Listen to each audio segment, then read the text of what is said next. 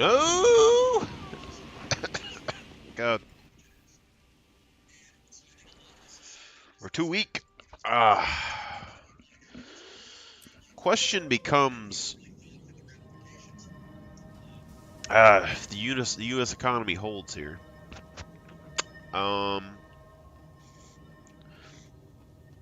Is the Shiro stance worth it?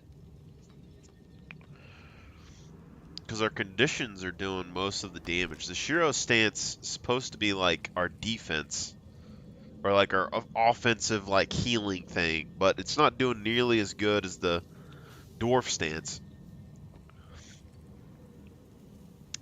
Whereas if I go centaur, I could at least protect myself versus the ranged projectiles, which seems to be pretty common here.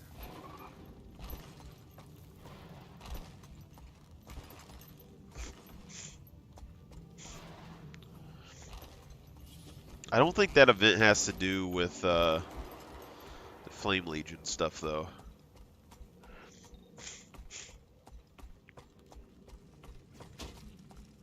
We need to find the whatchamacallits. We need to find the people with the plan.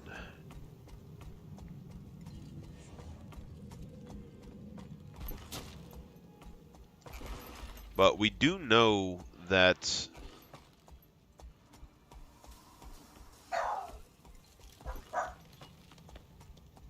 what is it, pup? The people here don't have they're not killed as often. We learned that last time.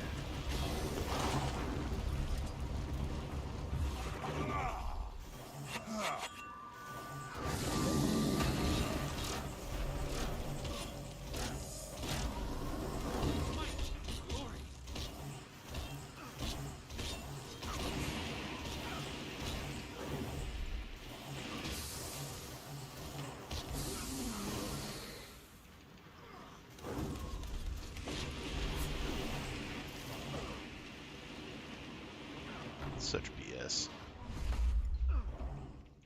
Need to go to dwarf stance. There's no way we kill him with this, but someone help me.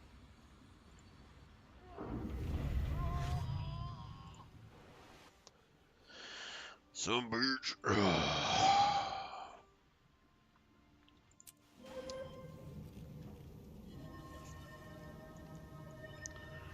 Who would have thought that these zones would become more difficult? You know? Like, no one thinks about dungeons anymore, but just the event that requires to get this dungeon open. Pretty massive. You know? Like, you could definitely do it with 2 people, but that's the thing, right?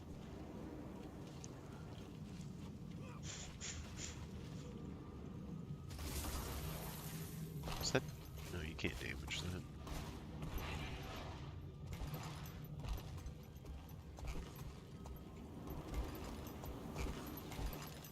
Right?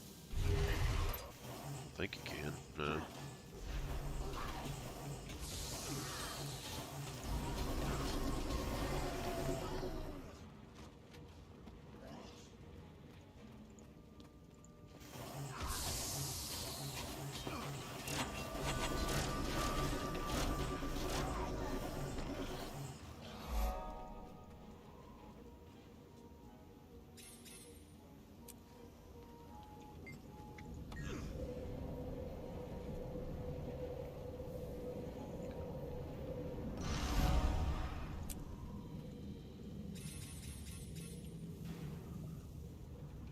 Breach charge. Breaching charges 0 out of 3.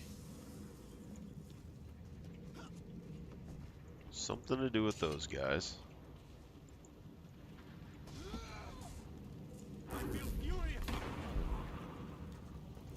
Let's go here. We have to go around.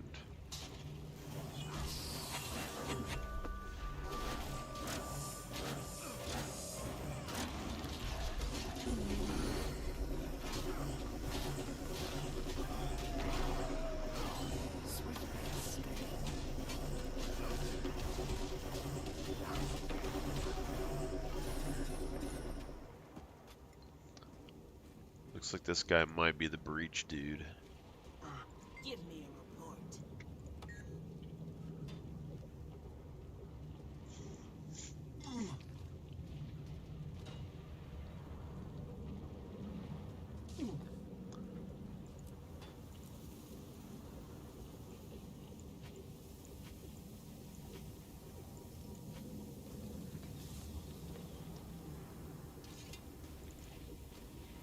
This is the only proper course.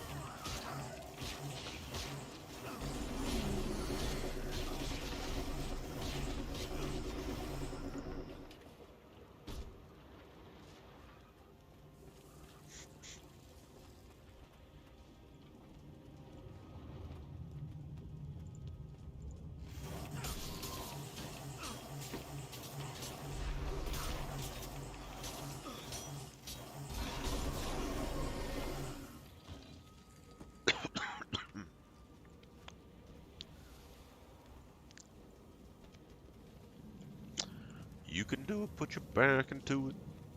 I can do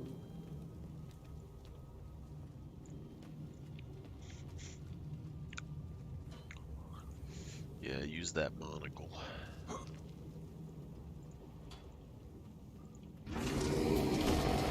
We have no equal.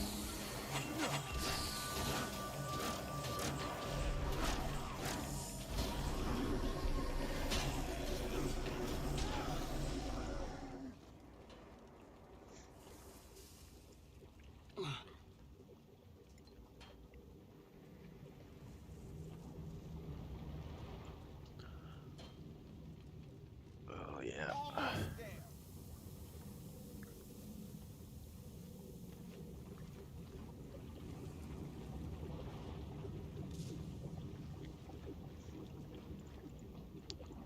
Got a long fuse on those bombs.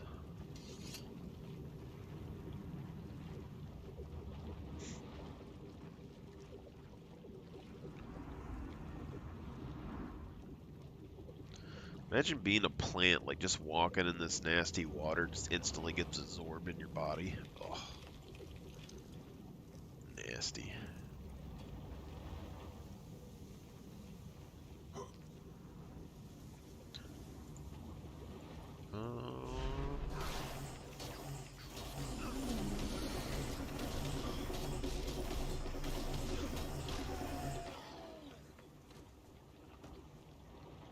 Oh, I'm the Green Knight.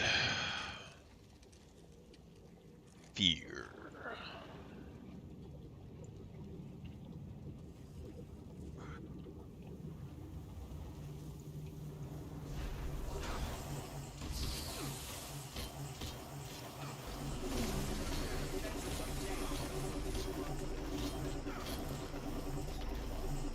Oh yeah. Kill shamans. Gotcha. Broken through. Rally to me. Kill the shamans. He's drawing power from the other side.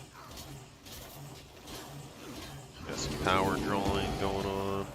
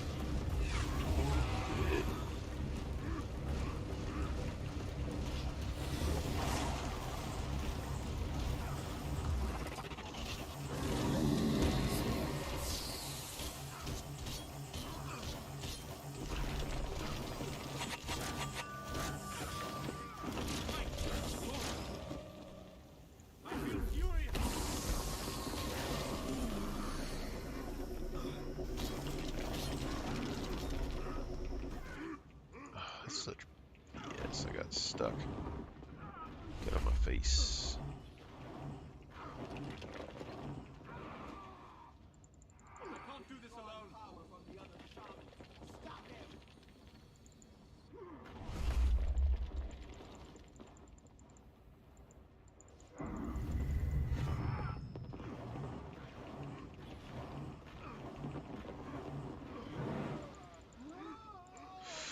We're too weak. Too weak.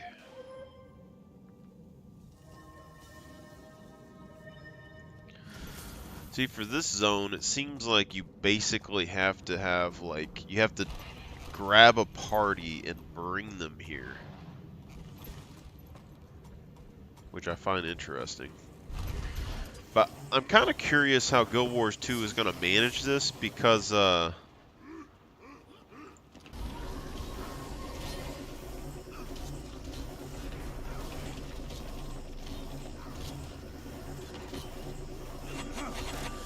in Guild Wars 1, you were kind of put into a situation where you were like in the same spot as the people you were playing with. Like you would meet people in town and they would help you out. But now this is an open world game. The people that would, you know, be more experienced with the game or in-game content, they don't really go back to these areas for any reason. So you're not just going to run into people that aren't here to help you, you know?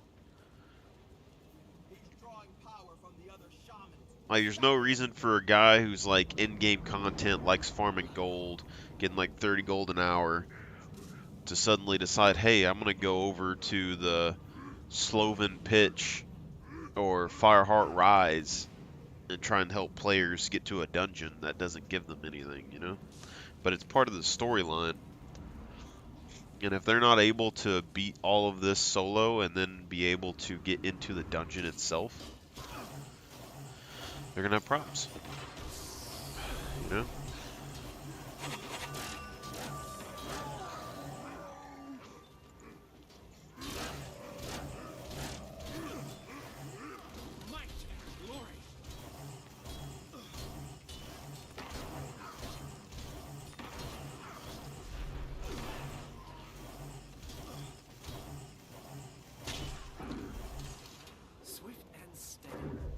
Just try and keep the blood-leading soldiers up if we can, I guess.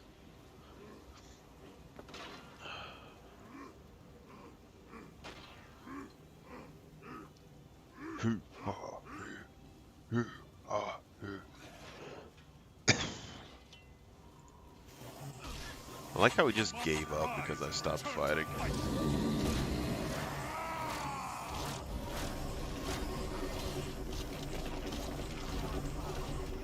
Round 2, Shaman boy. Alright, that was a good fight. Good move. Good move.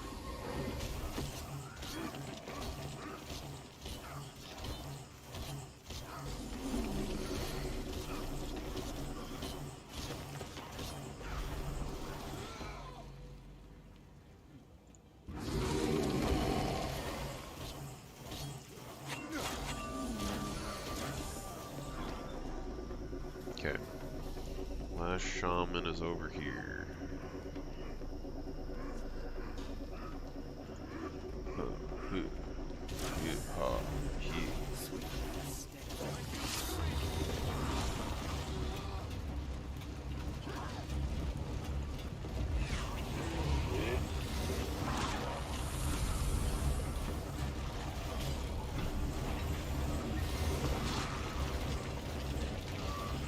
Mono a mono.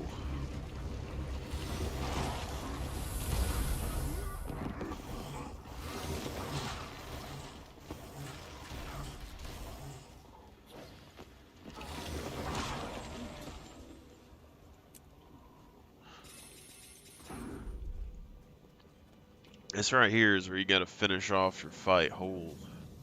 Finish off your levels to level 80 for sure.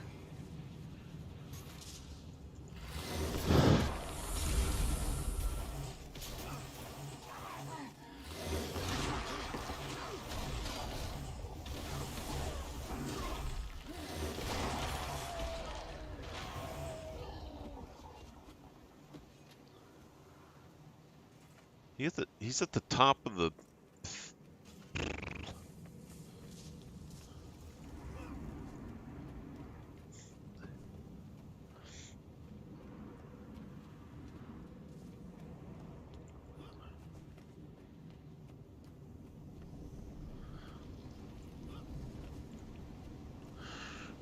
Hello, Ed boy. Ooh, shit. Okay, this guy has a lot of crowd control. We're probably gonna die.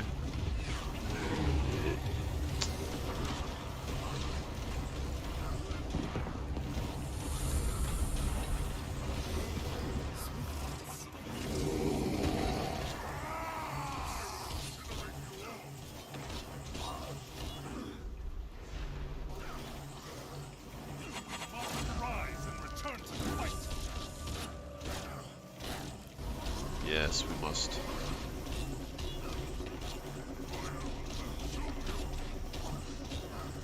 Getting your ass beat, char boy.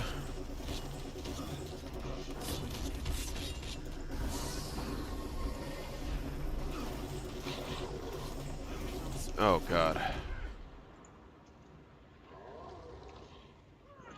I was blind for 3 seconds and I die. I just need one other person with me. I should have just swapped the dwarf stance.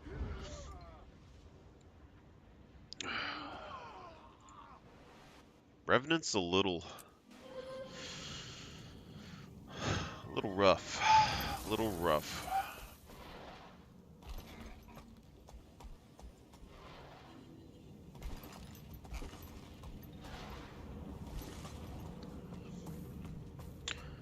I don't know, maybe we can bait him down the stairs and get the Legion soldiers to fight him with us.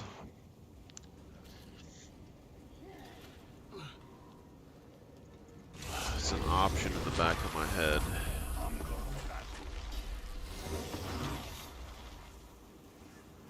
There's like 4 or 5 of the Legion soldiers down here.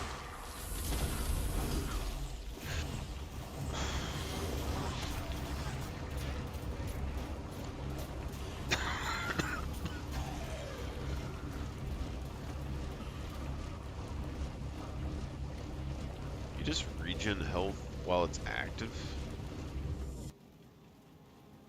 Oh no, that's me, Revan. Okay, gotcha.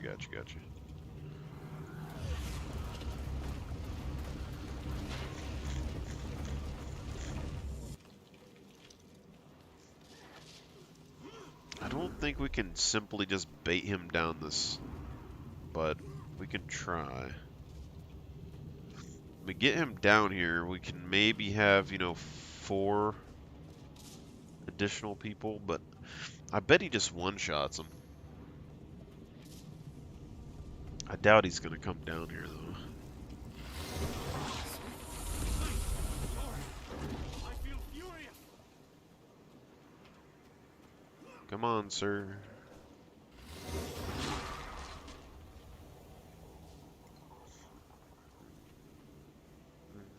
Come down the stairs.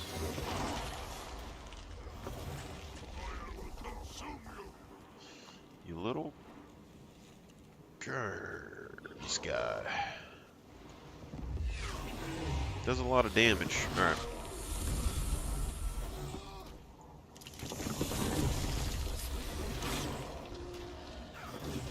Oh crap. Maybe this is a fight where we don't need to use the hammer things. We just need to do like the Great Dwarf stance. Might just be better for us. 50% damage reduction. Have it ready for a crowd control break. It seems like the Revenant's abilities are more or less like a very situational. Like he has options for every kind of encounter, but it's a very situational kind of thing. Ooh. We have a buddy.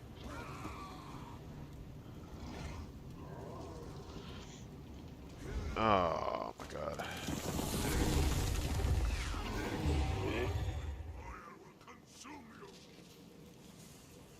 Yes, the fire shall consume me.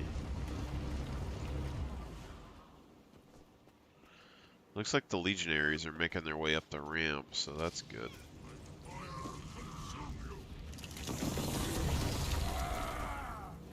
Oh my god. Someone help me!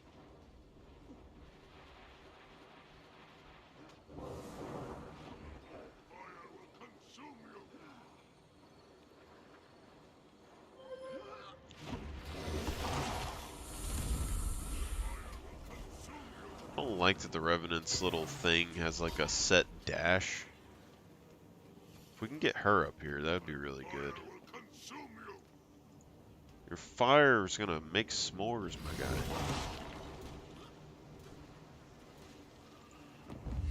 Let's try and use the middle piece. Maybe we can like use the center piece to block his projectiles. Sort of.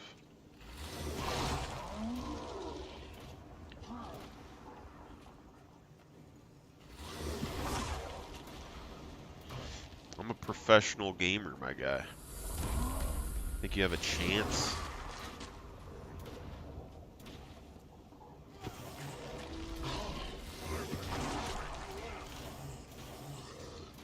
Like, I feel like the Revenant has every tool in the toolbox that you need to beat most situations, but you gotta be very specific on what you build. Like, his cooldowns aren't really that high on any of his abilities, you know?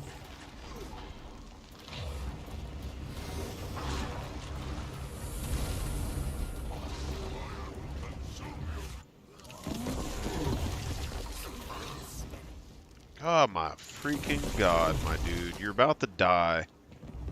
Just let me kill you. I don't have access to, like, well, yeah, I do. I have stability. I just don't want to use it. It's annoying. You're an annoying little boss on your hilltop. Just hope you know that.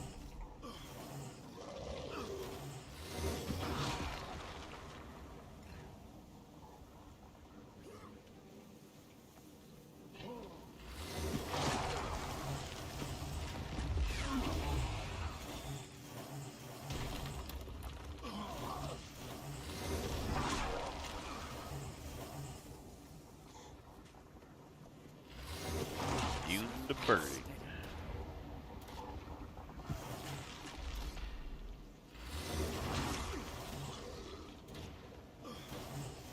He's not. The other one is. That's weird. He's a fire mage. He's not immune to burning.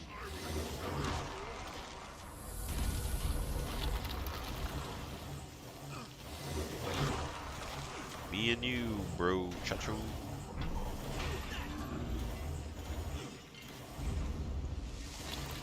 That's not good.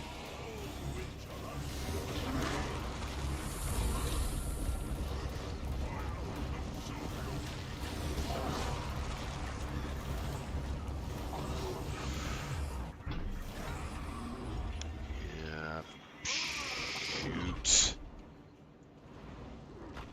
He starts using like an AoE fire thing and it does too much damage for my healing.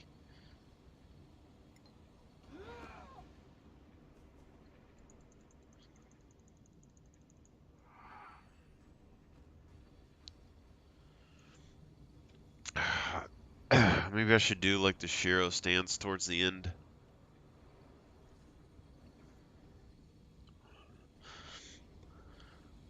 Or just move. I think I can use the middle piece until the very end, and then when he starts doing the AoE fire burns, I'm just gonna have to start moving more. It's basically what I'm gathering right now.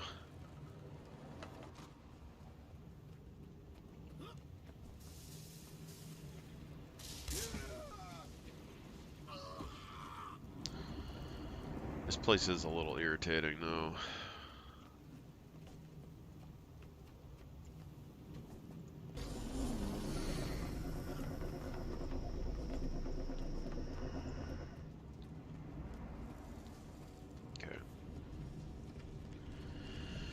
Okay.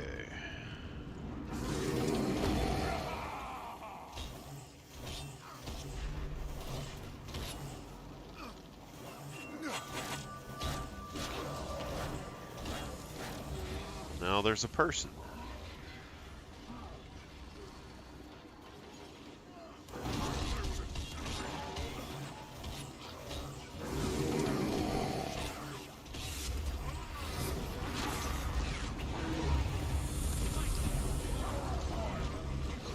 Isn't it weird how it goes from like being a pretty like there's like a little bit of a challenge and then one person shows up and boom, it's not even a blimp on the radar anymore, you know?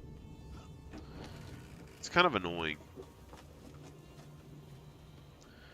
Like if I had max level gear and a top build too, I probably wouldn't have the biggest issue either. But it's like it's an open world game.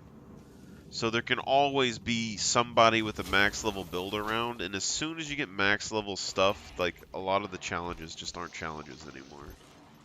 You know?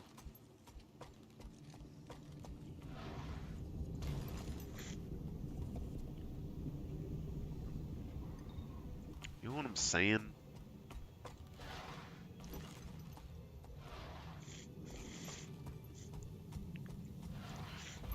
Guaranteed he only showed up because I got my commander tag too. It's probably just me and him on this map. Which is kind of interesting, so it means if I get a guild group together, I could potentially have this whole map to myself.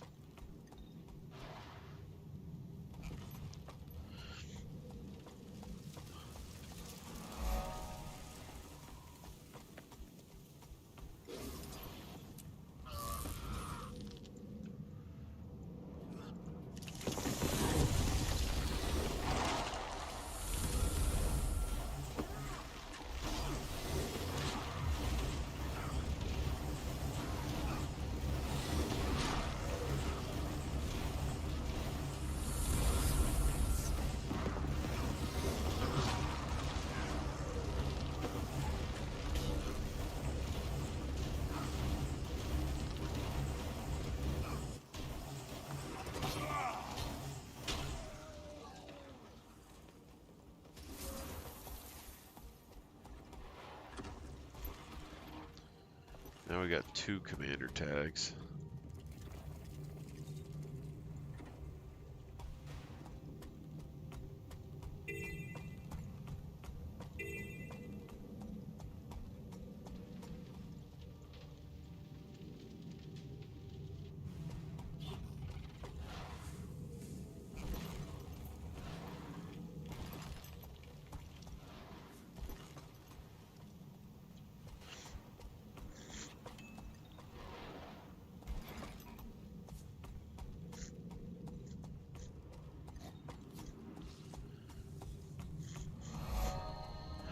We need to find the char that attacked the dungeon. That's the thing.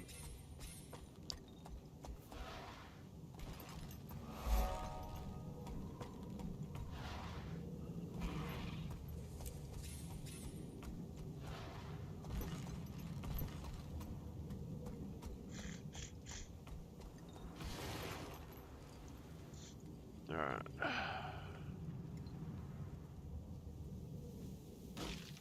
There we go.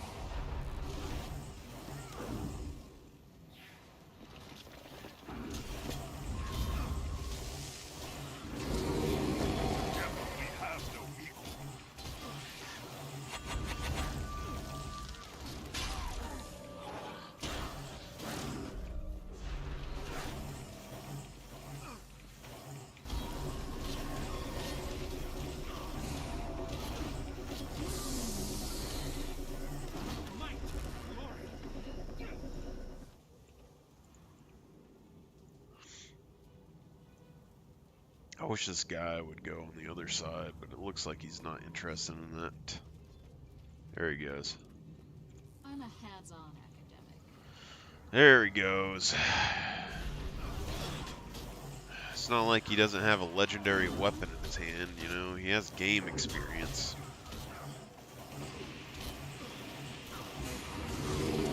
Together we have no equal.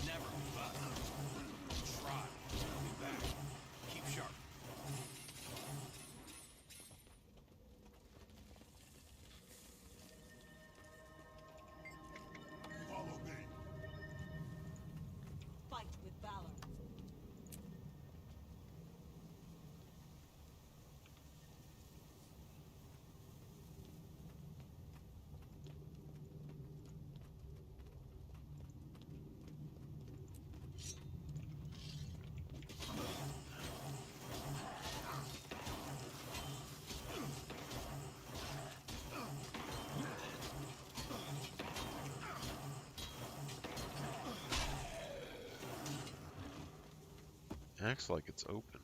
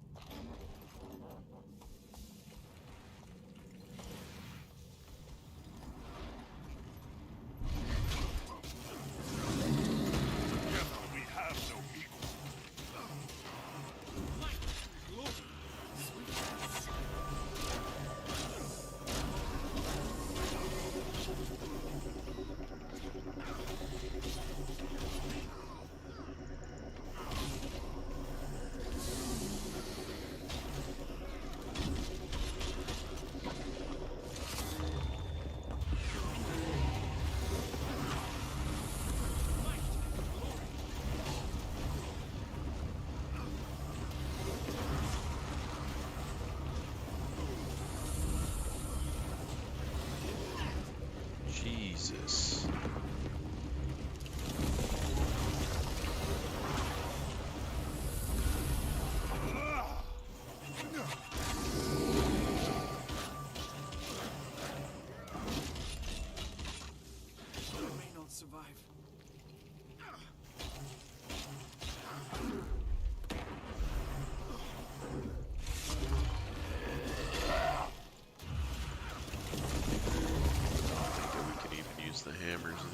We gotta go for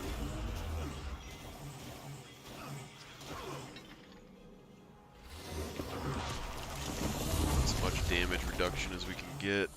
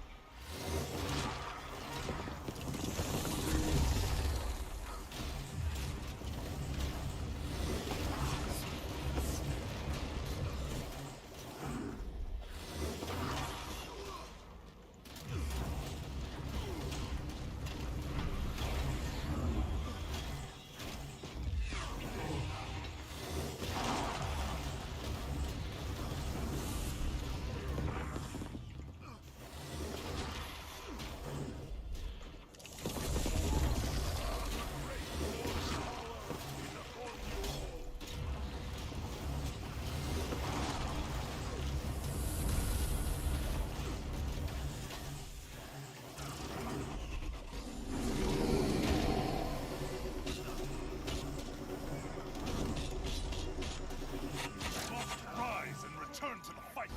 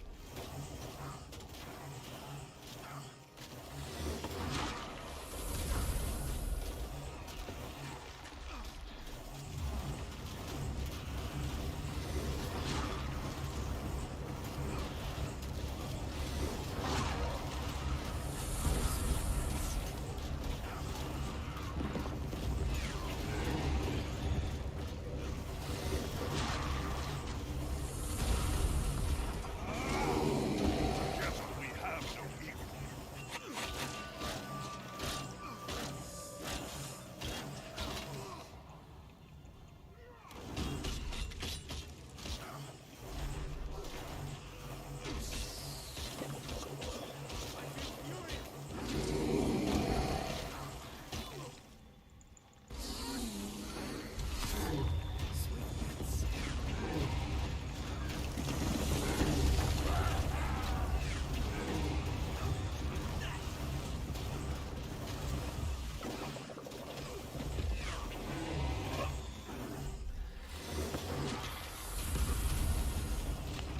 Oh my god.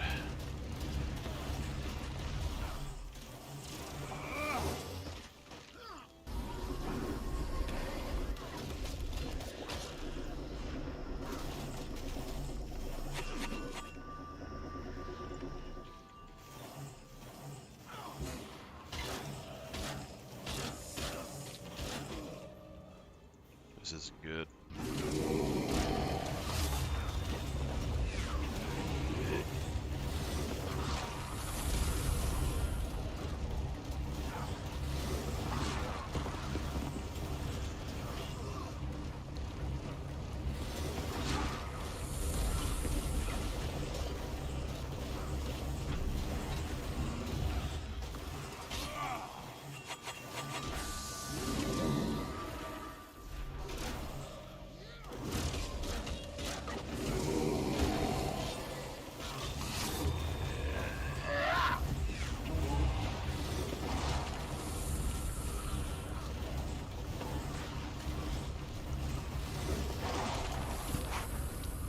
Man, if I start rebuilding my guild again, this is what's gonna be the test, alright? You gotta beat all this stuff solo.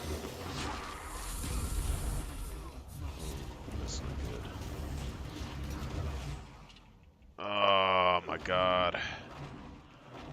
There's no way.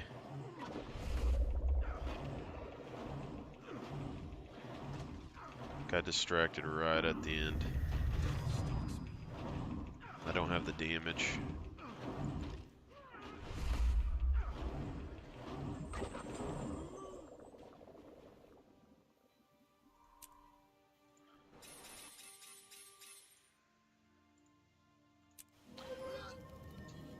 Right at the end.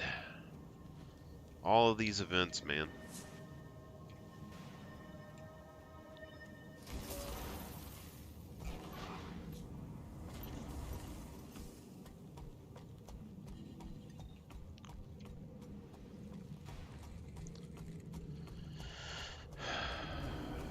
Alright.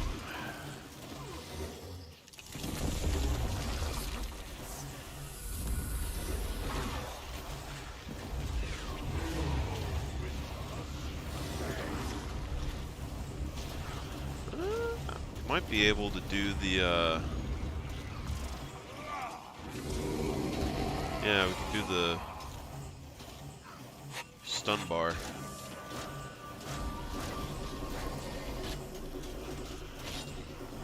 So right here, he's about to do that. Then we can go here, swap over, do number 7. Maybe not. We weren't able to pull it off.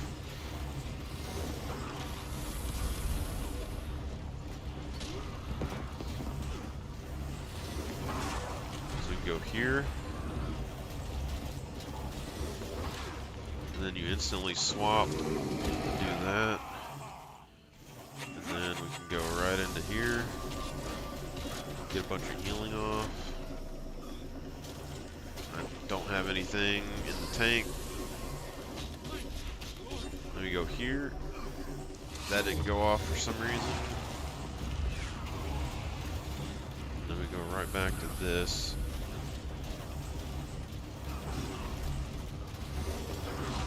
Okay, and then we need 10 for this. So we go here. Then we swap. Do that. Then we can use an additional heal skill for extra healing. Then we go back over here, get more of this, and swap back.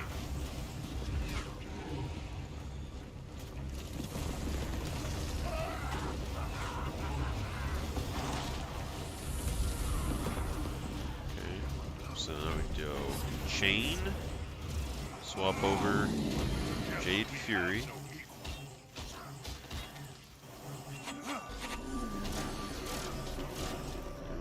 Do this, get as much healing off as we can. Then we come back and we use this. Then we swap back over the dwarf.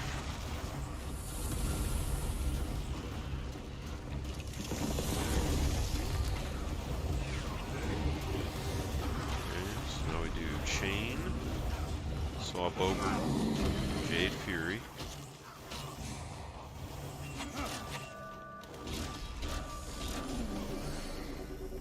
Some bitch. Swap over Great Dwarf because we don't have our defense and stuff, everything set up. Oh look, another player.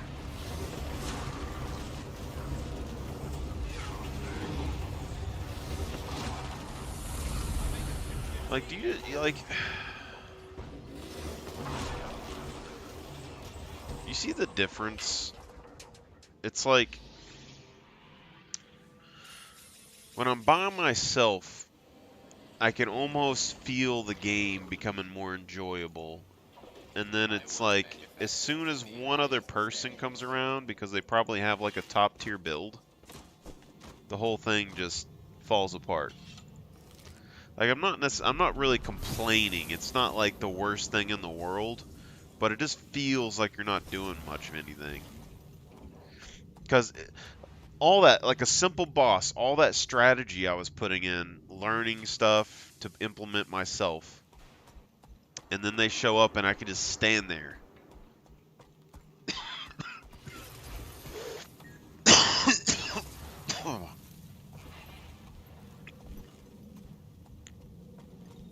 dumb.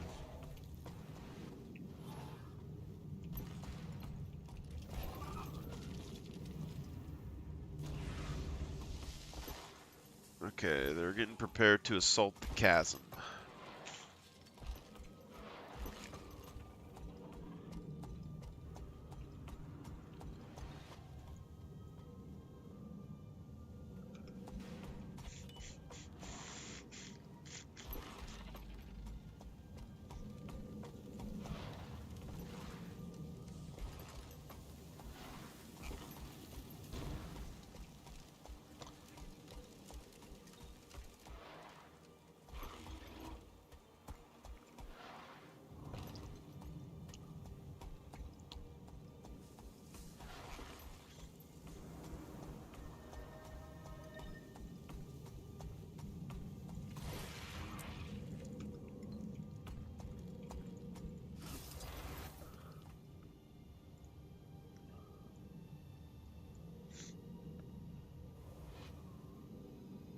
We have cleared the entrance to the Citadel of Flame.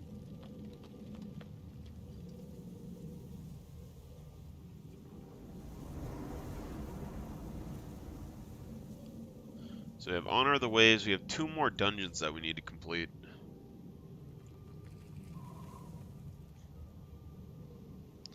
That's a sword I haven't seen before. It's the Ascalonian sword, but fiery. We have cleared the entrance to the Kind of like it. Citadel of Flame.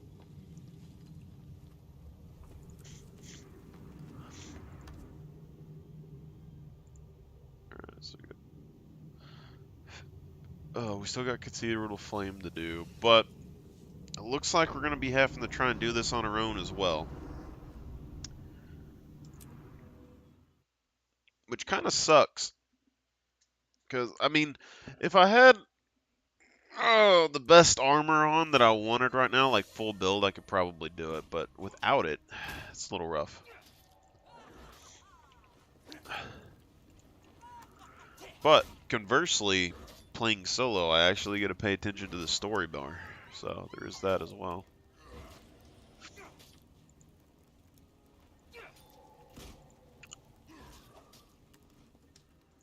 The world cries out. I must answer.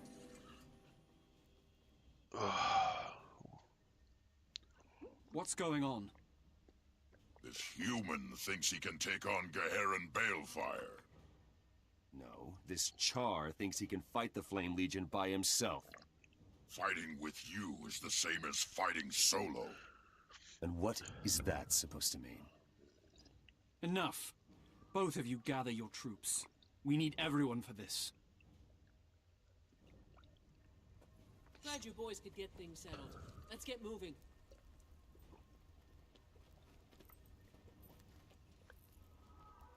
Yeah. All a day's work. Just coming in and telling him to get over it.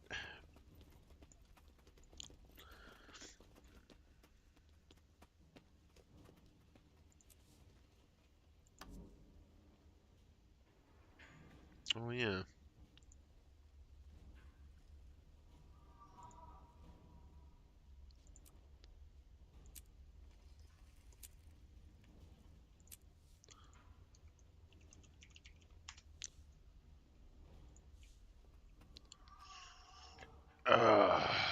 All right, let's do it. I'll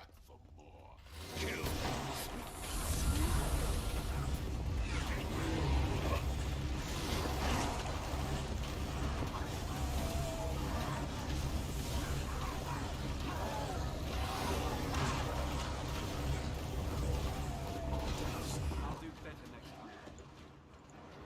I got distracted again. I was trying to click the thing. I don't know why I was trying to click it.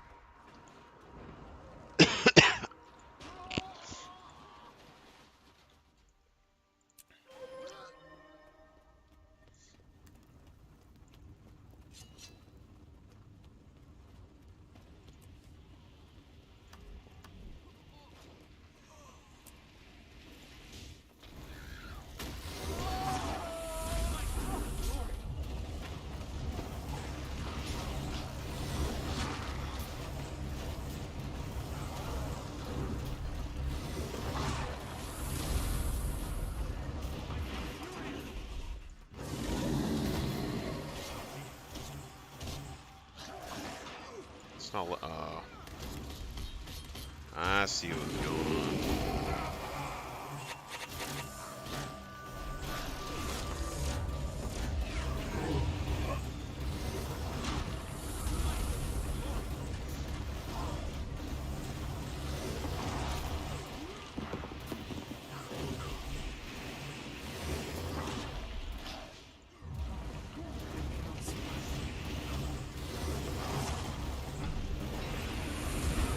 This fire damage, man.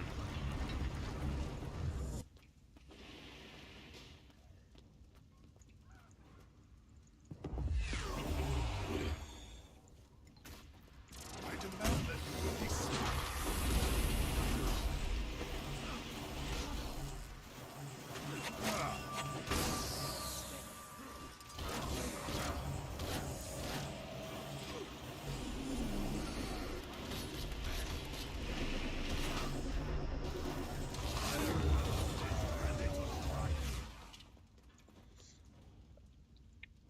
Everyone else die?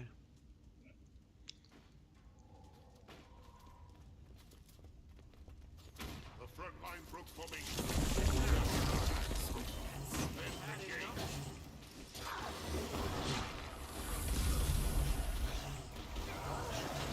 Oh, if we do hammers and sword, we would get more total healing. Something I didn't really think about. Because the sword applies vulnerability.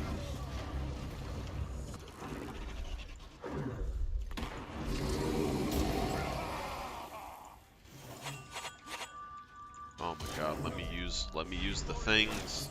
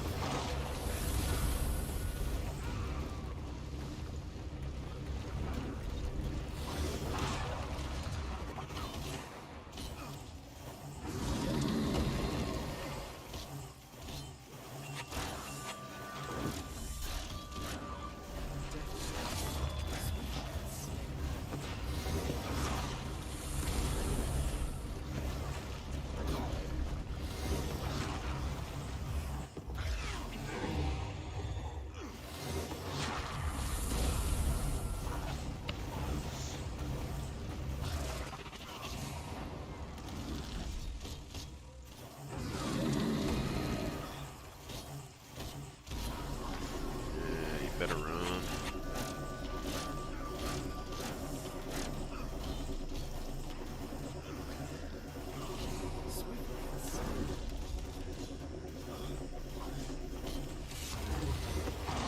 See, this is more Guild Wars 1 vibes right here. Like, where it's difficult, you gotta kind of think about pulling enemies.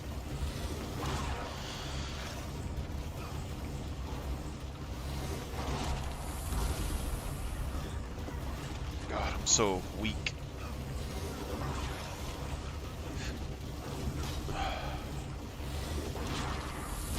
Oh, there's no way.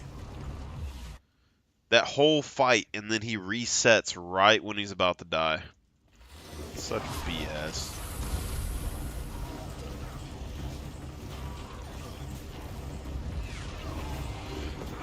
Let's look at what this does. Like, so if I use this, I can keep getting more and more life steal.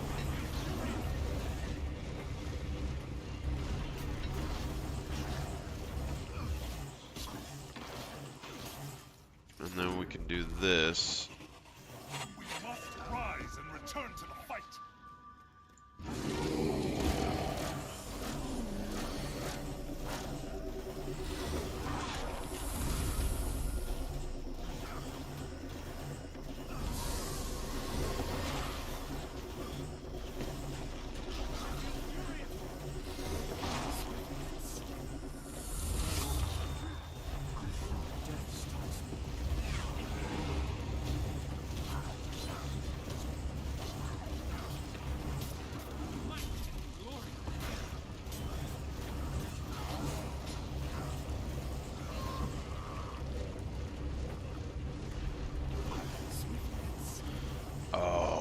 God, it's ticking me off a little bit. Just a little bit. I almost feel like I need Centaur, and then I can deal with the melee first. You know? I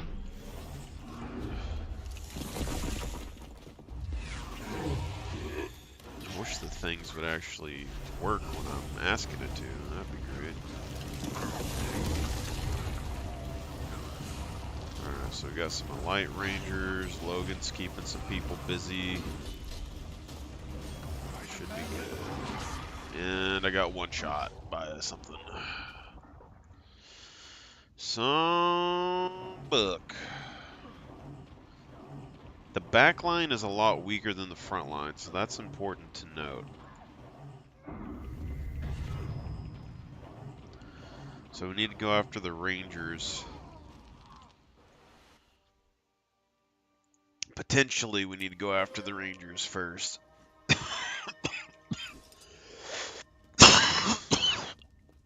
Oh.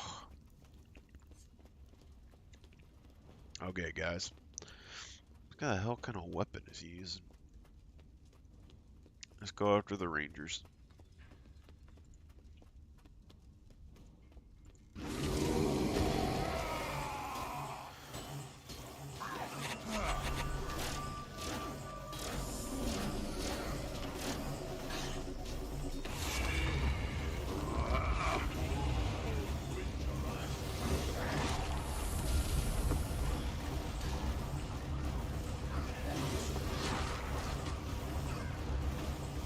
Arrows.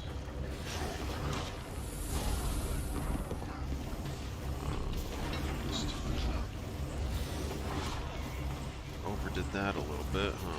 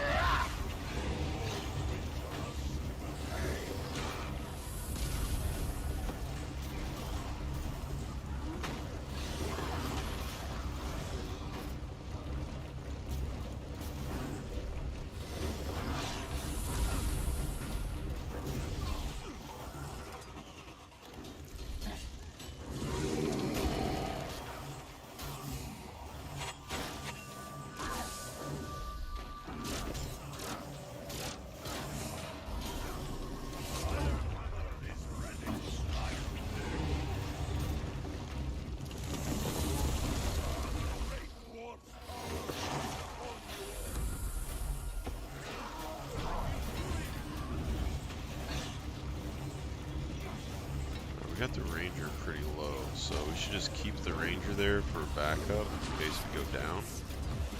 And then...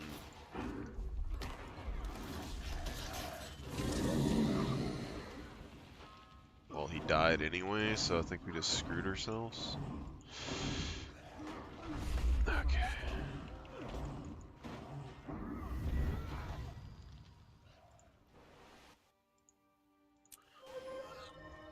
Gosh darn it.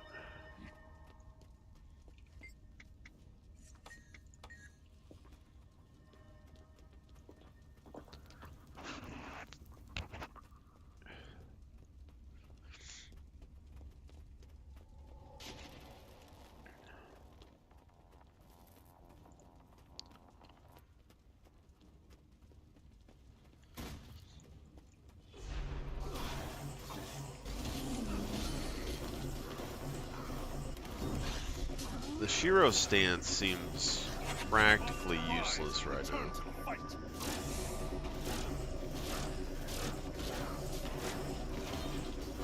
Just doesn't seem to be enough benefit into using it.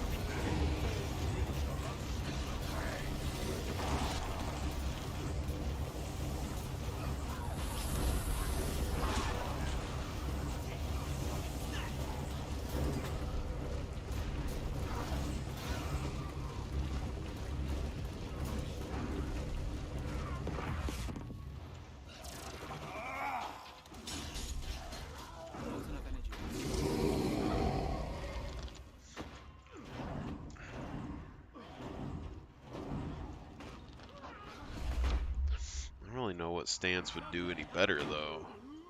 Because Centaur doesn't have any damage to it.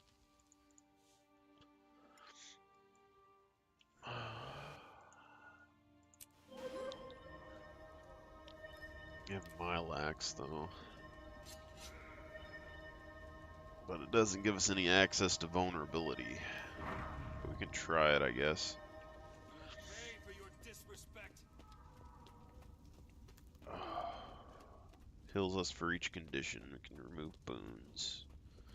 Resistance, though.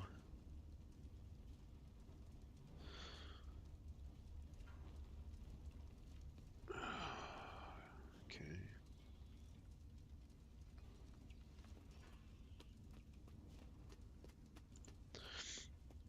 I think we probably instantly die with this, but we'll see.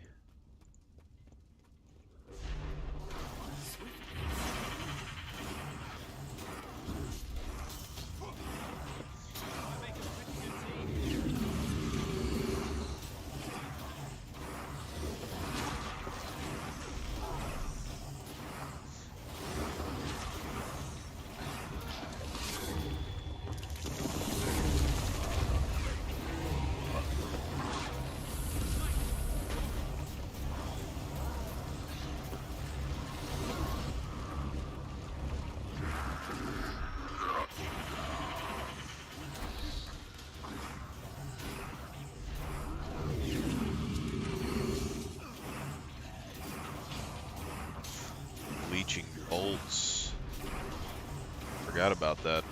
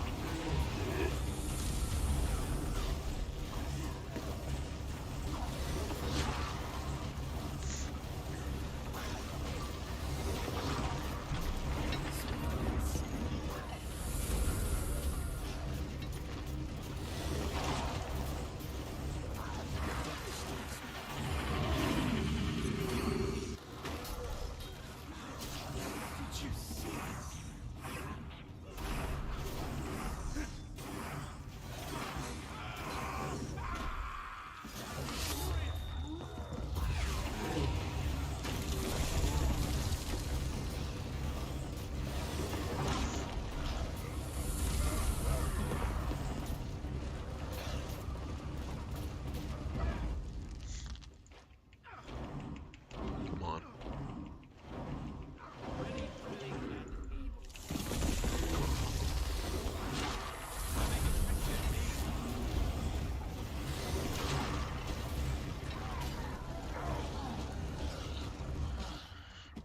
Okay, so I forgot that the Milax gets access to leeching bolts, so we can get actual healing off of this, and we can get our lifesteal off of this and this. So that's pretty decent. Shiro gives you double strike, but I believe Embrace the Darkness also gives us additional ways to proc our lifesteal. So even though we don't get double strike, I mean, Embrace the Darkness can hit multiple people anyway. I think Shiro's good, like 1v1, potentially, maybe. But it also gives you access to quickness, so I'm a little split on that. But the other thing is that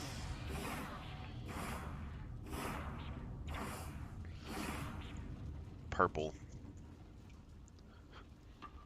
If we're going to be able to beat the whole dungeon with this, probably not. If I'm going to be completely honest. But we got a chill and boon removal. And we got resistance to yourself and nearby allies absorb conditions from those allies. And then we gain resolution, which would help us a little bit. Let's look at the build real quick. So it looks like we're able to get our third trait line, so we need to do that. So we can get bonus energy, critical hits farther increased while you're under the effects of fury.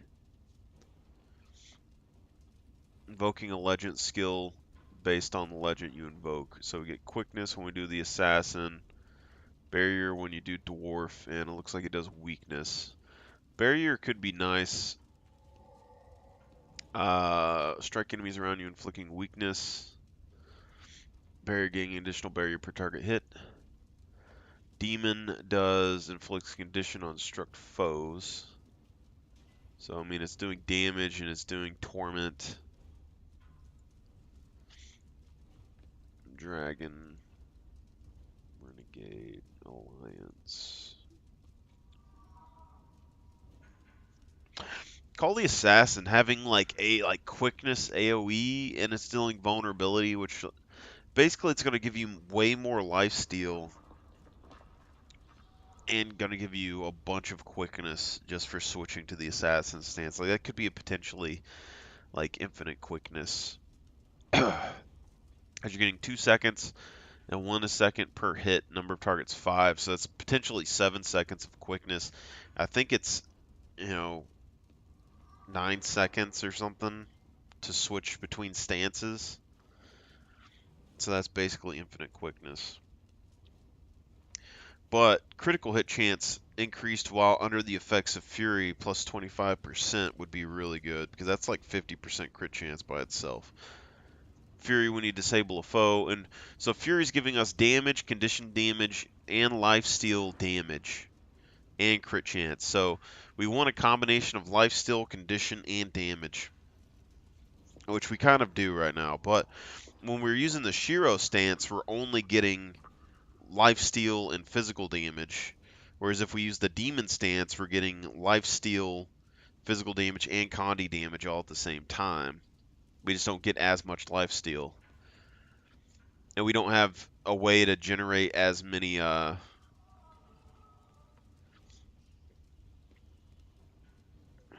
you stability and heal yourself when you break stuns. I still think this could be really good. Strike damage is increased.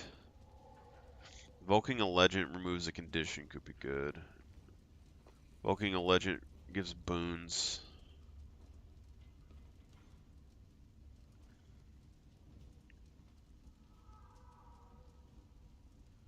Gain might when you grant yourself fury.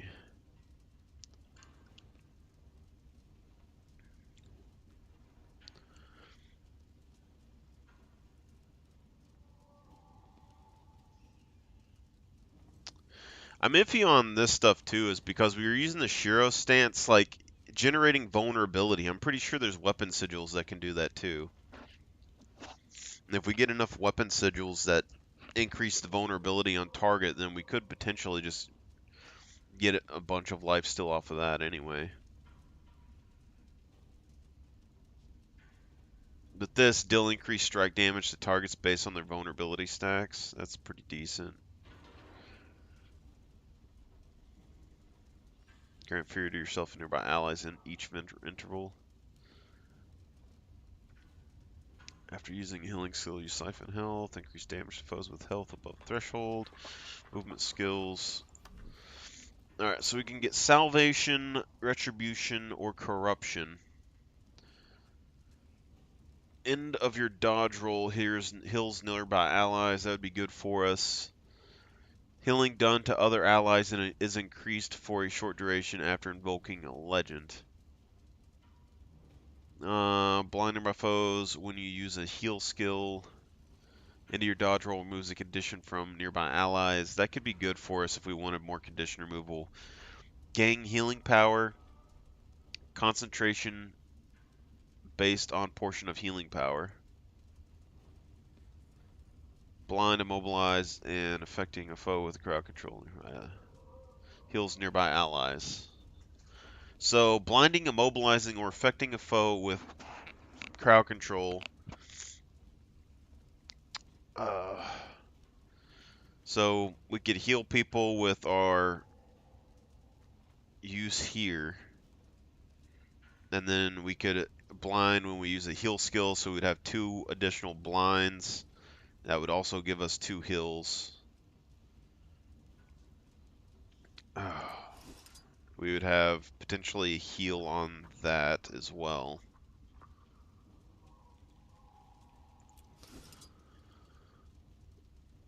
We could get increased healing power. Gain barrier for each unique boon you have. I mean, we can get Might and we can get Fury for, I mean, at least a bit. So, I mean, that would give us something. I think that's really the only things that we can get besides quickness. But that's still, barrier per boon is 200, so you're getting 400. Interval 3 seconds. I mean, that's still some extra health. Gain protection when you remove a condition from an ally. That could be decent. Increase healing to others. Okay. Heal allies around yourself when using a legend skill. Heal allies around various tablet when using a centaur skill. When using a legend skill. Other legend healings 223.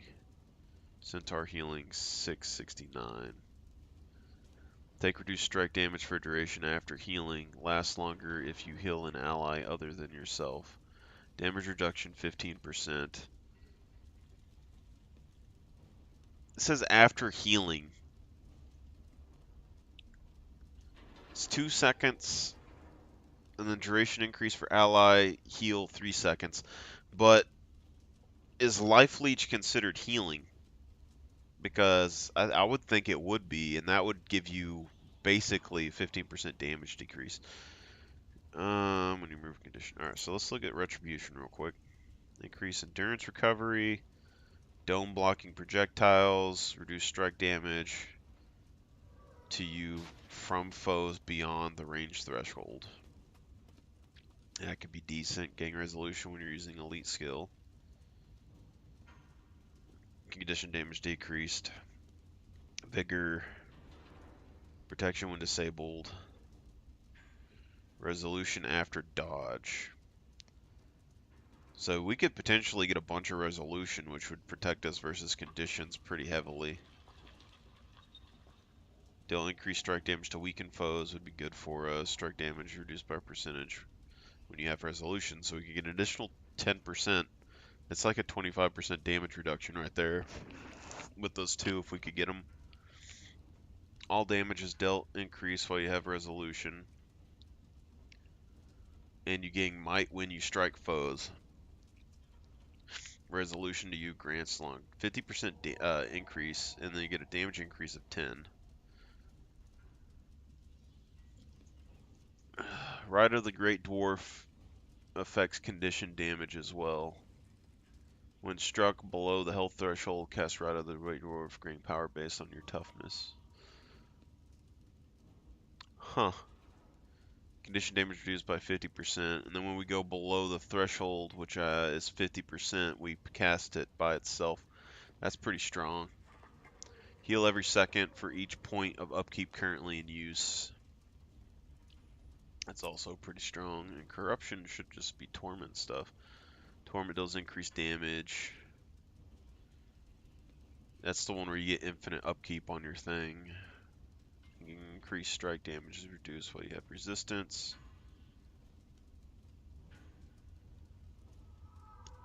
20% while you have resistance. Gain resistance when you use a legendary demon skill. Resistance for 2 seconds. So if we toggled the legendary demon skill on and off every 5 seconds, we could get that. We need like one more source of resistance, but I can see a potential like very tanky build coming along here. Invoke Torment applies poison and burning.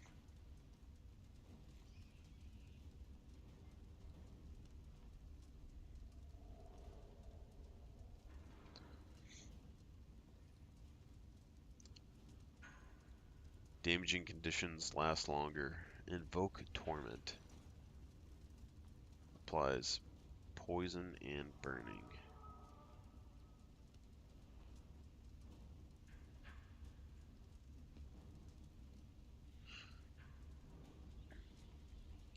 Grants resistance. Resistance heals you every interval. Invoke Torment. It has to be talking about that, but I mean, it's granting resistance, which would give us the 20% damage decrease, 5 seconds, and heals us every interval. Transfer condition onto you, and then foes.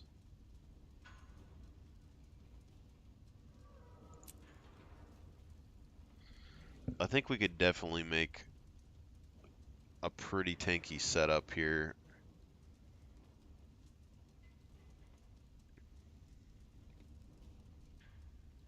Unyielding Spirit, though. Take reduced damage after healing. Lasts longer if you heal. It all depends, like, on that. Because if it counts Life Leech as healing, or any of these regeneration effects, if this is just basically a passive 2 seconds of 15% damage reduction, that would be massive.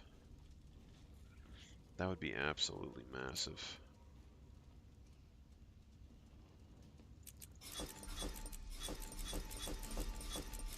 I think I'll just go ahead and snatch all that, snatch all these.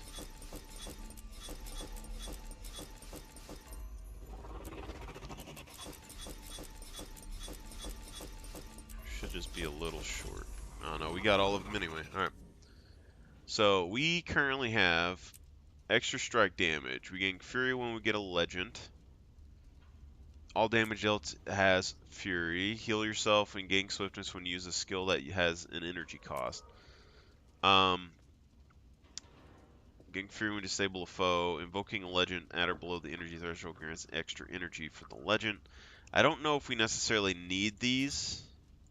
I do like the invocation tree. I think the healing here could be good, but a 5-second cooldown, 400 health. But the life siphoning, I think, is going to be the biggest healing effect that we can get. Then we have corruption. Charge up and release. Oh, this is invoke torment. Charge up and release a burst of torment energy on nearby foes. Release a burst of torment when you switch legends. So every time we switch legends, we will get torment damage on enemies around us. Torment deals increased damage. Gain resistance when you lose a legendary demon stance. Skill. Legendary demon skill. So 5-second cooldown, but when we use a legendary demon skill, we can get 2 seconds of resilience. Or we can maintain an upkeep skill. Your energy pips are increased, but you apply torment to yourself. Your condition damage is increased. You inflict torment on them when you inflict chill, which would allow this to inflict torment. And I believe it would allow this to inflict torment, which we don't really use right now because it doesn't. So we get additional torment skills if we use this. Incoming strike damage is reduced while you have resistance on you, but 20%. So then basically when we swap skills, when we use a legendary demon skill, which we're probably only going to use this, we'll get 2 seconds of 20% damage reduction.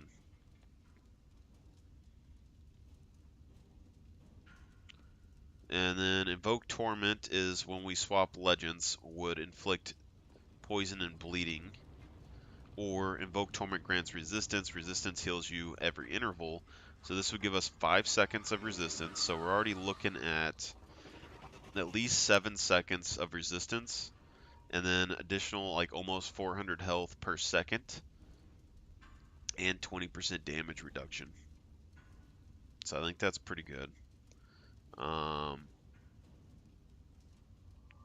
Yeah, so we get all of that. We could also use the pips. Because this, where if it doesn't use any additional, but I mean, applying the condition to ourselves is kind of bad, though. I think 7 seconds and 20% damage reduction is probably good enough. But we did lose all the extra stuff that we were doing before as well. So now let's look at salvation real quick.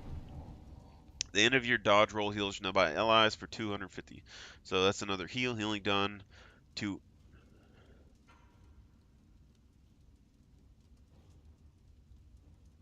Wasn't there something a second ago that was like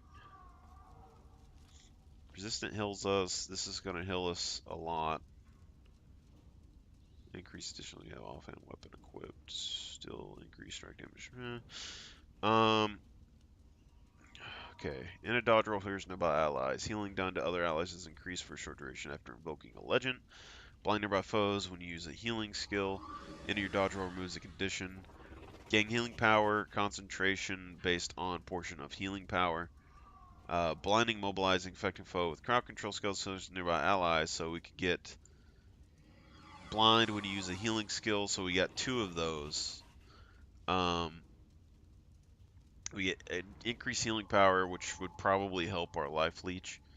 And then we get basically an extra 400 health. Affecting a foe with crowd control skills hosted by allies. Blinding, immobilizing, or affecting a foe with crowd control hills nearby allies. So if we used a hammer or something, but basically we're going to get 2 blinds on each skill bar, and then we'll get a blind on shackling wave, and we'll get a blind on the other mace skill. And that can hit 5 targets. And potentially, I'm guessing this could heal us for each target. Number of targets 5.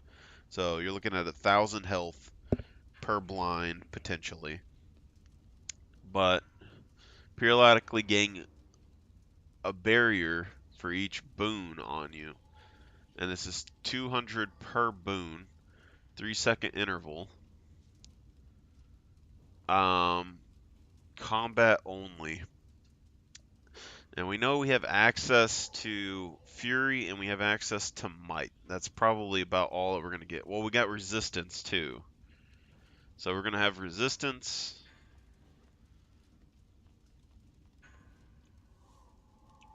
Is ready to strike. We could have Stability, but it's probably just going to be Resistance.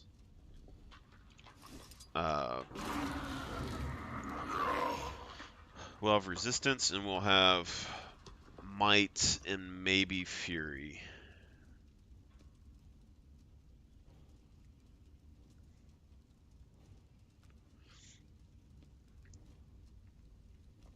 Now, compared to immobilizations, we'll have 2 for the healing. We'll have 2 for crowd control effects. That's 4 skills.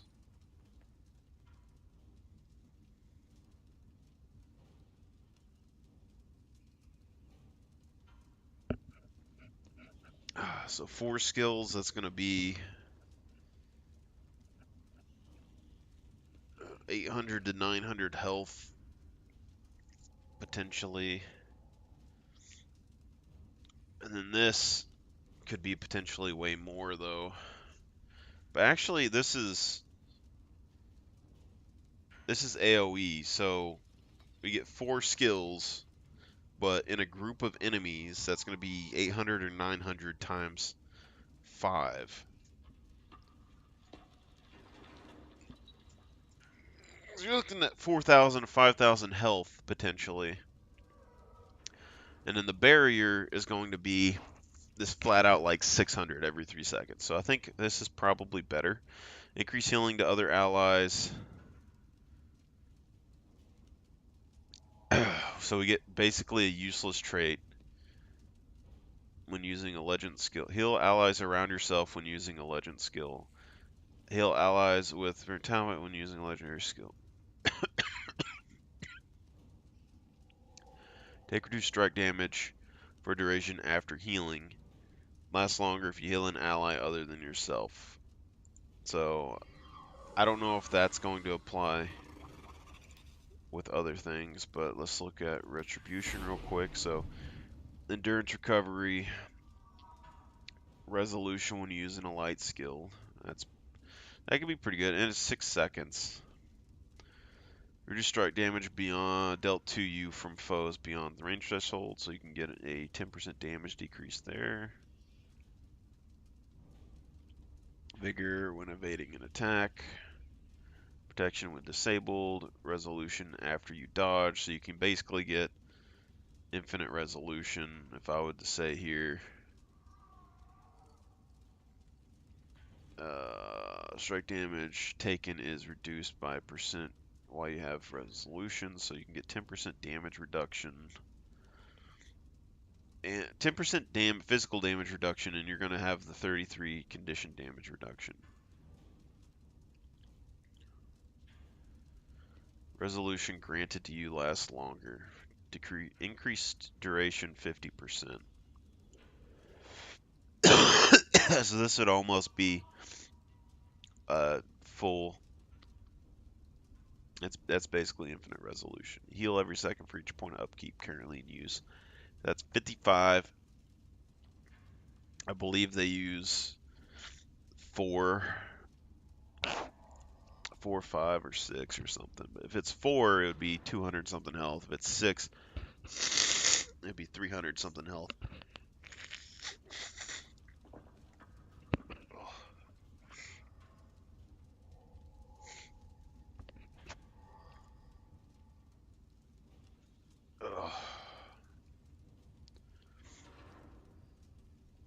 This one, though, when you get below, you're getting a 50% damage reduction. This one's every second in use. Salvation, though. It's 15%. A massive heal. And a blind. I'm saying if this 15% works just when we life leech, I think this could be better, and then if not, we can swap it. But unless we get rid of battle scars and just swap to it like a completely different setup, this is probably, because we can basically make ourselves immune to non-damaging conditions, and then we could potentially make ourselves 33% reduced condition damage and get that decreased damage taken by like 10% or whatever, and potentially the Great Dwarf Rite, which would just be kind of an emergency use situation. But not having access to the additional energy in combat is going to make things a little bit more difficult. Alright. Let's see what happens. Forward! Take down the Flame Legion! Hang on. What's that up ahead? Fools! I shall ascend to godhood and destroy you all! Balthazar.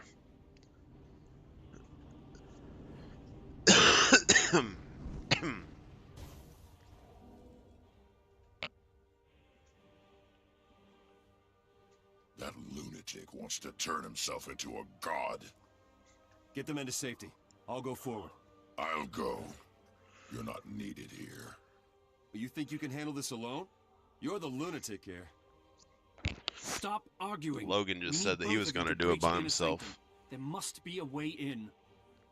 The Flame Legion controls its gates with mystic braziers. Then they should be nearby. Let's move. Going to need heroes to take this thing down.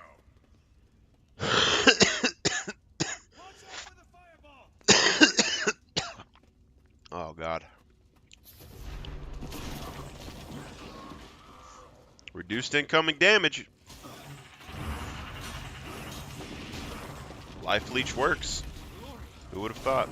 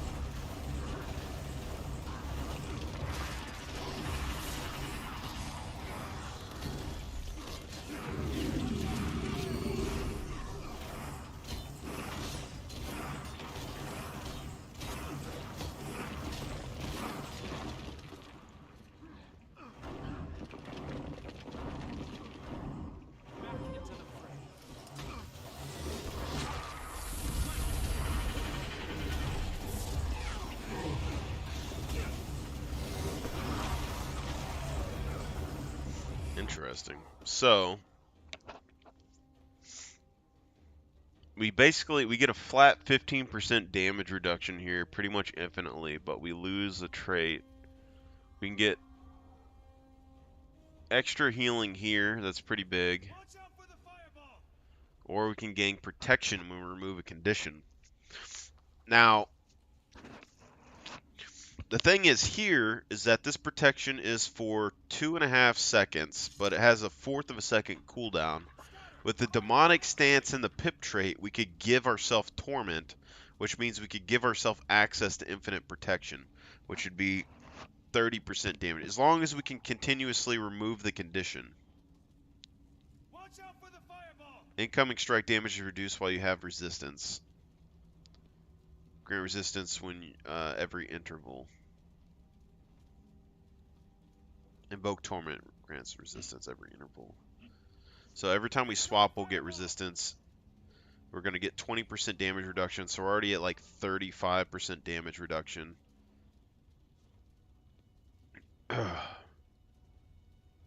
Resistance when you use the legendary demon skill.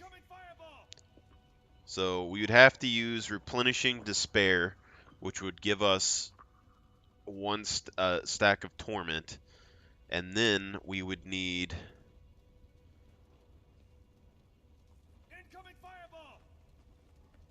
to remove conditions. We would need a way to remove conditions. So we could do dodge rolls, remove conditions. So if we get rid of this, we can go to Fortified Blessing. We'll lose out on healing and AoE blind, but we will then be able to remove a condition on dodge rolls, which will then give us Fortified Blessings. More allies means that we would be able to get more protection, so potentially this could already be pretty good. But basically anytime we remove a condition, we can get protection. So weapon sigils, there's ones that transfer conditions. I don't know if transfer compared to remove matters. If we get resistance when you use a legendary demon skill, and we get resistance, heals you every interval, and you get 5 seconds here with a 1 second. Invoke Torment. Invoke Torment is when you swap, when you switch legends, which I think is like a 9-second cooldown. So if we do that, we can apply Torment to ourselves, but we lose healing through the resistance trait. Scatter! Fireball incoming!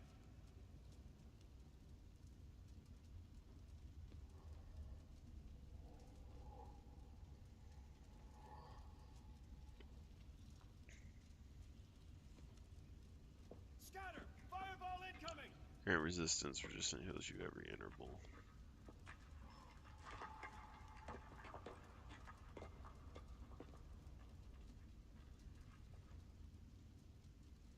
Incoming fireball!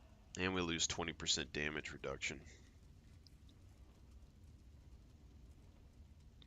Grant resistance yourself, absorb conditions. Yeah, we need a way to put conditions on ourselves, but Watch out for the fireball!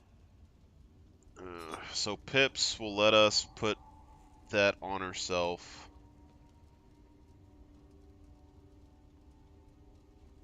But we will lose Incoming fireball! resistance.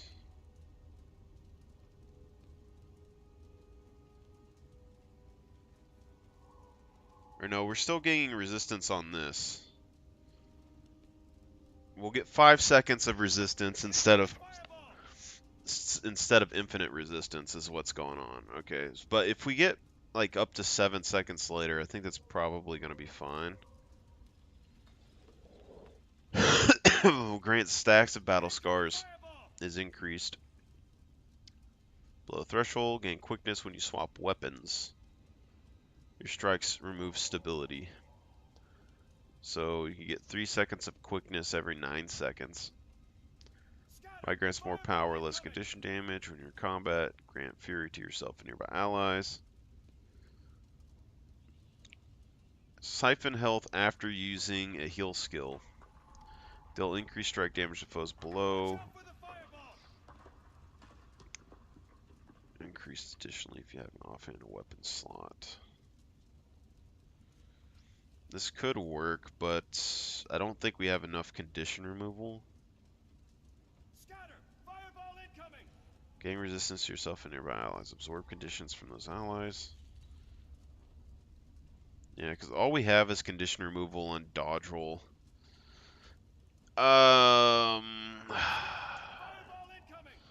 I don't really want to give up. The only way to get any more condition removal in build is to get rid of damage reduction, which I don't think I want to do, because we can do it on weapon swap, but we can do that with a sigil as well. So I think we need condition removal sigils. Invaders! Defend the armor!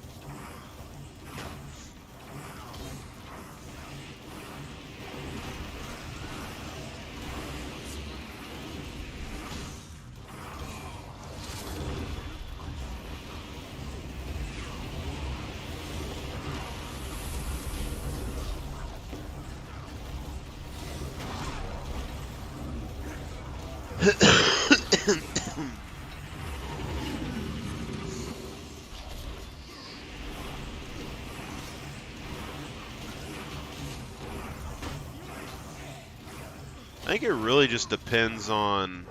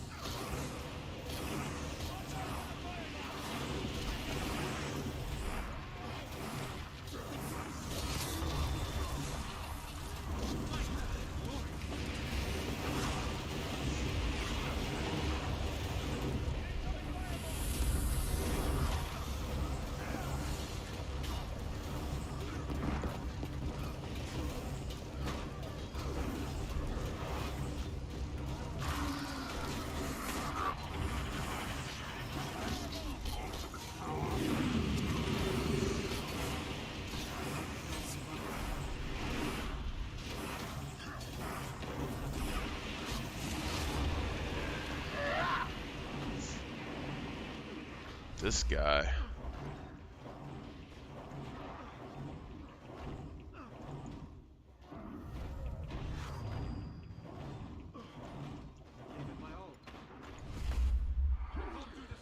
It's the flamethrower guys that are really killing me right now.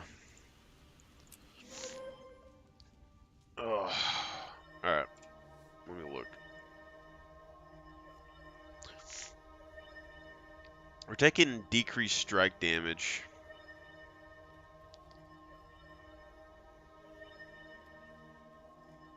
Invoke Torment transfers conditions. I don't know if this applies protection. Invoke Torment grants resistance. Resistance heals you every interval. Resistance is what's giving this. But if we did this, it would apply protection potentially. But I don't think we can do that.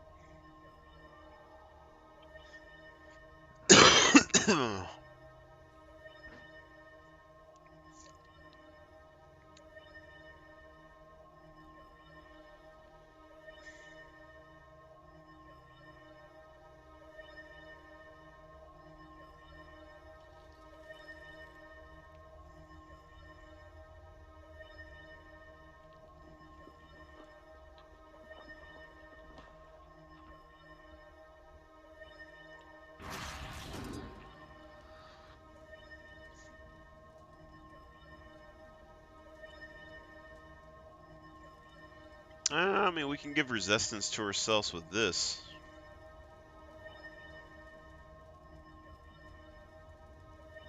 And resolution.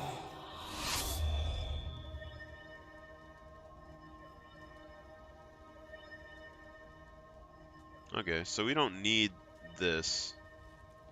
So that's fine.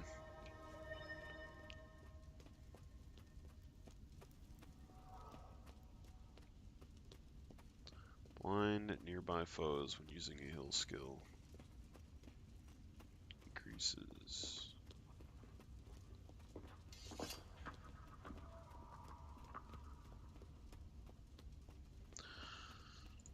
Very interesting indeed.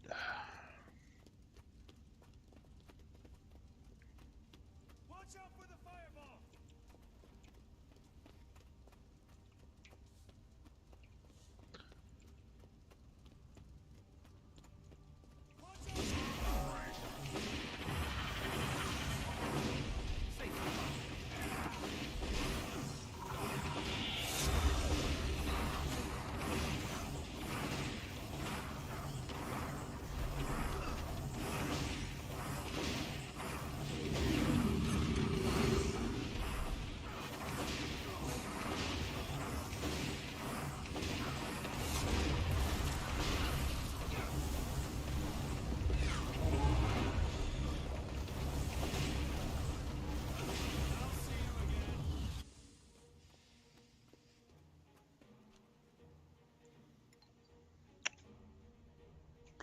Well, this seems less than ideal.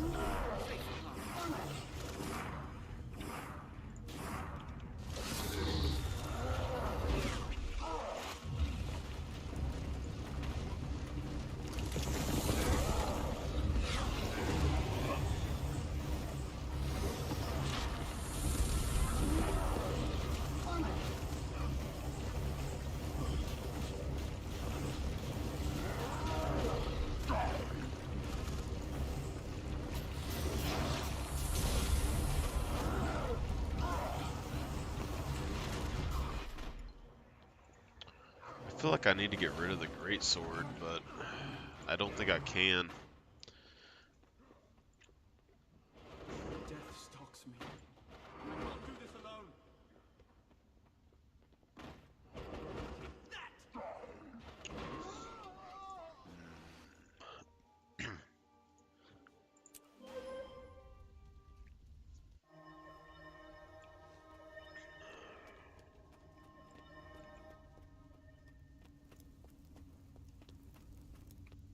This brazier will stay lit, and you will fail.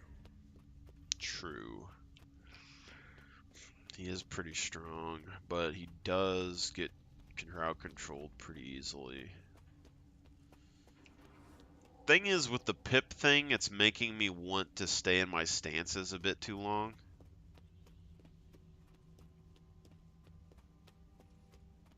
Resistance when you use demon stance.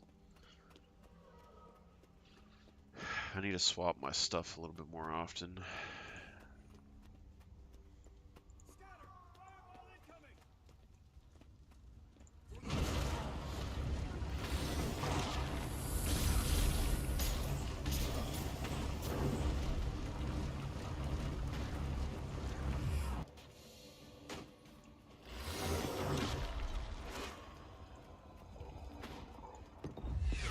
I think this is more of a patience thing.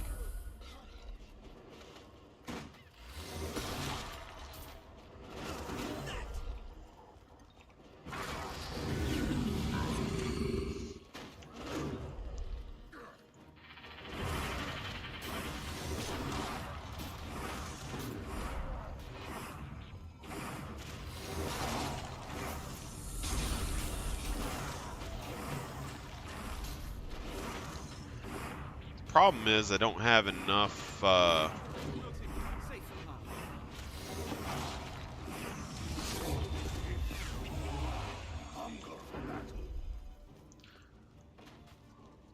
don't really have enough dodge for these guys, but it looks like they get stuck on the wall.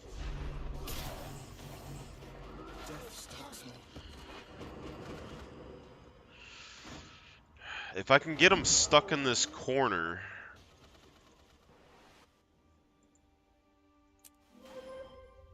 where they can't whirlwind into me, I might be able to kill them that way. I just don't have enough vigor. I need vigor, or I would need more movement speed. Basically, it's at least two things. I'm assuming more is going to happen. And every couple seconds, they're whirlwinding at you. So you'd either have to absorb the damage, avoid it with movement speed, or dodge it. Ugh.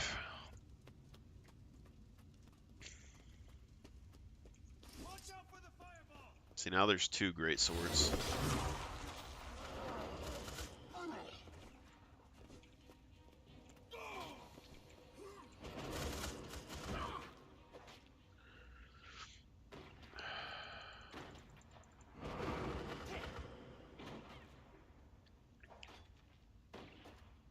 So it seems like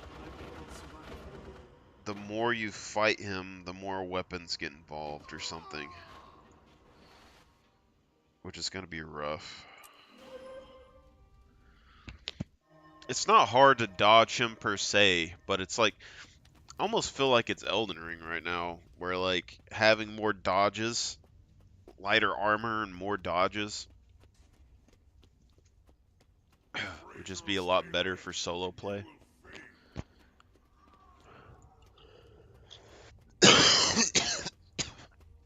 God.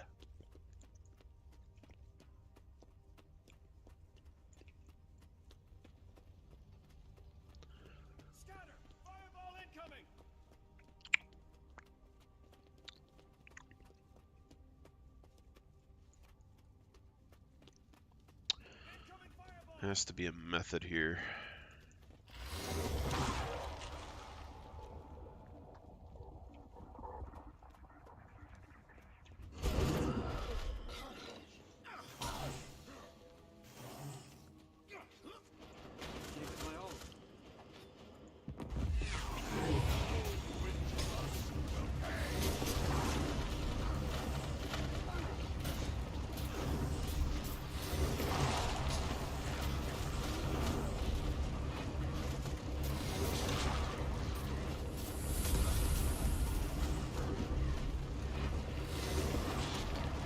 Way too much bull going on right now, that's all I know.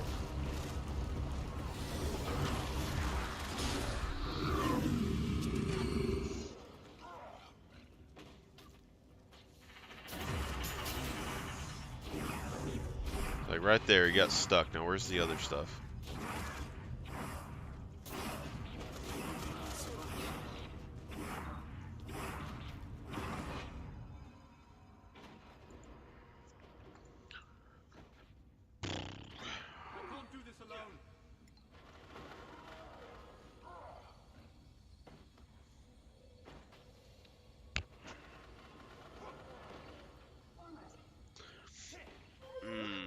Without the Shiro thing, we don't have access to the breakers.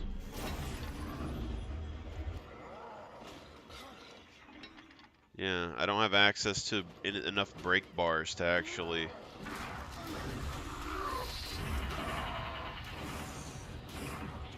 immune.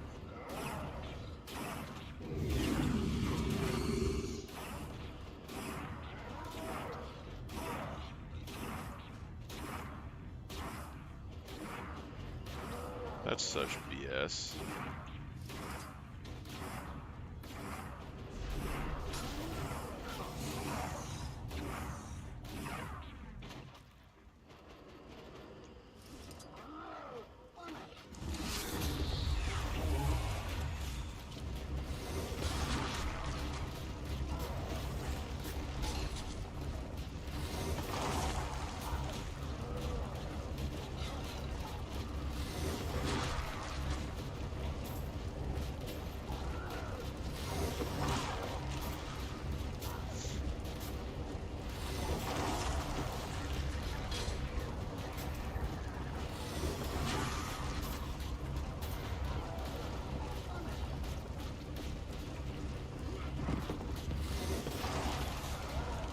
Got him down 10%, boys.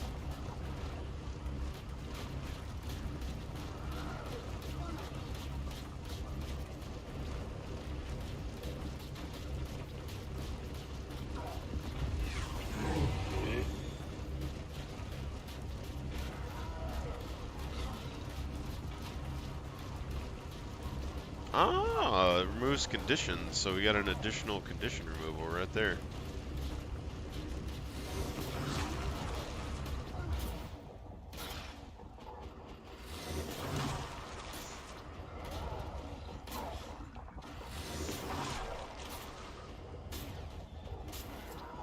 It sucks that we lost one of our tools, though. We don't have an actual way to CC somebody anymore. Because we don't have the Tagachi combo. But this guy's going down right here.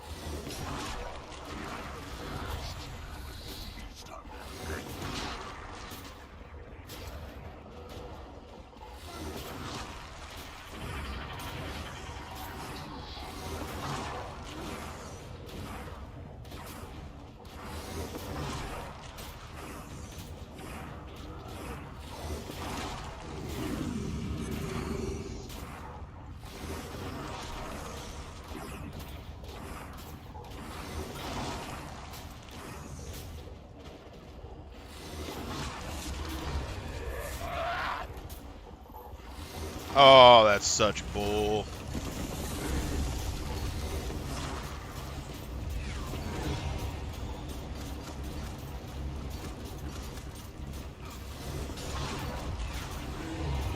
You're gonna sit there and tell me, oh, he swapped weapons.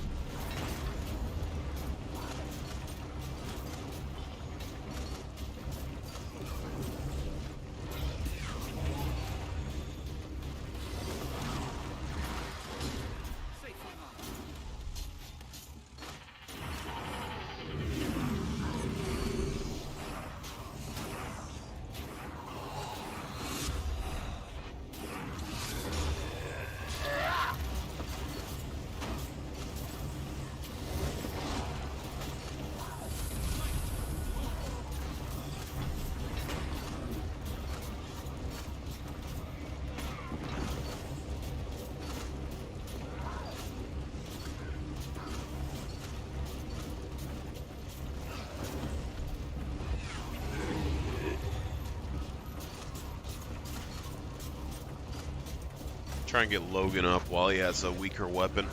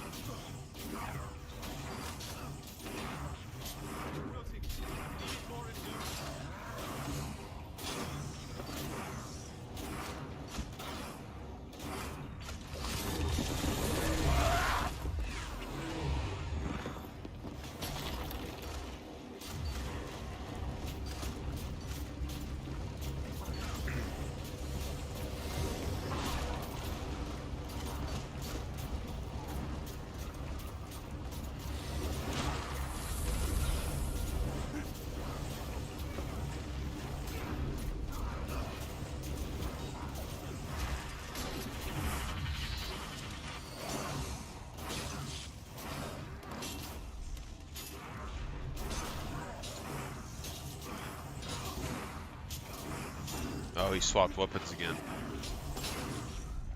I'm actually stupid.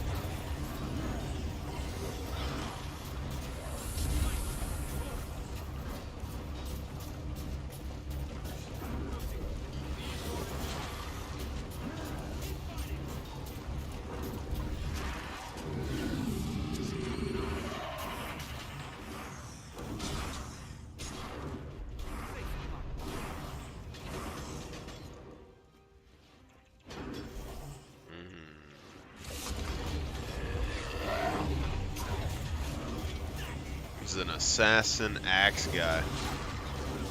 This makes me think that they really were thinking about doing cross platforms on their people, you know? Cross class specs.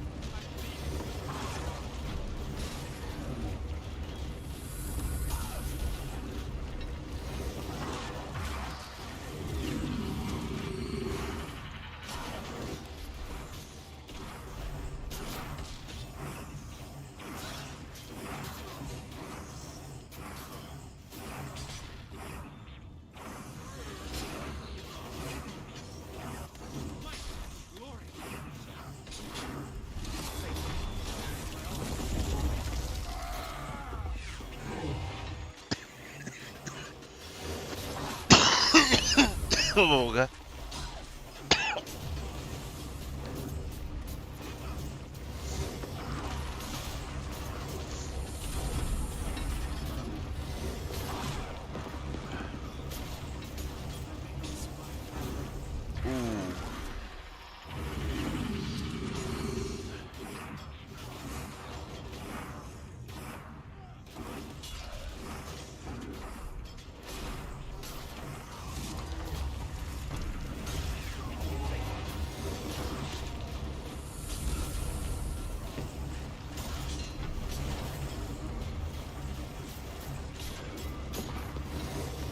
He almost killed me there for a second.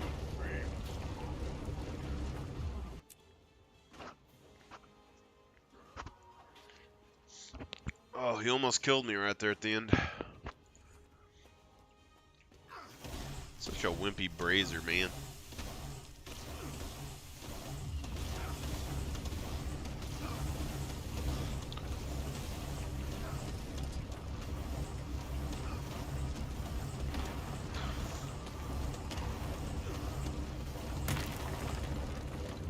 This is the brazier powering the gate. The gate is still up. There must be another one we need to find.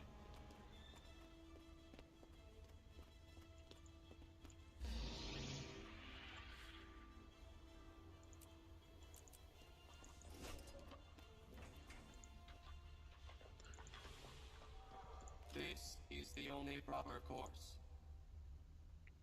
I've gotten so many of these proofs of legend. I'm already up to like 11. I thought they were supposed to be hard to get.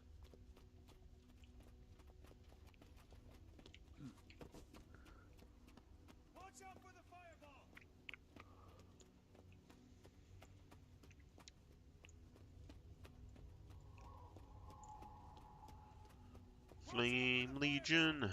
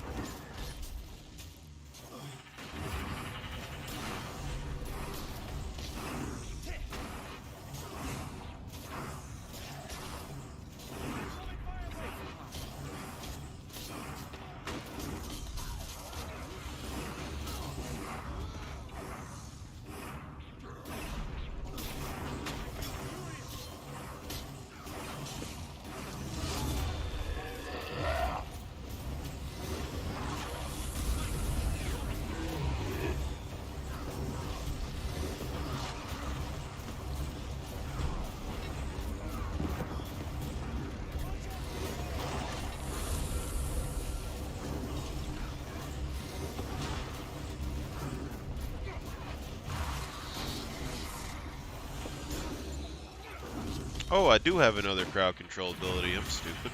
Hold up.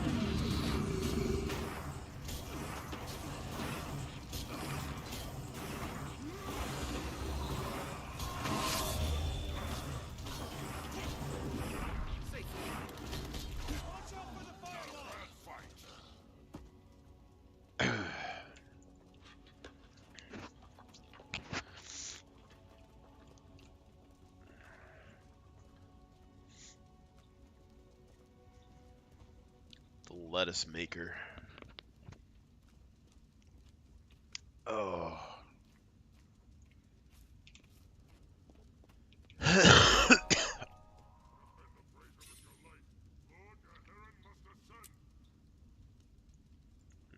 Ascension.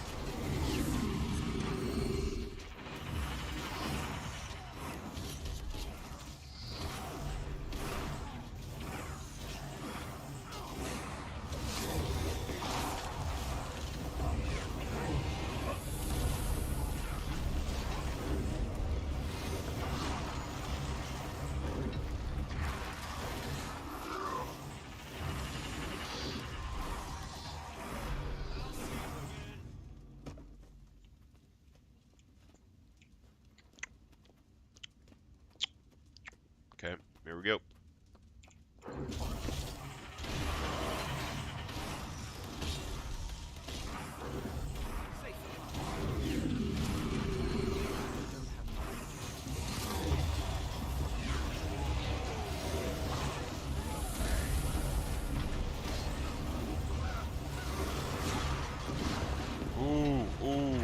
Not good, not good, not good, not good.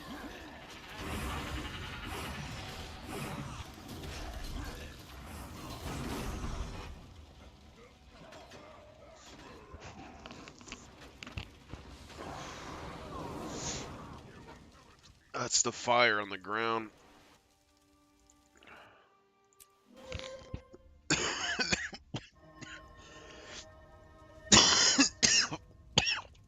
God.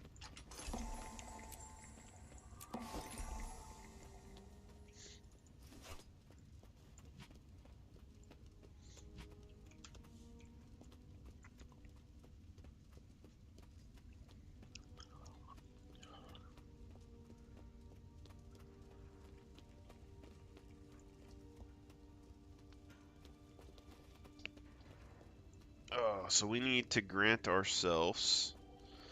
We need to use pain absorption.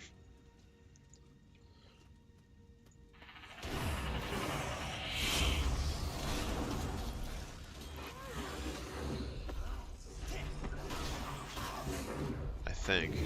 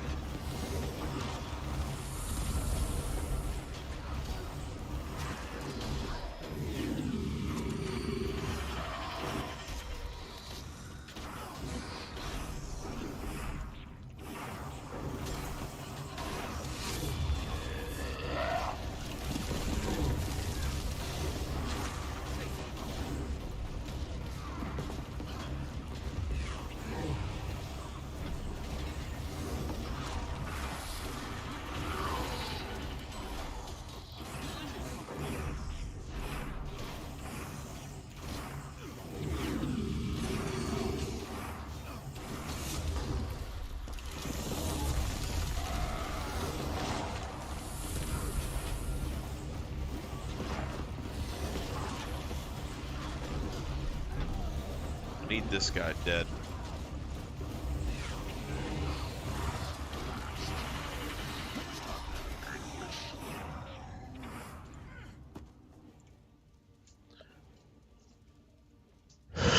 Oh God.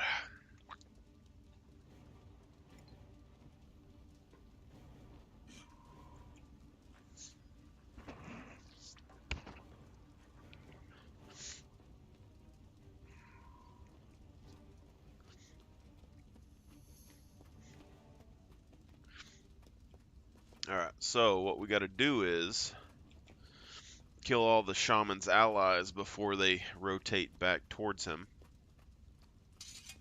And ideally, that's going to make the fight easier. Incoming fireball!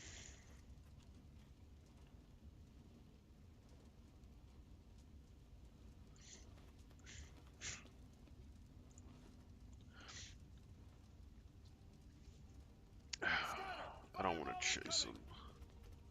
I don't want to chase those guys. Alright, there we go.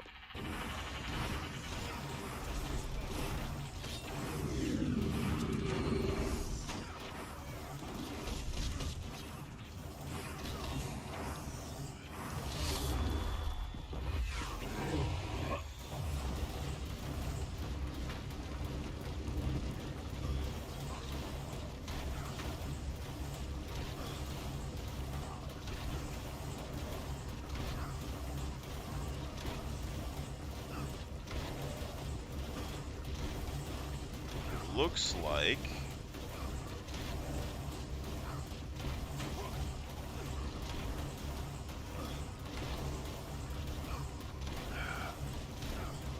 the barrier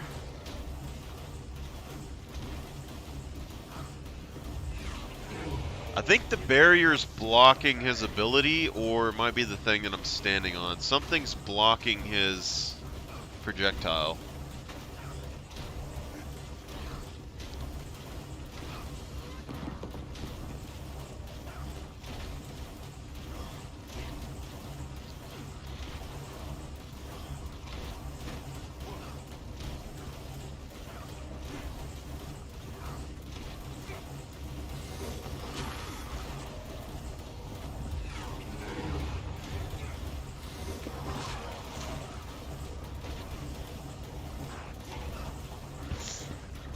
What are we doing today, people? We are learning.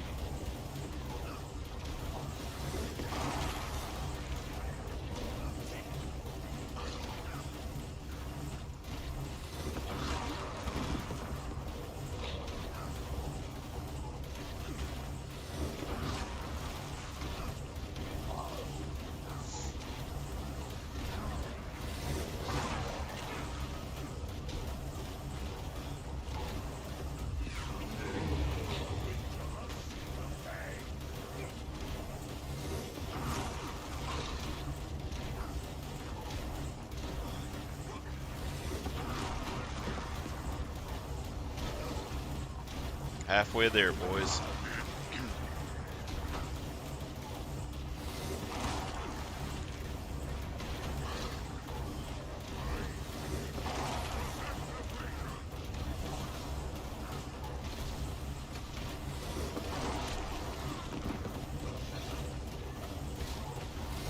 Oh, he just summoned more minions.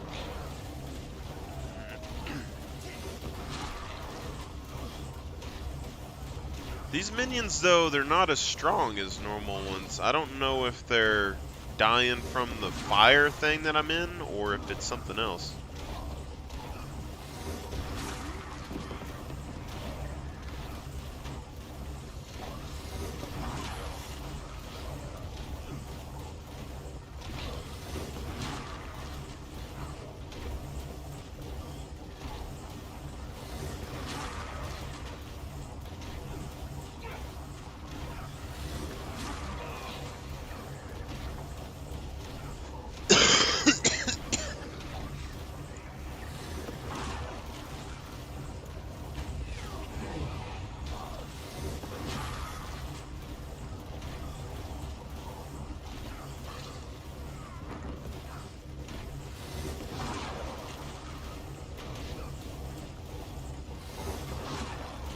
One plant to rule them all.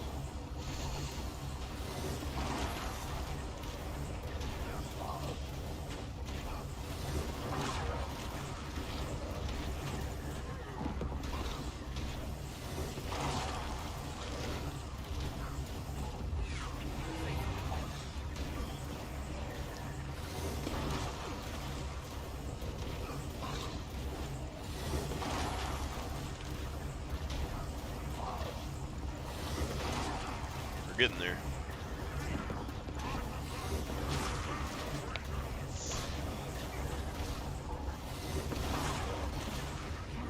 Oh. They flanked me.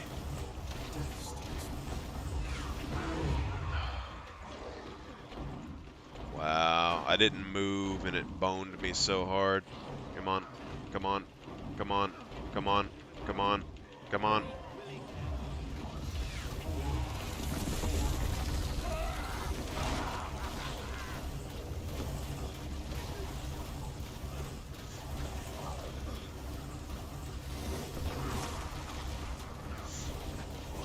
I was a little concerned about moving. I didn't necessarily want to move. I didn't have to, you know?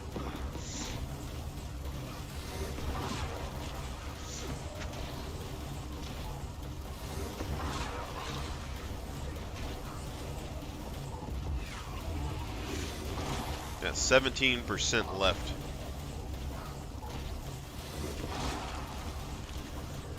Maybe you should resurrect Ritlock and them.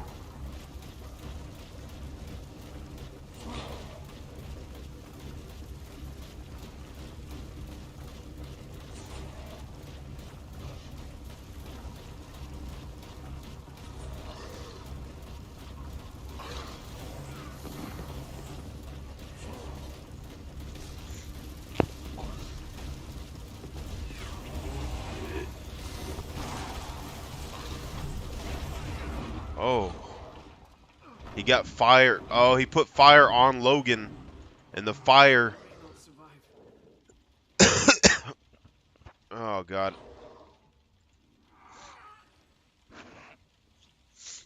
So, when I got Logan up, he put the fire thing on Logan, which allows him to burn me. So, since they changed positions, it's able to hit me. But, we can see now that the actual Brazar itself is what's stopping his attacks from hitting me, which is pretty interesting.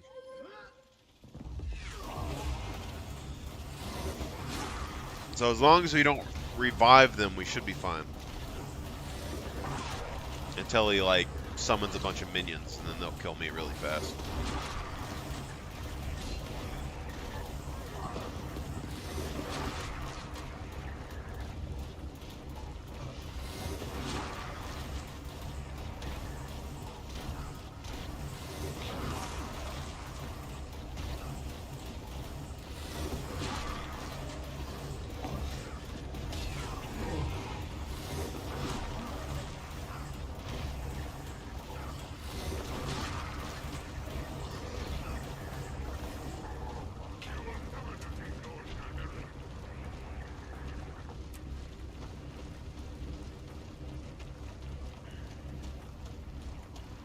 Never gonna beat him.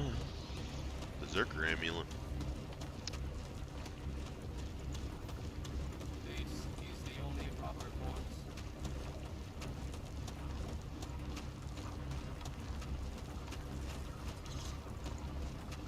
Power flow at 30%. Rerouting.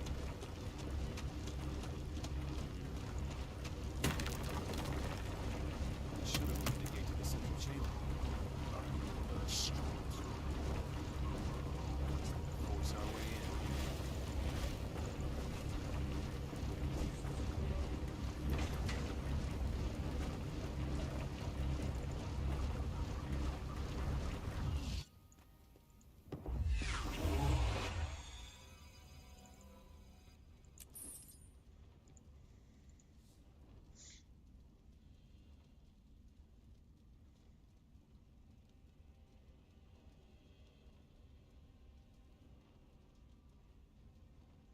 Power, precision, ferocity, condition, damage. I'm curious, like, like our warrior build that we want to do. I think we want power, ferocity, condition, damage, concentration.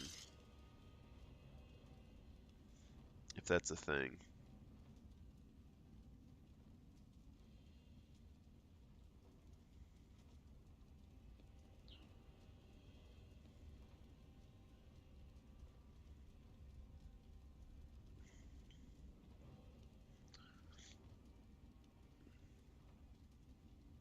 Or expertise.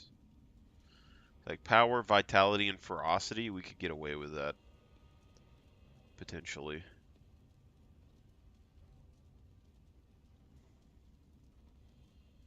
Power, precision, condition, damage, expertise.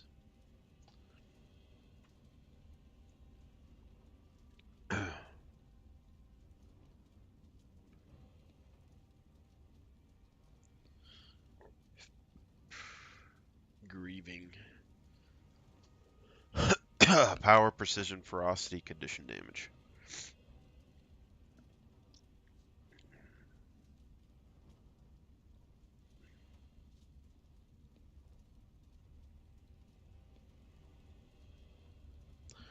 So even stuff like this, Crusader. Power, toughness, ferocity, healing power. That would give you a decent amount of like sustained toughness. We get concentration on this. Power, toughness, healing power. Celestial's just decent overall. Power, toughness, ferocity.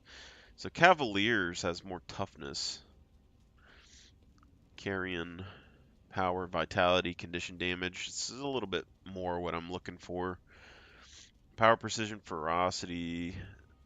They don't really have the runes that I want. But the thing is, too, is like if we don't use Celestials, we could go like half of one thing and half of another potentially. So like we could do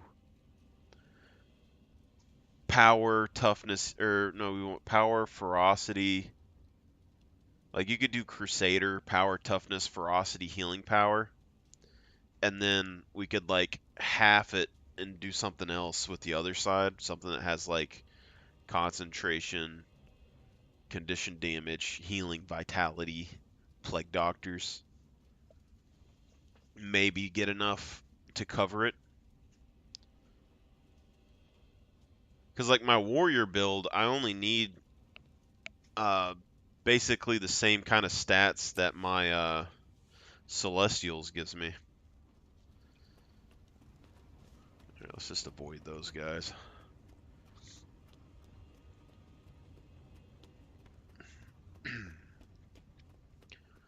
Doug, Doug, Doug, Doug, Doug, Doug, Doug, Doug, Doug.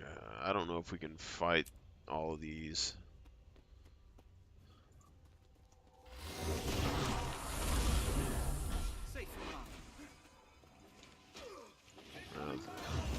Actually,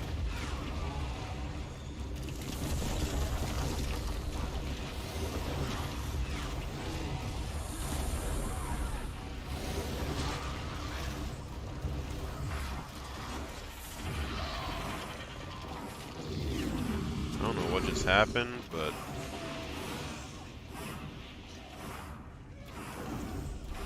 it's not letting me.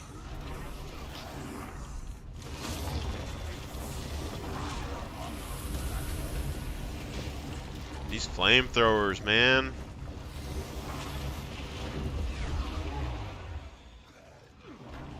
If there's one thing that's really screwing me over right now, it's these flamethrower char. Why are flamethrowers so damn strong?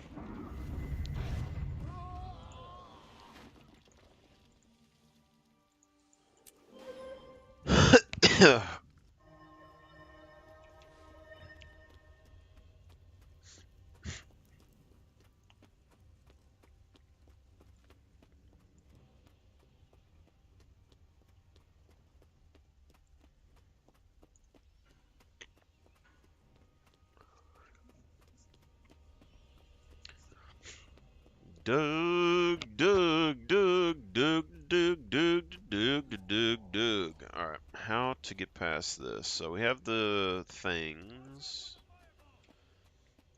Might be able to lure them down. I think we can probably bait them one by one. That's what it looks like. Let's hop down here. Try and do an old smack. Get him to come down here.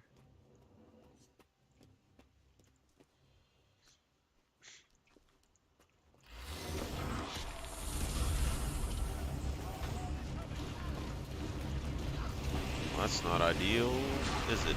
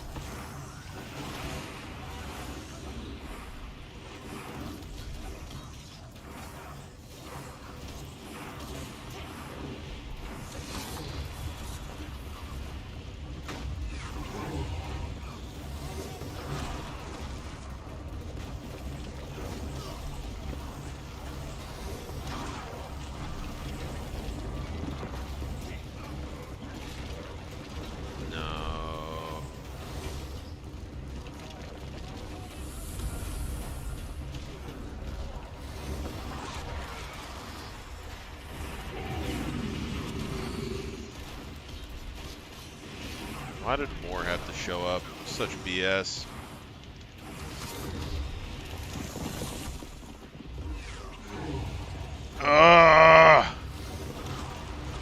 Don't die! No!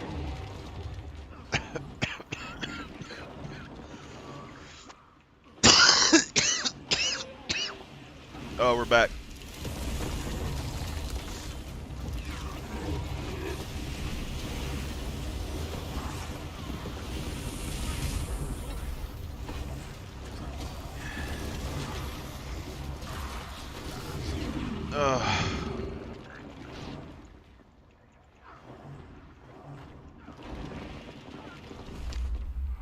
Oh, we die here.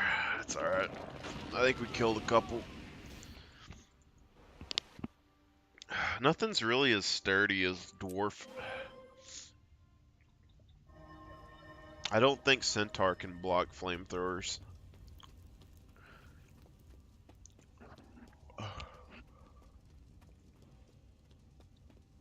The flamethrower's broken. 100%.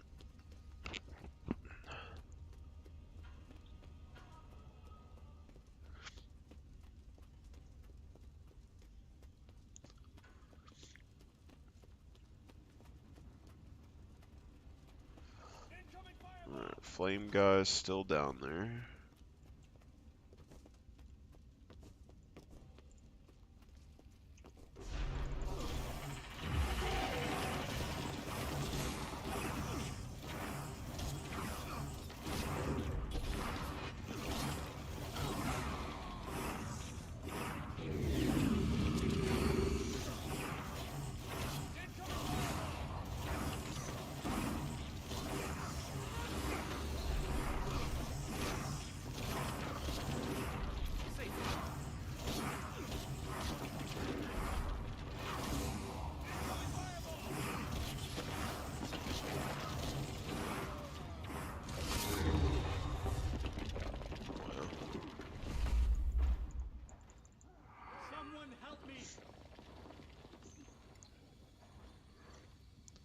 Get him, Ritlock!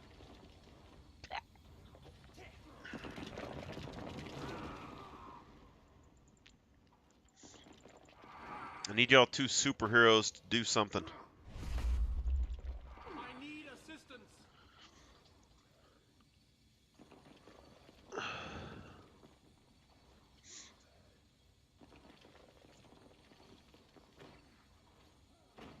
I nearly died. Thanks.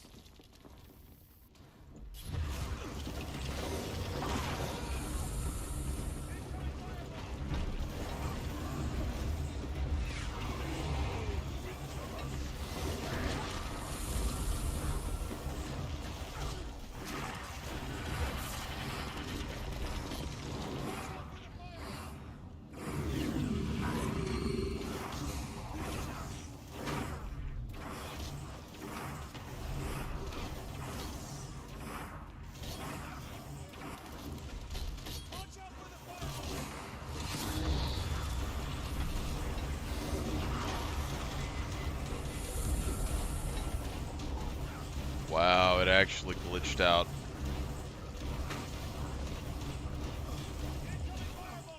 That's such BS. All that work.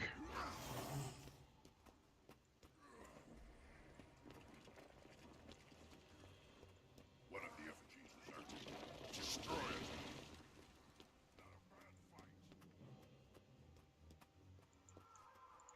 Now he's coming. Now look at him. Now we're gonna have an effigy behind us.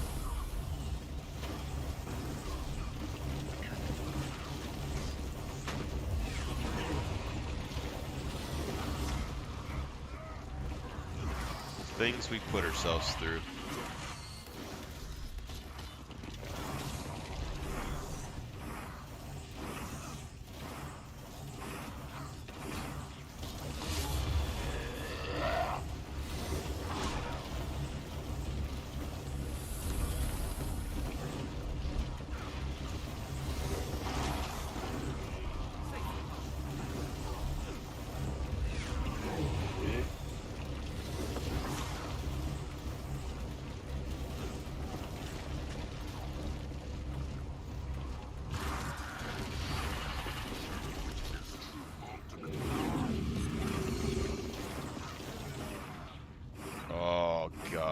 almost fell off. How annoying.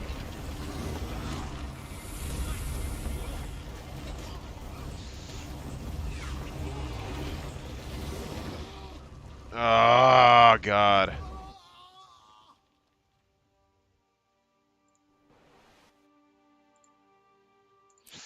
Should have just used the stability. Should have just used the stability. Why didn't I use it? I have no idea.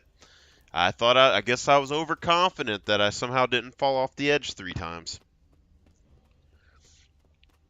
Oh, God.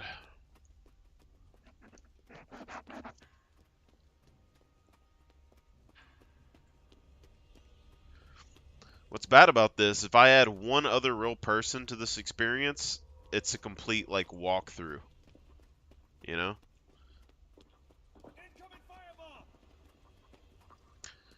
I don't know if I can still walk past that effigy. I doubt it. We probably have to fight the effigy now. Wish you would shut your mouth, Logan. Holy crap.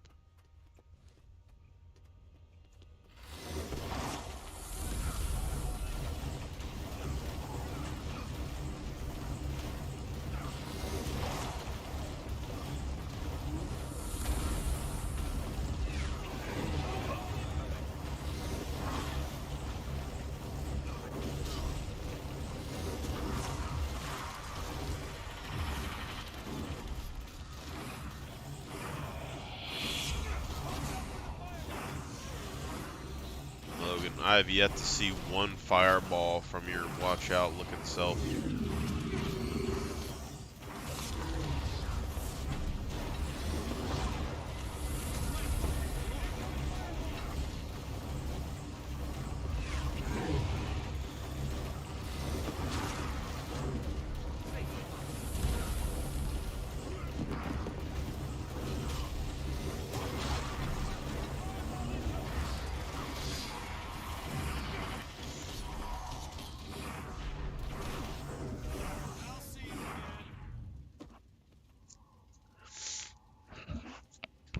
Do we kill?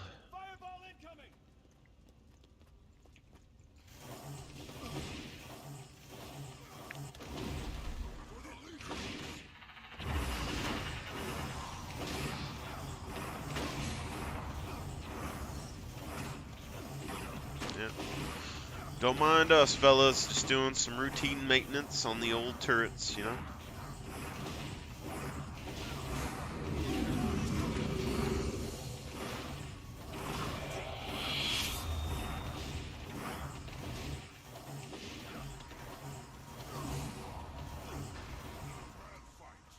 Alright, this guy.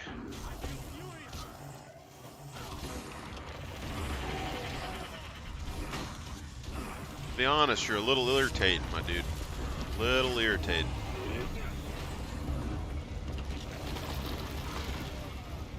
Okay, he still knocked me back when I had stability. Don't know how I feel about that.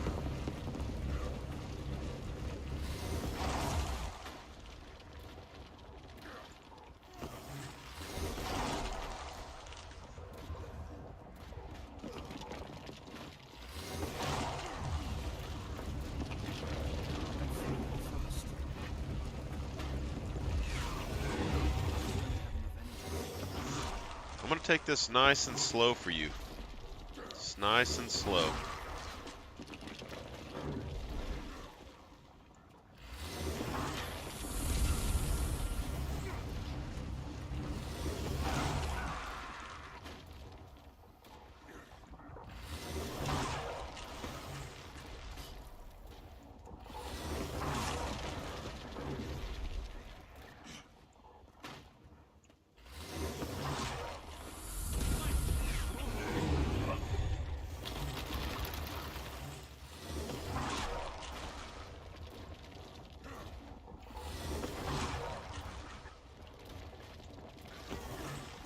Trying to kill this shaman for the last hour.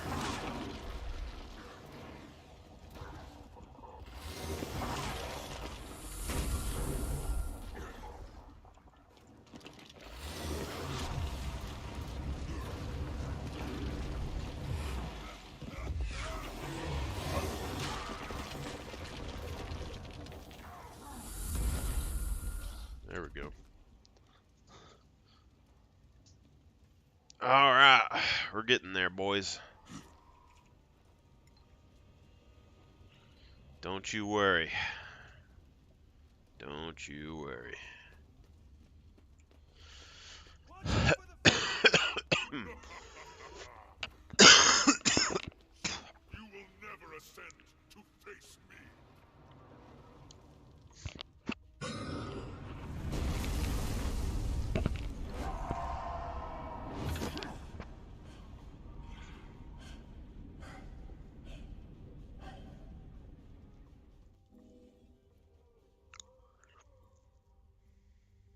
Kala gouges eyes. He slaughters his own troops to get to us. That means he's still vulnerable. He's afraid of us. Because he knows he's about to die. And he's right. Pick a limb and start chopping. We need to find another way over. If we stand here, he'll just pelt us with fireballs. Let's see where this bridge takes us. He's gone.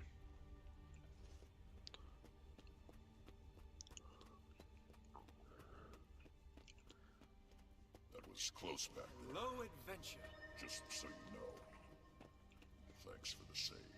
I didn't have time to think about it. And I'm sure you would do the same for me. Don't get too ahead of yourself. Let's just focus on finding Gaharin for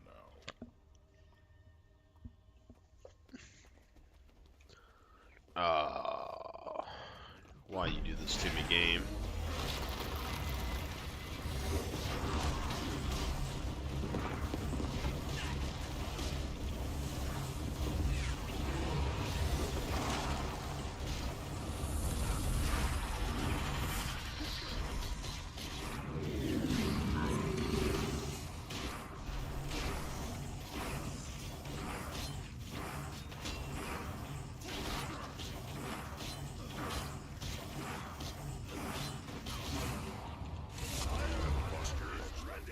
I'll give you that much. I know. Not a bad fight.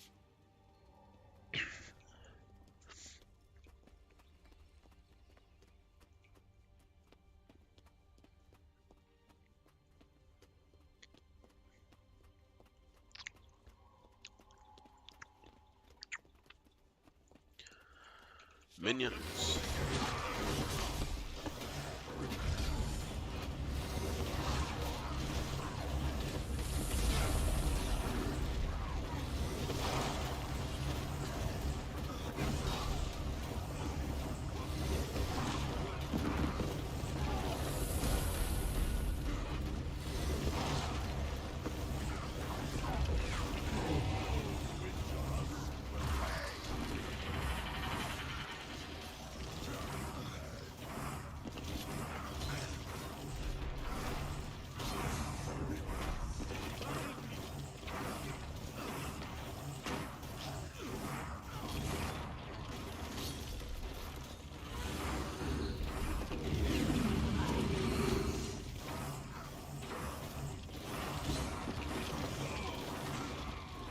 Oh my freaking god.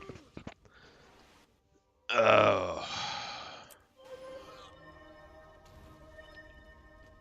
Just keep getting knocked off of cliffs today.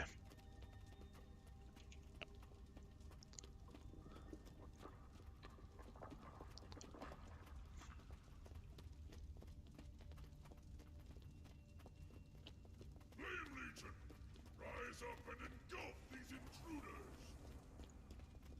He didn't regen. That's weird.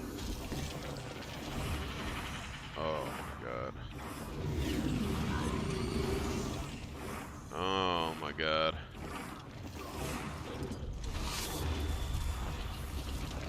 What does it mean?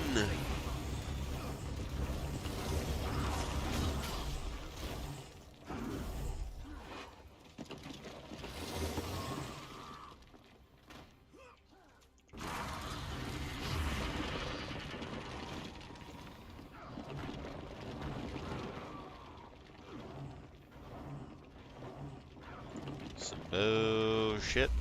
I can't do this alone.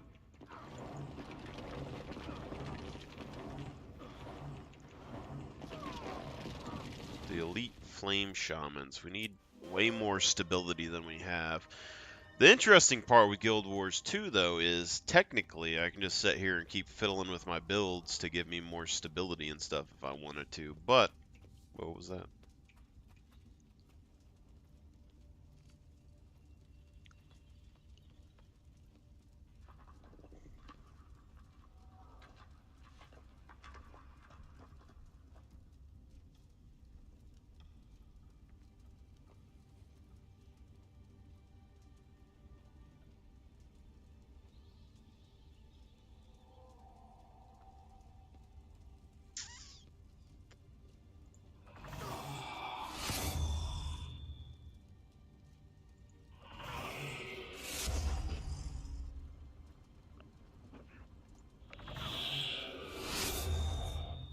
That's interesting.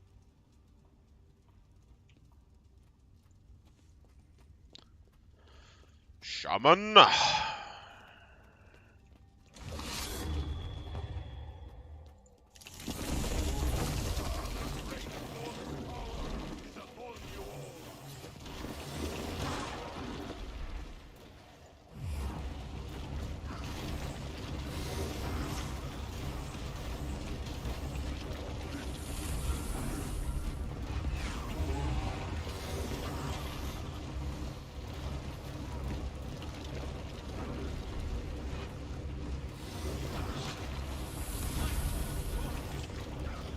I need more buttons on my mouse because this is getting a little ridiculous.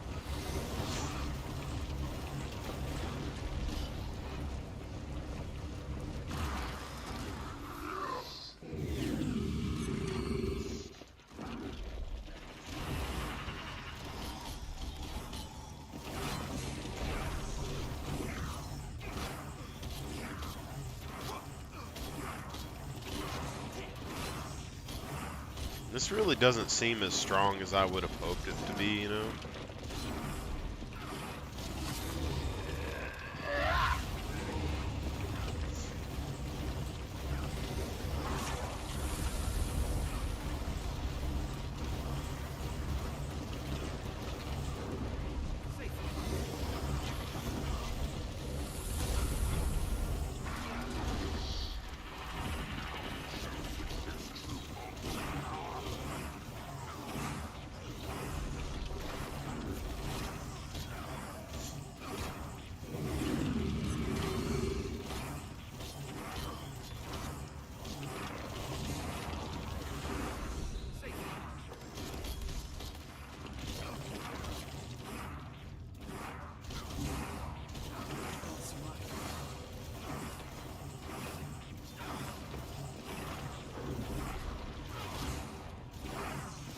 I'm not healing nearly as much as I would with the Shiro stance, I don't think.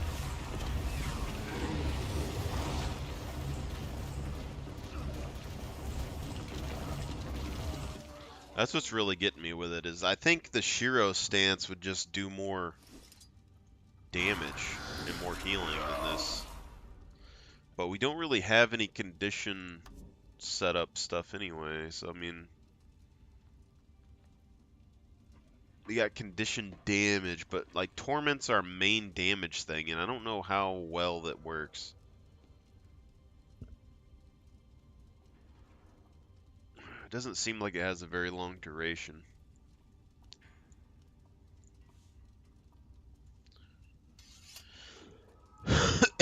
Alright, let's go, boy.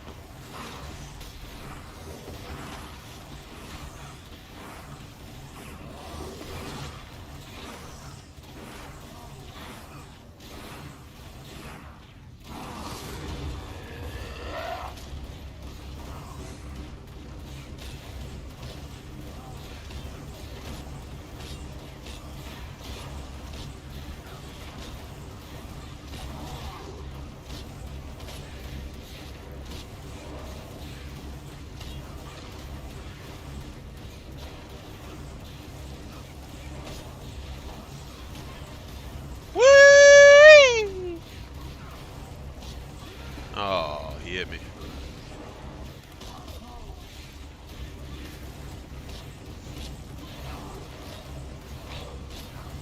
Yeah, buddy.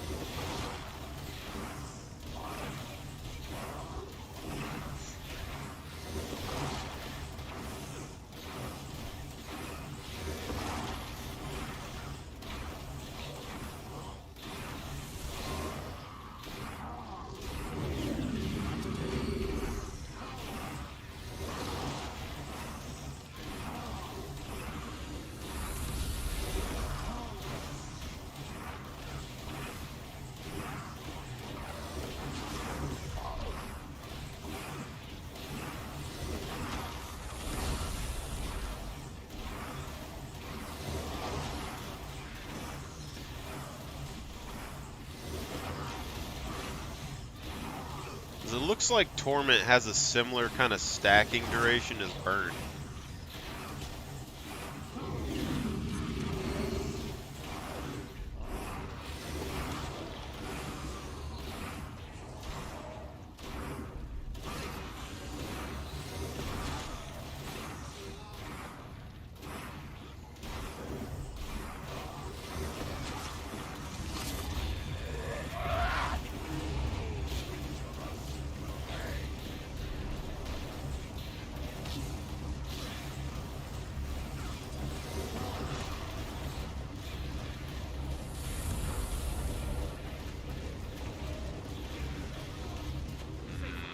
Crap.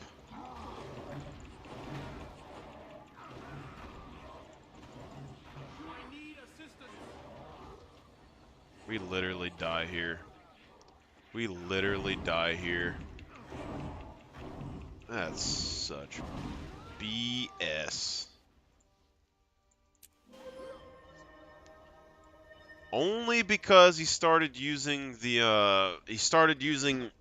AoE things a lot more at the very end. It smacked me one time. That's annoying. Why would they make their champions like that? Like, I get that there's different phases, but like the last 5% of your health, you're gonna make them do something interesting. Ah, gosh darn it.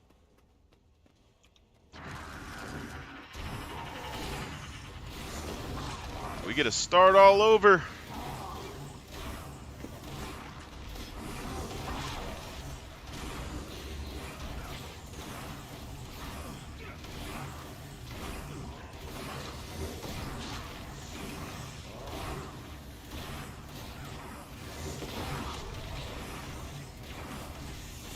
Gotta love it.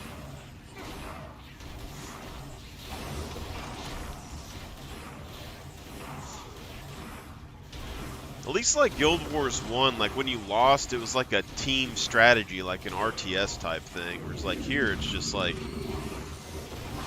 it could be any number of reasons. Like I visually might not be able to see past all the bull to see those red lines on the ground sometimes.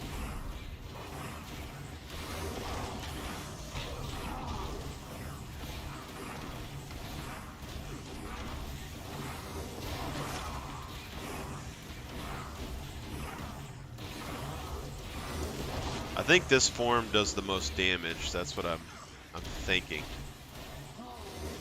It seems like our conditions are doing the most damage, and our armor is condition damage, so. Where I get into trouble is when I'm trying to click buttons that are farther away from like 1, 2, and 3.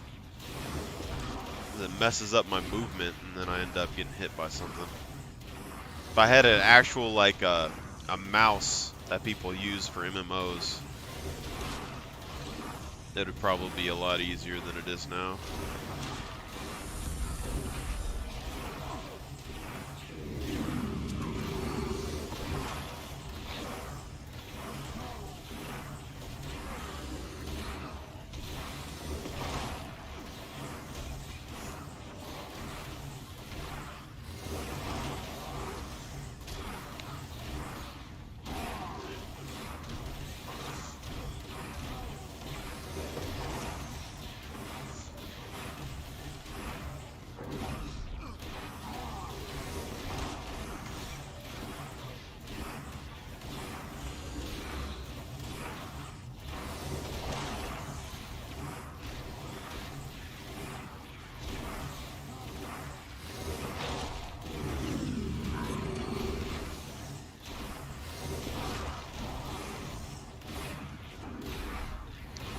Interesting enough, if we're just focused on the damage from the torment, we could just go condition damage.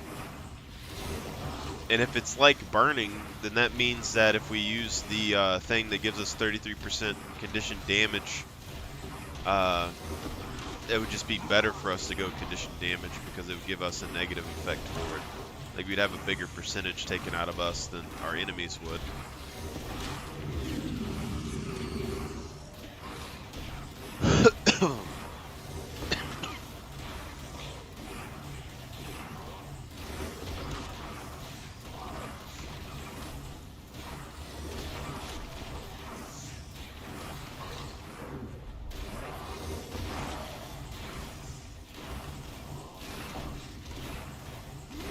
Forgot to use the other thing.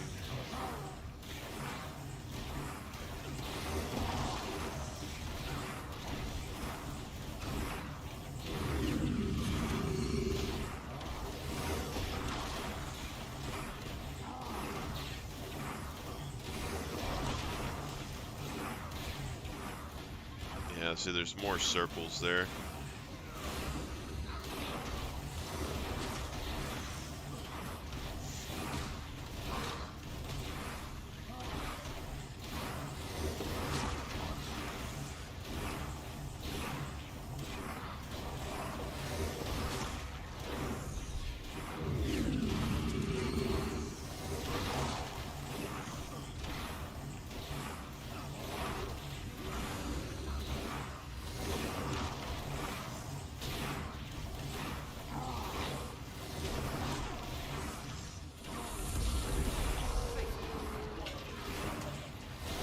All the imps don't die? Holy crap.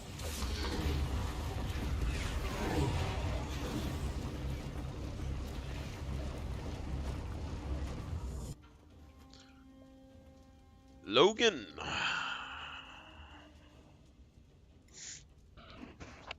Logan. Logan.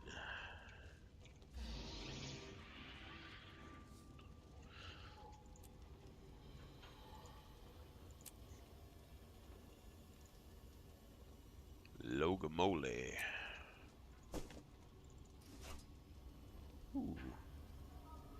I could actually use a better sword.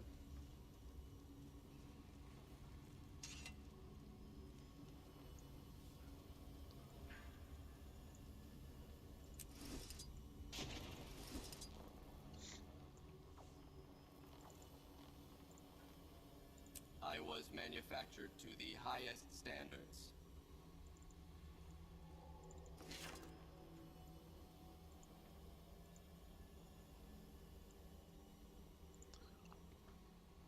All right.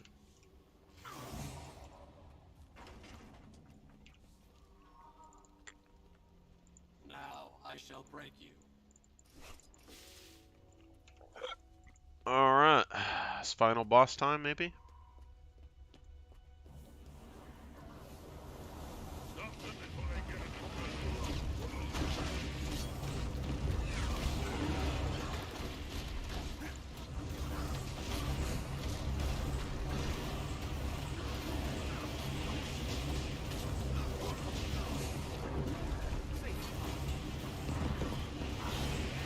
Is this what I needed to do this whole time, or are these enemies just weaker?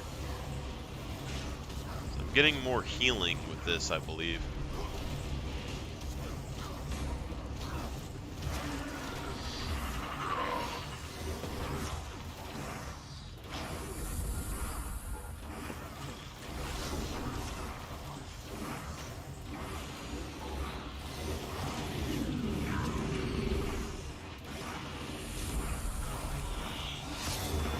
Oh, we can do area blindness.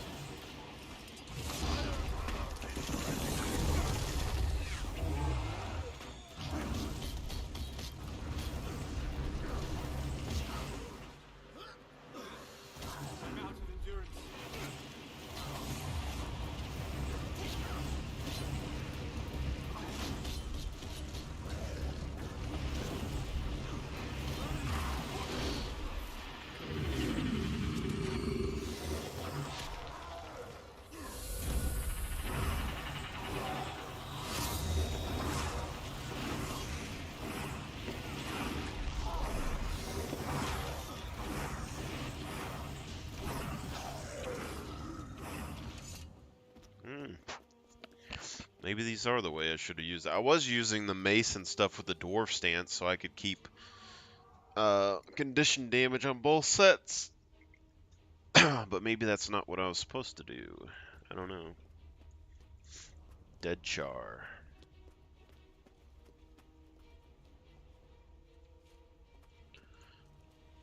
They're not all dead, apparently.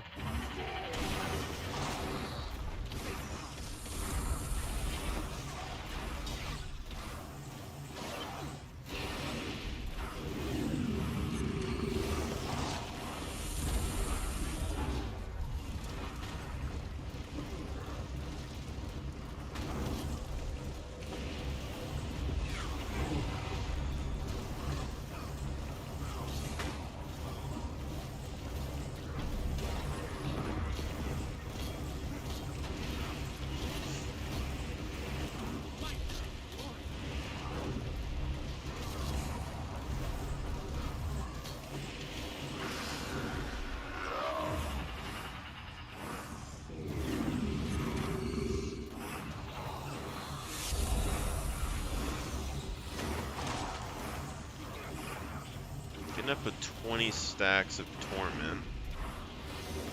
Not really hitting.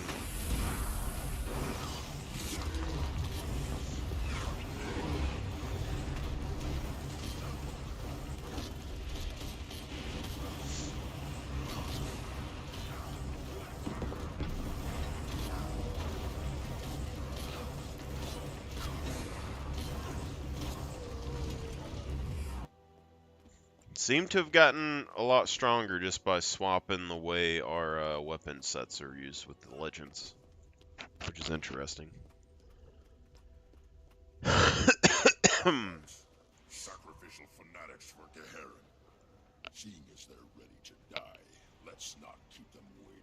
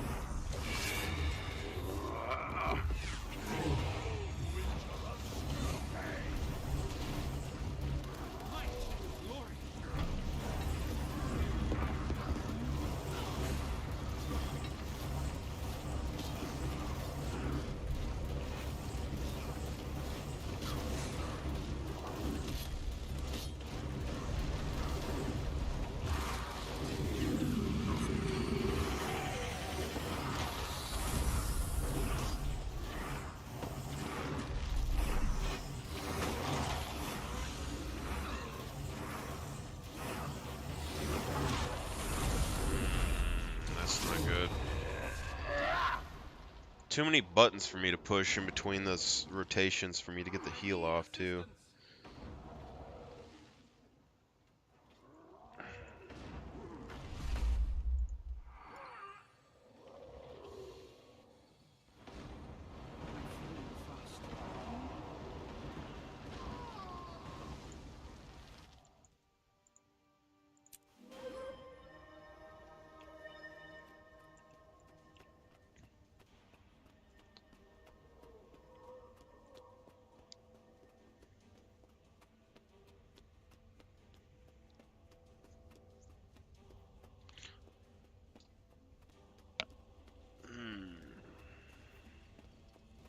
Sometimes I wonder if Shiro could be better, but I don't think it's really gonna ever really beat Dwarf. Does look better on my character though.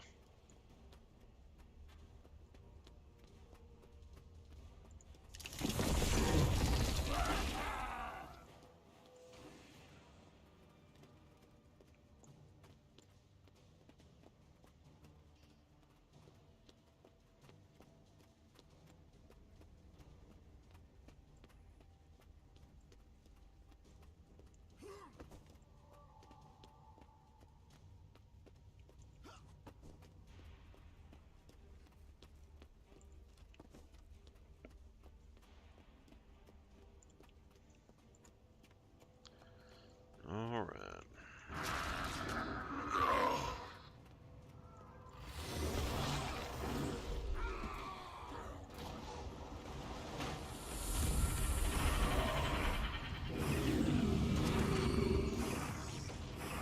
Let's see if there's any unique mechanics that we can do here.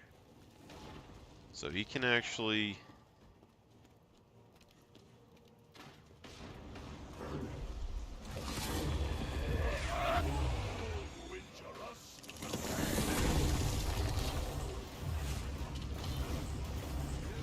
So I think we want him away from the barriers because we can't really do much to him in there.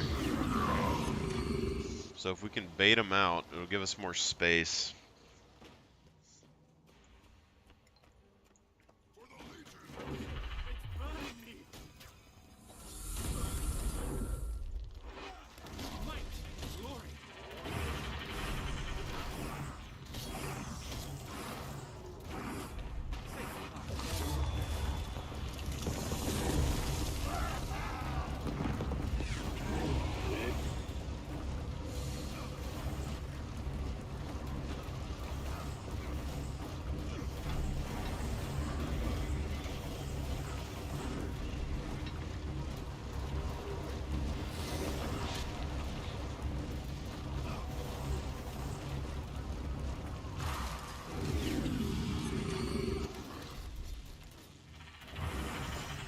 Looks like his ranged attacks are more like, yeah.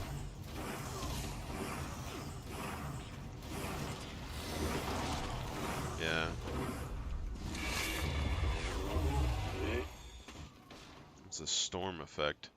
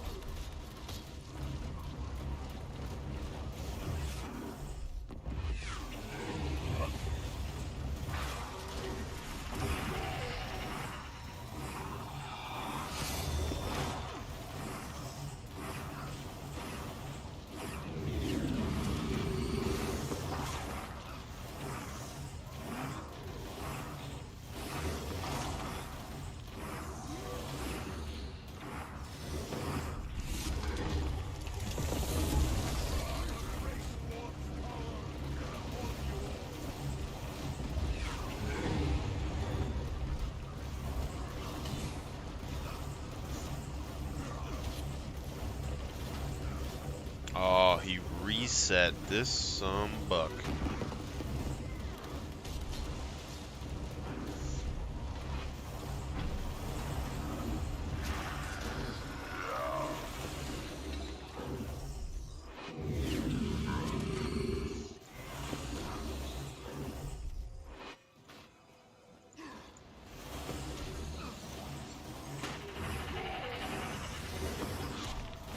we don't have enough crowd control to CC him down, sadly.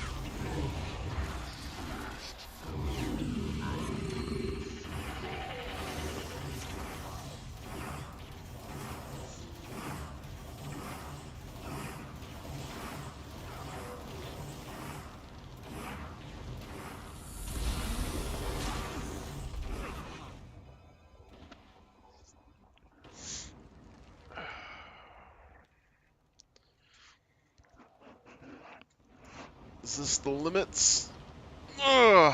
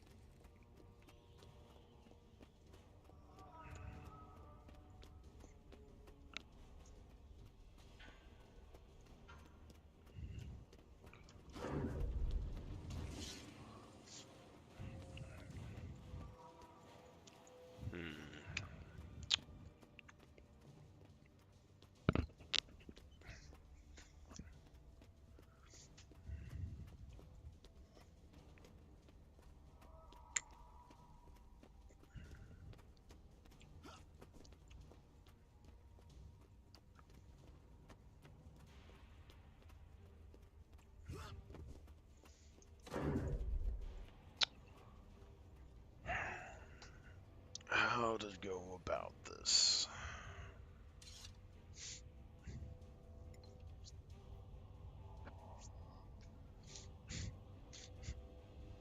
Oh, crap.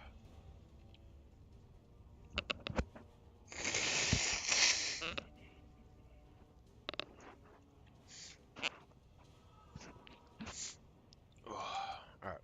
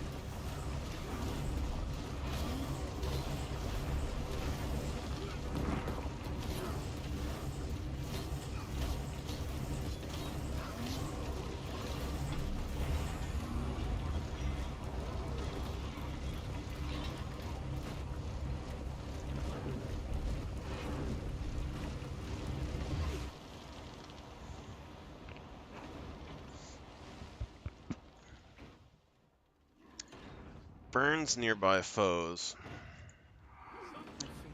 I don't think there's any way I can get close enough to it to use my AoE that I don't get burned at the same thing. And the burn damage is going to be most of it, so maybe I just got to take it a little bit slower and just stay ranged as best I can. But on the flip side, that might not be the easiest thing to do because I need my healing. But Revenants do have 2 heal abilities, so I mean, there's that.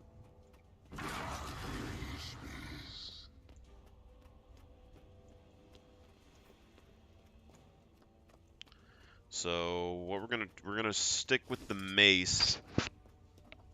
Try to stay out of the radius that burns us.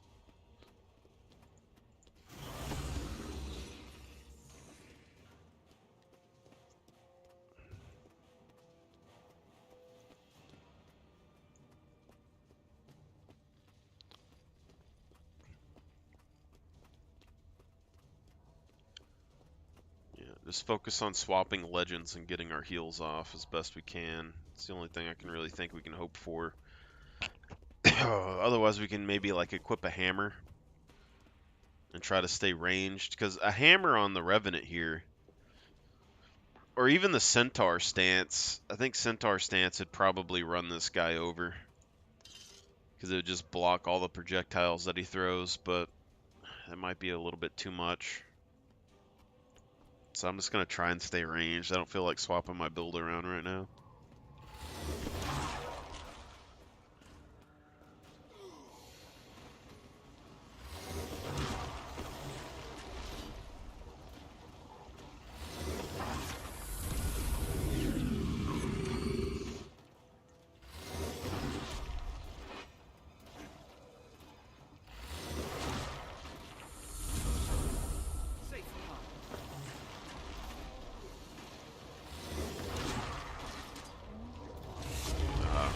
Messed up.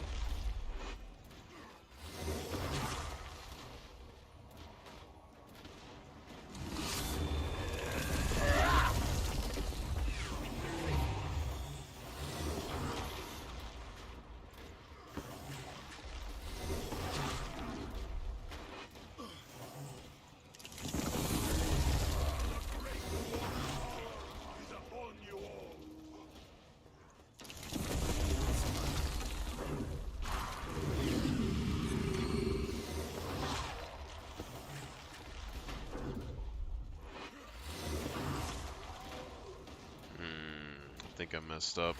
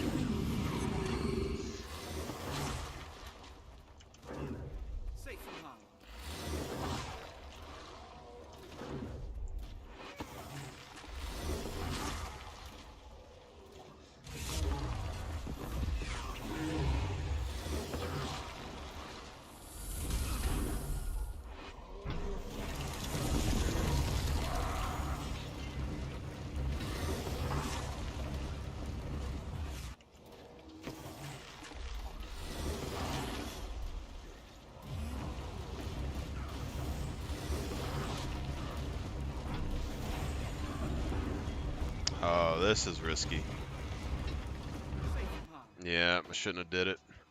And he reset on top of that.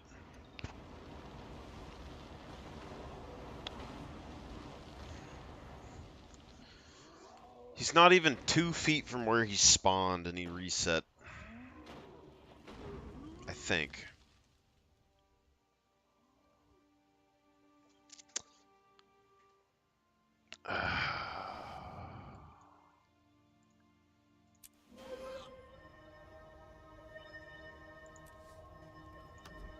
See if we can. We'll just find some people that'll help, maybe.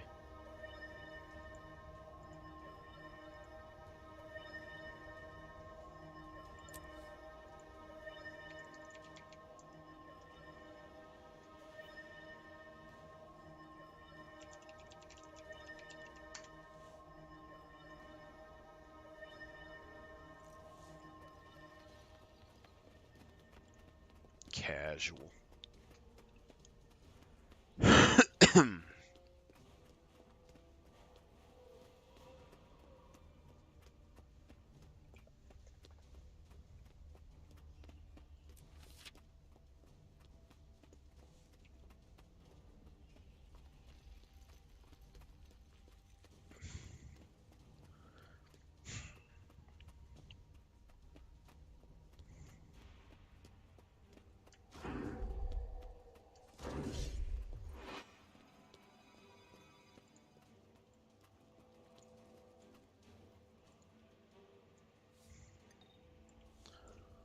Should I just join their group? That is the question.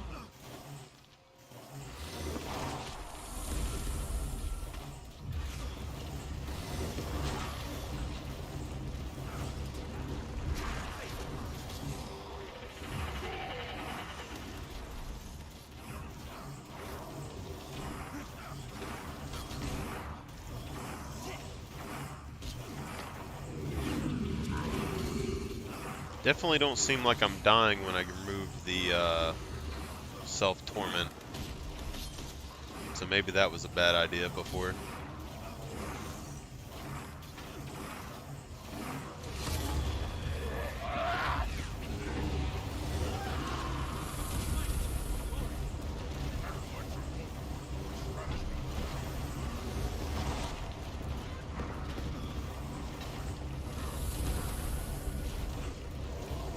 Oh. Hello, sirs.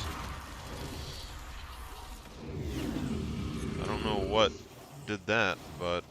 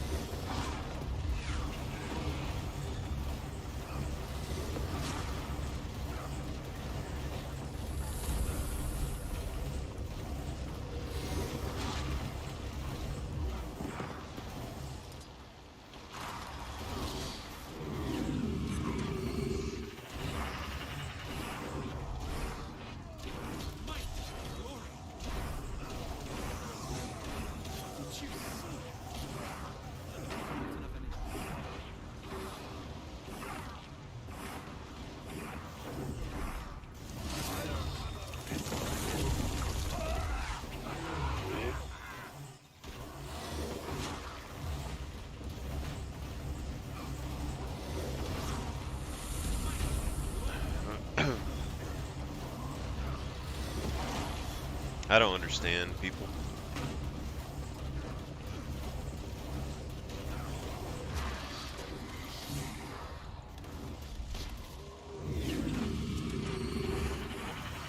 I'm guessing they have to unlock the door still.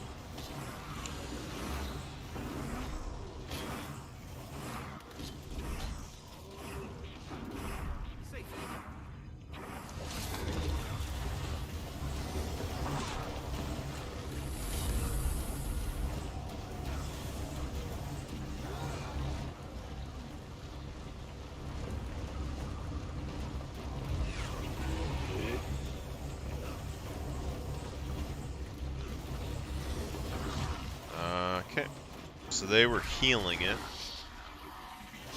So this means this should be the last time we gotta fight it. Ideally.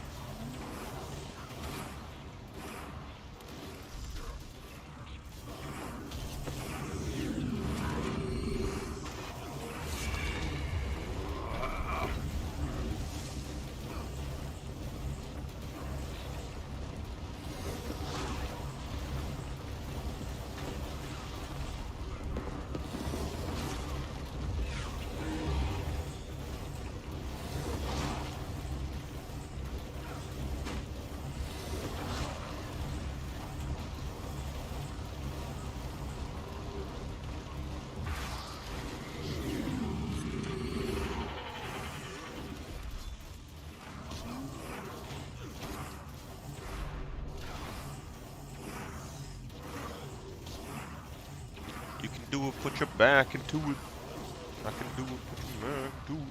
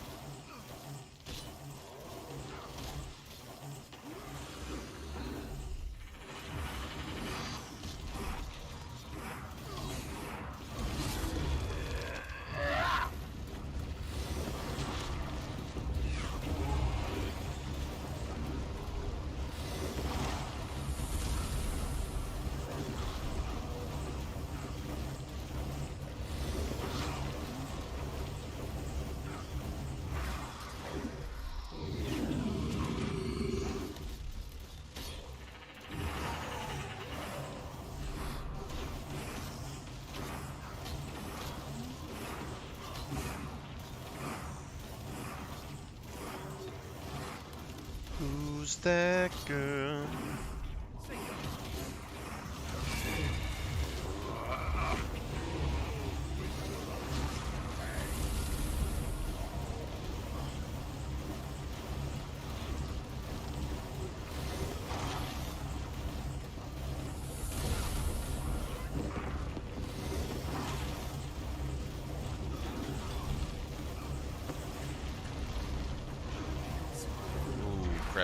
Crap.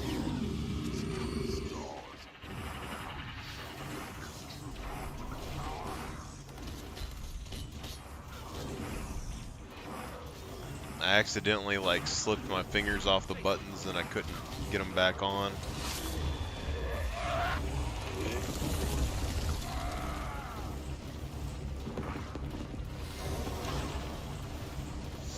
You and me, effigy! Oh, he's in the corner. I can't rotate around him anymore. It's actually pretty bad for me.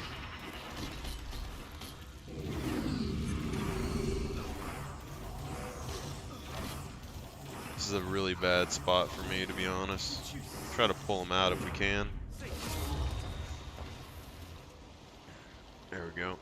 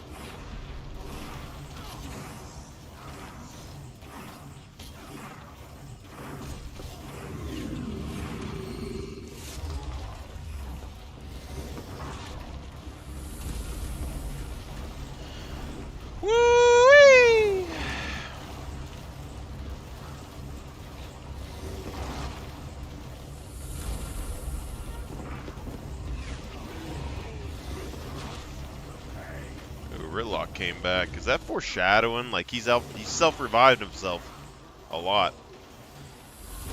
I feel like they're foreshadowing.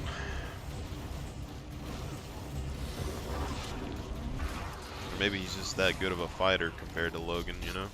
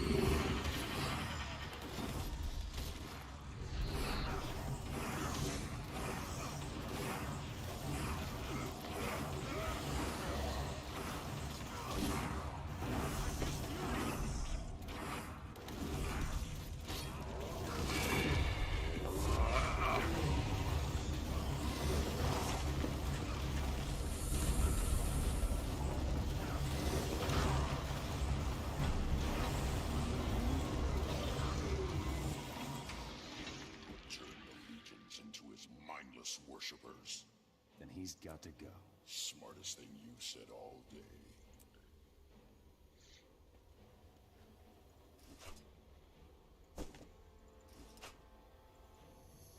I was manufactured to the highest standards.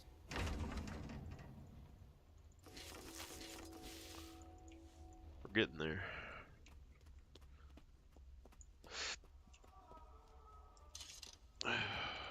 We are getting there. This is the only proper course.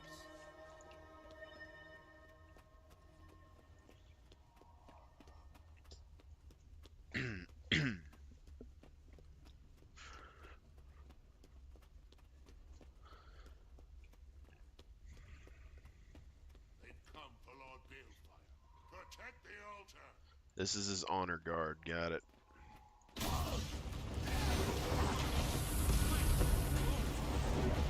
I am 50 times more powerful than I was when I entered this building, my friends.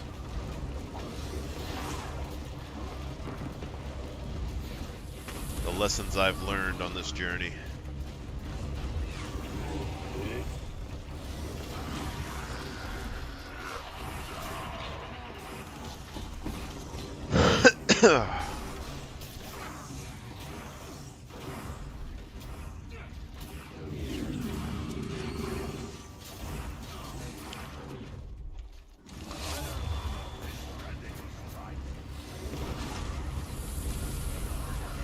Gotta go for that back line.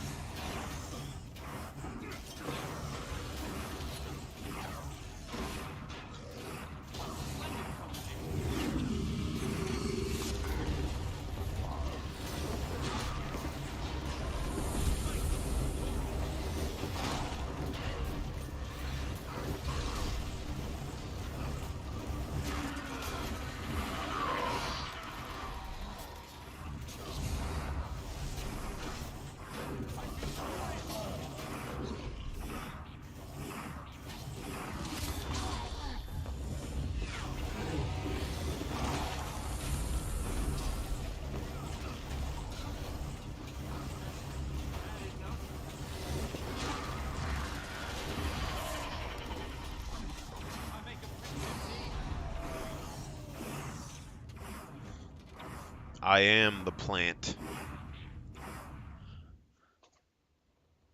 Oh yeah. Oh yeah, we're way better than when we came in. This is the learning process. It's a learning process.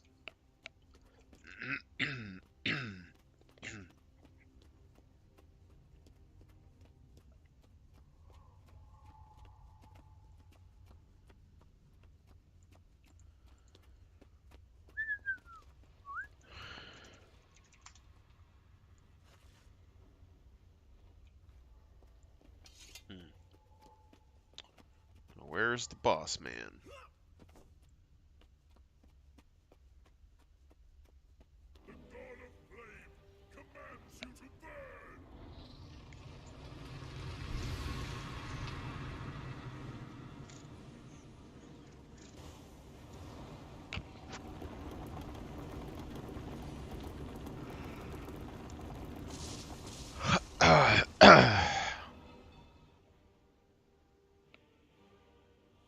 You cannot stop me from becoming a god. The Char have no gods. I will burn you to ash. You know, they're gonna turn Ritlock into a god. You just wait. You just wait. Yeah, throw that magic dust, Thackeray. Here we go.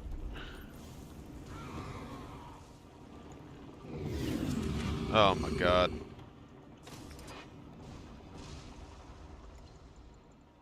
Do I need the dwarf stance just to get through here?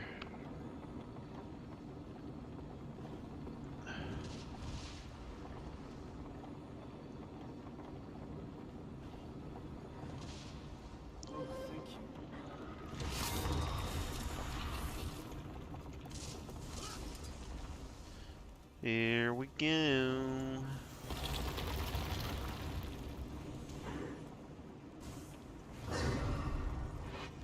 Now, wait. I need to read the thing. I don't remember what we're supposed to do here.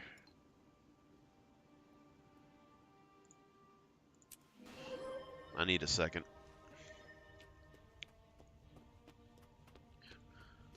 Am I supposed to throw it at him?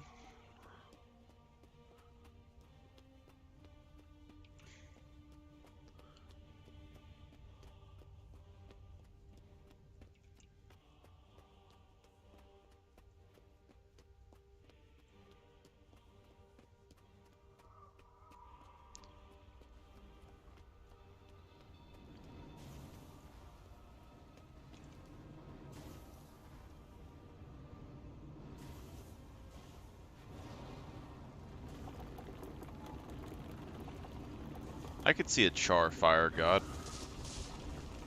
Balthazar's similar to the Char, yeah. Alright. Molten Heart can be caught by other players. Throw Molten Heart at Balefire. Looks like we need to get about halfway up. Okay. I think we got it. Gonna do this. Do this, and we jump this direction, then we throw this at his face.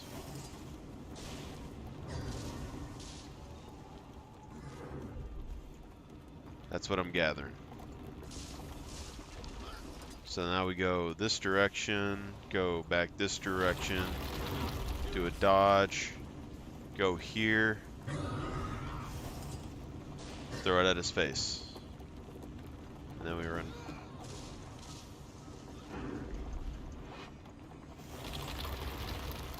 Ooh, that was close. Can I just grab the thing? Thank you. Alright, now you go this direction. Damn.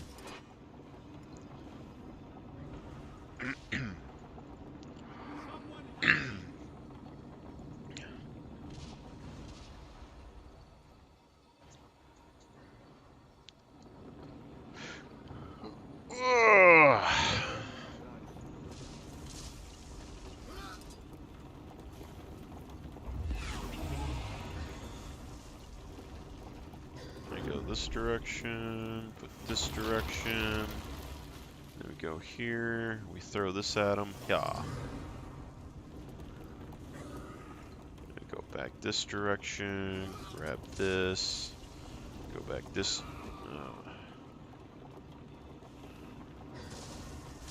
go back this direction,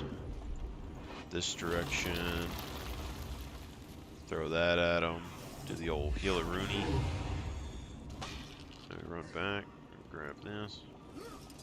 Okay, come on this direction. Roll this direction, come over here. Back this direction. Throw that at his face. And we go back.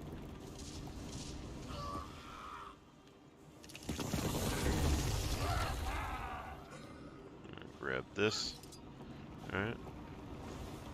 Just gonna chill in here for a minute. With the boys. Oh, okay. You can't hold it and heal at the same time. Gotcha.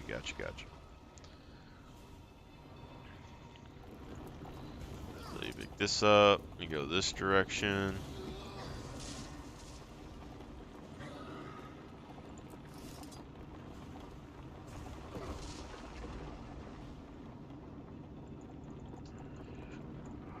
Alright, Logan.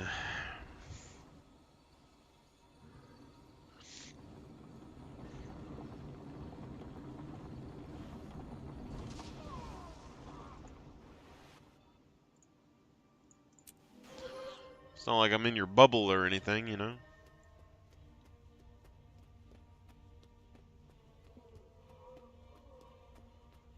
Maybe I should throw the balls like halfway up and then I can go back and just grab more of them out of the middle.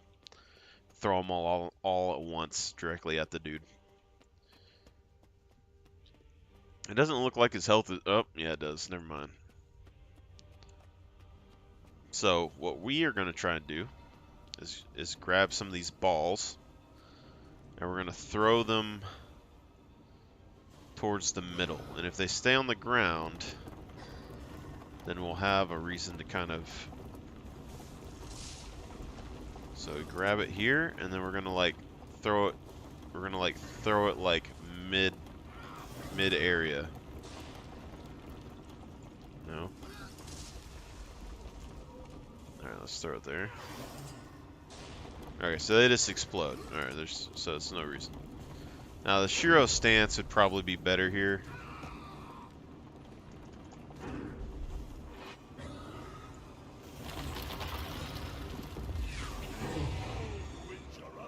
Clink.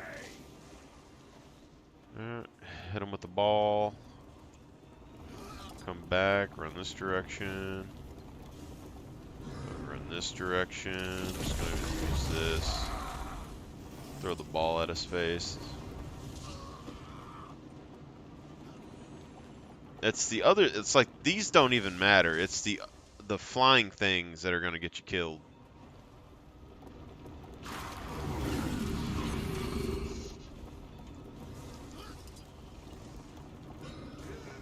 That. It's the only thing that matters in this equation is the flying balls, you know?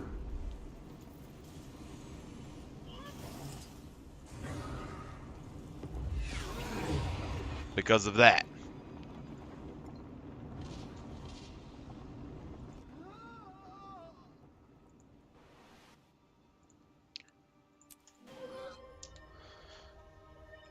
Okay, so we're at a point where we can definitely kill it,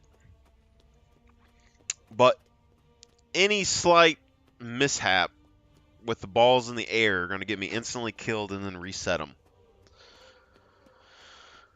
So the question is, do we swap our build now? Because I believe the Centaur stance can block those aerial projectiles. And if that does work, then we can literally just walk up to him, you know?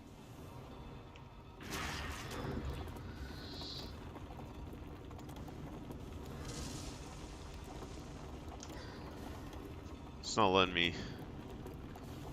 Cannot swap recharging skills.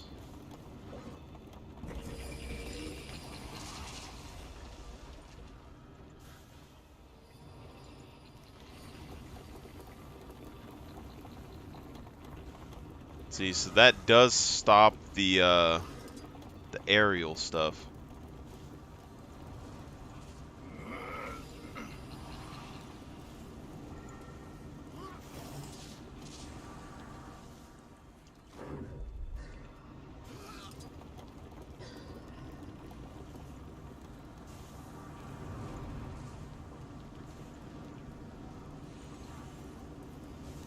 That's not what I was trying to do, game, and you know it.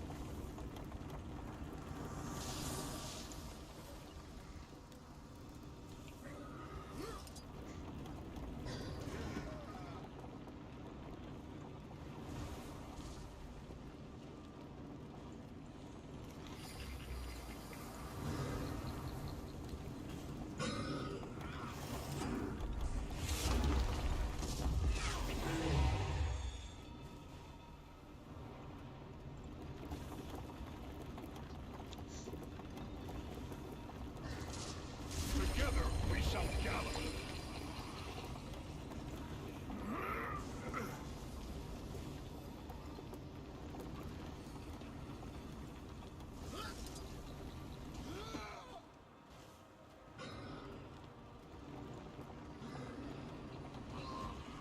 Oh my freaking god.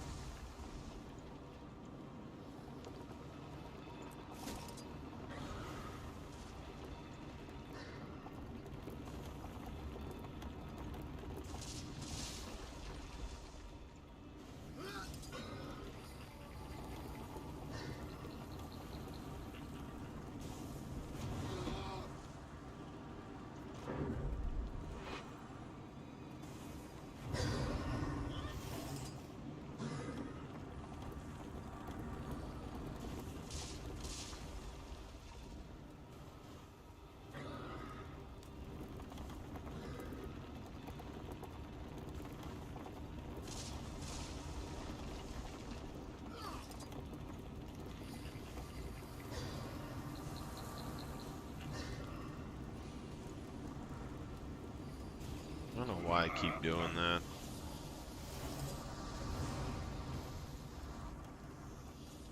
A temporary difficulty. I still have more.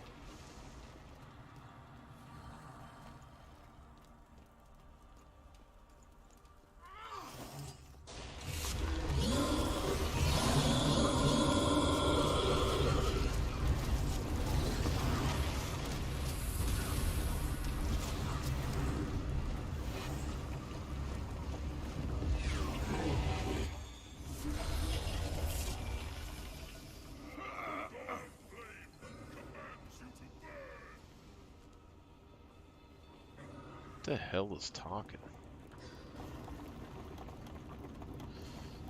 Just got more complicated, so that sucks.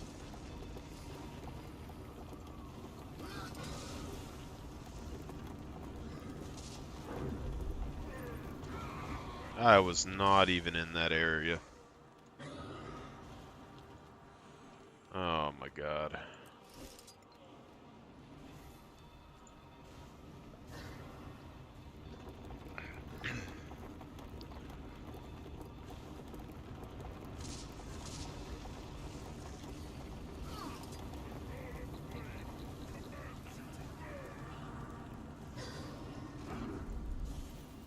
I don't even see what's happening right now.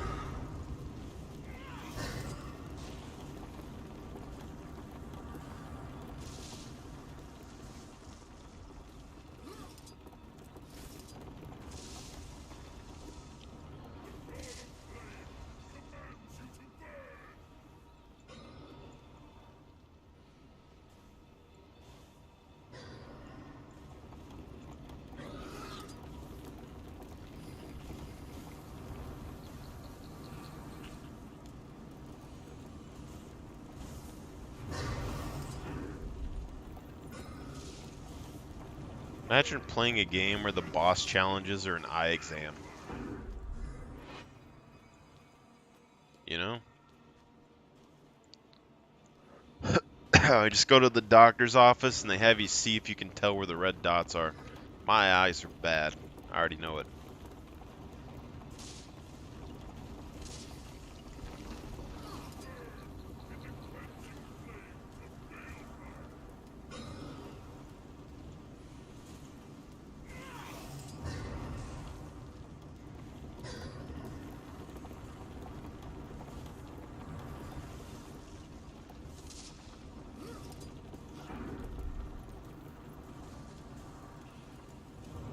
Do do do do do do.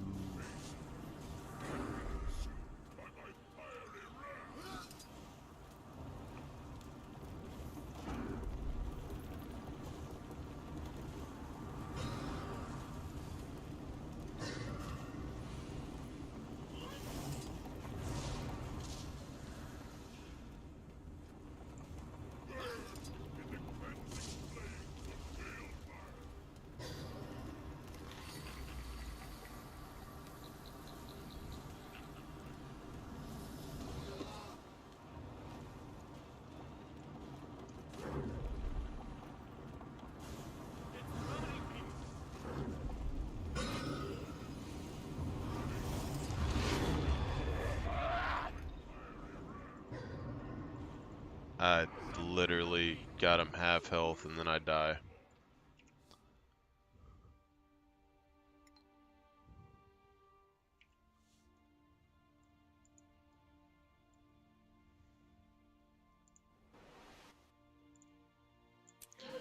Rather annoying.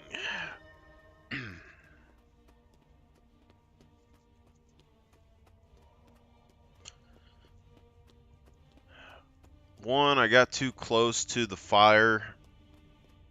And then two, I threw the ball instead of just activating dwarf stance first.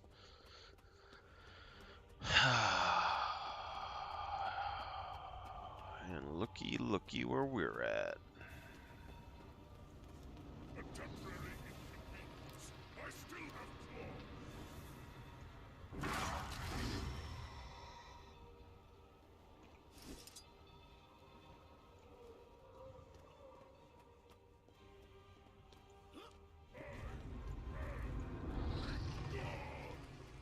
That's annoying.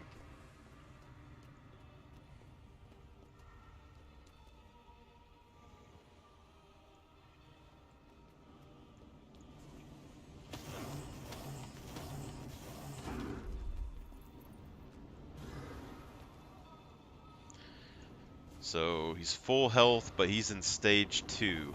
So we made it way harder on ourselves. Or he's in stage 3 now. So we have to do the full HP bar in the final stage of health.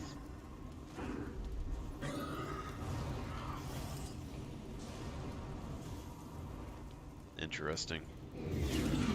That was not even close to being near me, game.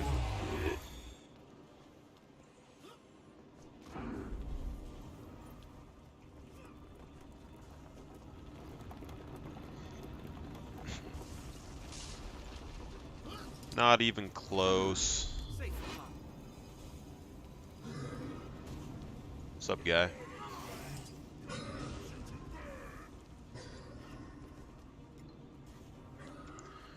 Problem with this is if you get hit by one of those balls or you mess up, you're dying. Or if you just miss the jump on the side, you just die. Oh, that's great. I don't know if I want to try and jump on the edges to get back up there, though. We could, but it seems too risky. There's too much red to really tell where all of the circles are.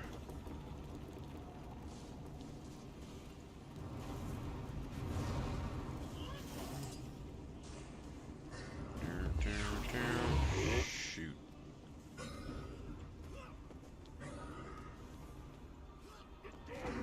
See, like right there, I've almost gotten hit like 3 times.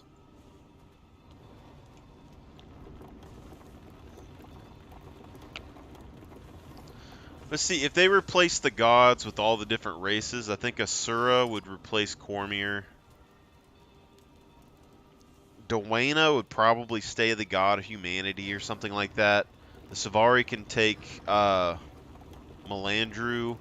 Char can take Balthazar. I don't know if Norns would take... I don't think Norns would take Grinth. Norns are kind of human in a way.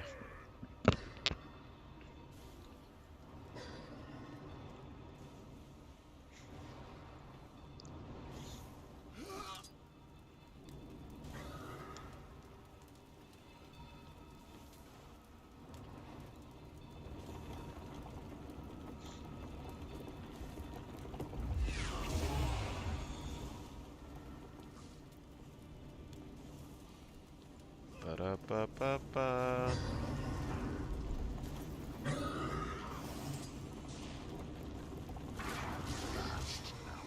feast on their anguish.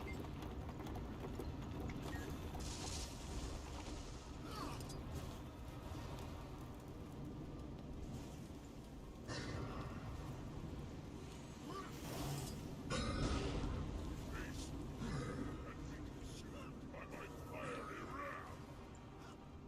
A temporary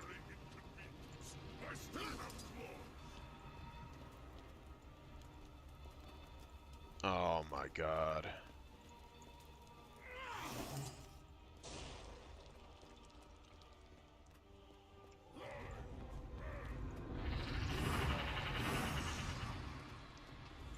Every time I run up there.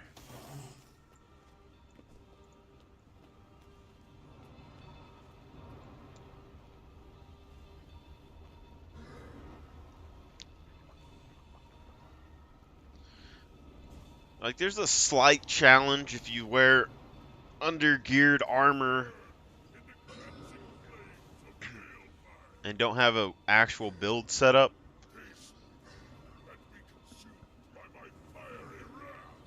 Why is this dude, like, is he like in the back room just controlling an avatar?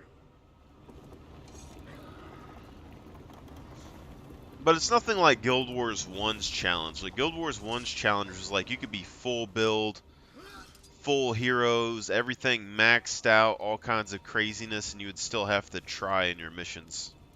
You know? A decent bit, anyway.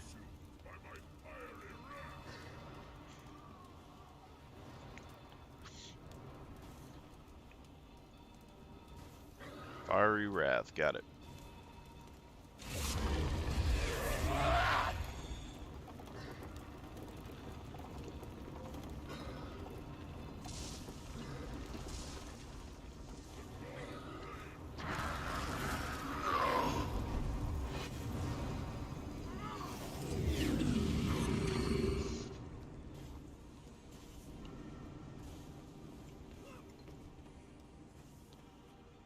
I'm gonna roll off the edge of this, and I know it already, and I'm already getting upset about it because I know it's coming.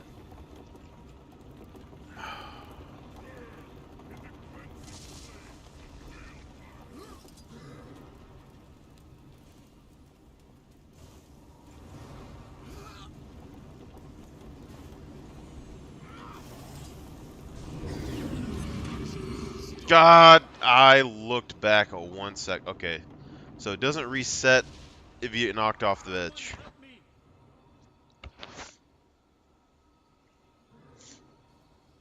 Which tells me if you're gonna die, jump off the edge. I nearly died. Thanks. Alright, run this direction.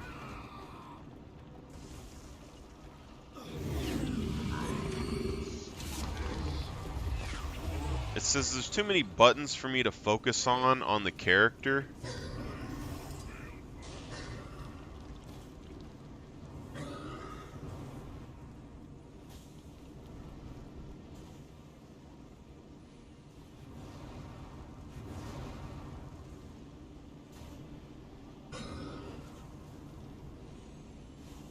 Every time I look at my skill bar,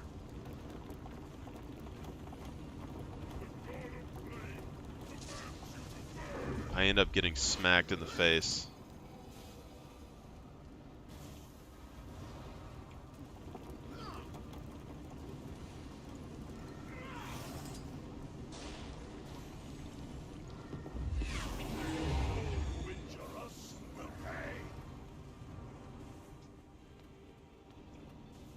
Really, I just need to stand like right there on the edge and I'm fine.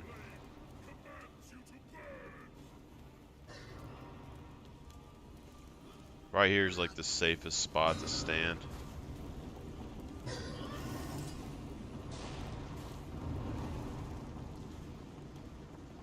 Let's see if he turns into a person. Yeah.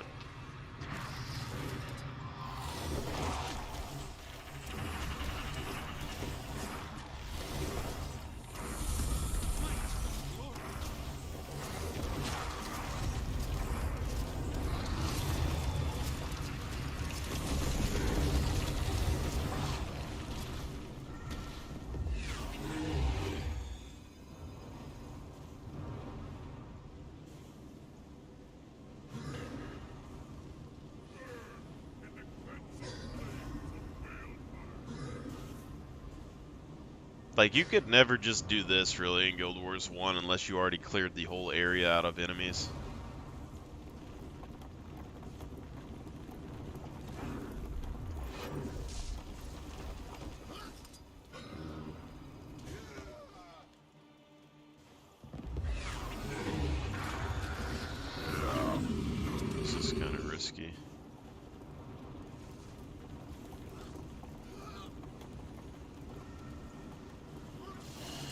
Go get some balls in there.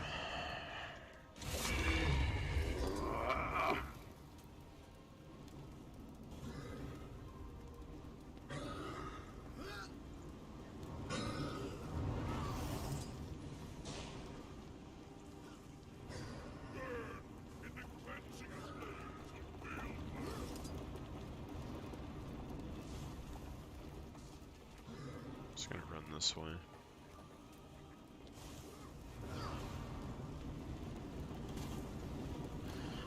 Delivery.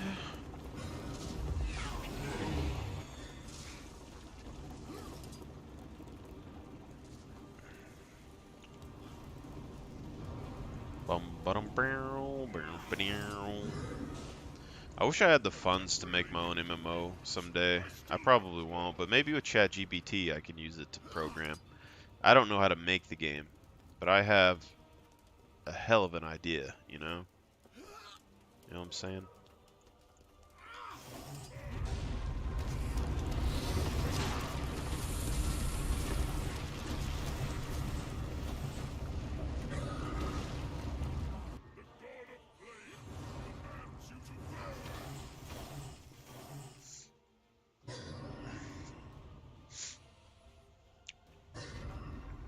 Three. You can still walk around it, so it's probably not too bad.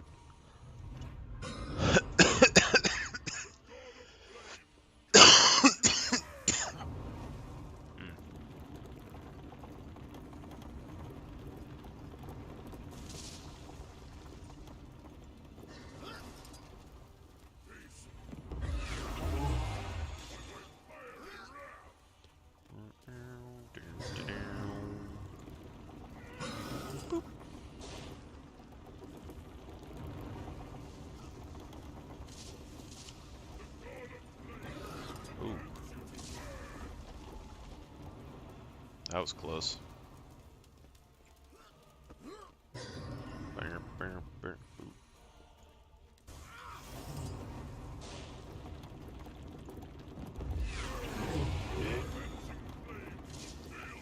If you're a Mesmer, you could just portal back and forth, which would be kind of busted.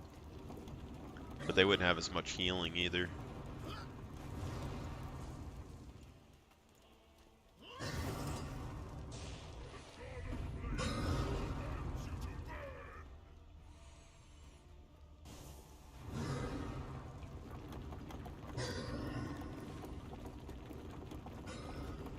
Put up a defensive shield just so you can destroy it.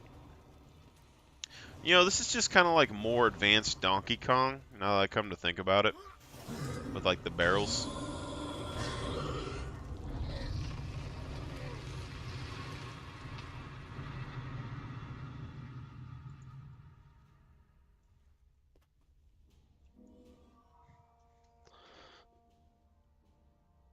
You fought well. As did you. A long time ago, I made a mistake. I left when I should have stayed. And I spent the past 5 years trying to justify it. I still feel like I did the right thing, but I'm sorry I left. For all those years, I was so angry I wouldn't listen. I understand why you did it. And I'm also sorry that you did. Are we good then? No. But we're better. A couple of ales might help. You got a deal. Now that was fun. Can we go? Hey!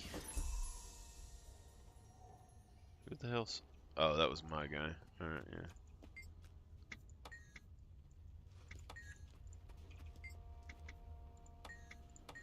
Alright, now we got 2 more dungeons to do.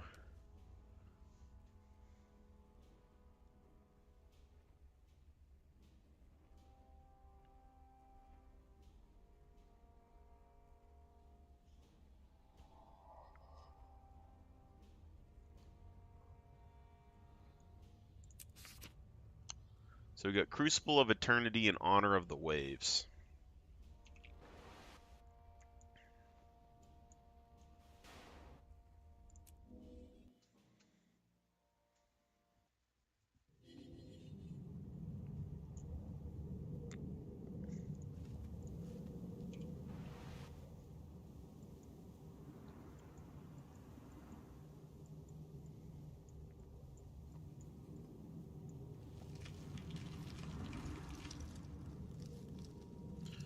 Crucible of Eternity. I could have swore was in the lower areas. Yeah. Honor of the Waves is up here. So that's plus 70 to 80, and this one is 60 to 70. So I think we do Crucible of Eternity first. And then we'll go and do the Honor of the Waves after that. And that'll complete all of that. And then we can finish the rest of a personal story. And be golden. You know what they should add is like markers that you can put on the map. You can zoom in, but like there's no way that I know of to put like a marker physically on the map.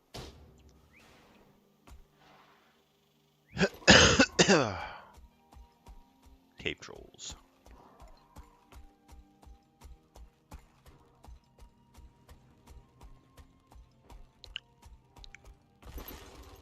Mama troll, got it.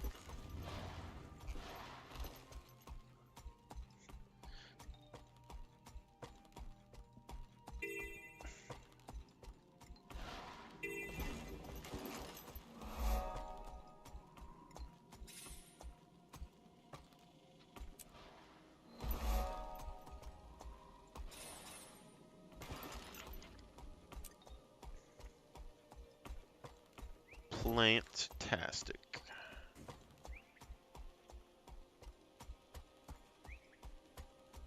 Maybe I should dye my mounts.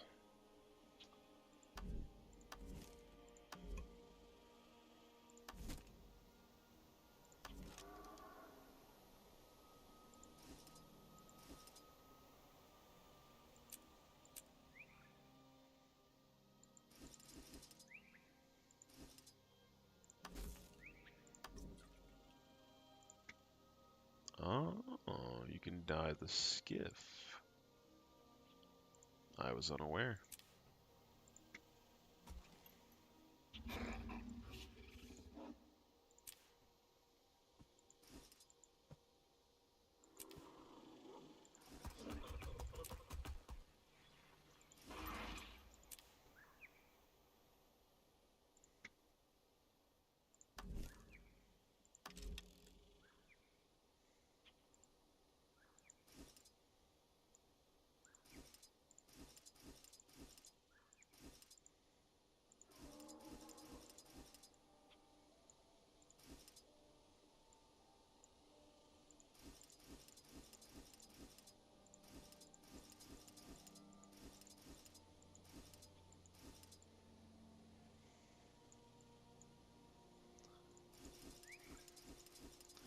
You know, I get why people would want skins for their mounts for sure or whatever, but I think it's just because the mounts aren't just like a standard horse. I just don't really have much of any interest in a raptor skin, you know? If it was a horse, you know, and it had different armors on it, I'd be like, yeah, cool, you know, it kind of fits my character.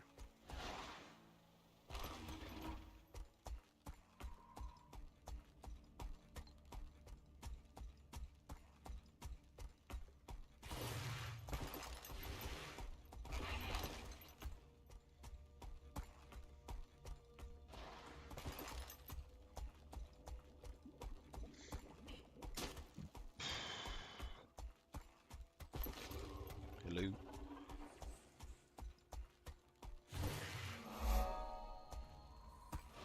Is it me you're looking for?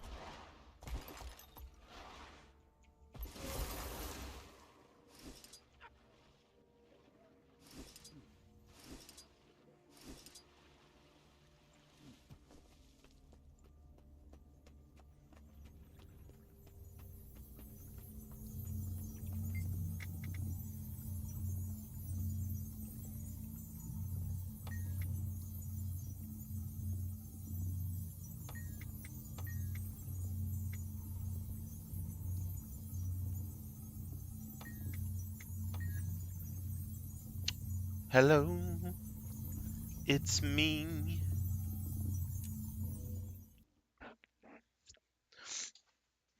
Going it alone to the crucible of eternity. Ooh.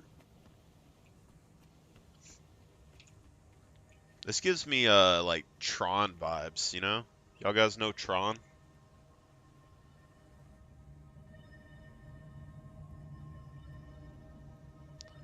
User.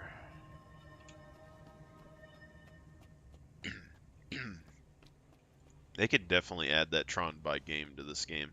Nothing's exploded, right? Welcome to the Crucible of Eternity. This is the heart of the Inquest, and here is where we will find Kudu. It's very blue for Inquest, you know?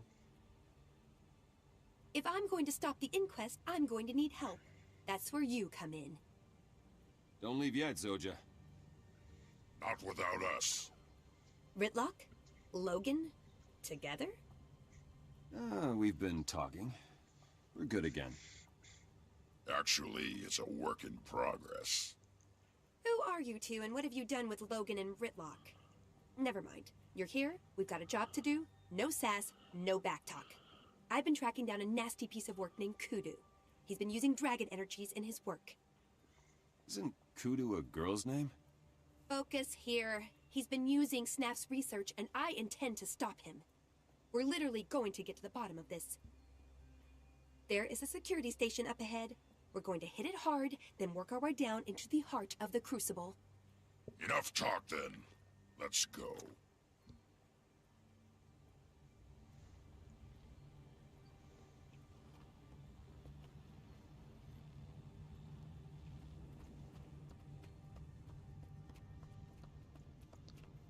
Hello? I need more power. Bypass the safety interrupts. Prepare the subjects. It's me. Coming as a plan to fulfill my destiny. Intruder alert! My destiny is taking root. There we go. My character gets it.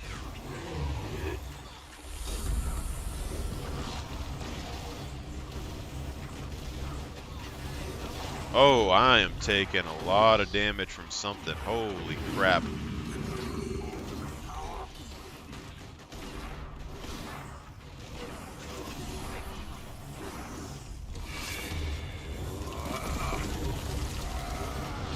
I'm out of juice.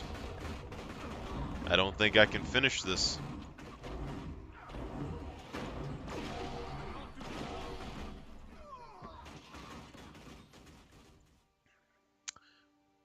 Take out the proximity alarm device. It's these guys, the gunners, that are killing me, but there's 2 or 3 of them.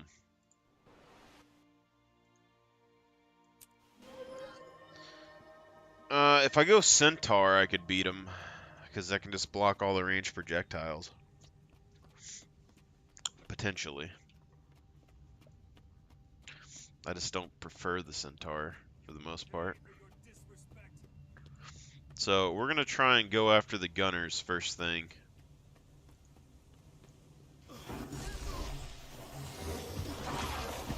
And we're going to use the walls to our advantage.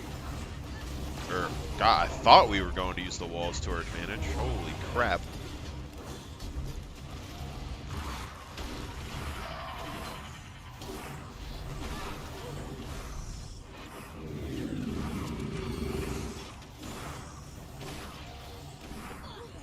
You have to run back and forth. There's no...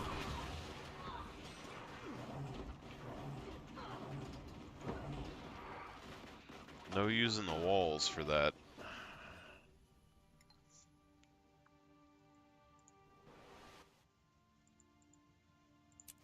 Okay, plan 3.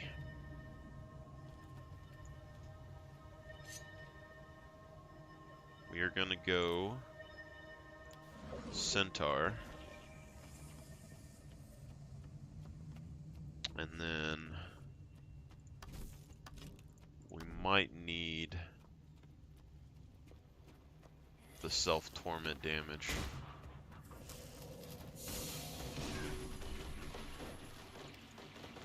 Crap.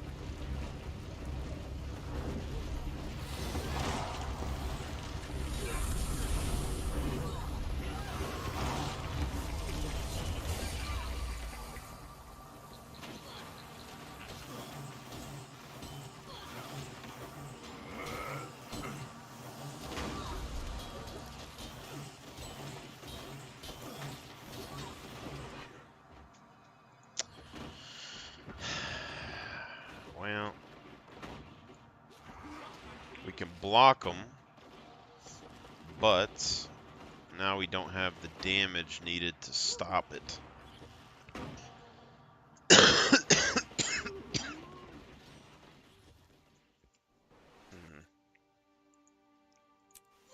But if we don't use Demon Stance, we can use this. So you probably need to go Condi damage and the barrier at the same time.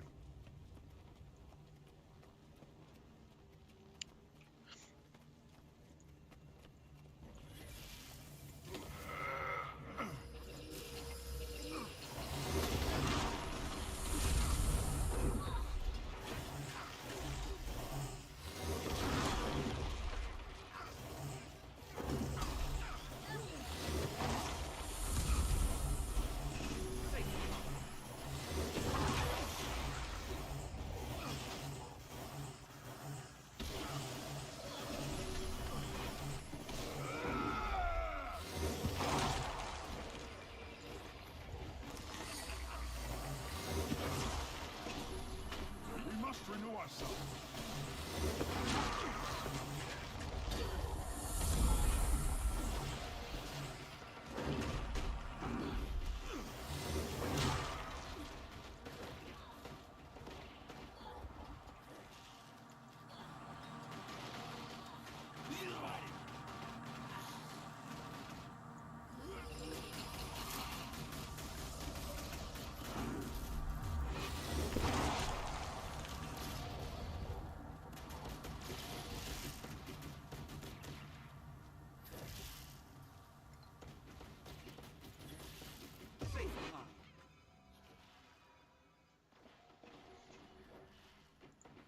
Someone help me!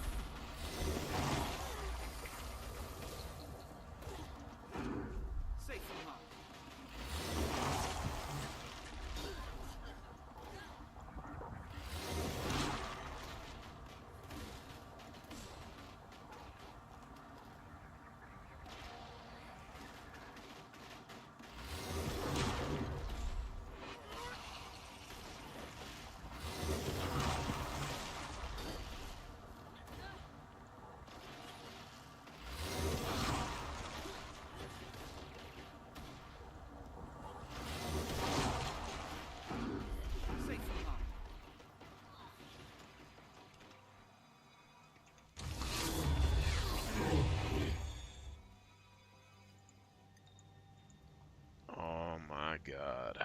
We just don't have the damage. We need defense and damage all at once. Unless we can just kill the portal device. Might actually have to look for a group on this one.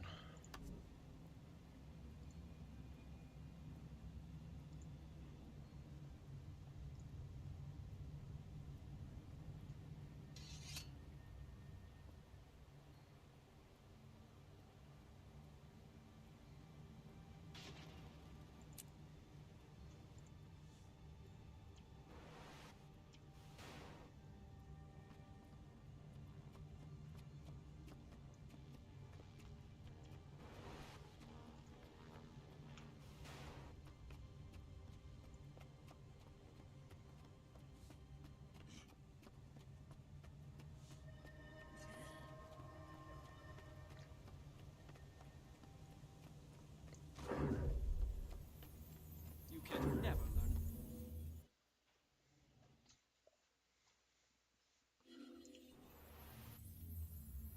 So that's contested now.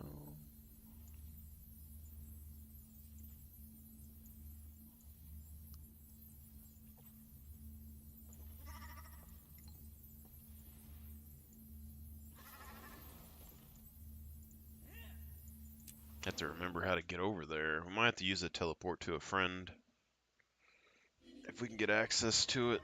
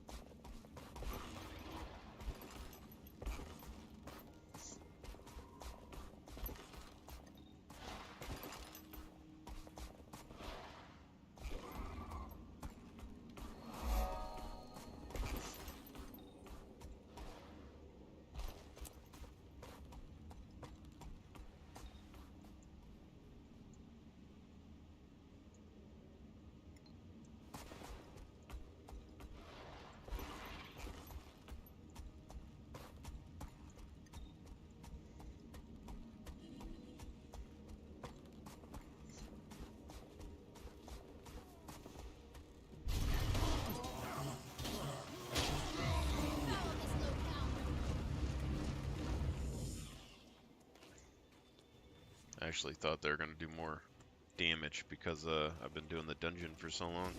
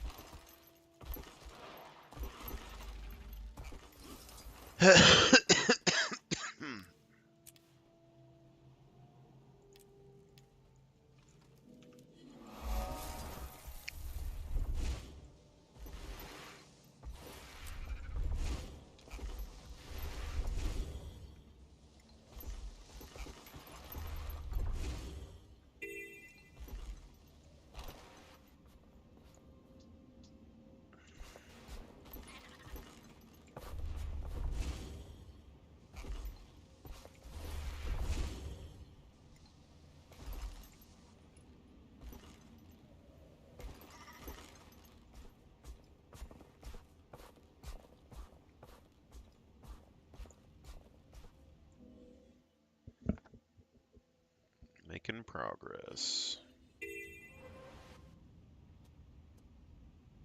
Or maybe not.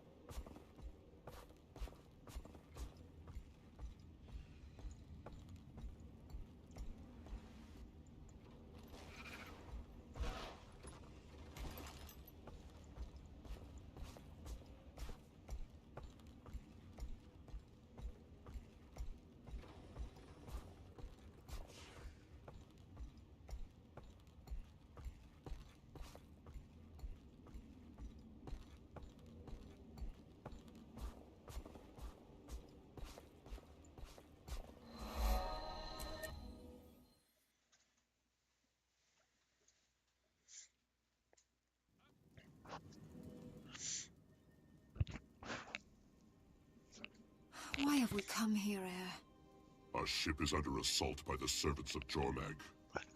The voice, our spiritual ruler, is going mad. We must save her. This is suicide. Let us come back with more people. No. Time is of the essence. I will go alone if I have to. You'd be throwing your life away. None of the others seem to care if I live or die. Let my legend come to its end. We must go now. I fear for the voice. This is a fool's errand, Heir. And I am a fool.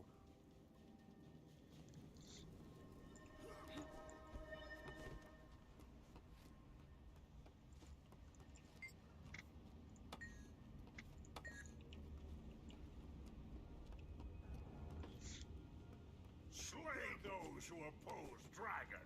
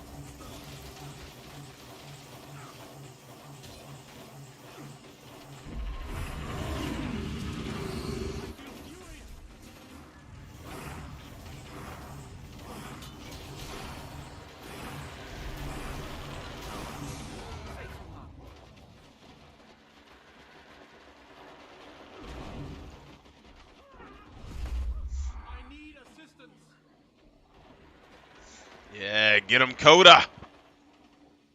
Get him, Coda.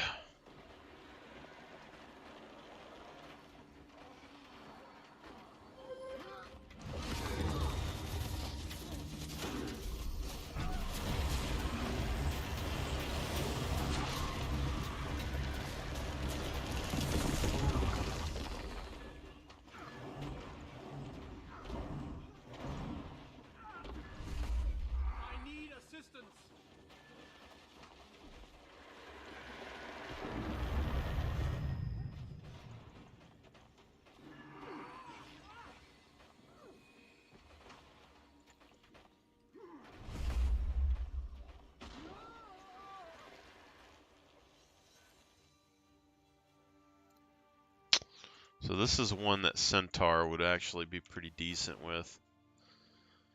Stuns, chills, and bleeds.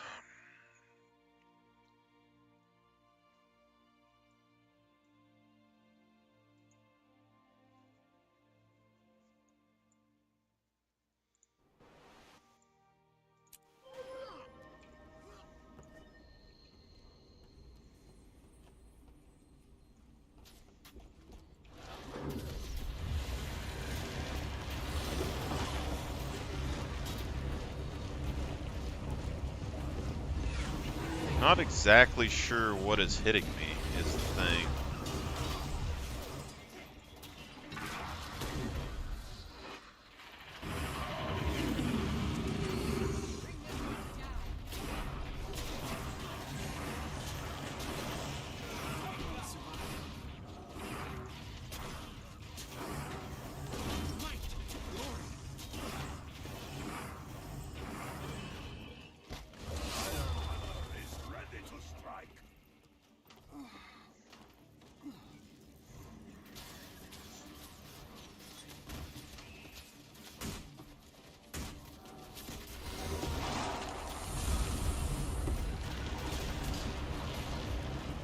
Whatever that is.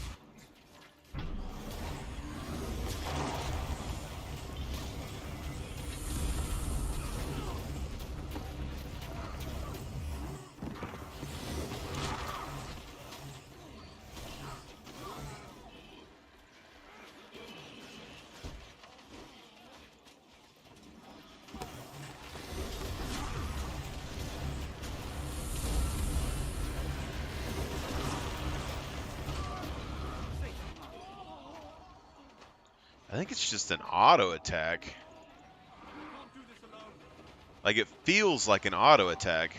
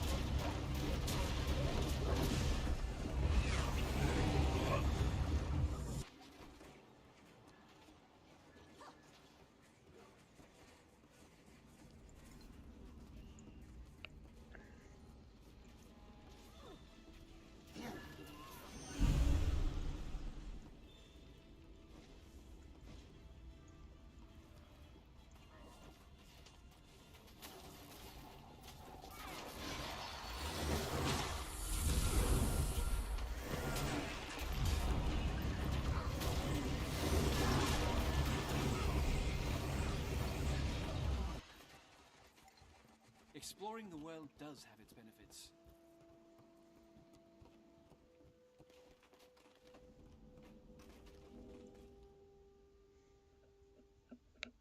This is the Voice's lair. Who are you? I serve the hunter known as Coden's Bane. Your precious voice is our prey. She can run all she wants, but we'll find her and turn her into one of Jormag's minions. Now die!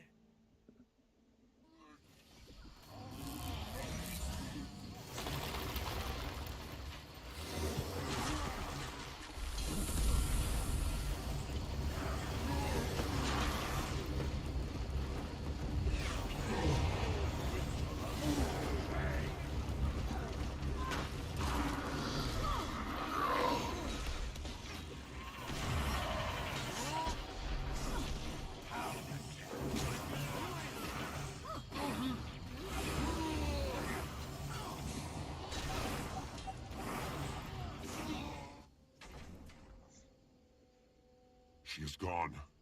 We must find her, before this Coden's Bane does. The Voice and the Claw share a bond. I feel her. She is deeper within the sanctuary. She is in great pain. We will find her. We cannot abandon her to Jormag's minions.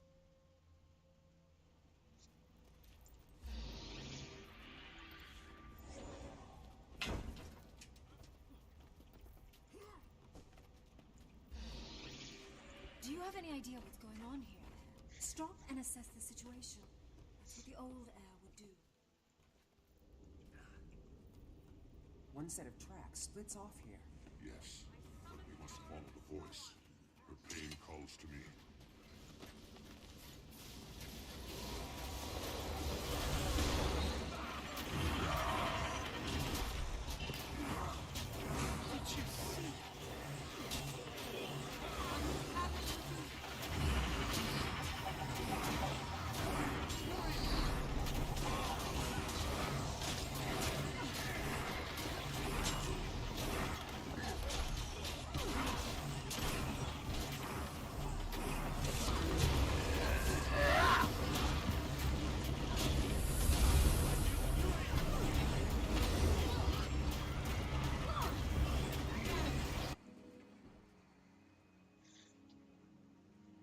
big boy.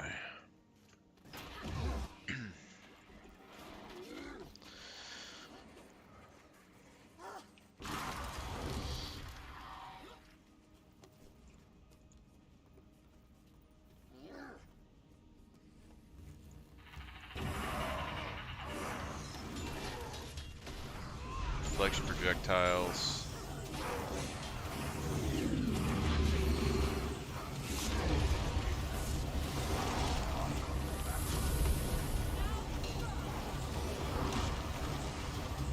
This is where I think the game really kind of falls short, though. It's just like the team building element is just not really there, because you either have a team and you instantly just run through content like it's non-existent, or you don't have a team and then the game feels pretty decent, you know?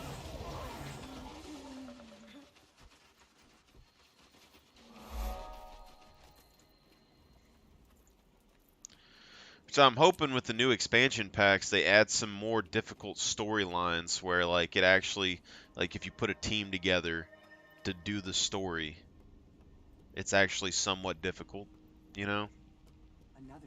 Maybe put an achievement behind it, have like an easy method to beat it and then a harder method with additional achievements.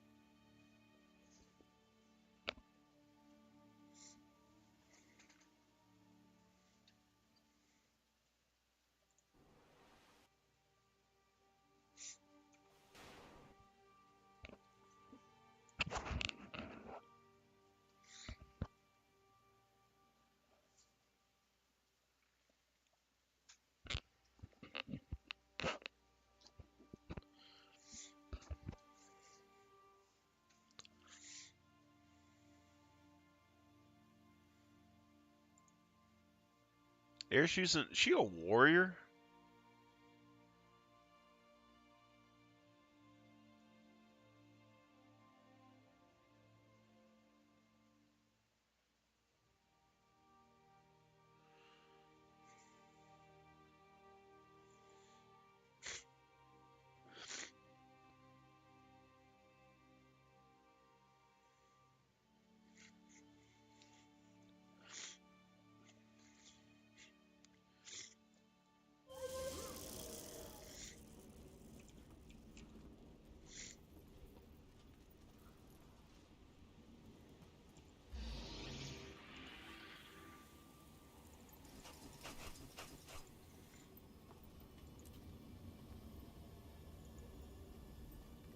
This is the only proper course.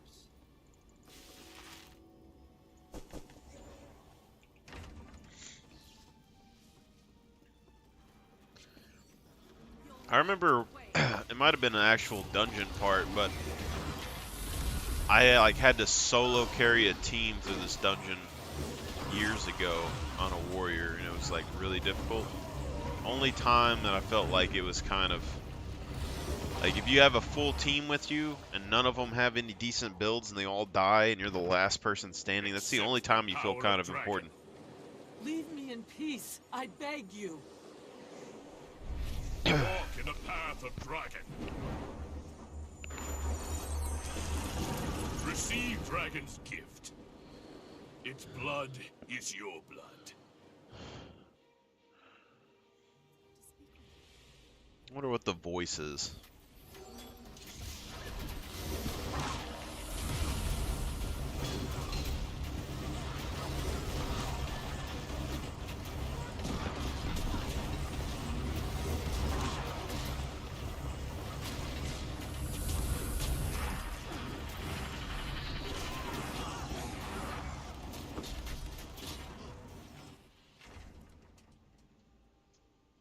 Leave me. Let me die with my voice and my sanctuary. Claw of the honor of the waves, I know this cuts you deeper than any blade. But you cannot let failure destroy you. That's what I've been telling you. Let her finish. Defeat is not getting knocked down. But it's going to get up again. I understand. Come then, let us eradicate the creature that has slain your voice. That's what I've been telling you. Let her.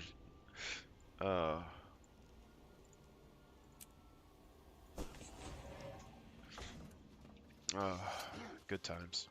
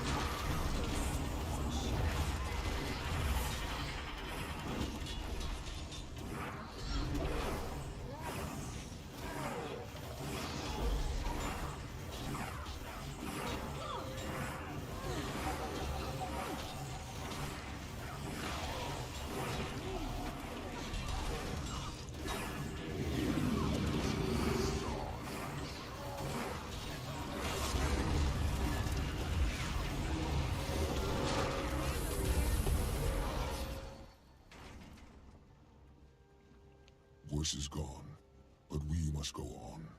I see that now. Never let your mistakes defeat you. Isn't that what I've been saying all along? Yes, Kate, but sometimes we have to learn that lesson for ourselves. Now, we should find the others. We have a dragon to fight.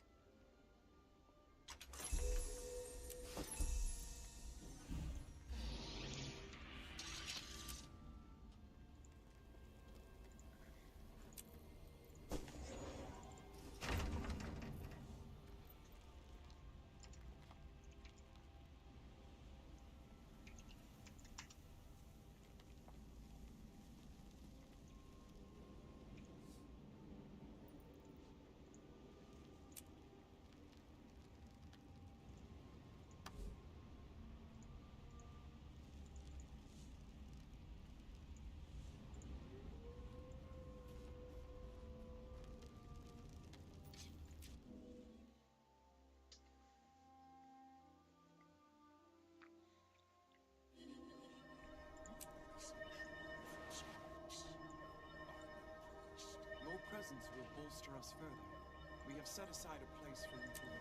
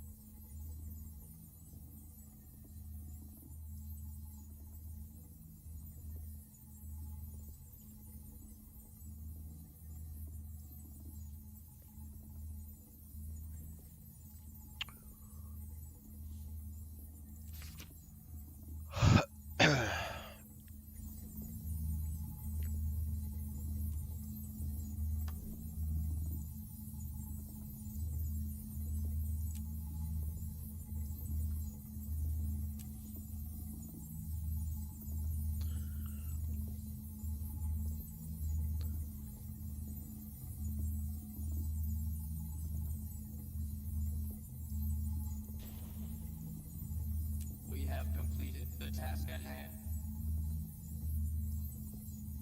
See,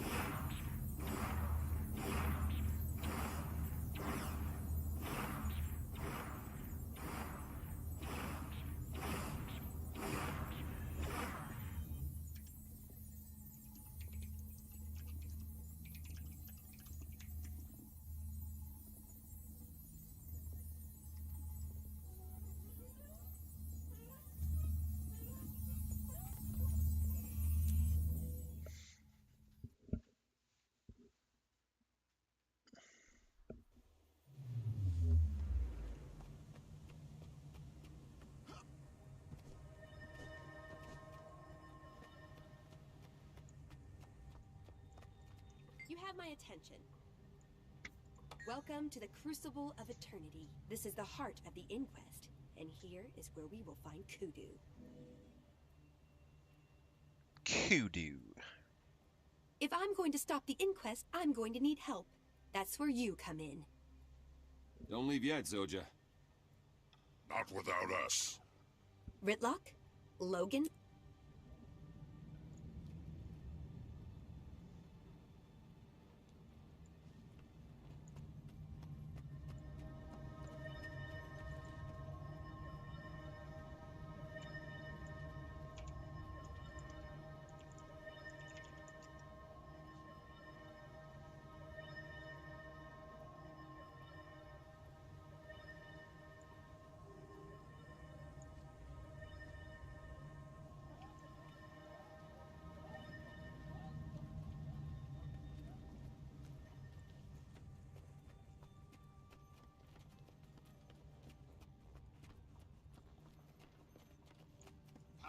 I need more power.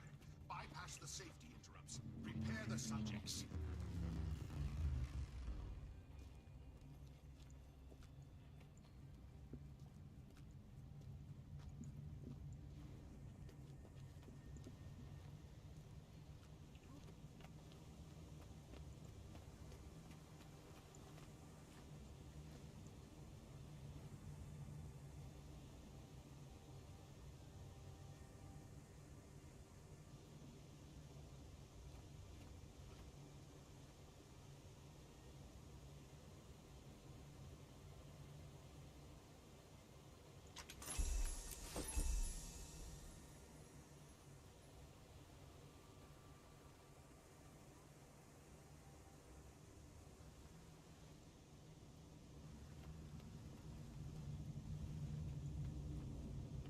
Intruder alert!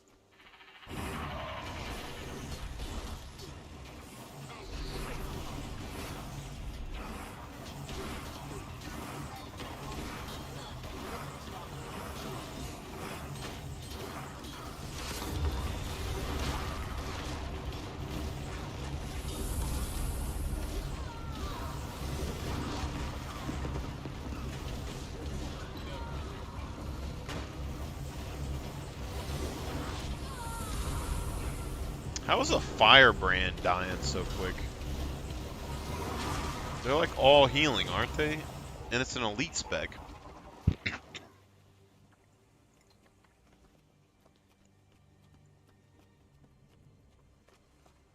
The Inquest laboratory spiraled down along the central pit.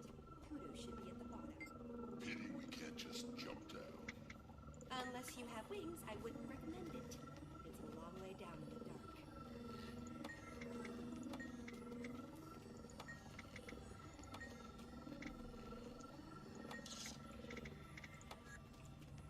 Interesting.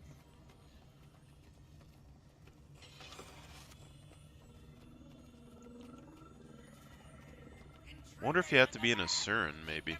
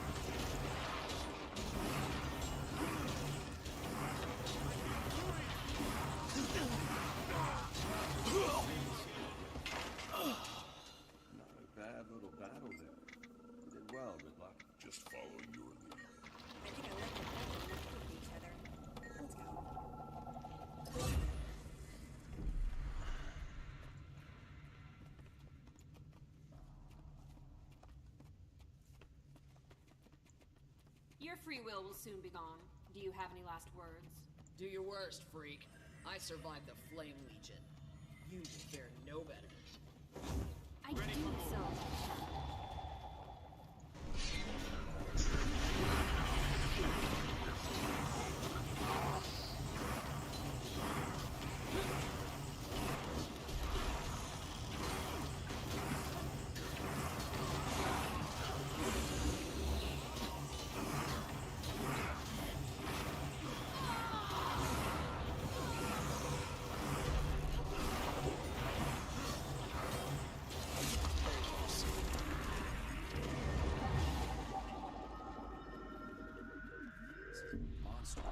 What is Kudu doing here? He's experimenting with dragon energies. I didn't know how far he had gotten. Let's shake a leg and take him down. Oh, this is wrong. So wrong.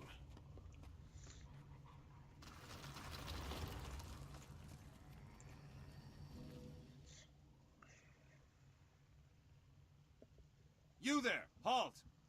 Thank the alchemy. Kudu has gone mad. You must stop him.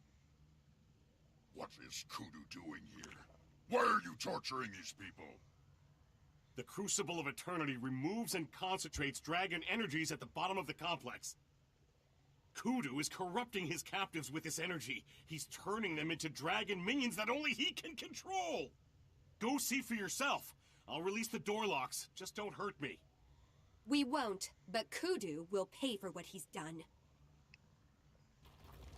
But he can control the dragon minions, and that means you could take all the dragon's minions away, and then, you know, they wouldn't be nearly as powerful, you know?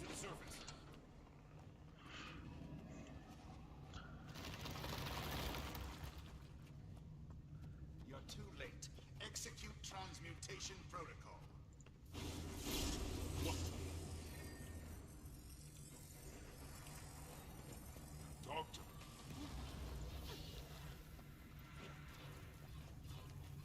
Our intrusions will make gravity test subjects.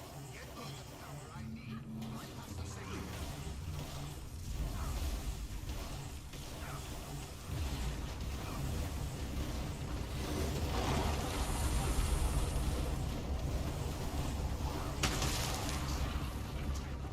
Tear them limb from limb.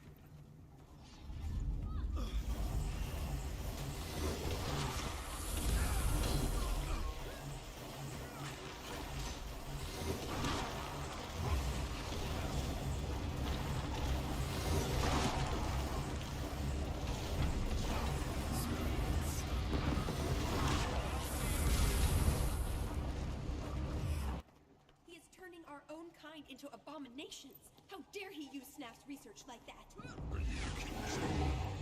I will be once I get my hands around Kudu's skinny neck. Kudu.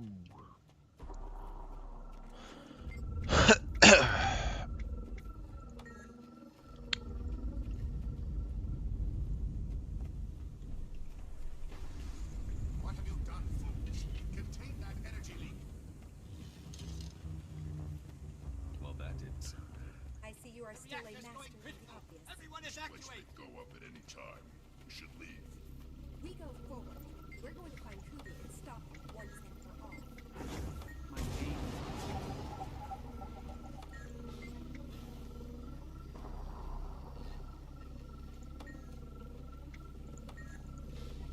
Kudu, open up and face the superior intellect.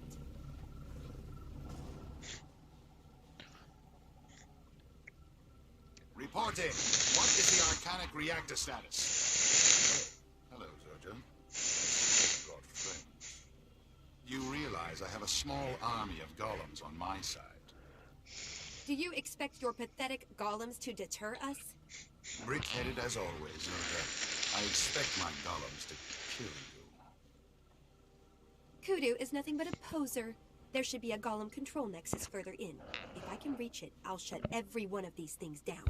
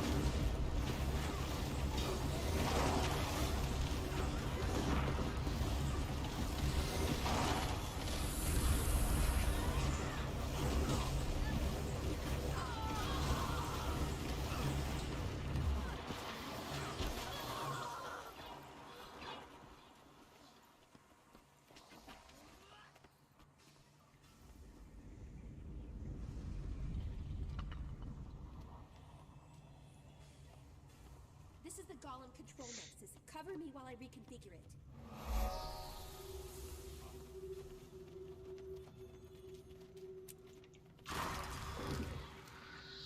Warning, mainframe security compromise detected.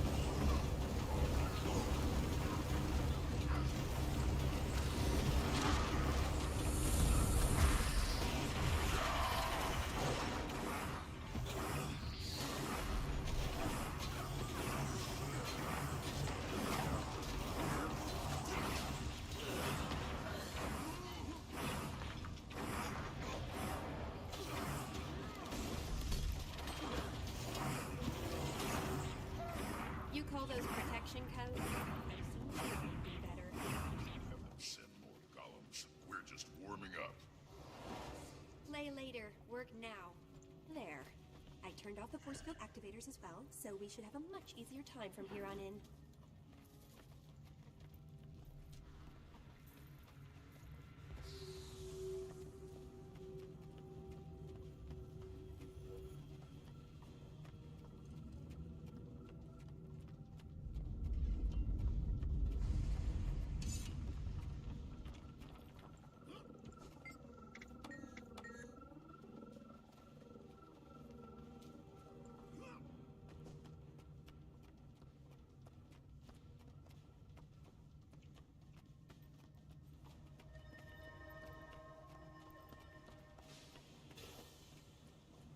Golem control server offline. Directory not found.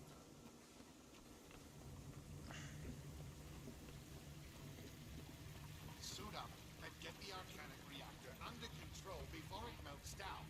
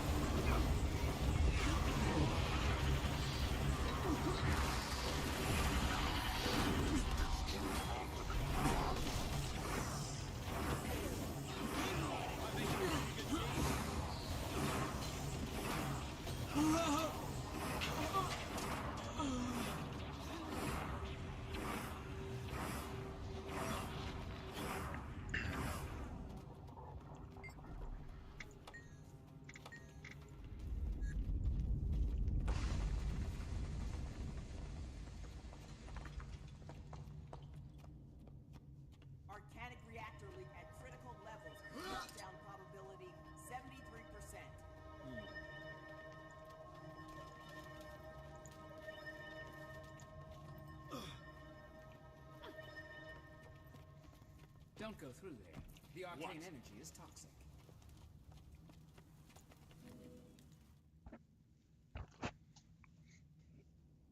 Look at this mess. I'm not going in there. That reactor isn't going to last much longer. Then that's our cue to pull back. No, I will not let Kudu escape again. This ends now. Ridlock's right. I'm not a fan of growing extra limbs. So how do you plan on getting us through there? You're speaking to a genius, remember? Stay close to Mr. Sparkles and you'll be safe.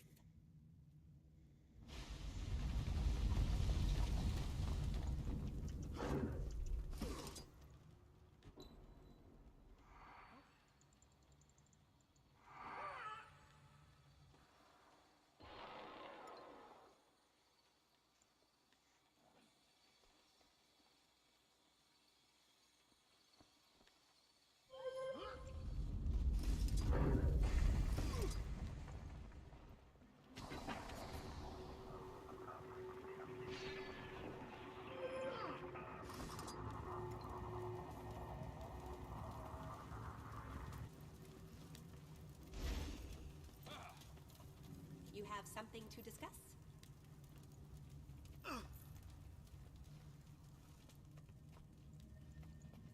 Greetings.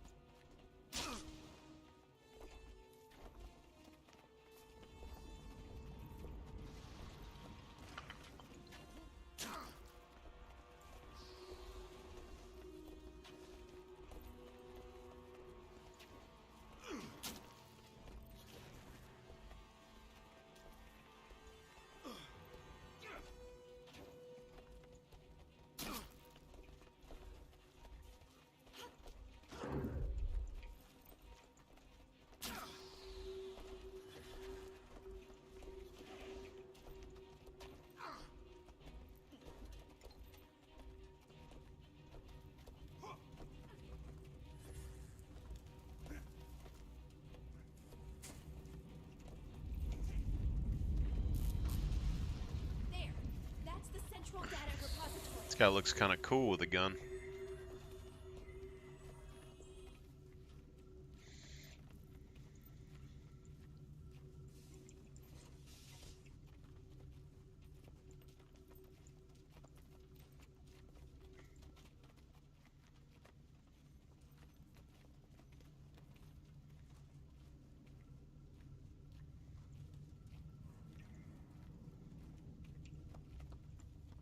Hold on. This is where they've got all their data stored. Good.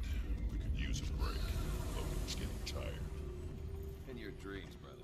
Can the chatter, you two. I need to concentrate.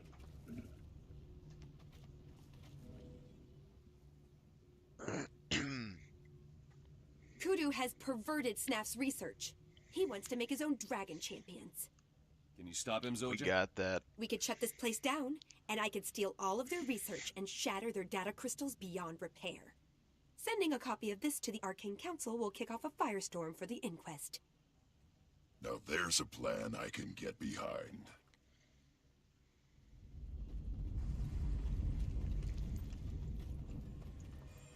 Bum ba-dum.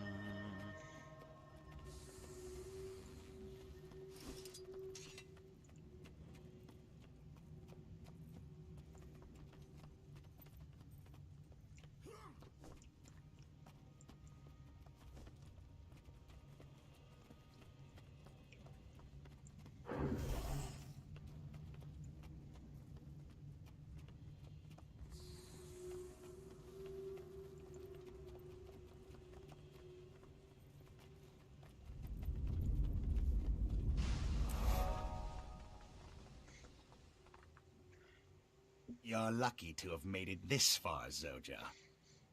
Look at his face. He's been corrupted by the dragon energies. It's an improvement. Enlightenment always comes at a price. Now you must pay for what you've learned. Interesting. You can't compare to me.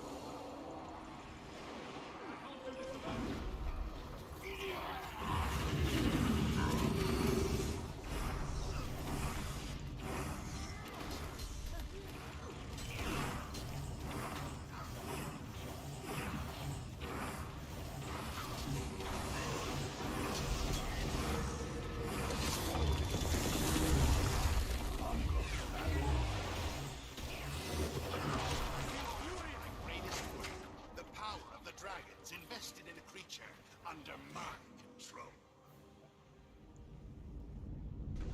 Undead giant.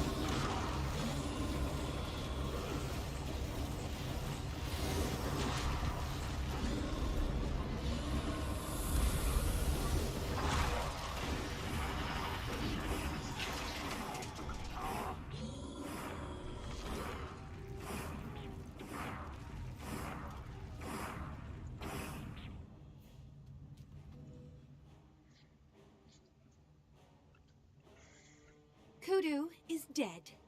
This won't destroy the Inquest, but it will cripple them for a while. No one uses Snap's discoveries but me. Zoja, we all miss your mentor, but I think it's time to let things heal. Come back to the group. Come back? You mean work with Heir Sagalkin? Never. I can't forgive her. I forgave Logan. Then you're a fool, Ritlock Brimstone. Snaf would want you to come back. We should put Destiny's Edge back together. You lot can go fight dragons alone for all I care. Your friends need your help. What would happen to them without you?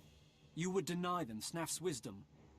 No, of course not. I mean, I'm sure they can... That is... Heir isn't a complete fool. Very well. Fine. I will think about it. No promises. Sounds good. If you show up, you're in. No pressure.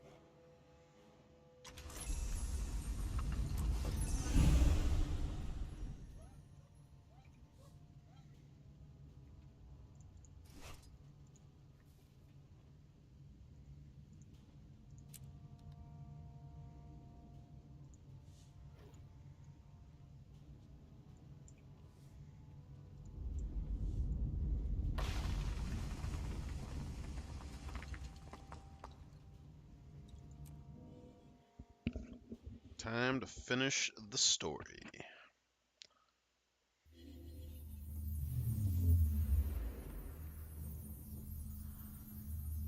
This helmet makes my head look big as hell.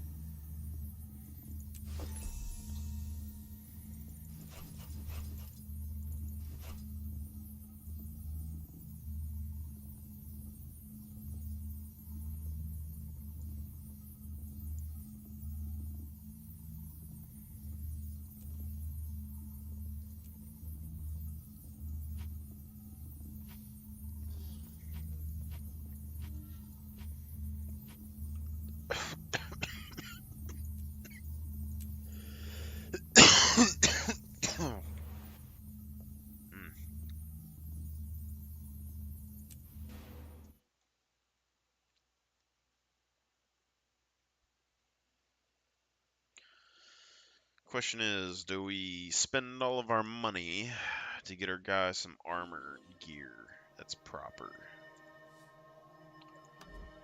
We could go Celestial, I guess, but I don't know if it's necessary.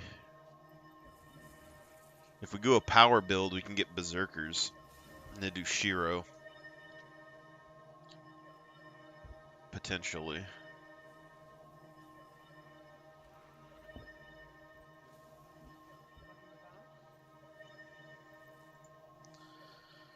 I don't really think, like, it's kind of split because, like, if you use the crit sigils on Revenant, 3 seconds, I don't know if that's enough.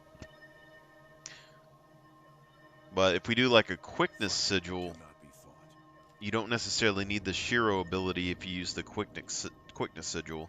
But if you use vulnerability sigils, then you can get additional vulnerability stacks, additional life leech. If you use life leeching sigils, that's even more life leech. So it just keeps going, you know?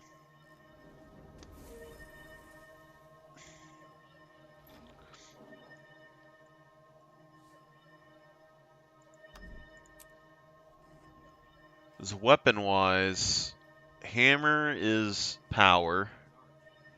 Swords are power. The bow is conditions.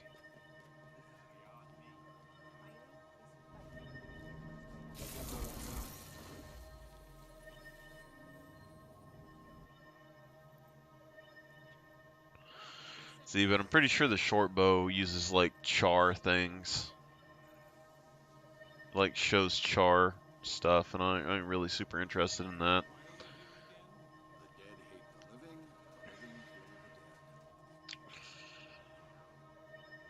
The great sword, I think, is what I want to go for, and its vulnerability,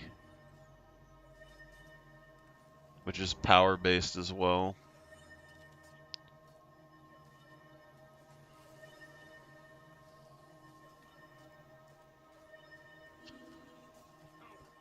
staff as power. There's only a couple of conditioned weapons. Fought these things before. How do you kill the undead? Fire, decapitation, spellcraft. Whatever kills the living, kills the walking dead. Oh, that sounds easy. Rarities, exotic, revenant, attribute, we want power, precision.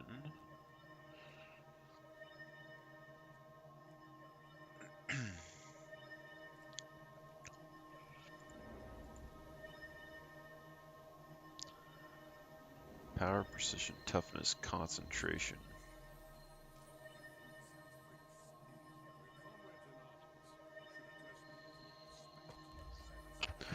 Power, precision, and ferocity.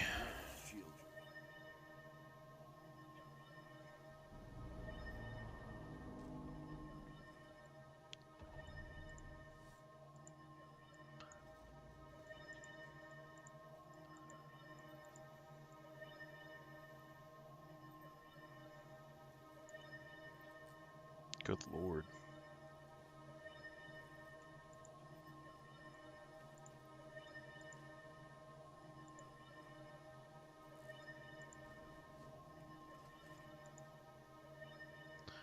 Power, precision, healing power, Condi.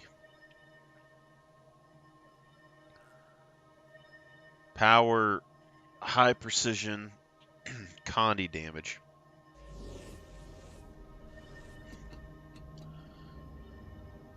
I don't necessarily think this is terrible, but Condi damage with burning, I mean, that makes sense. And this does 50% burning duration with a high Condi damage increase. So basically you're doing physical attacks with crits, and then you're getting burning on top of it. Monocle. 25 gold for that. This, the creep is just, over time, is crazy. Rampagers.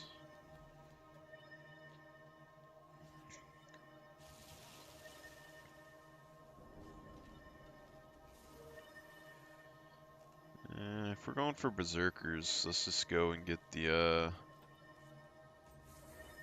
this one, the Divanas or whatever. Can't hold me forever. But I can hold you as long as I need to.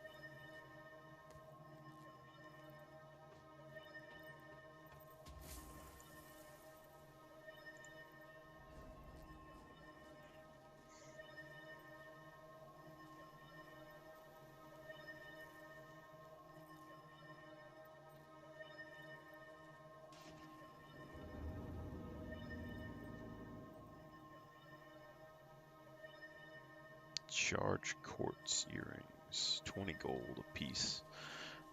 Apparently, the freaking divinity gear, the price is just skyrocketing. Like,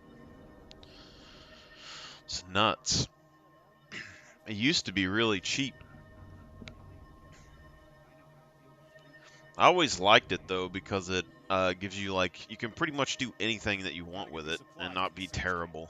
We don't want the trebuchets to run out of ammunition. That goes without saying. You're the one with the map. Let's get going. Of course.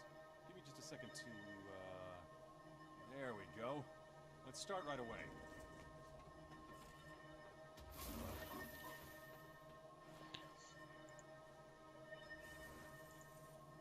Snag a couple of those.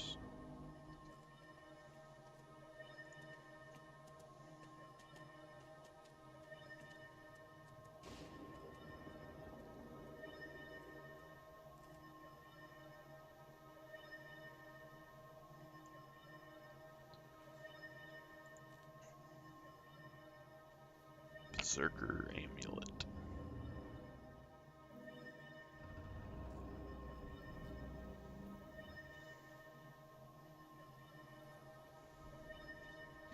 Condition, damage, and expertise.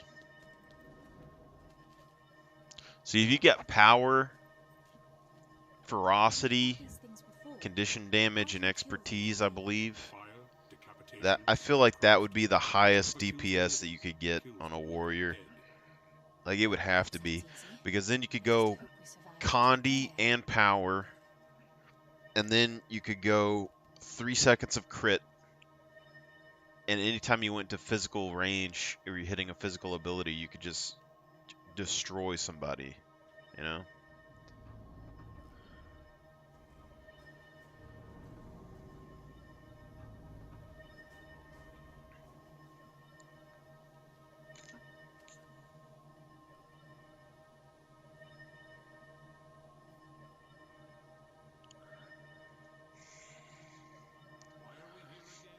The dead hate the living kill the dead.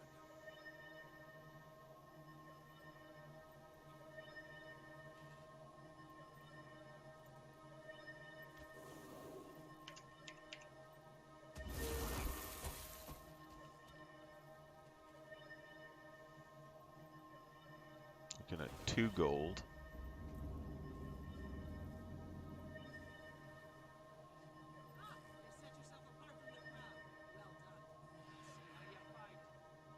Power, precision, healing power. Like that's something you could do on this too.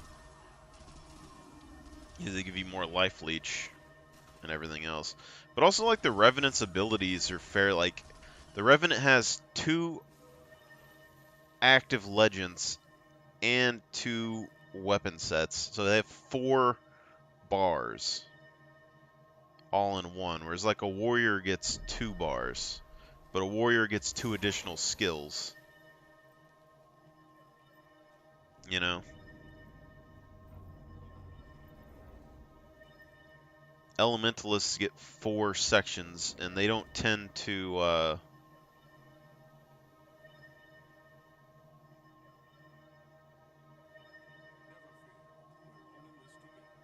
forgot what I was thinking.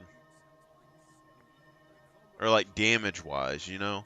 Because like a warrior will have like 20-second cooldowns on his abilities, and then you can swap and you have 20 seconds on the other page. But a Revenant will have 20 seconds, or like 10 seconds here, and an energy cost. So as long as your energy costs are up on both sides, then you can basically use as many of your abilities as you want. So you probably get more total DPS out of that anyway. So Revenant might be able to get away without packing ferocity and being able to just do healing power. Like something like this. Power, precision, healing power, Condi damage. I think you could potentially get away with that.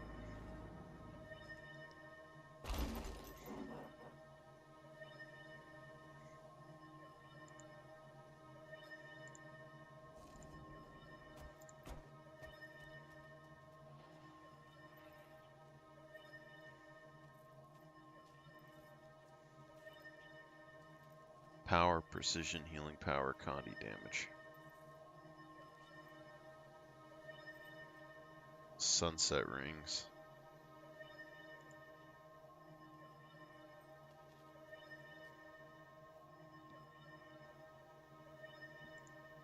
We get to see some action. Nice. We're not swiping books from some dusty library, girl. Like I said, nice.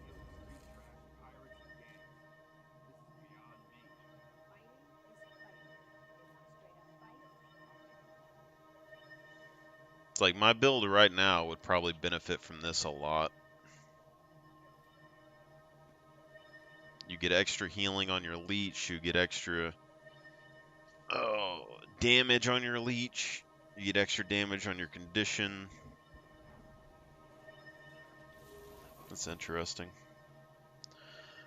Alright, back item, we need to remove these. Just find whatever's the cheapest on here. Looks like 7 gold.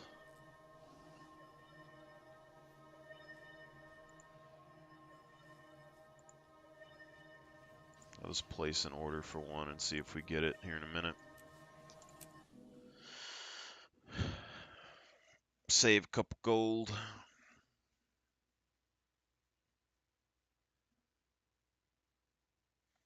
We still need to grab weapons, so for now, it looks like if we're going to power build,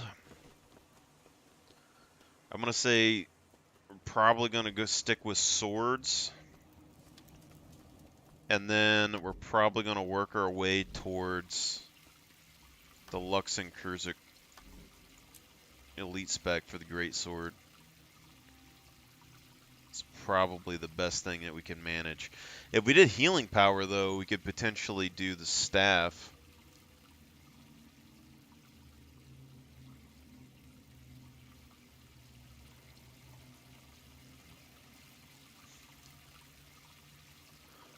Shoot.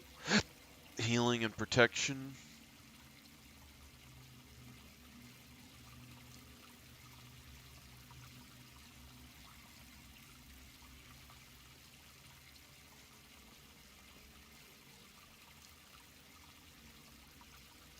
Yeah.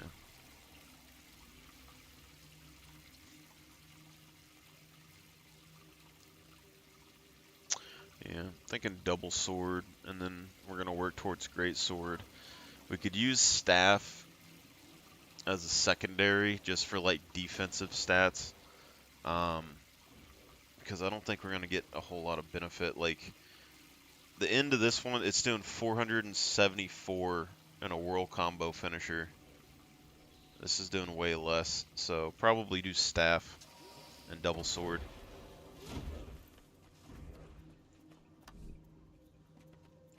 That's valuable.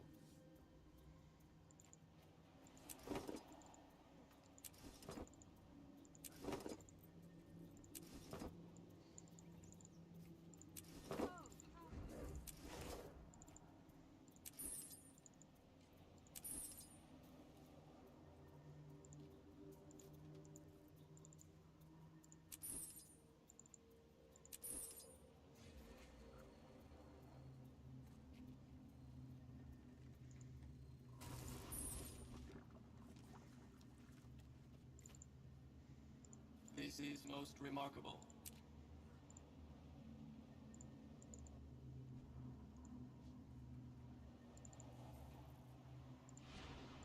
This is the only proper course.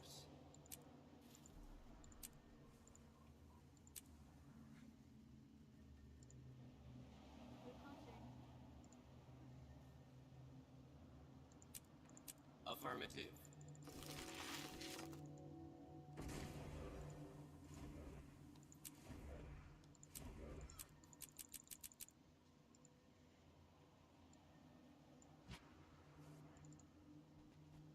Target destroyed.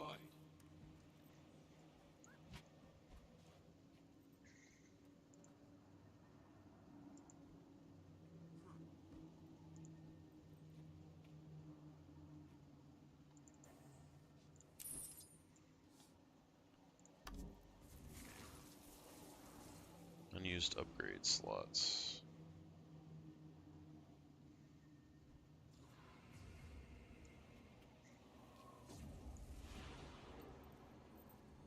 A full challenge?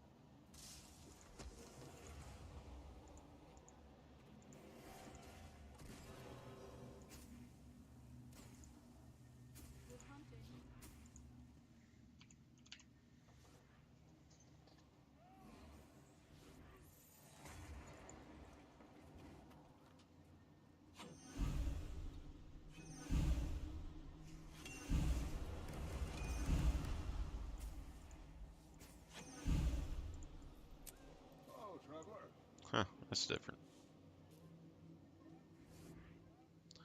Assassin's Pearl Saber.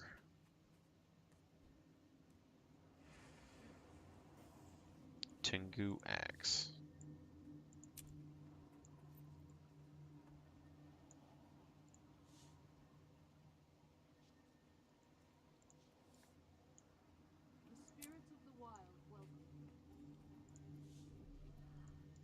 Tengu Sword.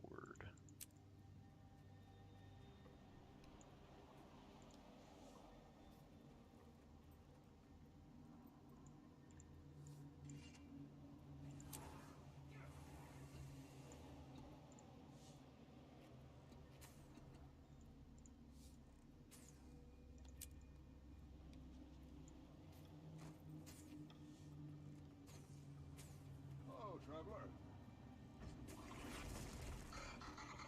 Power, precision, vitality, ferocity.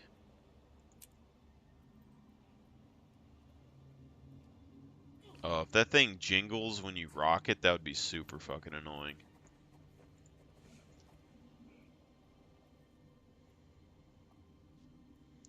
Berserker's Ebb. It's not what I thought it was at all. Looks like a jade sword, maybe. Berserker's Light Ward Battle Hammer. It's like a simple little European hammer. I mean, it's not like my thing, but it's kind of funny and kind of decent looking. Lightweight battle staff. So this battle staff looks like a spear. I kind of like it.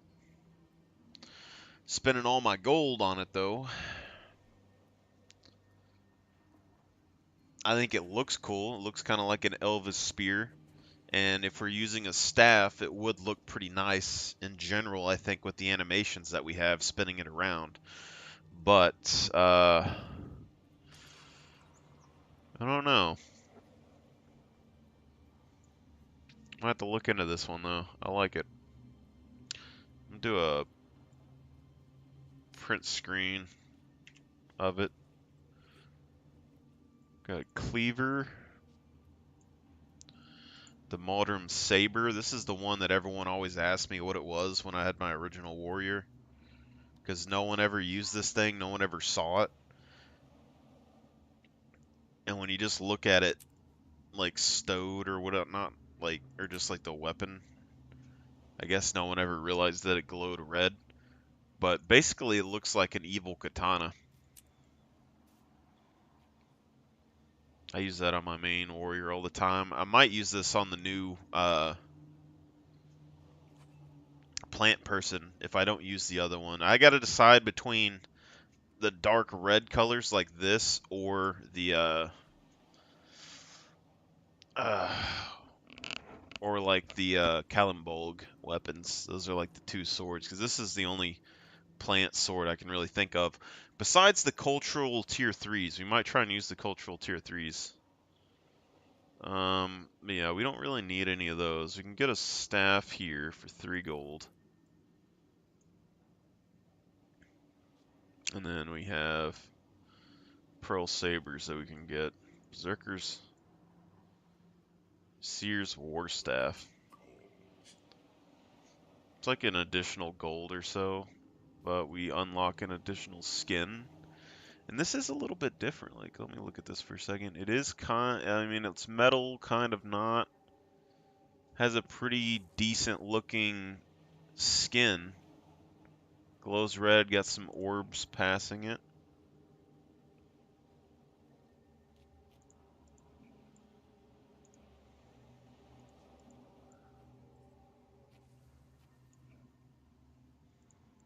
They always go a little bit overboard with their stuff.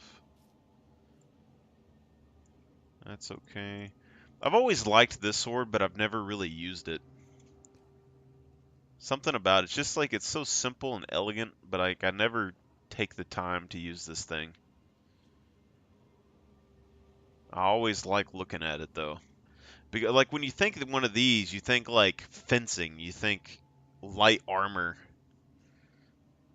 and I never really have an opportunity. Like I would like a ranger or something would probably use something like this compared to a warrior.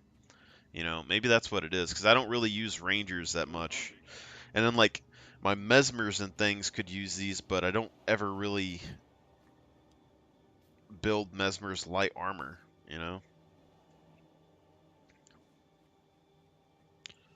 Caracas. Crucible. It's a decent kind of falchion blade. I kind of like that. Death Wish. I shall consume you from within. Only if I'm already dead.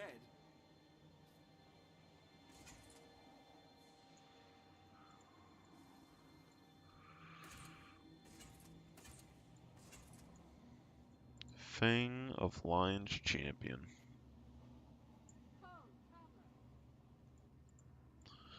Final Verdict. Firework Axe. Oh, that's funny.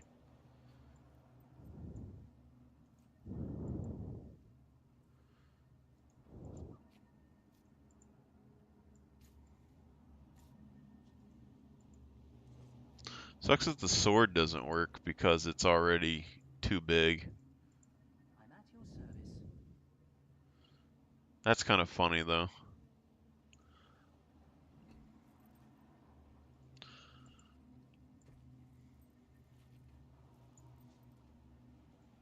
Jade Axe.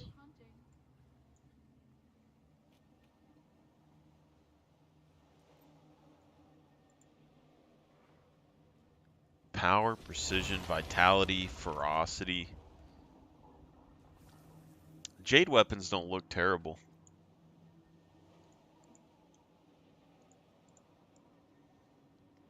Sword's a bit like Riven from League of Legends, but I don't think it's bad. Maul of the Damned. Old Ascalon.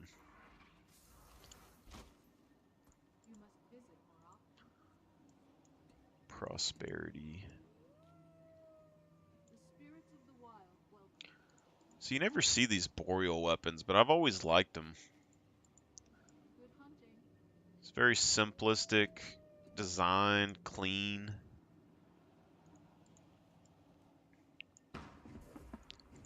But the boreal sword is something I also considered for my plant character. So if I wanted some metal. Salt spray staff. Salt spray sword.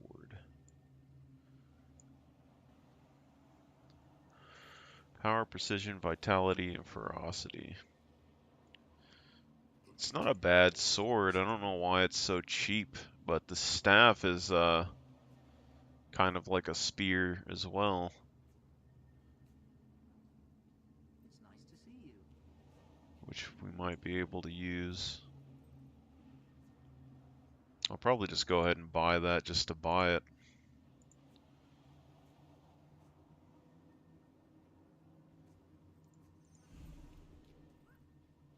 Oh, they got a green one. With assassin stats.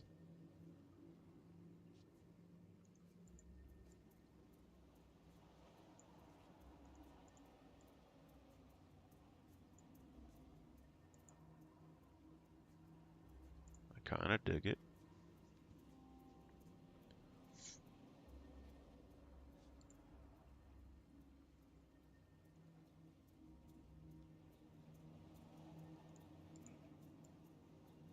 Something like that being so expensive, I don't understand.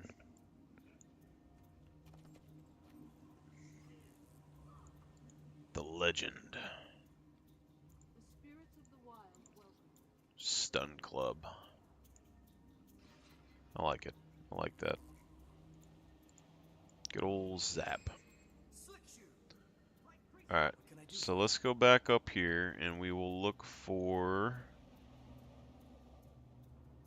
We are going to grab Berserker Seeker's War Staff.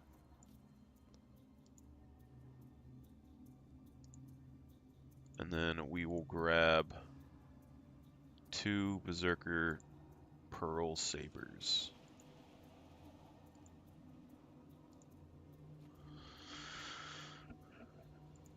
Hello, stranger.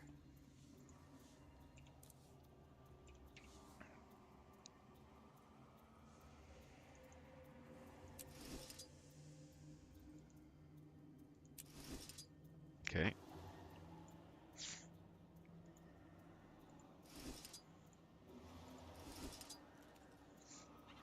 And we swap, and we do this.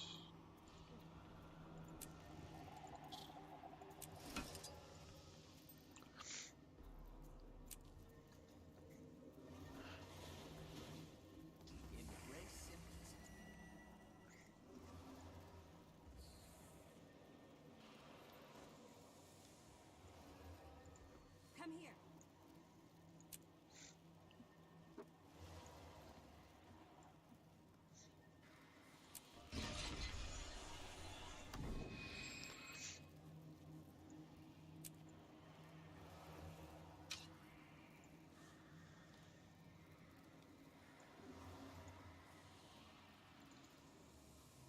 Affirmative.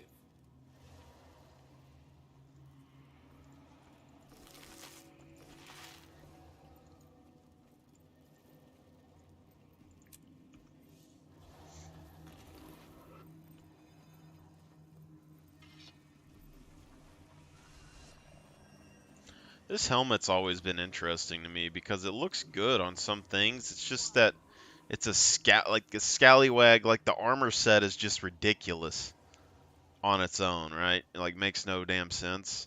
So you never really use the helmet. And anytime I've ever did, I felt a little weird because like if you took the top piece and just cut it off right there, you'd have a really decent looking helmet. Maybe like smooth out the edges, right?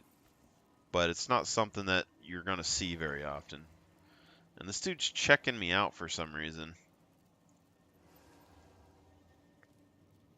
He has a Canthan armor. That might be an outfit. I don't know.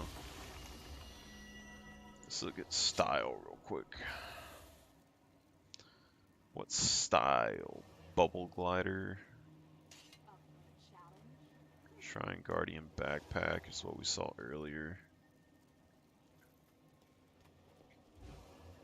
Bandit sniper outfit.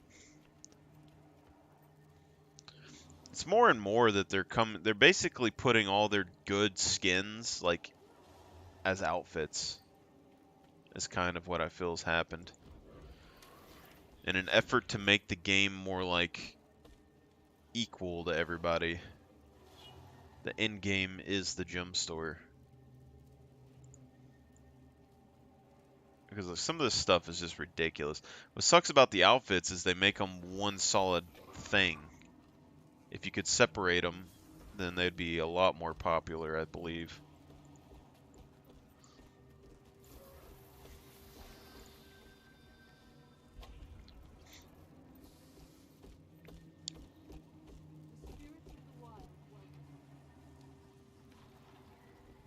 Faux fire.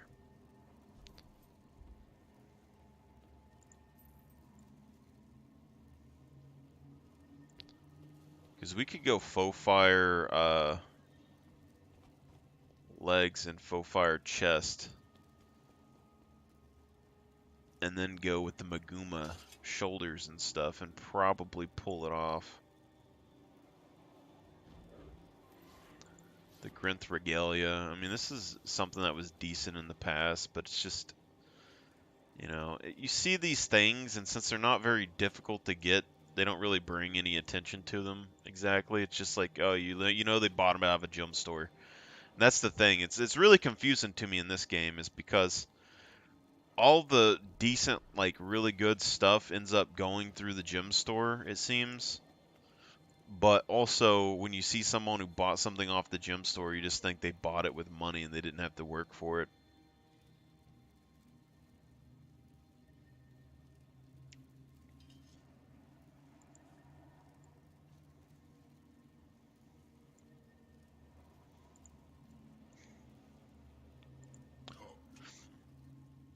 Lord Claudius. Some more sturdy, like more sturdy looking rapier.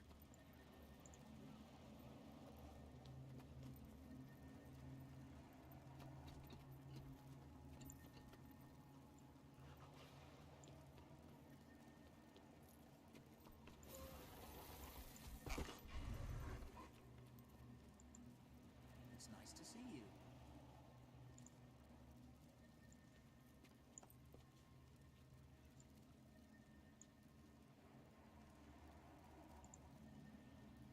Wreath of Cooperation.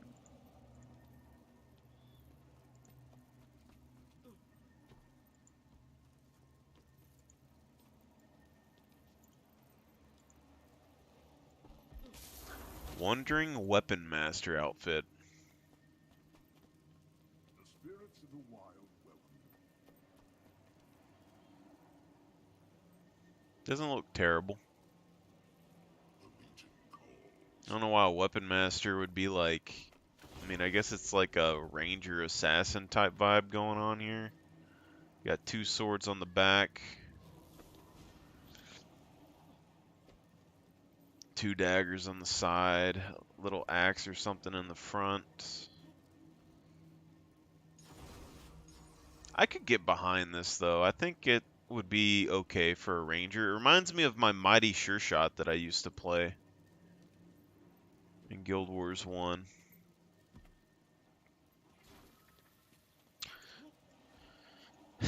But when it comes to like a, how would you put it? Like a Norn character or something, I don't know how it would look. Oh, pup, you just wake up?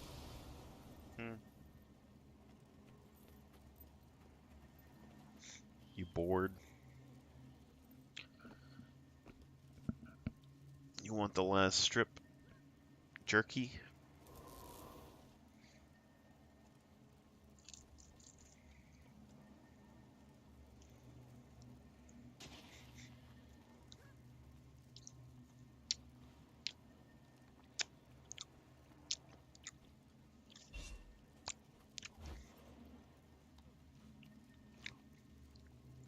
Tropical Feather Cape.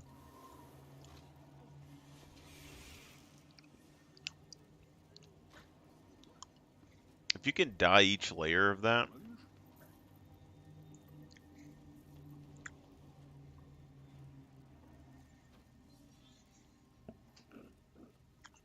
You alright, Ginger? At any cost.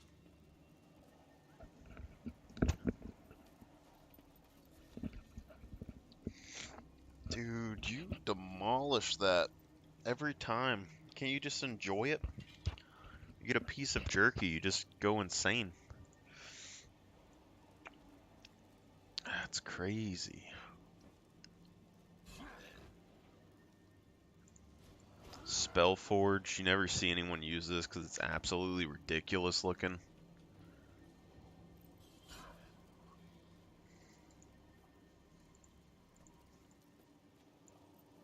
Serpent tattoos.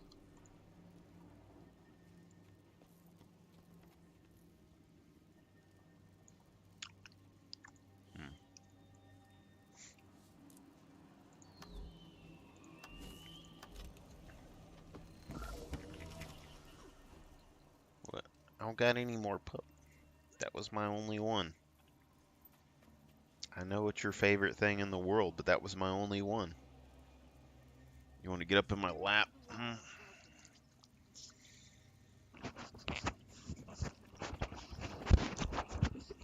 Enjoy your treat.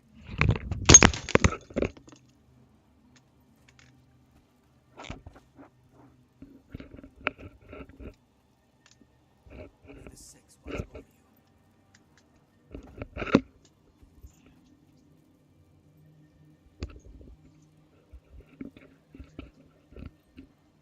Oop. You enjoy your treat, pup? Oop, come here. Huh. You just a good well girl, aren't you? Yeah, you just a good well girl. Yes, you are. You're the best little puppy ever. Yeah. Really smart. Trained yourself. One of a kind pupper dog. See, I don't have any more jerky up here, though. Yeah, there's no more. That's just the wrapper you're smelling. I'm sorry. I know, I'm sorry. But you know who has a lot of jerky? Grandpa. He has a stash of jerky in his house somewhere. We can go over there tomorrow. We can find his hidden stash with your sniffer. Yeah, we can. Yeah, we can. Ah.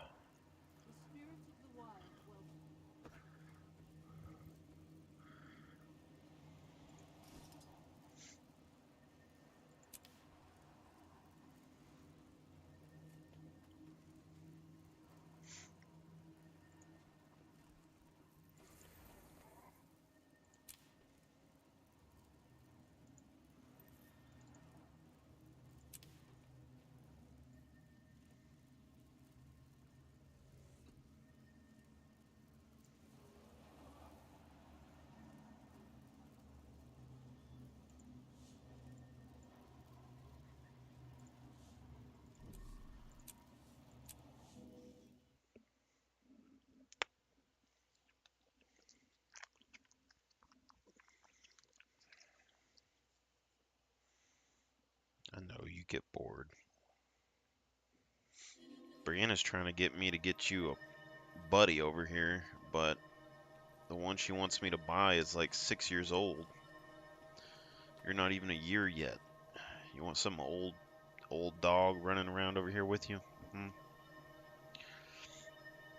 Probably teach each other bad habits. You don't have no bad habits though, do you, pup? Nah.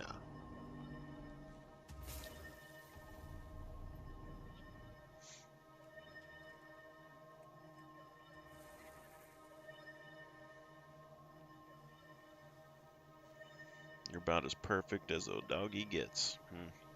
Don't even have to walk on a leash. Train yourself to stay in the yard. Can walk on a leash if they want you to walk on a leash. You're not super scared of it. Potty trained yourself. You know, don't get into stuff you're not supposed to. Don't eat food off of people's plates. Yeah. Just a super nice doggy. You bark and defend me if someone's coming in the house or something isn't supposed to be there, but in public around strangers you're super nice. Yeah. Just a really good pupper dog.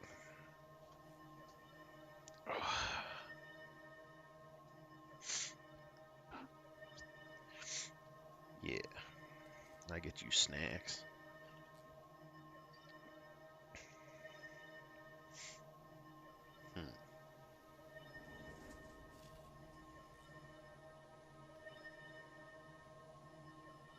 It's been a long journey, huh? Since I brought you home.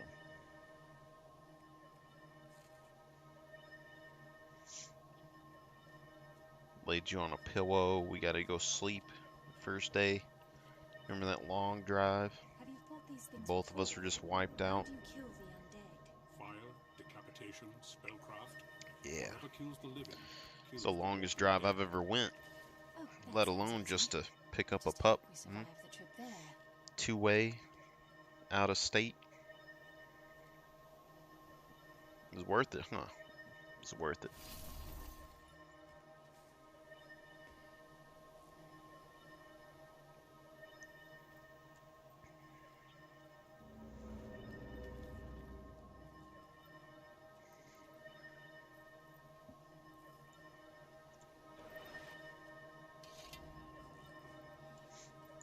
To the grove.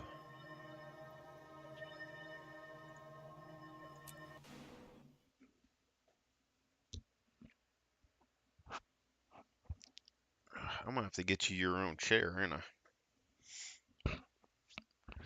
Or I need to get me a bigger chair to where you can actually lay in my lap without me having to hold you, huh?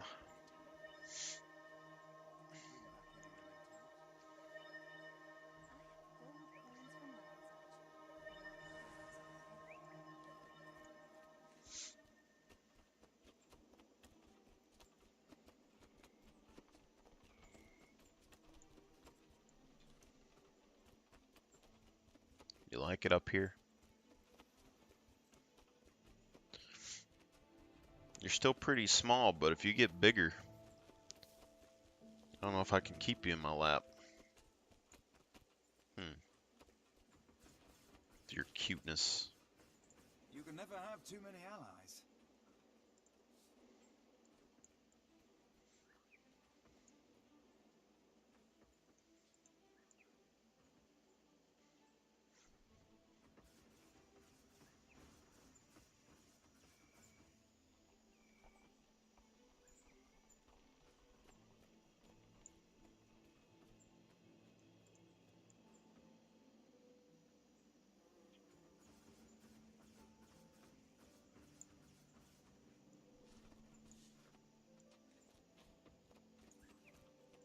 At your service.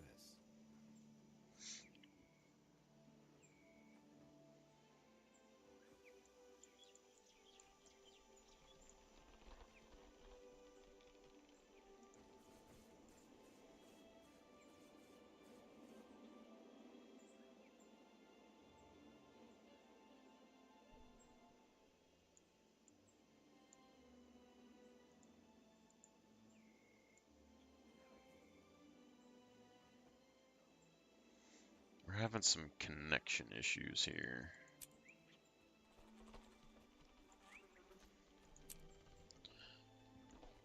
Like the plant armor still looks really good.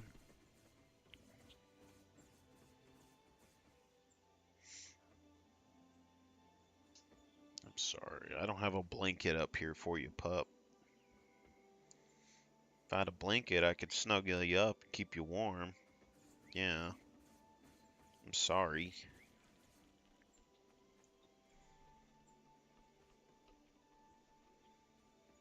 You want to go back down?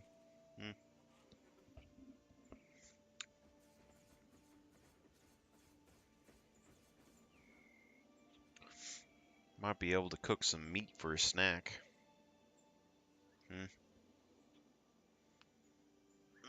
Or find you a bone somewhere.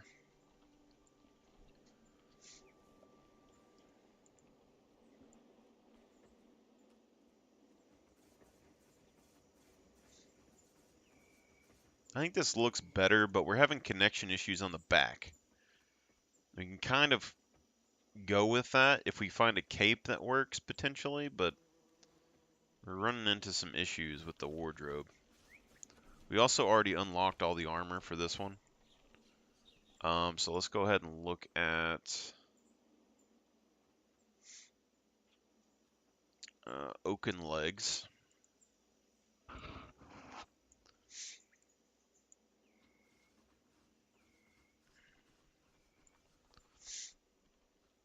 That just looks terrible. That is absolutely terrible. I'll see you around. So we go back over here. Definitely probably doing wardens. Or we could do this one, but I think wardens probably look the best. And then we need oaken coat.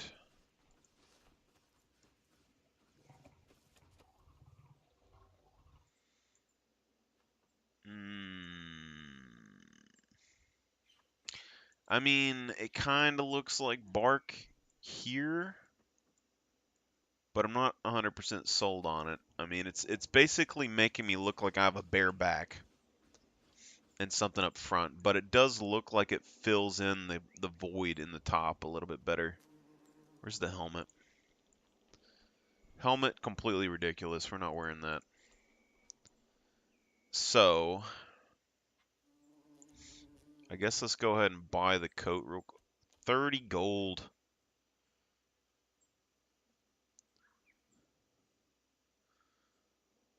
Precision, toughness, condition damage. 30 gold. Follow your dream.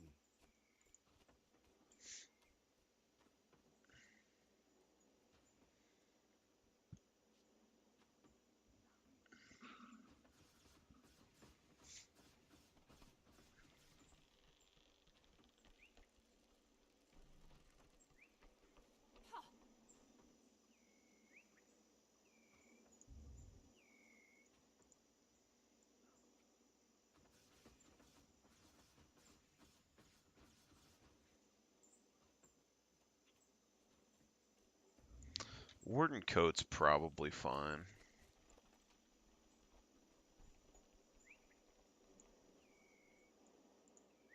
Seek, and you shall find.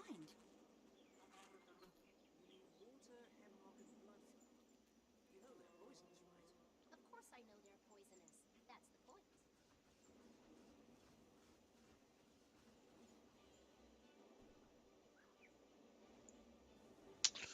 Yeah. Let's just wardrobe.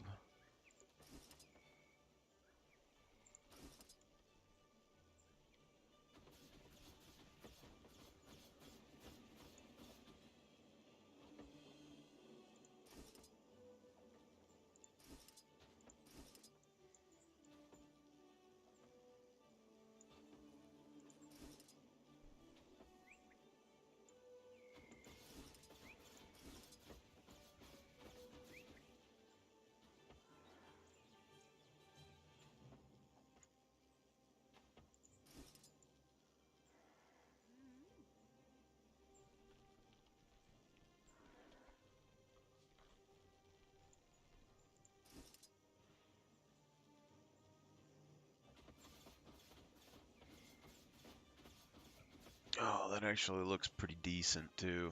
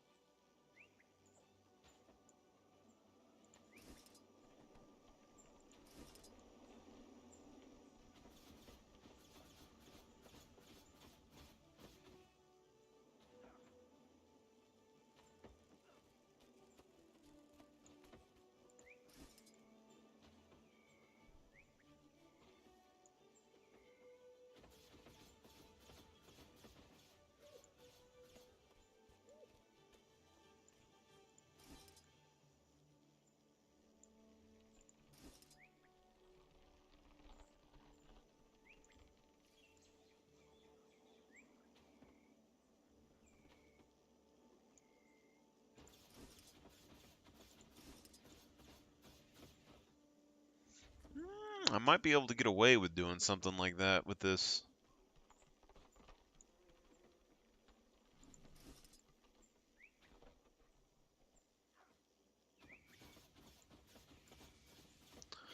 I don't think the metal armor is going to cut it though, but like this berserker helm.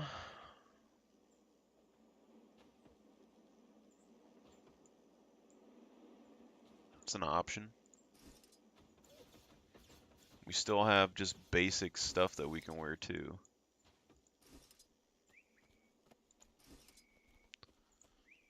Head wrapping.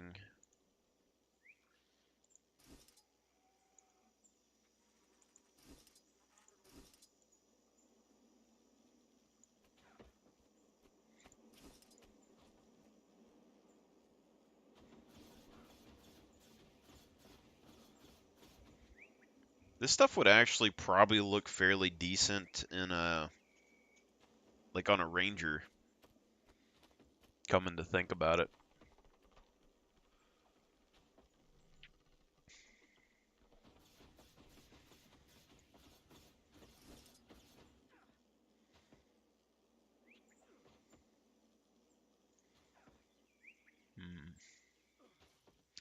Norn type armor kind of has a sort of natural look to it, but you need the ones that don't have metal.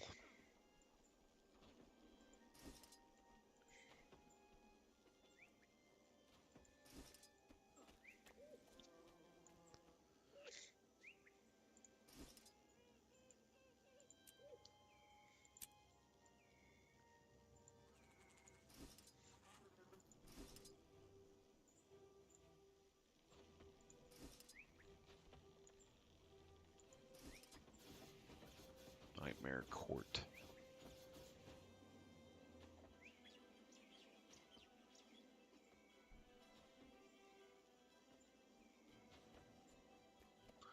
I mean, Nightmare Court armor could work, but it's...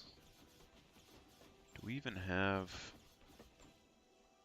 the Nightmare Court legs?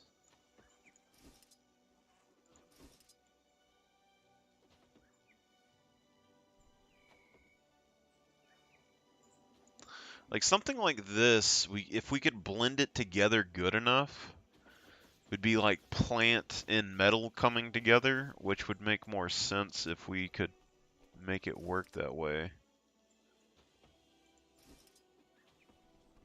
You're a plant and you can talk. Do you talk to other plants? Not exactly. I sense things about them. Can you sense which have the greatest concentration of poison? No. Ah, what good are you?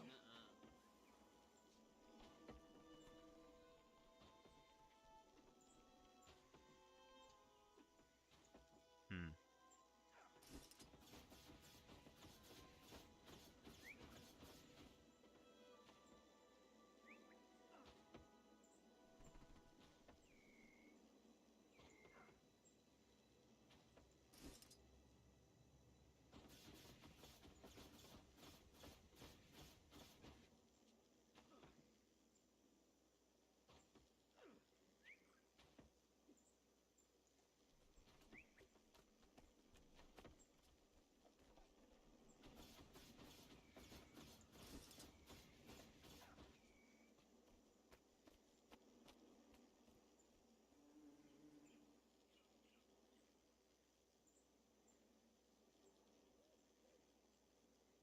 It's kind of interesting looking.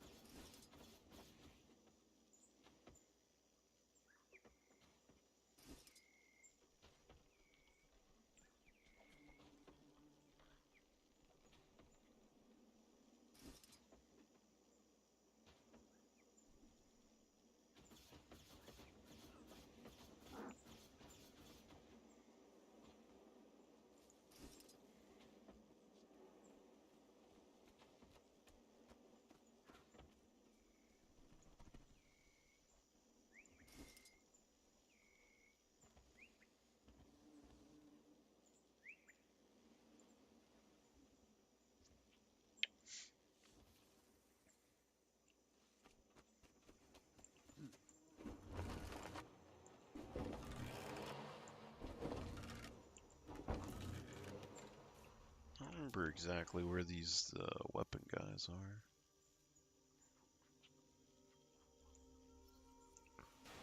First floor.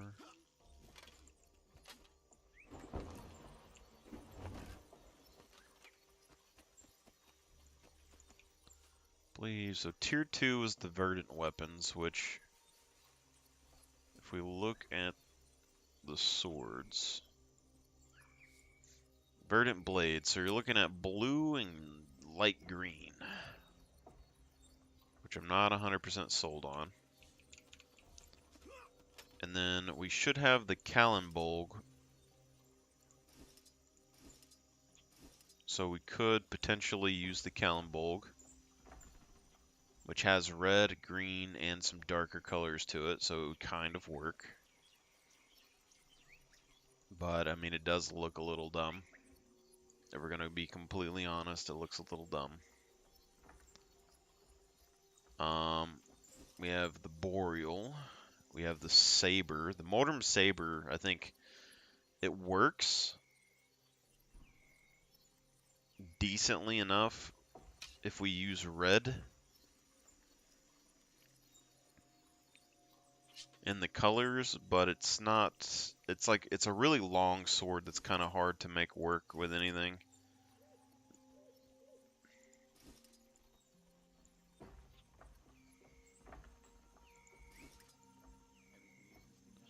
We could also potentially use something like the Destroyer.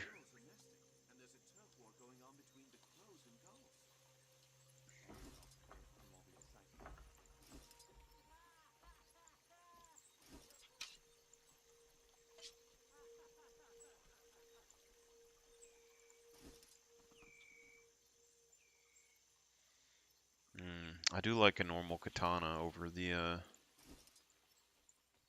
other stuff though.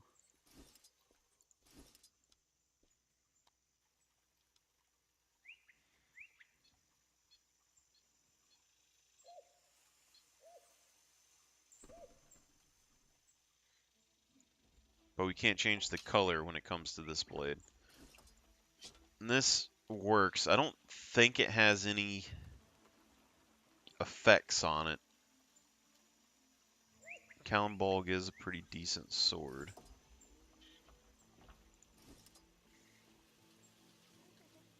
And this thing's green.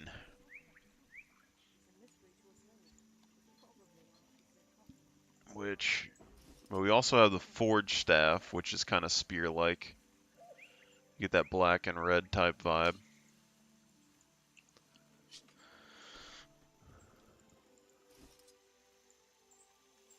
Still have the axe.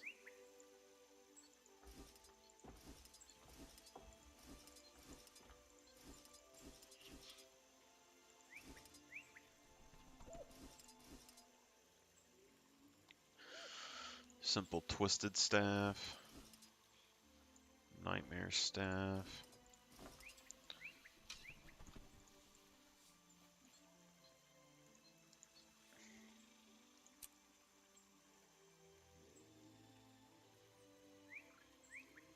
These are things that you don't see very often, and like so I'm split on the swords and stuff.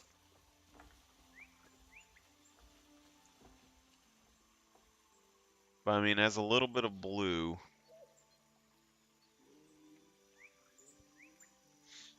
But it also has a decent amount of vines on it.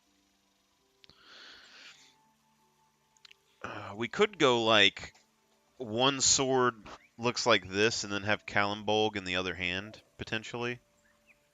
Maybe that would look decent.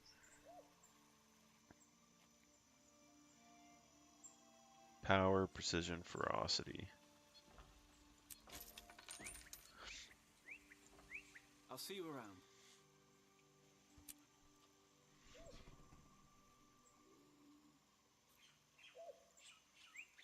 What'd the staff look like? Where's the staff at? The warden's staff.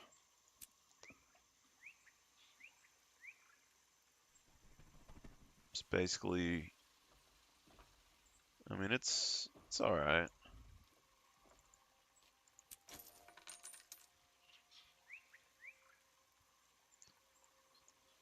I just think it might have a little bit too much blue on it. It's my only real complaint. The great sword I'm not sold on yet either. Let me go Lion's Arch.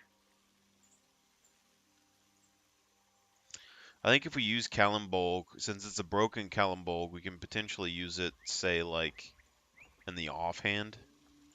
Similar to, like, a dagger, maybe.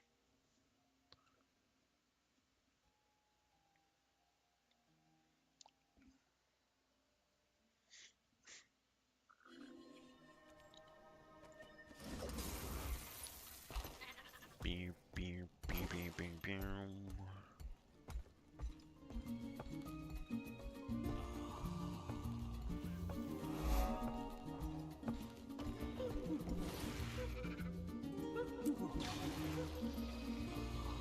What the hell is this?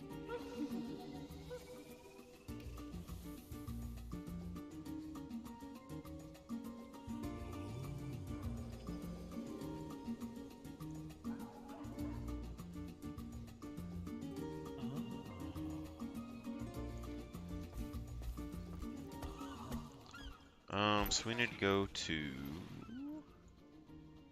I believe it's down here.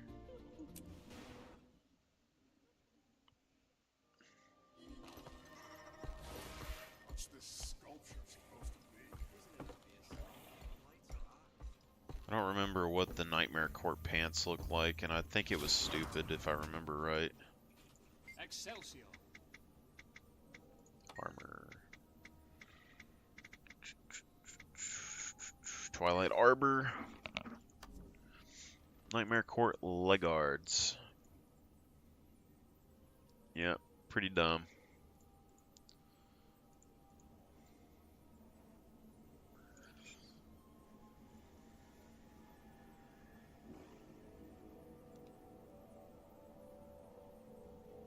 we want more vines, we could do this, but I'm not necessarily 100% on how that's going to look. Wardrobe-wise, wardens are pretty much the only option that we have to keep it plant.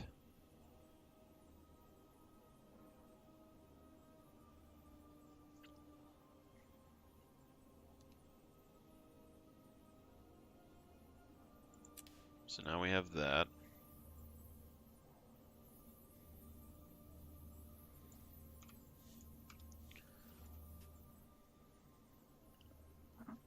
Our red glow is pretty decent here. I want to look at the dye schemes. So let's look at the dye schemes real quick. Looks like we got individual arms. We have the vines, and then we have the glowing effect. So we could, for instance, do the glowing effect.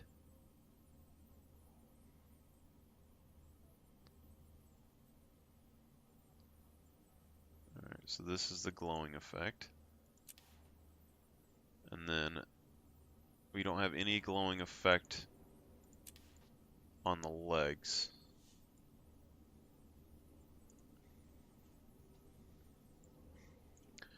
But now if we go look at the gem store, and we go and find faux fire chest or something. Let's say faux fire legs. Faux fire leg wraps.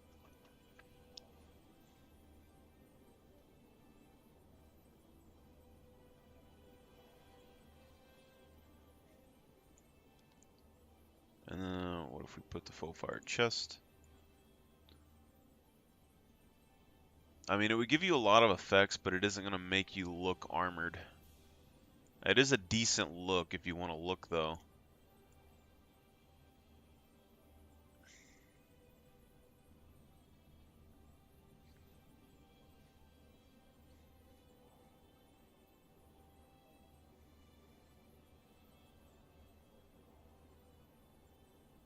It is a decent look. If you can dye the runes on that, that would look really good. Just on a character. It's not too flashy, like it's empowered enough without it being too flashy, you know? And that's what I'm looking at. Also something that you could use on any race, which is pretty interesting as well.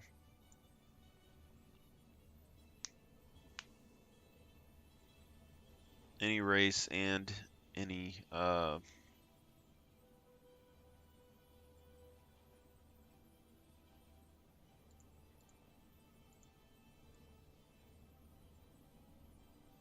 profession.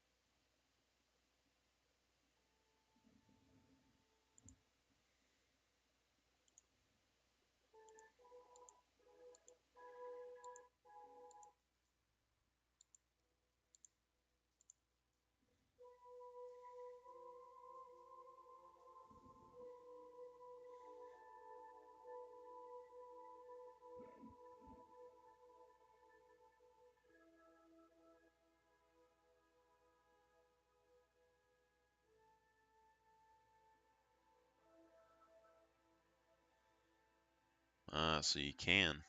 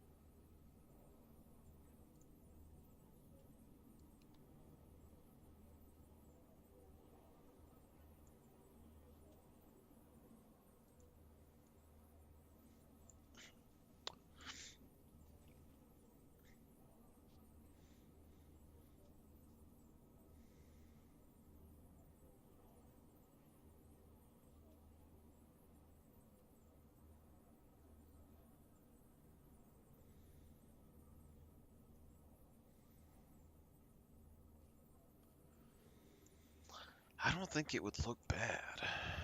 That's the thing. But let's dye these pieces real quick. And then clear, and then put it back on.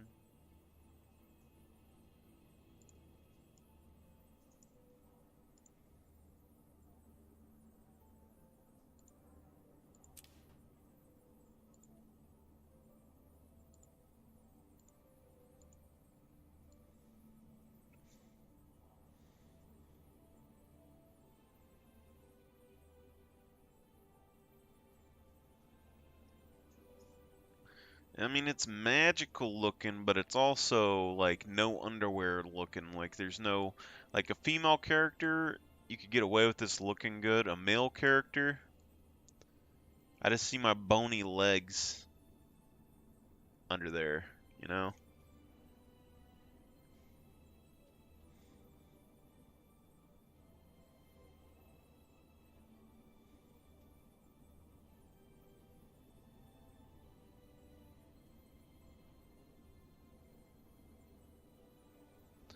But if you wanted to have a bunch of writing or something for your character, I mean, I think that looks pretty like decent.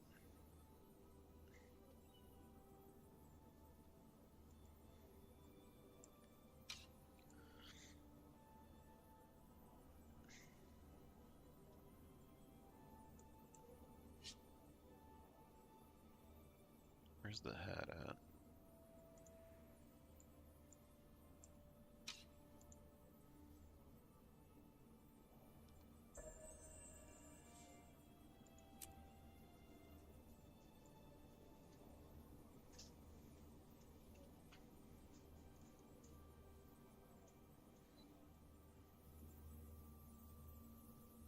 Fashion Wars. I thought that was over.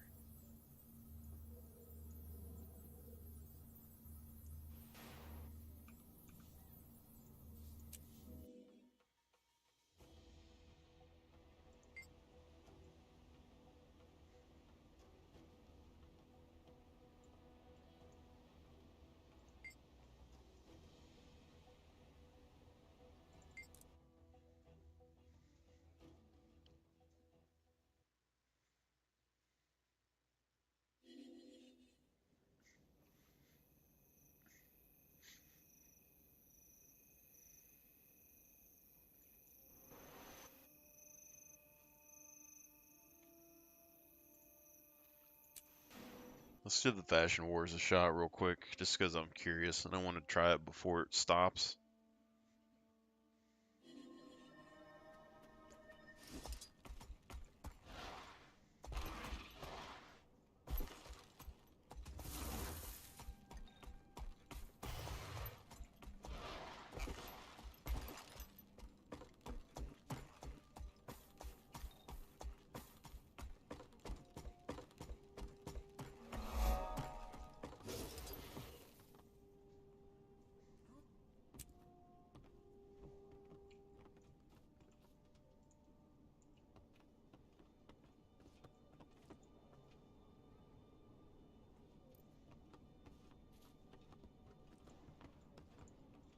Hello. Ahoy there!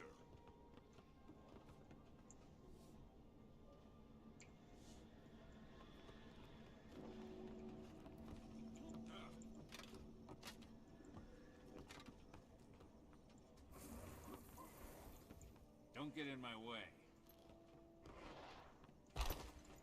More beer.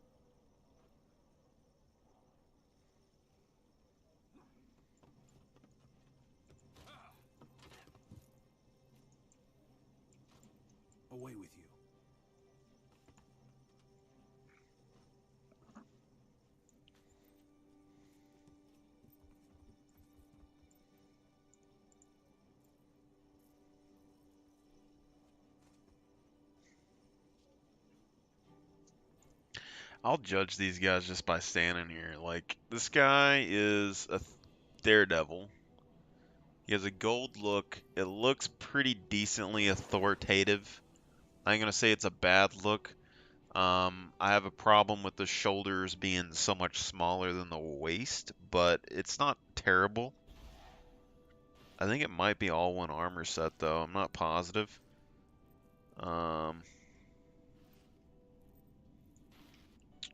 We have a Char just wearing a coat. I don't think that's, you know, super great. This one, this is just a full armor set. This is the new Decade armor. All in all, the armor looks good. It's not as hard to get as I thought it was in the past. It's not super impressive to me anymore after I've seen it.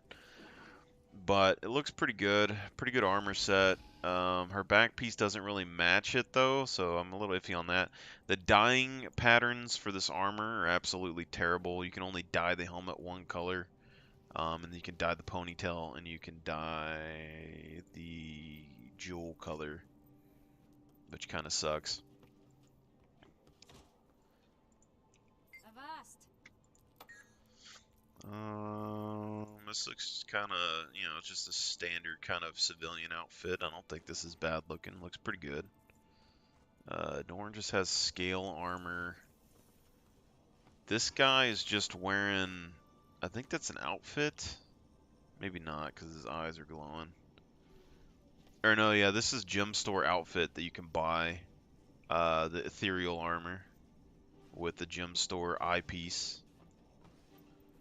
I think this is a standard just ranger armor, but it's like just a standard clothing, I believe, for medium class.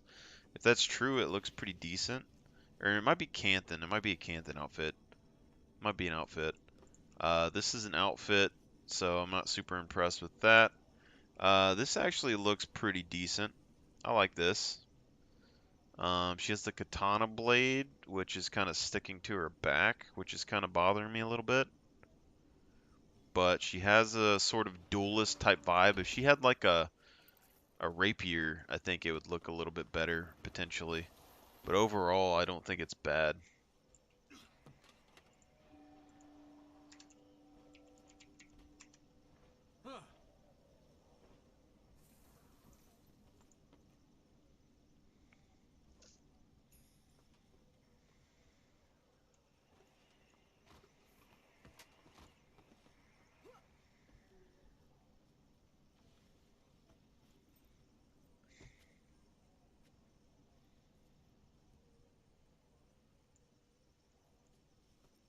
I don't know how these work.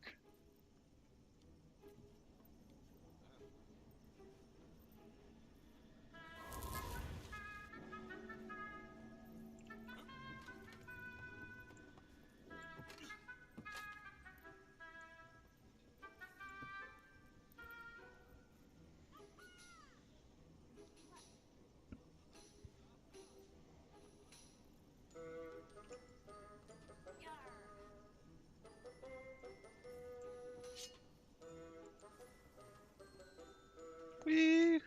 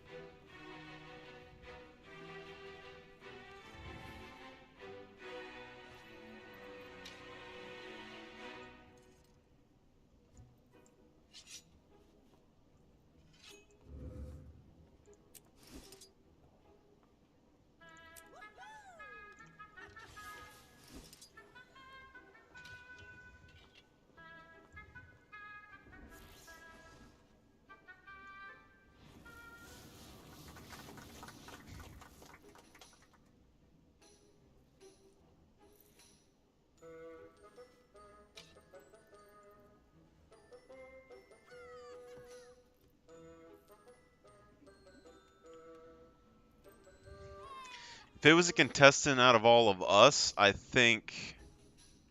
I mean, this might have a Final Fantasy vibe going on. I think hers potentially looks the best magic-wise. I don't know if this is a uniform or an outfit or what, but I think this is just enough magic not to be overbearing and just classy enough to fit like a character in game, you know? So I like this person's look a lot. So I think fantasy-wise, she would probably keep it beat. Historic-wise, I think I would probably take it.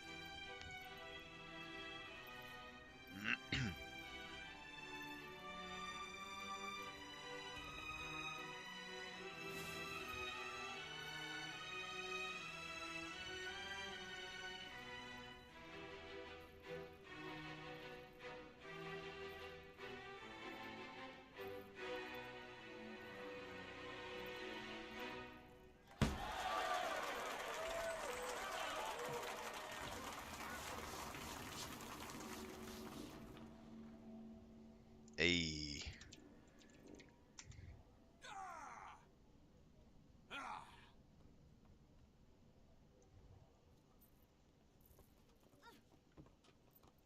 Yeah, buddy.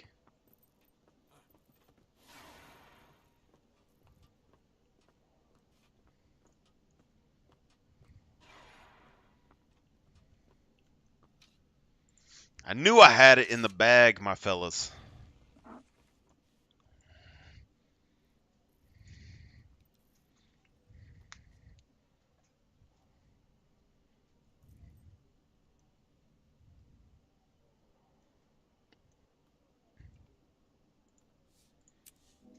I'm gonna get my other warrior and we're gonna win this thing again. Just wait. Just wait. There's nobody better at fashion. I'm telling you right now. Alright, there might be someone better than fashion, but that's not important right now, okay?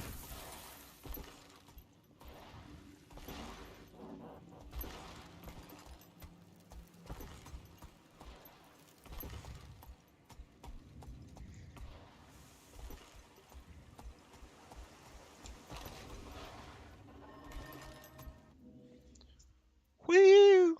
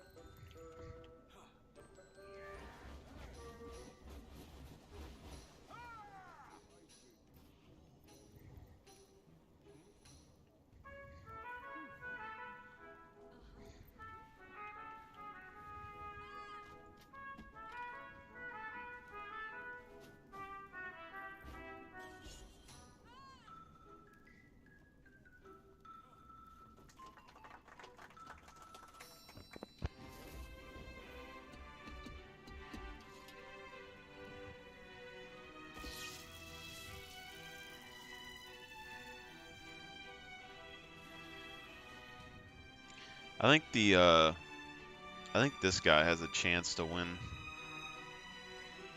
He has like this kind of badass butcher vibe going on.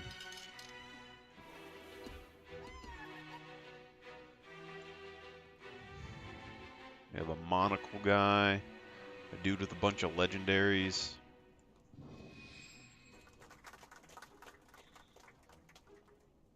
I like this. Kind of simple. I like it. I think this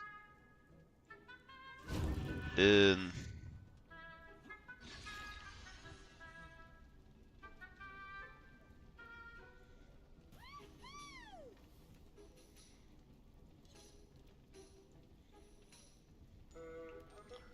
she had a good entrance onto the stage, gets a decent look.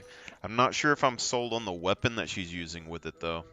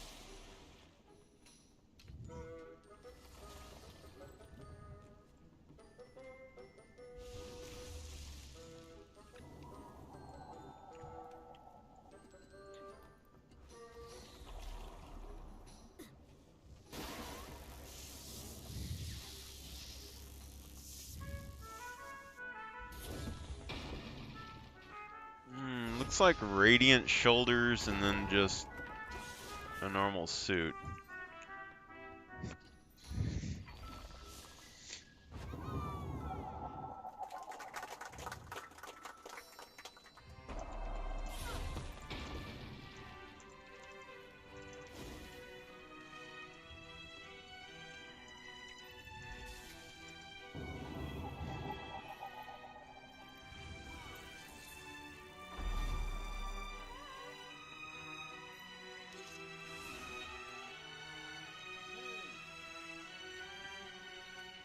A sort of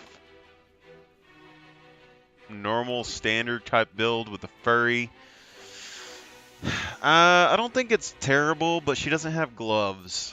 She has no gloves, no armor.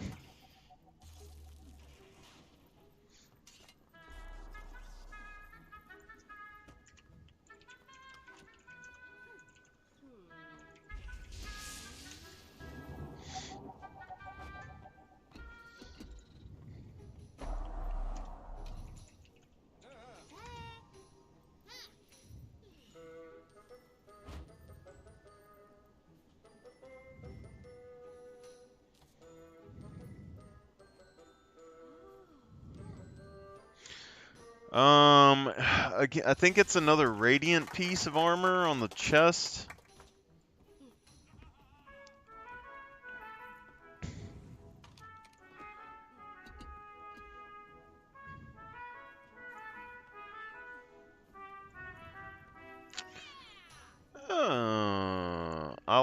I think I like this the most.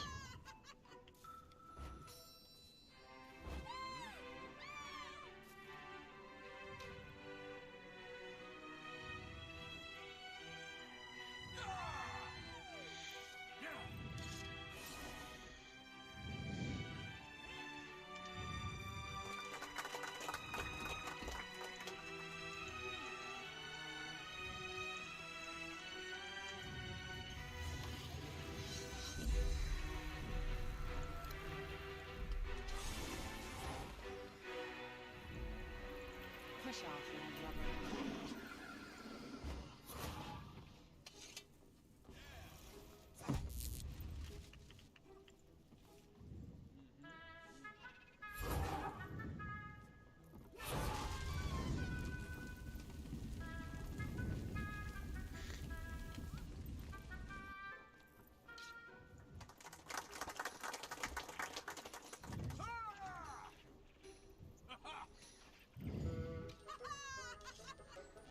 Greetings.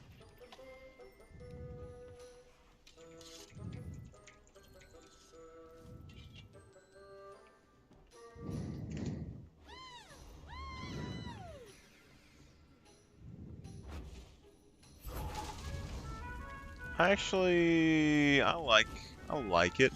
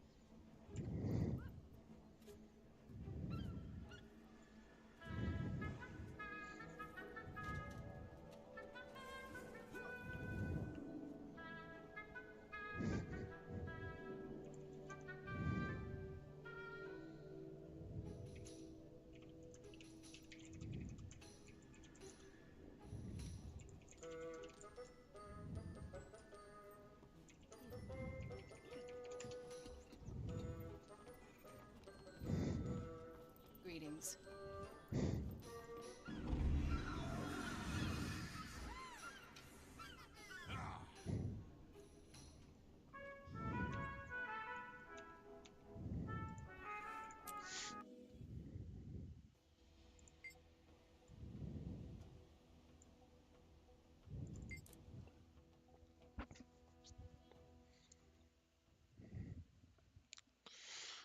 Hmm.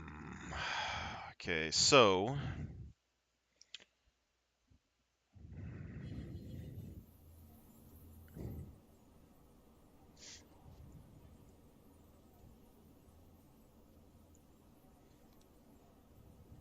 let's go to PvP real quick.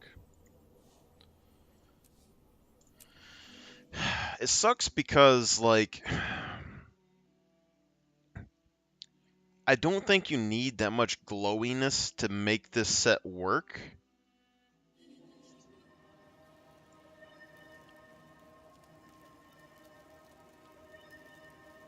But, I mean, the plant gear is kind of plain looking, you know, when you look at it, you know?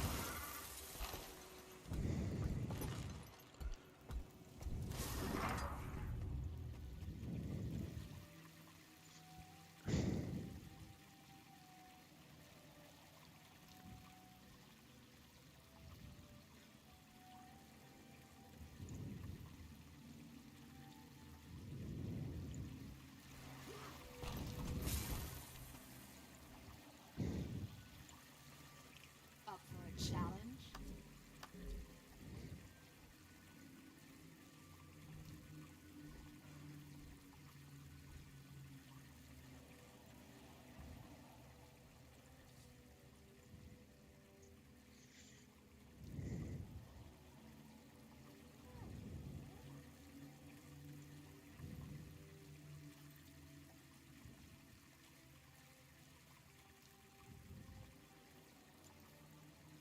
Abaddon helmet, I think, still looks decent.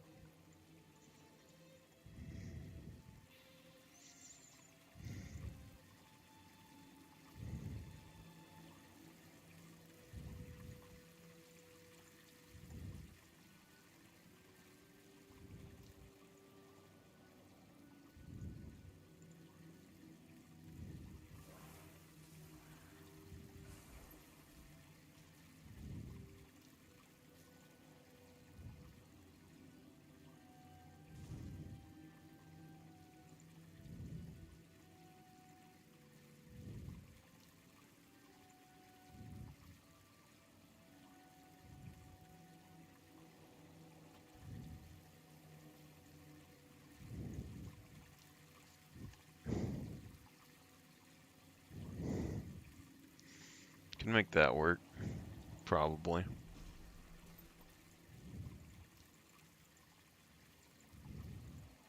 Ho, traveler!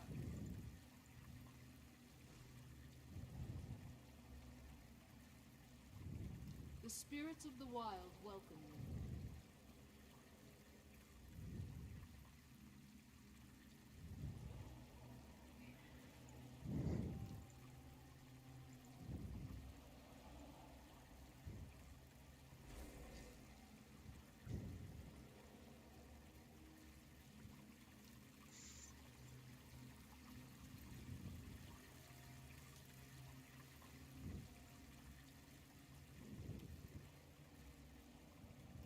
The Battlelord helm kind of works.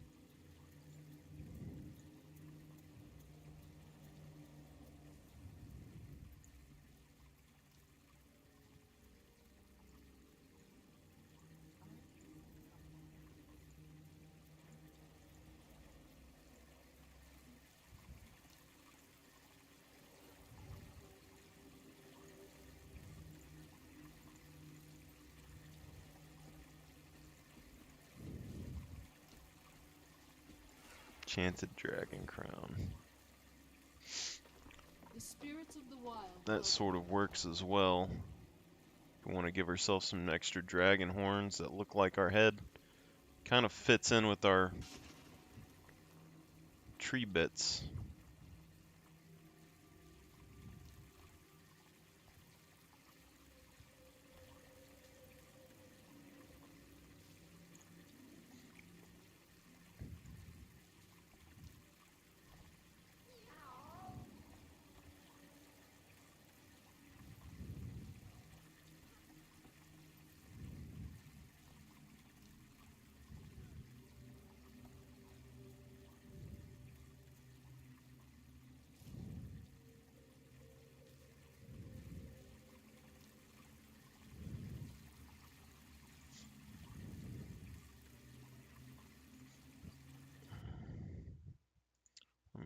this.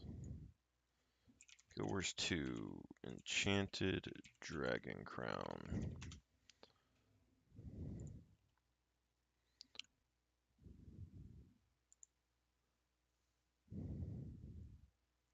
It's a gem store bundle. Always gem store, man.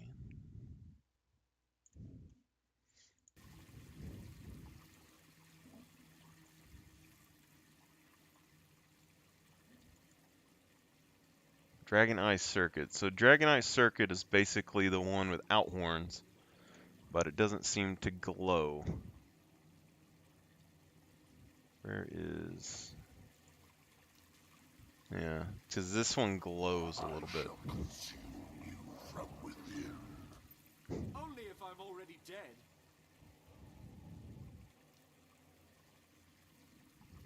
I think it works, though.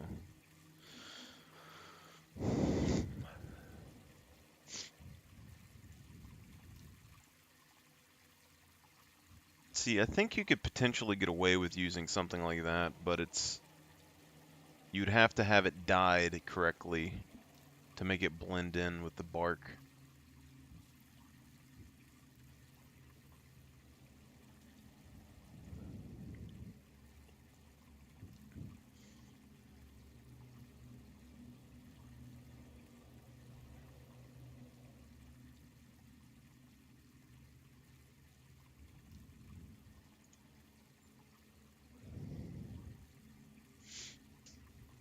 Okay, so you got Aetherbound helmet.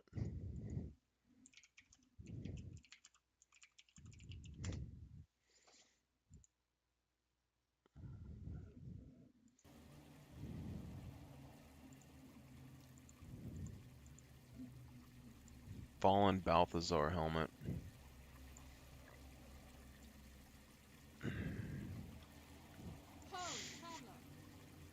It's actually something that could work.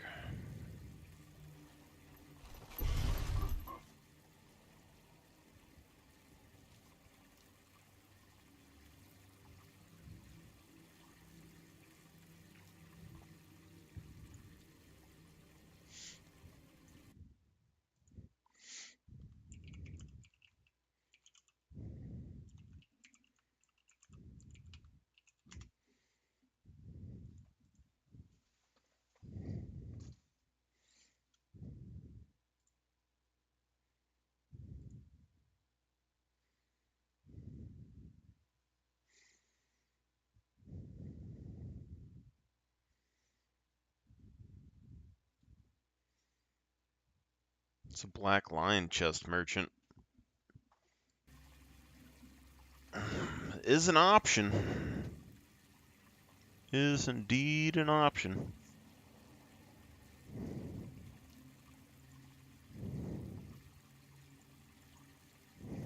Faux fire mask.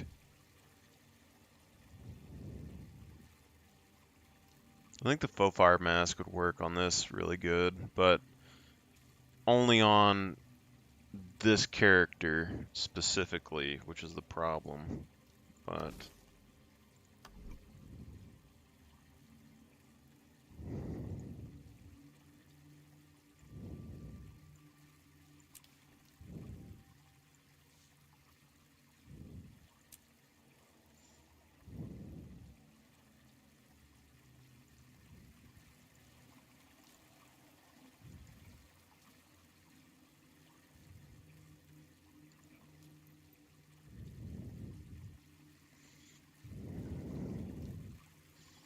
where's the faux fire helmet at?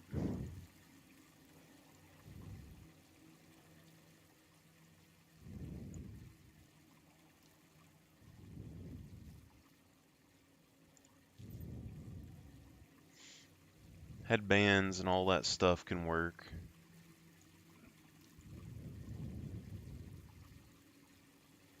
Stuff like this could work as well.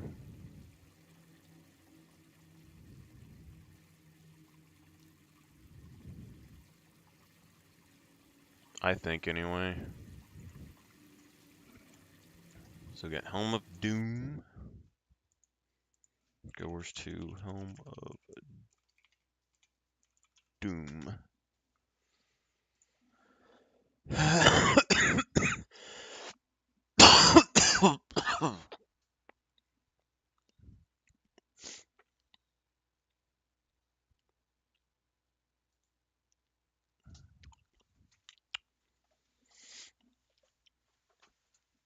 Acquisition sold by Zone Hall of Chains, a vendor.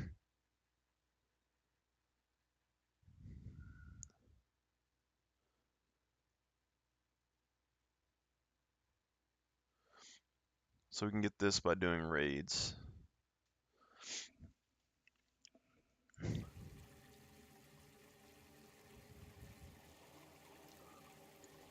Interesting.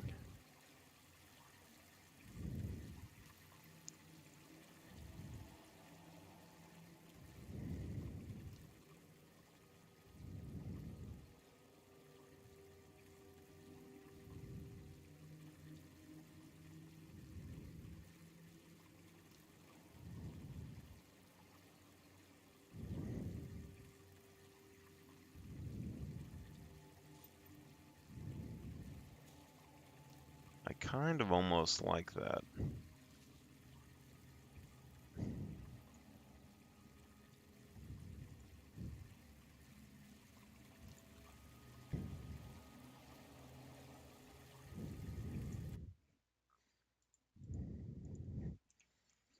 Guild War 2, heavy dragon scale headdress.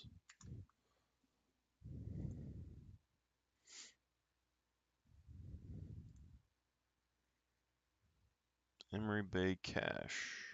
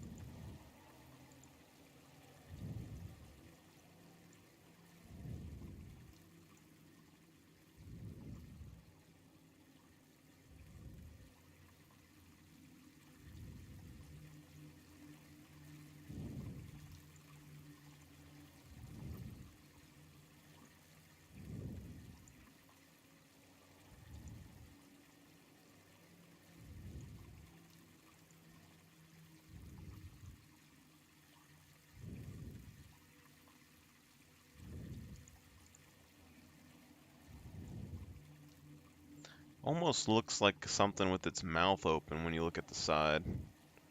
That's what's got me interested in it. I've never found a reason to wear this helmet for anything.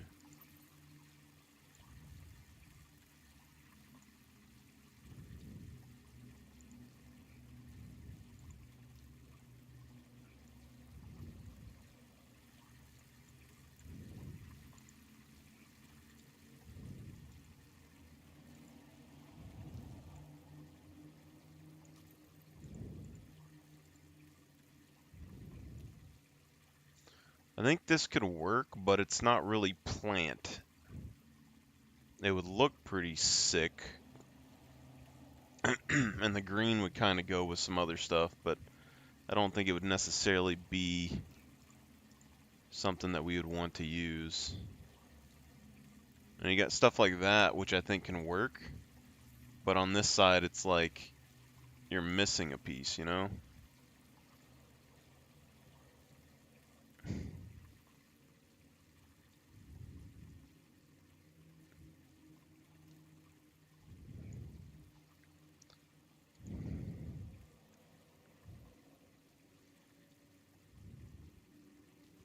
I think things like that could work. We could probably get away with a lot of different headpieces if we're going to be honest.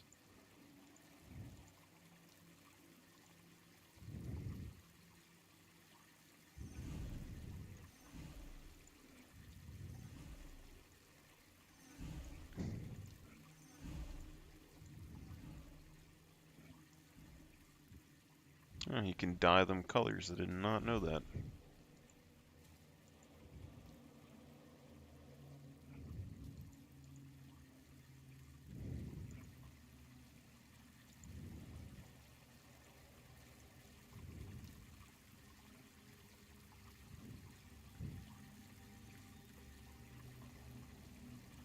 That's interesting.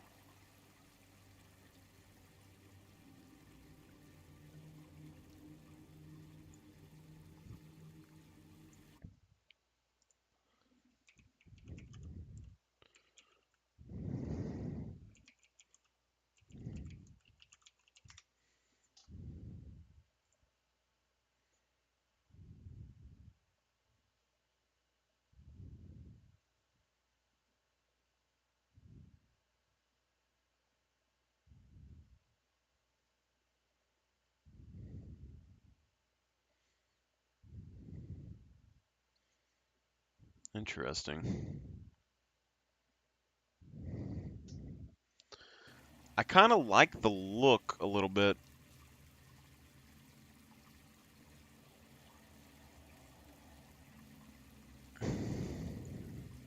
Just a little bit.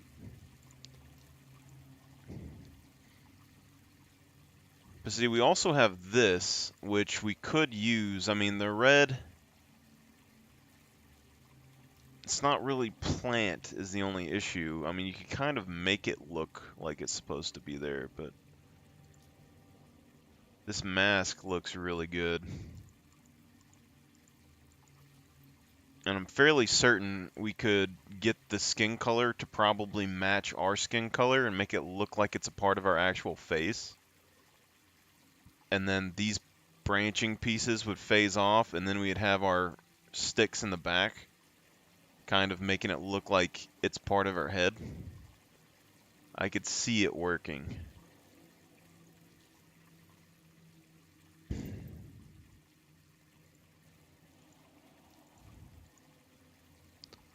This one also is kind of the Laystone helmet. I think it could work as well. Probably not as well as some of the other ones, but decently enough to get by. So we got Laystone helmet. Laystone helm. That's probably going to be one of the easier armors that we could get our hands on that looks kind of natural. The chest piece to that might fit.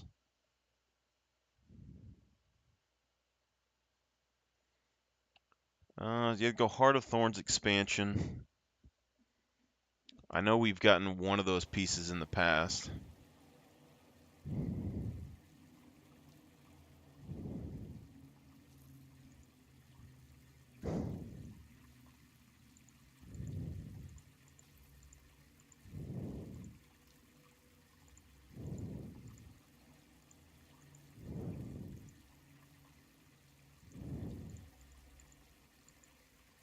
Okay, so we got the Nightmare Court helmet, which is plant. It does count. It's not really barky, though. Like, the bark that's on the armor here, I don't know if it would really hold up. The dye patterns might not look the best either. So we're still a bit split on that. Potential, but I'm not 100% sold. We still have this that we could use. But again, it has cloth and not 100% plant material, which I'm a bit iffy on.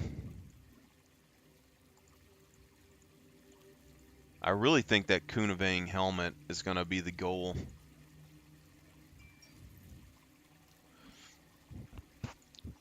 If we can go, if we do like the Heart of Maguma and get the Laystone helmet, and then we work towards Kunavang with the new expansion and End of Dragons, that might be the best way to try and complete the look.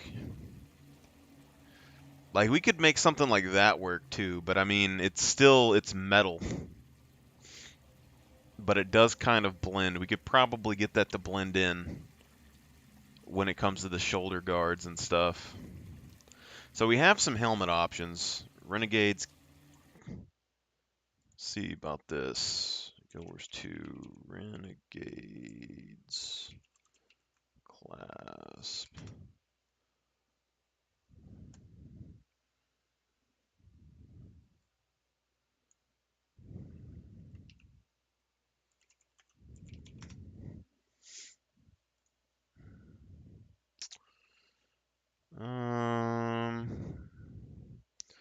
Completely train the Revenants. Renegade Light Specialization. So, I mean, we're on the Revenant right now, so we have the potential of doing this. So, yeah, we could do that. Have to keep that on the table. Renegade, I believe, is the short bow. But I can hold you as long as I need to.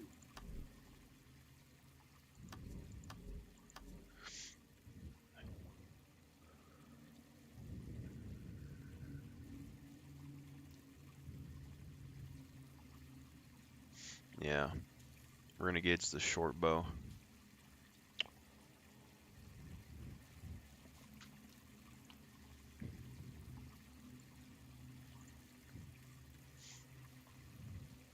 I think the pants are going to be the biggest issue right now. Like, what we have works, but it's not sturdy looking enough.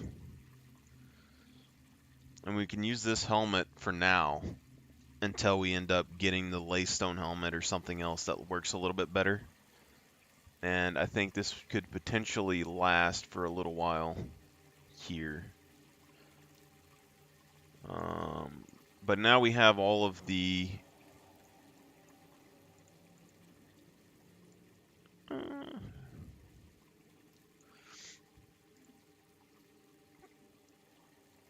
we have a good bulk of at least the different helmets that we can look for to work, I believe, laid out now, so that's going to be pretty decent.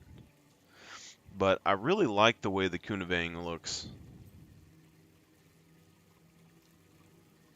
Where's that thing at?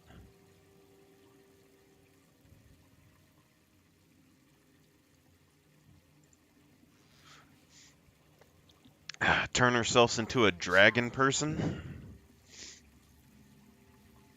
There's something about it. It's not necessarily that it's going to be super realistic or something, but if I can make the mask blend in with my head color, it'll literally look like my face. You must visit more often. And I think it might work. Just be something interesting that you haven't seen yet.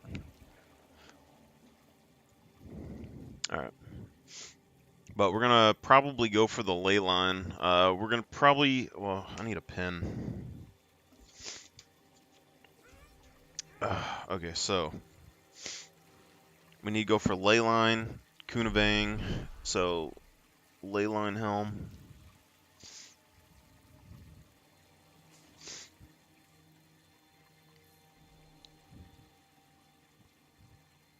Kunavang mask.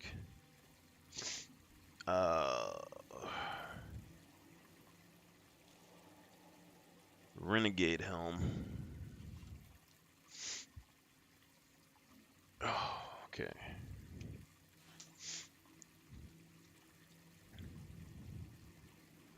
Don't need this. So, chests, we're going to come back to that. We need to find the best legs that we can. So the plant legs that we have right now, I mean, they work, but they're not super durable looking for a plant build. And there shouldn't be that many options. Stuff like this just looks nice, you know. That just kind of draws you in when you look at it. Just kind of the colors. But there are metal bits there. There's a lot of metal bits. I kind of like the look though. I also like that the Maguma stuff can be used on any class. So if I made another Ranger, for instance, I might be able to make that work. But I think I'm going to do a Norn Ranger next. And just go for a Norn look. But I kind of like how this colorful, the Sunspear bottoms are really colorful, but they're not plant. And that's the problem. But it looks really appealing, like rainbow. Because we can also dye our shoulders different colors, which is kind of unique. Which makes it interesting because you can dye this pants in these different colors as well. And the back of it. If you wanted like a bunch of random colors on your character, I think that would be kind of a crazy method to do it.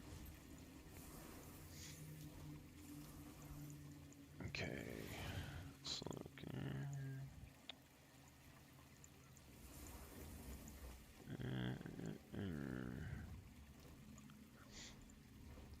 Demons of torment will hound you to death and beyond.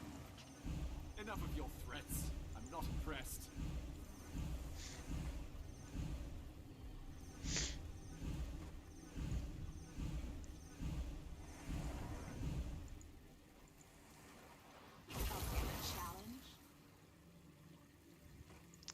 I mean, kind of fits, but it is still metal, so. See, these are the ley line pants.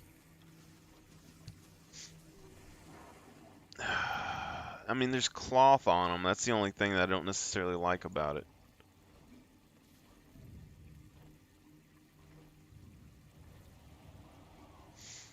Let's see. Let's look back in here. So those are the Oaken. Those are tier 3 Sylvari Culturals, and it does make you look like wood, but you see the thickness? It's a heavy armor that has no thickness on the leg. You're basically not wearing any pants. And then the Nightmare Court armor, it has some thickness, but it's not really sturdy enough looking, and it has that kind of medium class vibe. Okay, so The spirits of the wild welcome. Lunatic Templar. There's not going to be that many options. The gladiator stuff interests me a little bit if we could blend plant and metal together. I think something along those lines would be kind of getting there, but I don't know if I want to try and do that. Heavy antique legs. They have new armors.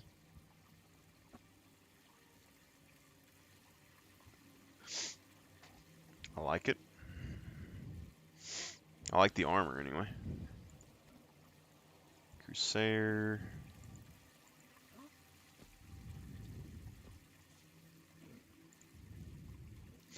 The faux fire stuff really interests me. The only thing that bothers me with it is that I can see my legs underneath it. Like, if you're a female character, you could get by with this. It'd be fairly attractive, probably. But for a male character, you have no leg day, bro. Your feet look huge. Frame weight leg plates. You could potentially try to get away with that.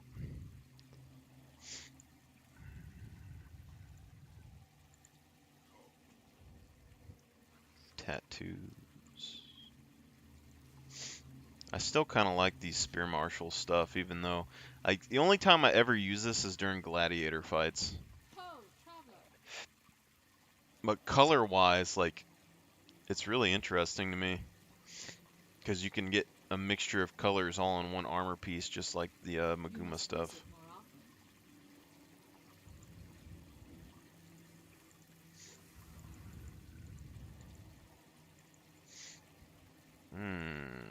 This is the Decade skin. It's metal, but almost looks plant-like. That's interesting. Maybe with the right dye, it could work. Let me look at the heavy. Where's the Decade heavy?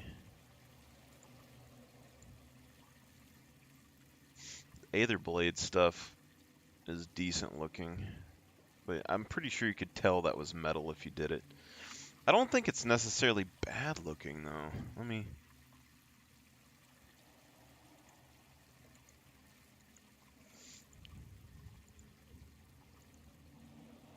Like, that's Flame Wraith. It's not terrible looking.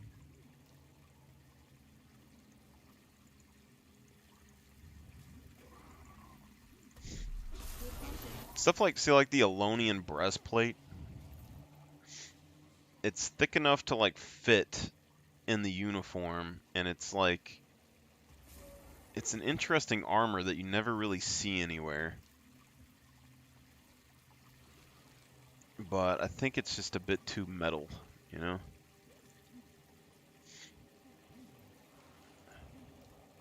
And the faux fire chest is the other one. Like, you could do a faux fire chest on a female character with the Maguma stuff, and it would probably look really good.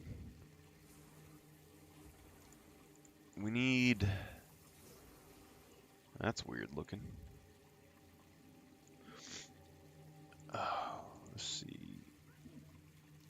Grasping Dread breastplate. That's the Orion knight armor that looks terrible, but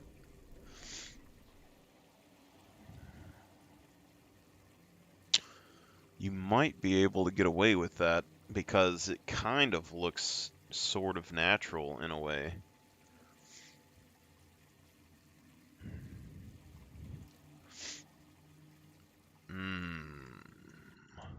We're on to some interesting designs here. Orion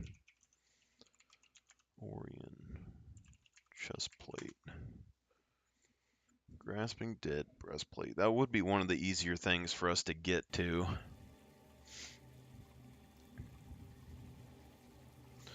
Definitely is a little bit more interesting than just plant cultural armor for sure. I want to still try and find... So the Leyline chest plate is also an option, but the only issue with this is it kind of has this checkered pattern clothing on the arms, which doesn't really fit the whole vibe that we're going for, you know? Illustrious breastplate. Still got a bit of cloth. Looks pretty decent. Prior historical. We need perfected envoy breastplate. Looks decent. Looks pretty decent, but you're gonna have that metal shimmer to it as well.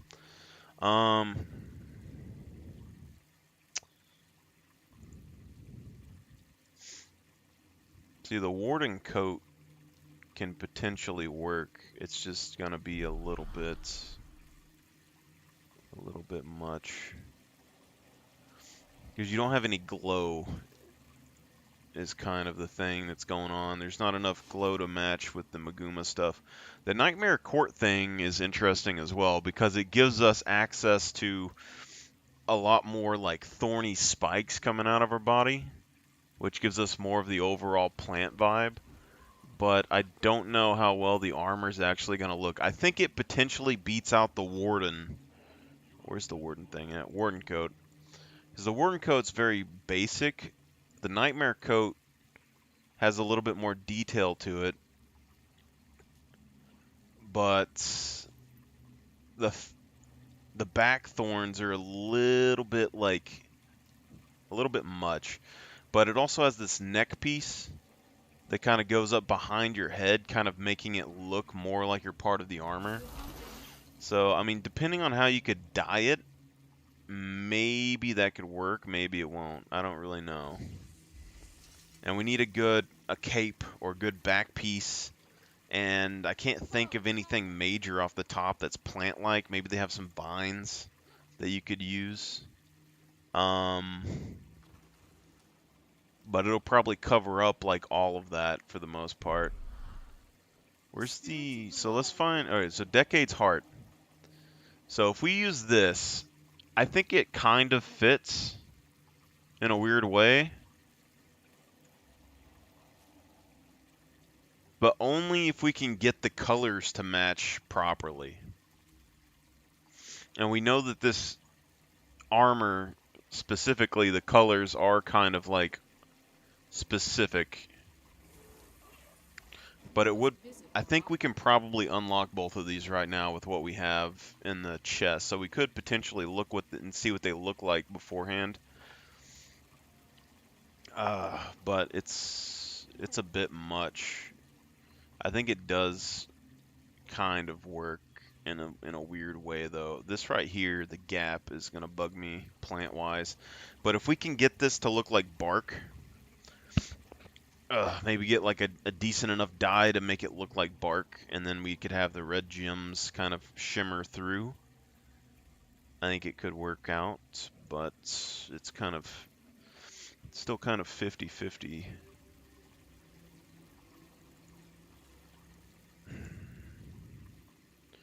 I think we already looked at pretty much most of the pant options here, so there really isn't much pant variety to choose from specifically for this.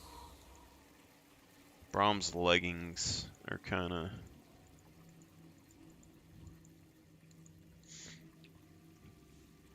Let me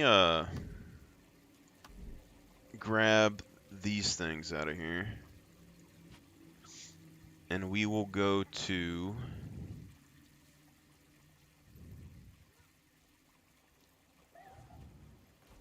The spirits of the wild welcome you. Soulbound to another character. We will go to... I'm sure there's one in everything, but probably go to Divinity's Reach, because I think that's the only one I can remember where the trader is.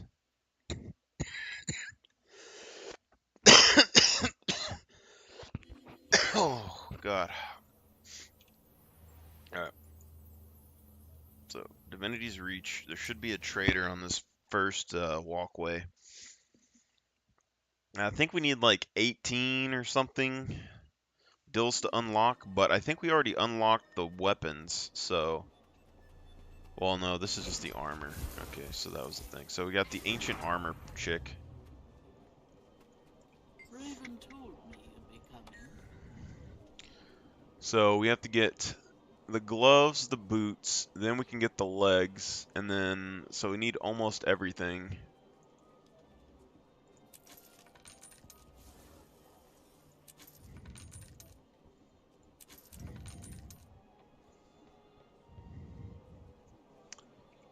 So we need 5 more of these for all that.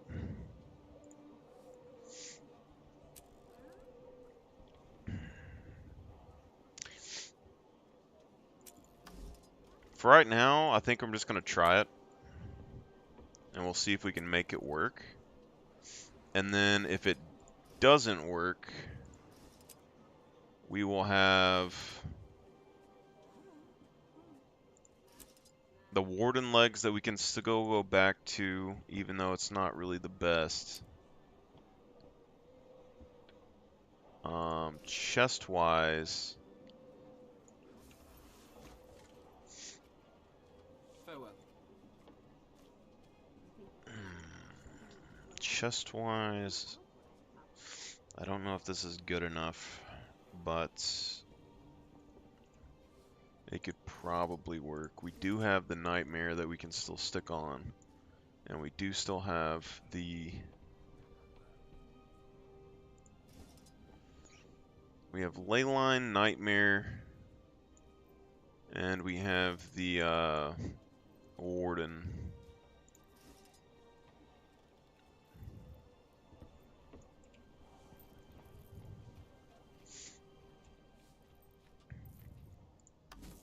So let's look at the dies real quick.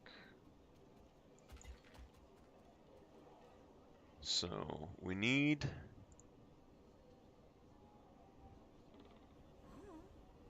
you can dye the metal, the internal. So the question is, what would make it more like bark? Lemon shade. See, but it has that gloss to it. I don't think there's any way that we're going to be able to hide that.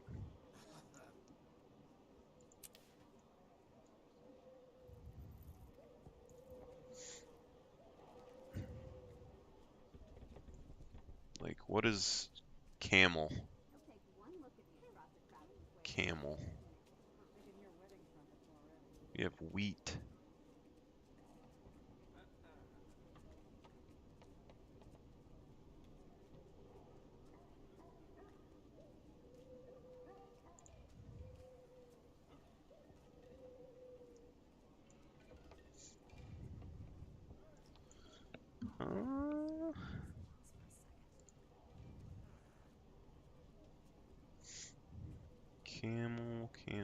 Camel.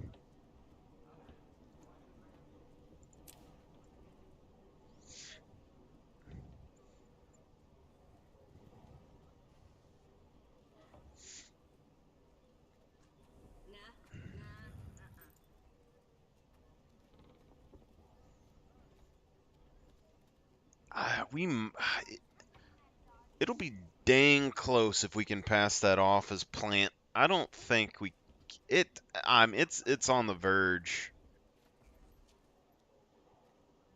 It's on the verge. And you get these little messed up dragon faces on the side of it. Definitely on the verge. Alright, so wardrobe.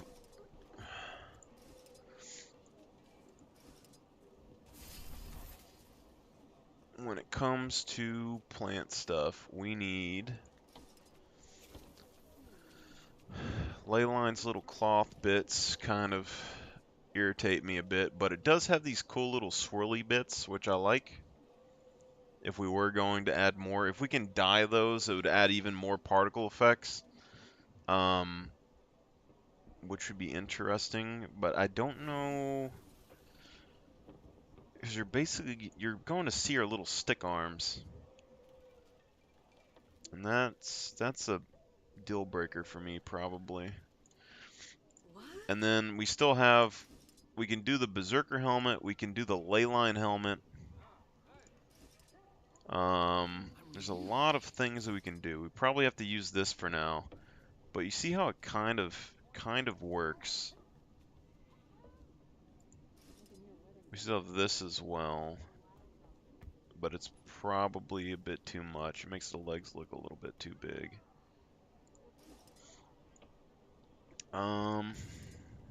What was the other one? The Orion? I don't think we have it unlocked. Yeah, if we had the Orion armor unlocked, you could probably get that, but we have the Warden still. And the Arborist coat.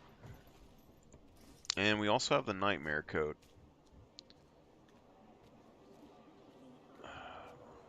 But I think that's just a bit off. I think we have to go for the Decade armor.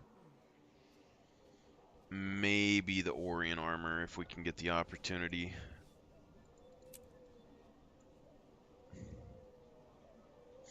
Okay, let's head back over to PvP. We'll dump this stuff off. We already beat all the dungeons, so if we go and finish the main storyline, we should have access to the zones where you can unlock the Orion armor pieces. And then we could get the Orion chest. I guess we could check out the Orion legs real quick.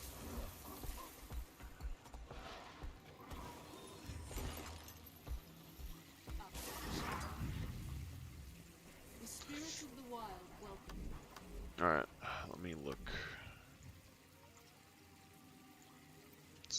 Shoulders. Let's go heavy. Let's go Orion.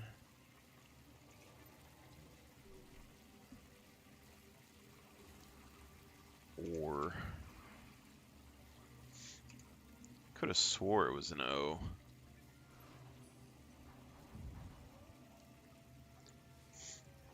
Bear ceremonial.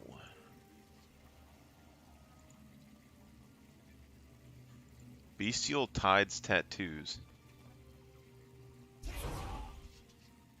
That's interesting.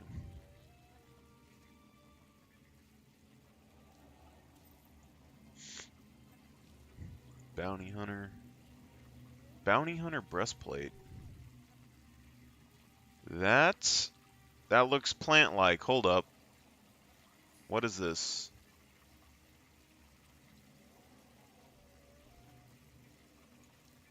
On the arms, it looks like plant arms.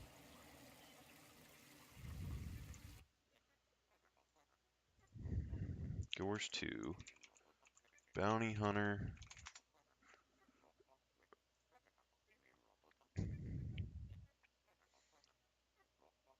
Path of Fire expansion. Collection achievement.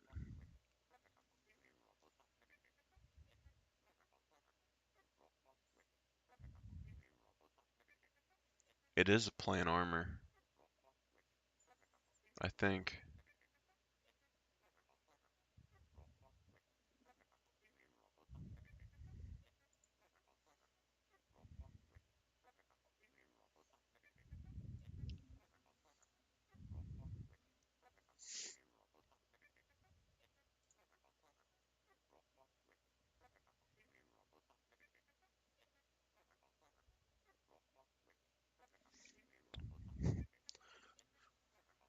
Armor boxes are possible rewards from legendary and champion bounties.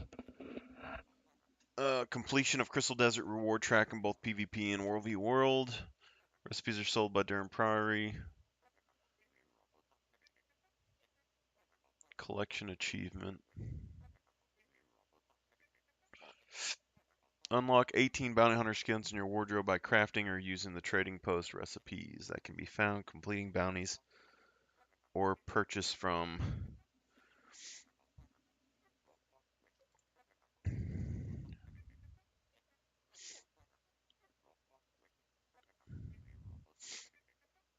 Okay, so they're you can craft them, I guess. Interesting.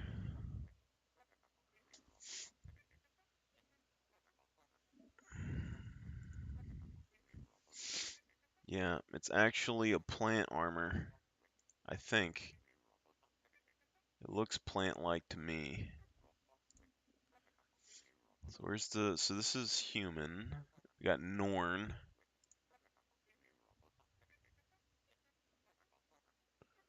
See the legs, like they don't necessarily work the best, but this chest piece works. Potentially. So we got bounty hunter armor now that we can look at. We have to do Path of Fire for it.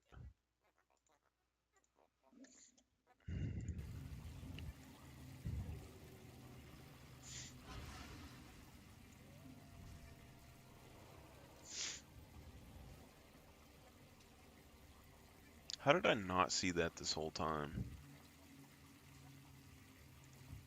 Bounty Hunter Tassets. Why does the Bounty Hunter legs stick out from the chest so damn bad?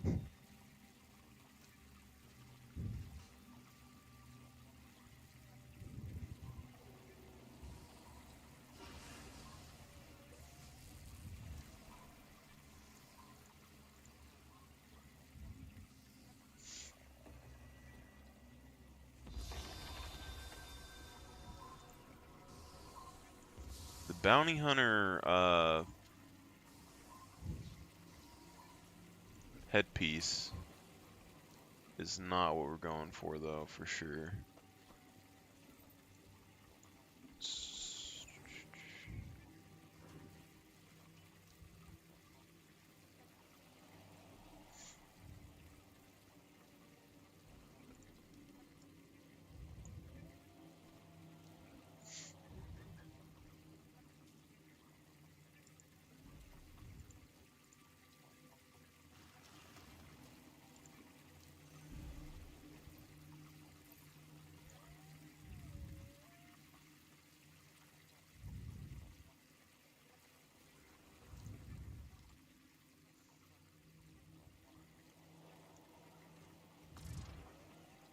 Those legs look goofy as fucking hell.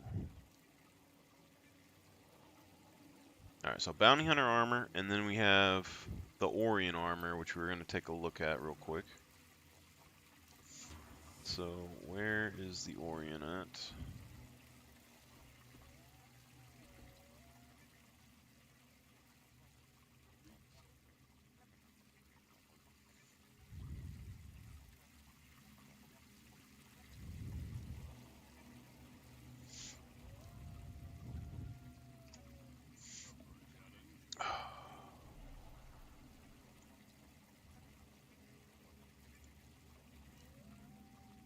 Wait, what is that? War Beast breastplate.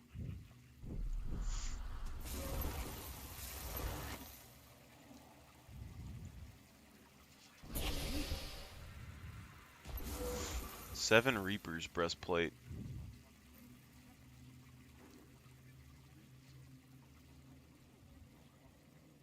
Kinda almost fits just because of the little power piece in the middle. It's not necessarily, I mean, it has metal bits in it. But if we were going to combine plant and metal together, 7 Reapers. The legs are kind of stupid, but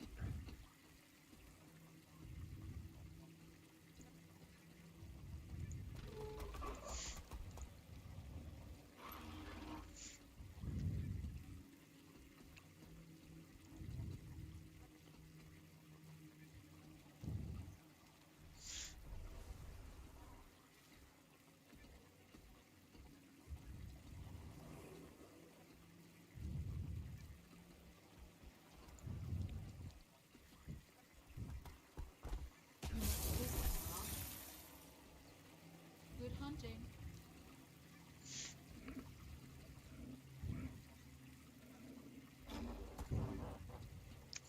I don't know on that one. The spirits of the wild welcome you. Kind of almost feels like it could work, but then again, it's like there's a chain, there's a lot of metal design you'd have to try and cover up and make look plant-like. It might be a bit much. Okay, back to the Orion. I swear every time you look at this, there's always something that you've never seen before in there, like Envoy breastplate. That really seals up the leyline helmet and makes it look more part of the uniform, you know? And if you could dye that the proper color, it would kind of blend in.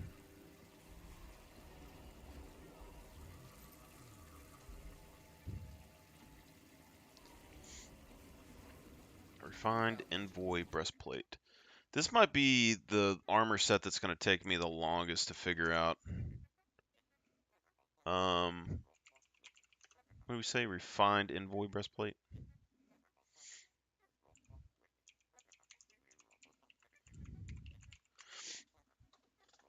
I think that's PvP related, isn't it?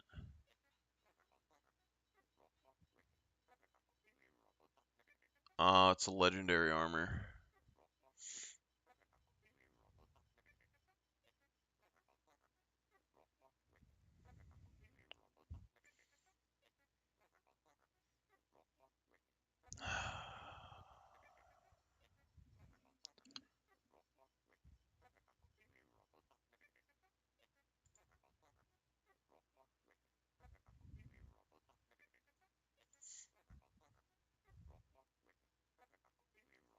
Find armor collection. Contains a choice.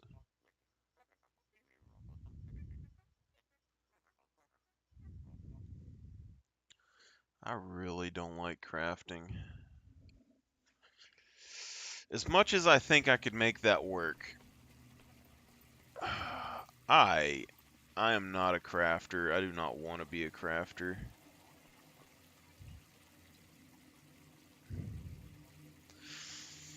I think we could make that work though if we could. The oaken armor, I forgot about this, but if we had a cape that worked, I think the oaken armor could work. Potentially a little bit better than the warden armor. Because the warden armor, it looks fine, but it also has this kind of like crisscross material pattern. The oaken armor, the front and stuff looks more wood, and the arms look more wood.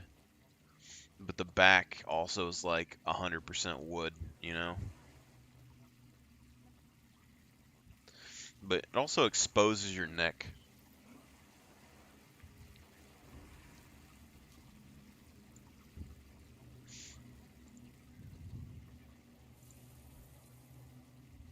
Hellfire Cuirass.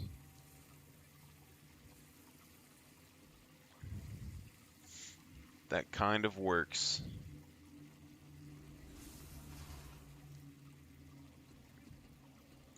The arms, not really. But this pattern, even though it's kind of metal looking,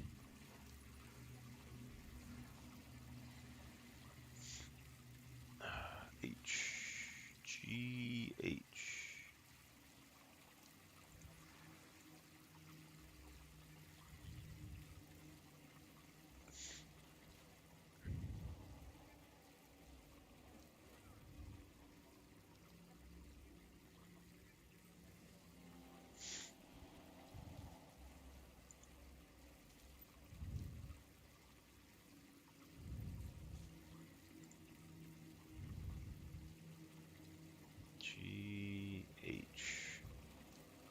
Up for a challenge?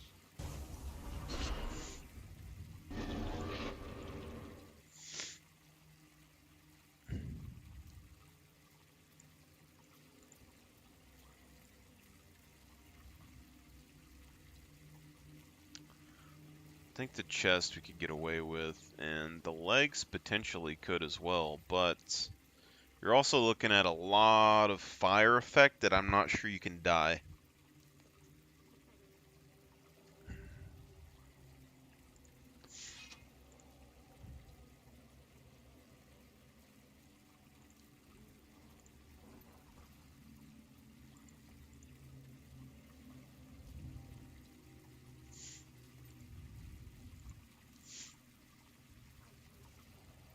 Ho, traveler!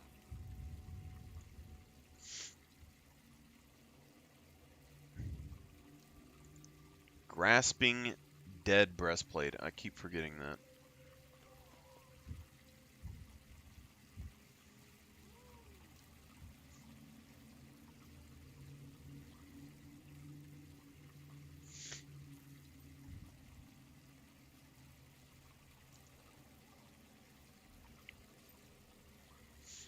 Alright, so this is in the G's.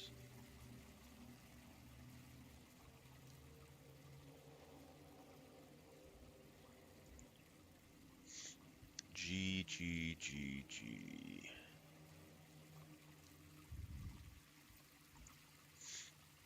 Grasping Dead leg guards is not going to work. But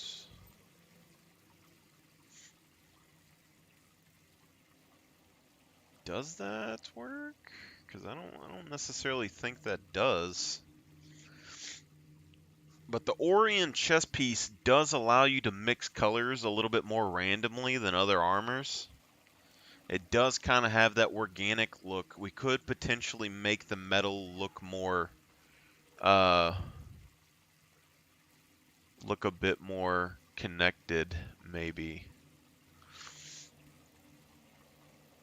I think it's going to be the first stage of our development. I think we have to try and go Orion And then afterwards, we might be able to do the bounty hunter stuff.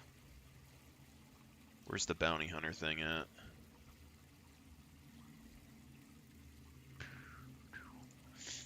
Yeah, transition over to the bounty hunter. Potentially.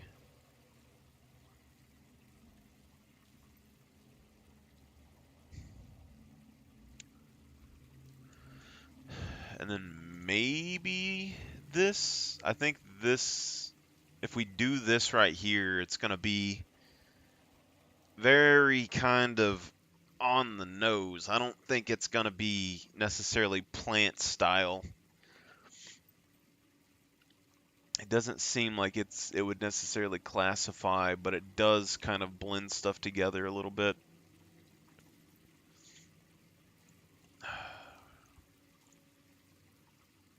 Where's the Deca headpiece? Yeah. It's just a bit much.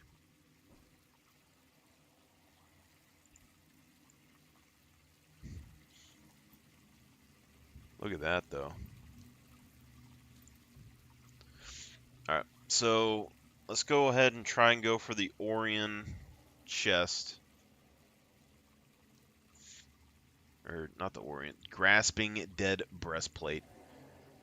And then we will need...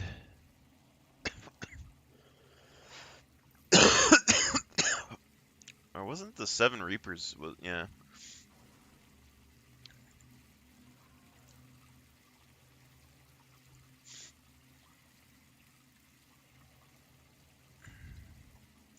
Kinda works, but not really.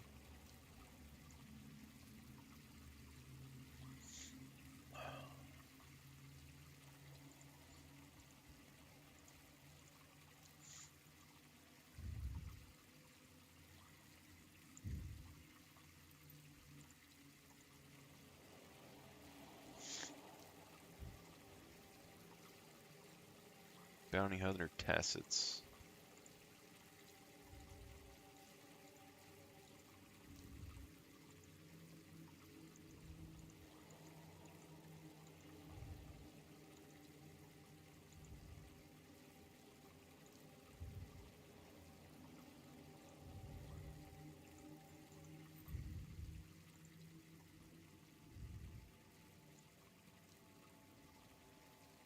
The funerary stuff looks more like the Orion armor than the Orion armor does.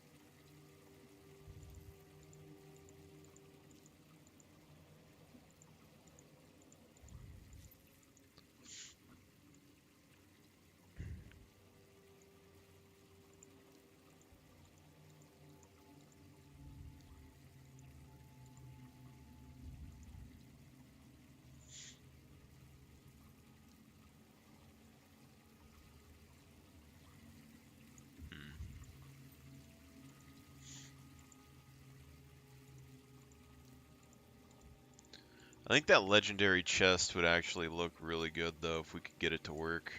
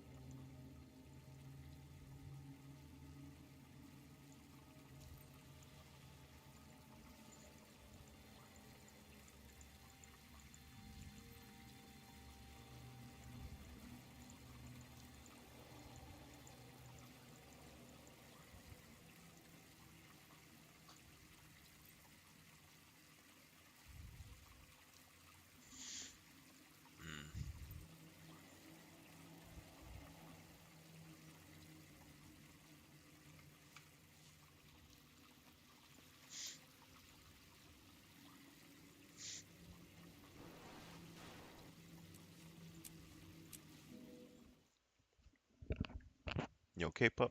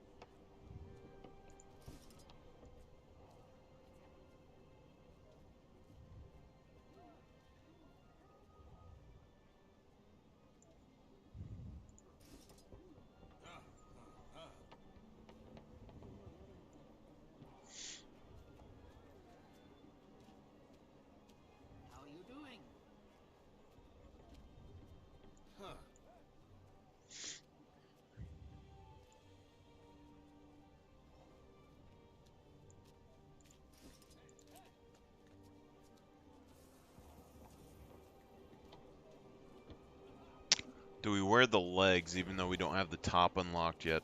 That's a good question.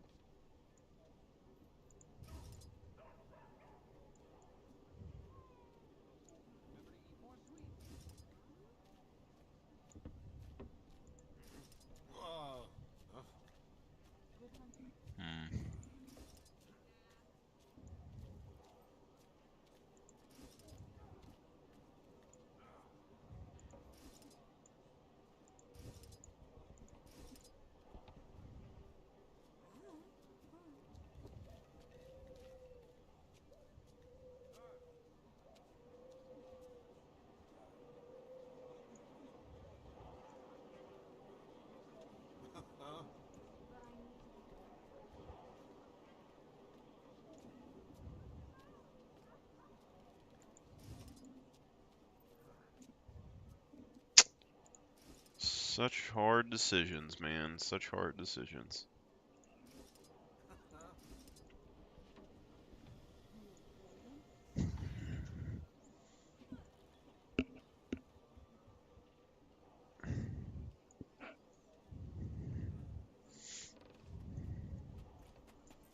How you doing?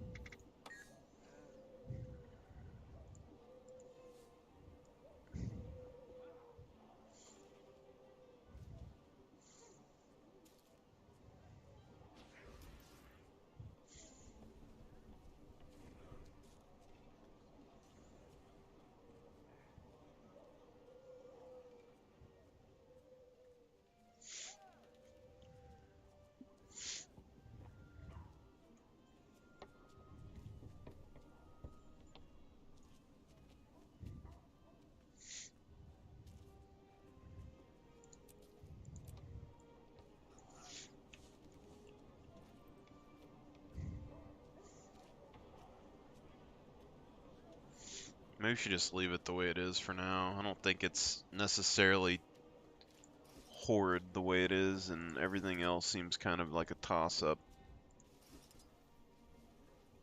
This is the only time I've ever seen this look decent to me. Like, just looking at that. Like, why haven't I ever worn this, like, armor? Is it because it's plain?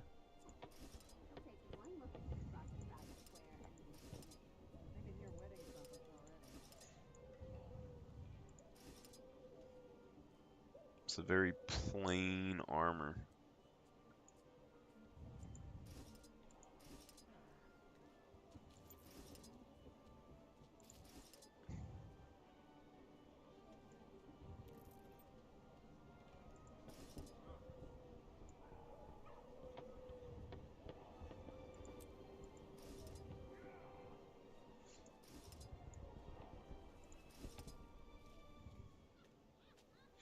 If we had a back piece, we could do that. Almost.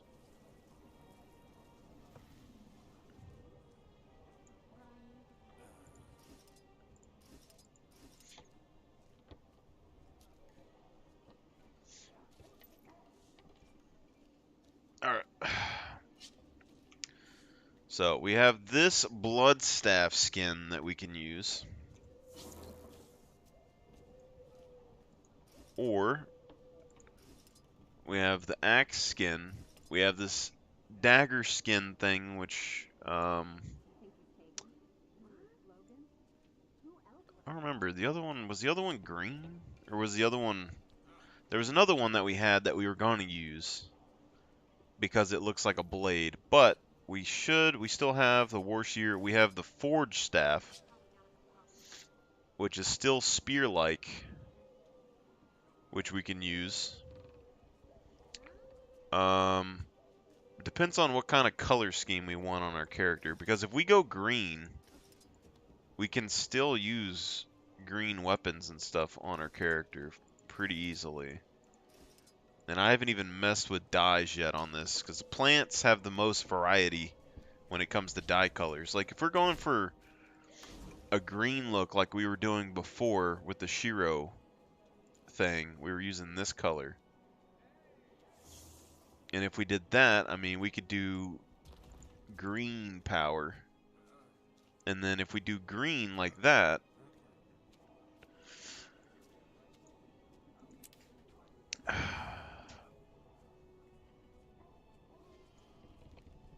basically,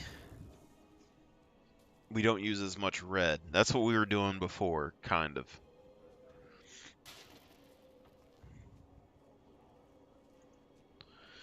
But we also, like right now, we're using Demon Stance, but we're probably about to go back to Shiro because we got Berserker gear.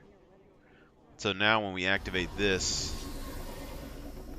you see that we're bringing in a lot of color, right? So it kind of goes good. It looks good.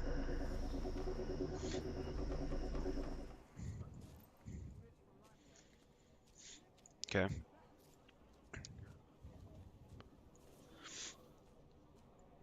So I guess we're going green. And then before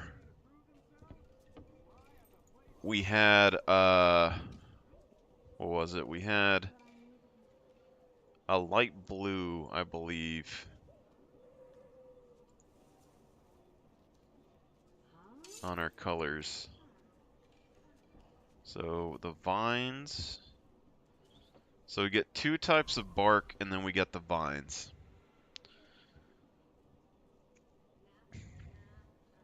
And we already got one that's kind of bark looking on this side. We could do both sides and make both sides look like bark. But that does kind of take away a little bit of our dyeing colors as well. So we could do Shadow Abyss on one side to give us some dark on one side of our body and then light on the other side of the body if we really want to, which I like that a little bit. And we can also flip-flop it if we want and alternate it down the edge of the body, or we could have one side black and one side a normal color, or we can do both sides that color, which is camel. I want to see what Harvest Gold looks on one. Yeah.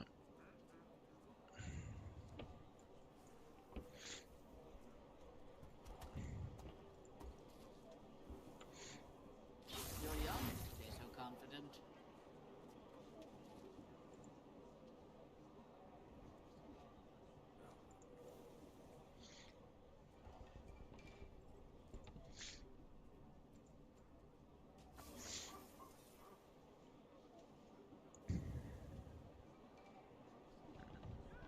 I think Camel was up here.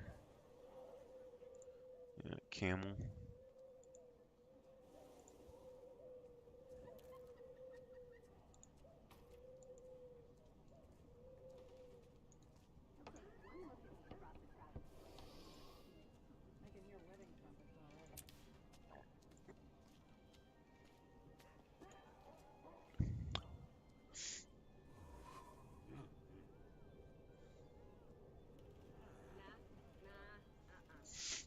Do we want green vines and green energy, I guess is the question, because we could do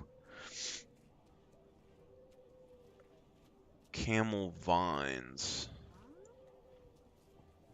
potentially.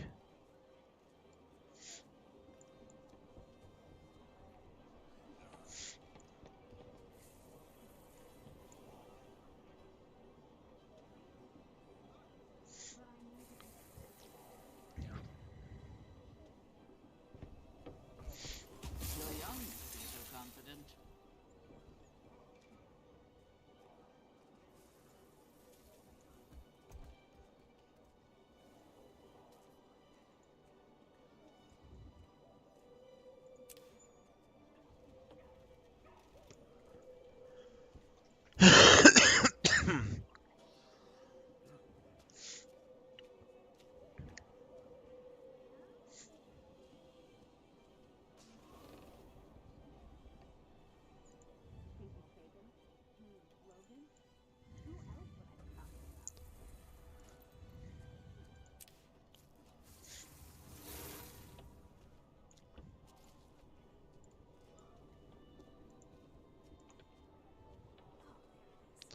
It's a little bit harder because on the other one we had blue.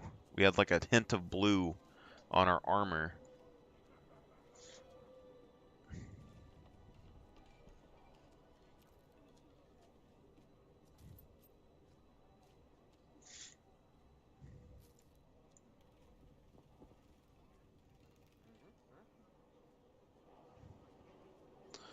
But the way the plant armor works, it blends it in pretty good. Like if we change our pants to the plant pants, we'd be able to kind of blend the colors in and weave them in together a little bit better, I think.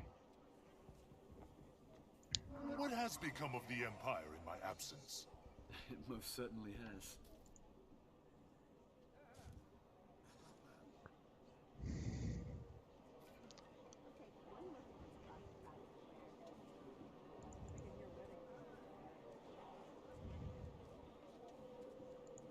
Winter breeze.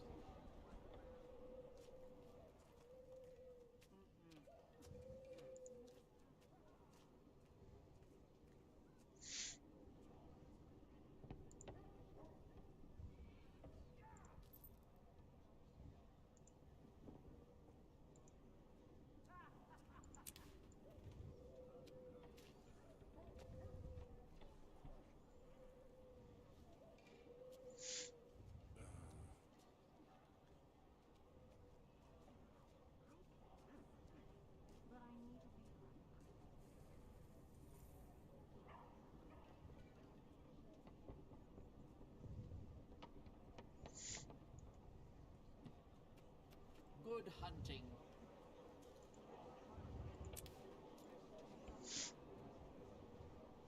Alright, so we know that we have green that we need to blend in a little bit. Which I think we have. And then we have blue. Or we have like this darker kind of gray.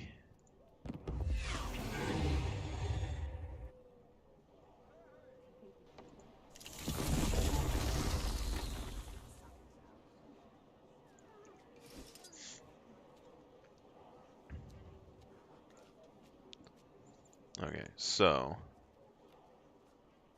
this here, we could do gray. Where's the darkness dye?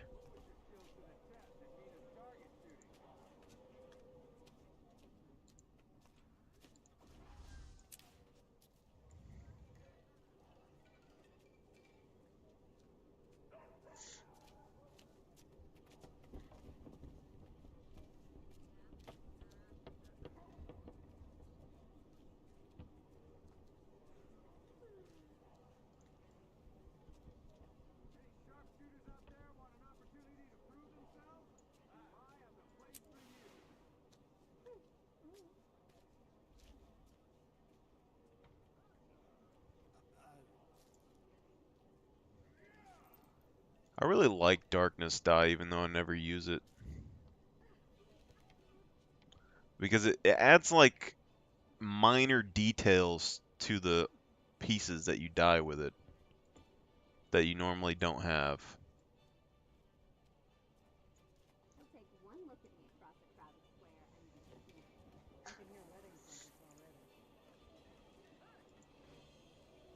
Because it's not just one color, it's like two colors.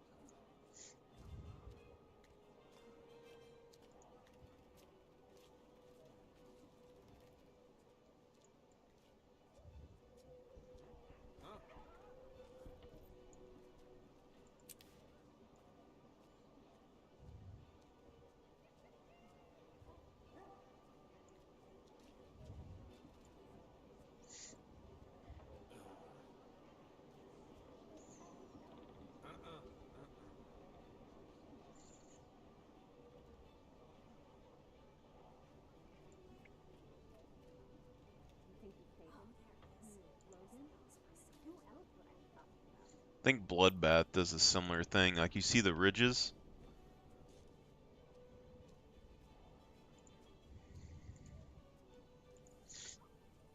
It's red and black together.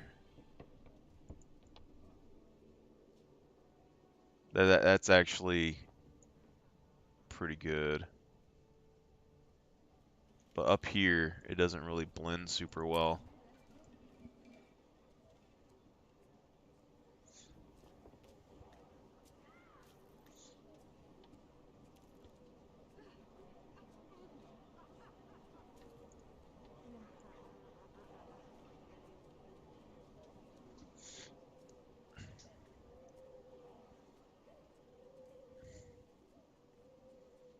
So you would want probably that, and then you would want something like that.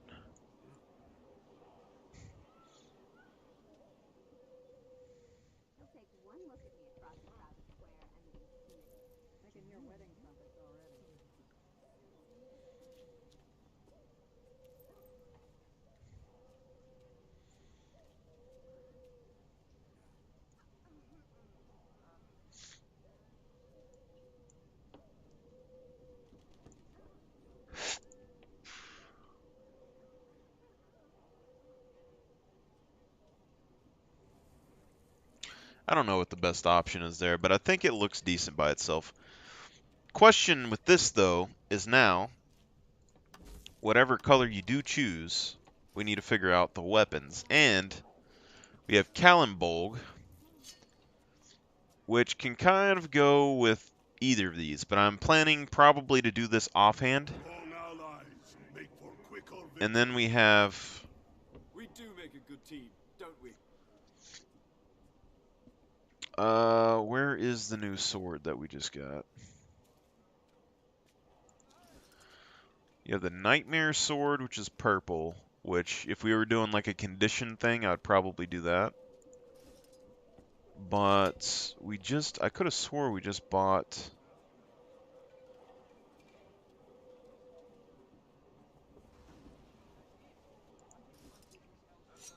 We also have this, which I've liked these tribal swords for a long time, and I've never gotten to use them. And I feel like this is almost an opportunity to do it. You know?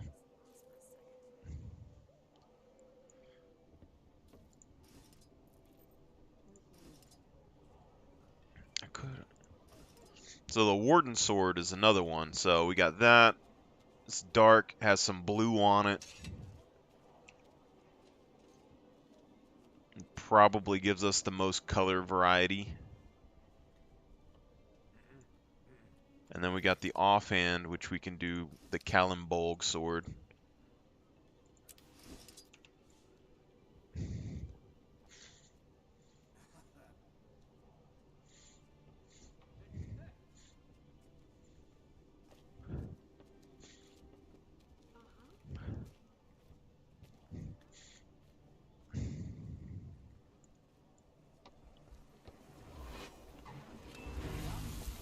Because it seems like the plant armors, you want to like, it's all about not being equal. You don't want equal colors on both sides. You don't want like the same weapons. You don't want a lot of symmetry. That feels to me like it's bringing more nature, you know? So this one, Broken Kalimbolg. It's a little bit shorter of a sword, so it doesn't stick out as much. And then the other one is still a plant sword that's a little bit darker, a little bit thornier, has some blue on it for these dwarven type effects. And then we have the red that goes with our red. We have some green that goes with our green. We have some brown that goes with our brown. I think all that works. We could potentially do 2 Kalimbolgs, and I think it would work fine. But I think the darker colors going on the side that is more dark and the lighter colors going on the side that's more light makes more sense. And then now we can still use the red staff if we like. Or we could change the colors up to something else. I think potentially this is what I'm looking for. So if we look at the animations in a little bit and it looks kind of dumb with the staff on there, I think we go to this and do the spear. And it's going to be in our right hand, which is the black and red side. So I think that'll make a little bit more sense and everything else. Yeah.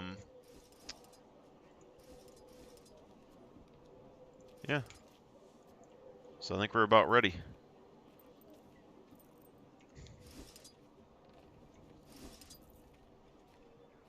That looks kind of cool.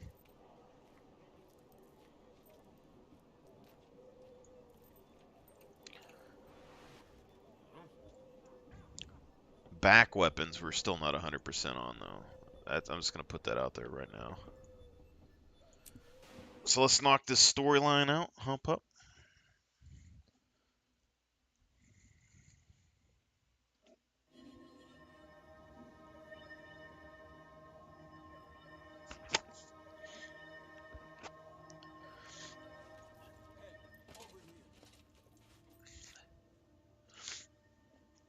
If we get that other armor, it's going to cover up our red glow. That's something that's going to be kind of weird for me.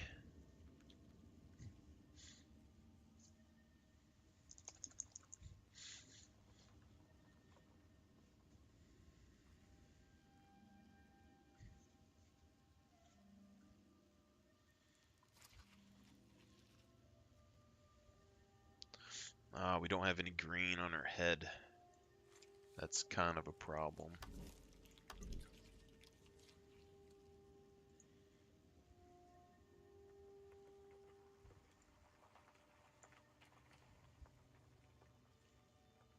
Damn.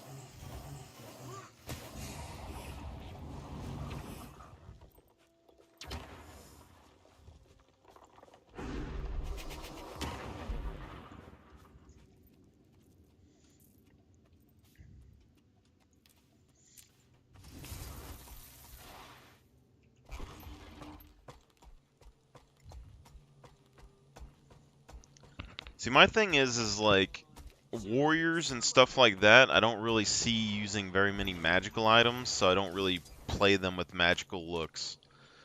Mages and stuff, generally I'll kind of play them with a little bit of magical items and mesmers. Something like the Revenant, which is like a fully magical class. I ain't gonna say fully magical class, but it's a class that was birthed out of the mists that sees spirits and stuff.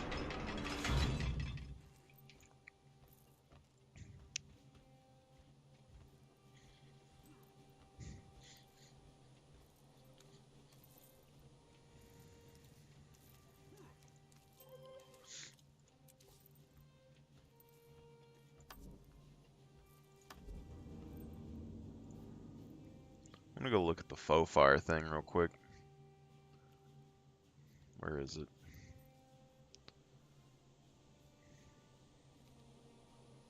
Faux fire chest guard.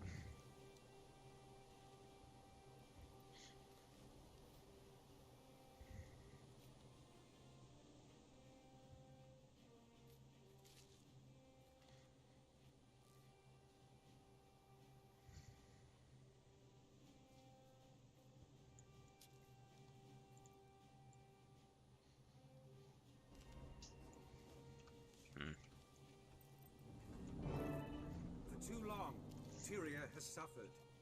We gather now with newfound purpose. Zaitan's servants storm our homelands.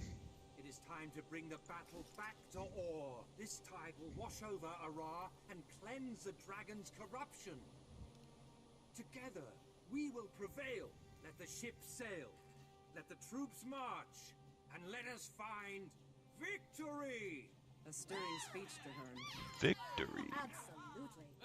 You've turned into a real war leader, Marshal. Now if we can just keep the impetus you started, then we'll have a chance. Thank you, friends. May fortune bless you. Good to see you. Let's get this briefing underway. Commander, I wanted to follow up with you about the Siska incident. I've made my share of mistakes, even without mesmer trickery. Some things cannot be undone, but they can be mitigated. War Master Kason has been fully briefed, and her entire unit is aware of how you were all misled. That won't bring back their comrades, but knowing the truly guilty party was punished does soften the blow. There's someone I'd like you to meet.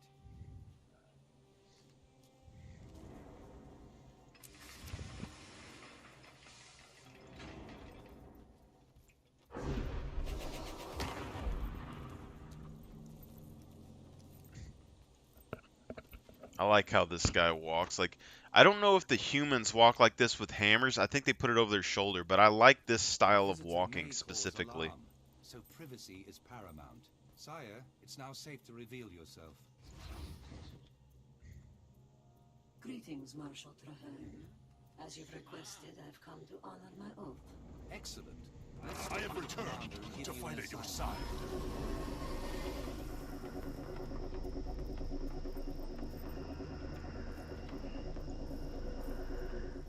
Remain strong. Thank you for your patience, Commander. Allow me to introduce the revered Sire Al-Rajid. In the name of the Concordat of the Tetios houses, I greet you, ally of my ally. It's an honor, sire. I've heard that your people don't meet with land dwellers. You speak truth. I have long owed Traherne. Now at last he has called upon me to honor my oath. Scouts have discovered a sixth temple in Or, a lost shrine to a fallen god, hidden underwater in the Strait of Malediction. Abaddon, the human god of secrets, was cast out of Arar by the other deities, and his name was erased from history. Very little remained. Zaitan craves something inside that temple, so we must get there first.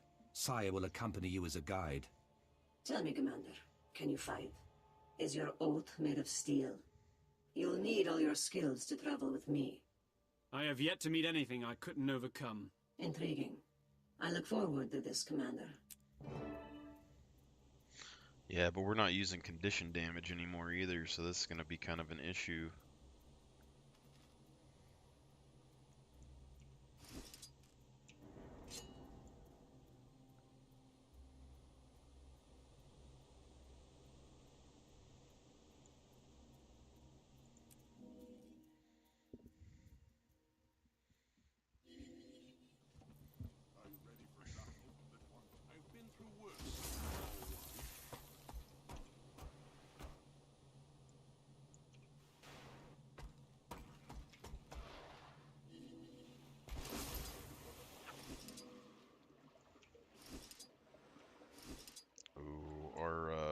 underwater weapons I bet aren't upgraded. Nope. Looks like the spears are strongest. Shoot fire.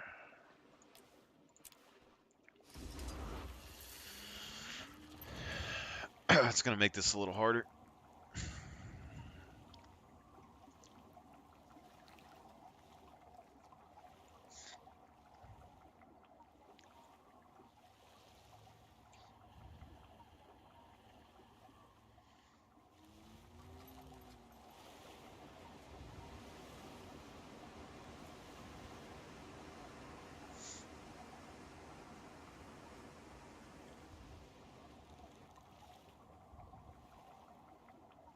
Please direct attention here.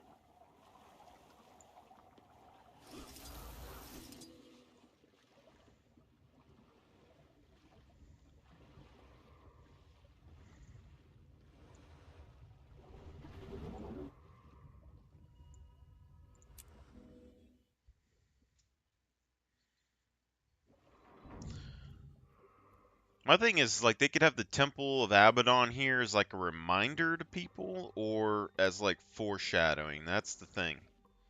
Which it is, I have no idea.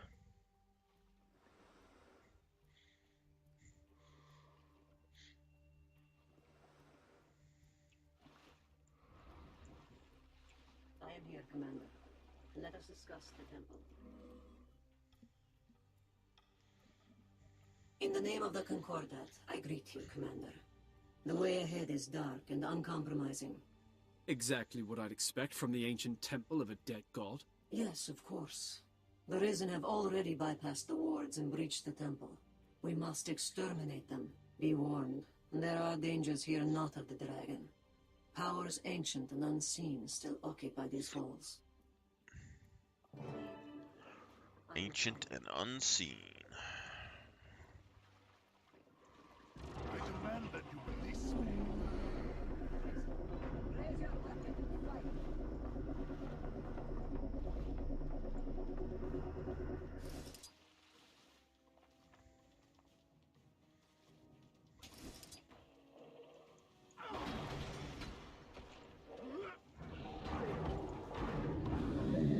Together we have no equal.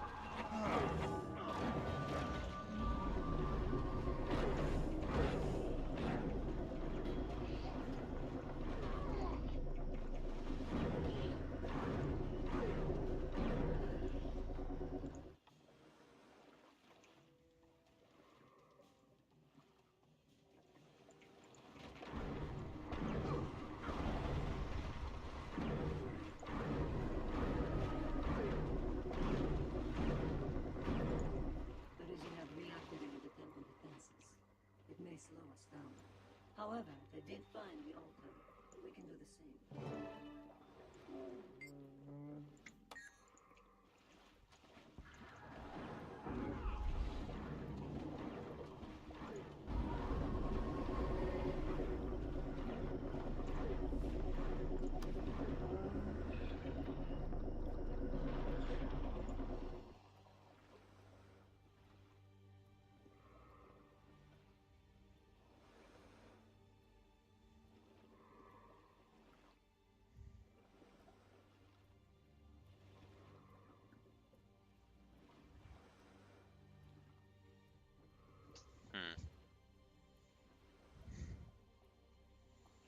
I kind of want the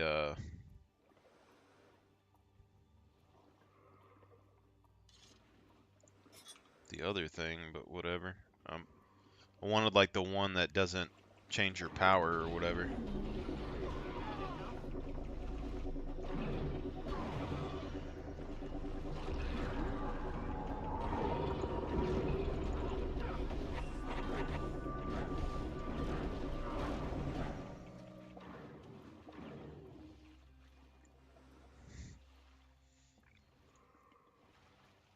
A most interesting shrine.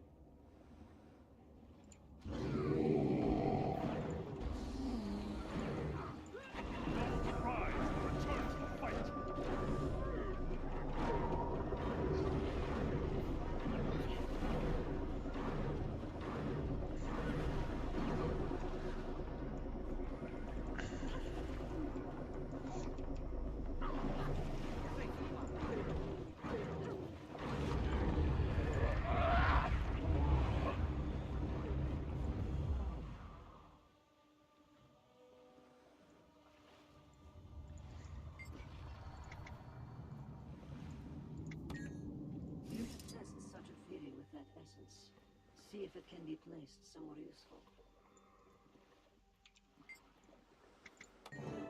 The currents shift. The ocean's flow changes. These shrines and orbs must be how we gain entry.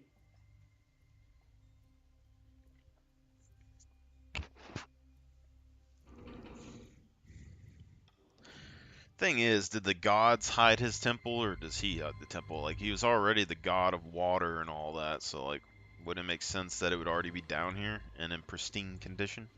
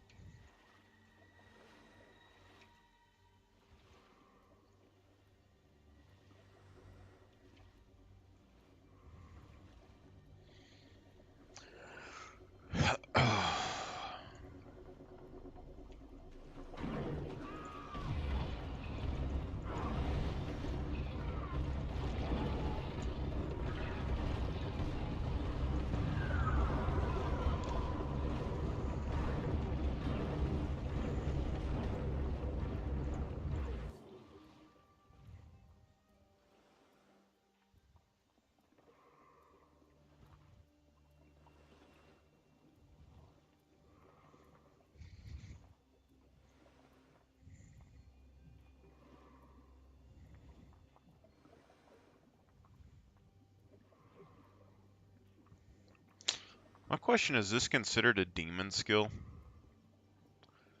And is 20% damage reduction worth it? I mean, if we're going full power, thinking about this now, I mean, condition transferring could be good if we invoke torment would transfer conditions, so we get, or 3 conditions, so we could put stacks of torment on the enemies.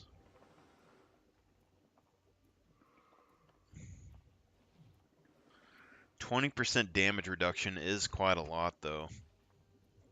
But to do that, we have to use this. Oh, that is a tough one. But damaging conditions you apply last longer. But, I mean, right now we're a power build, so I don't think it matters.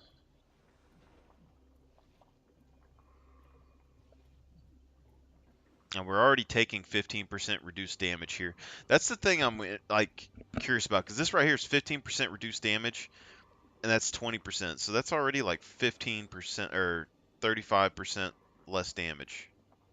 And then you're getting 33% less damage here. So that's, you know, 70% less damage.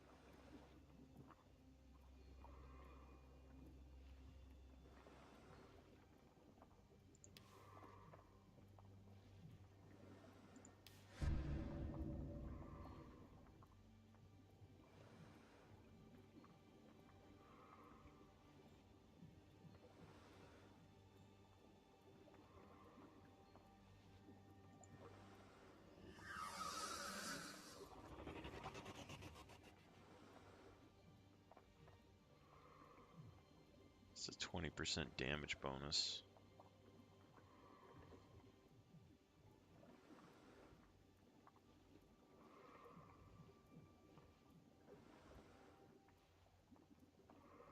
Grant might when you gain Fury. 10 seconds.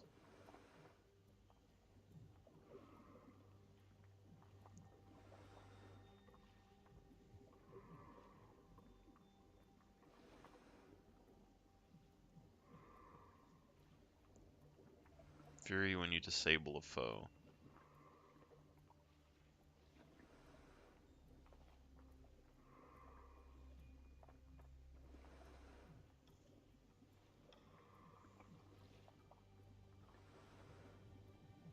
Or we can get extra energy. Or critical hit chance is farther increased while you're under the effects of Fury.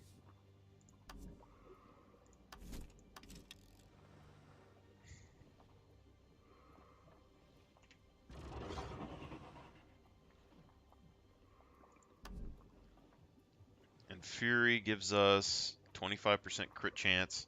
This would basically give us 50. It would basically put us at 100 almost.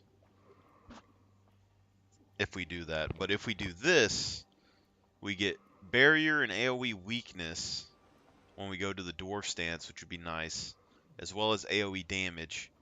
And then with Shiro, we get AoE quickness, which we're getting 2 seconds base, and then you get 5 targets, so potentially 7 seconds of quickness here. We call the assassin, which completely gets rid of the need to use phase traversal unless you're going 1v1.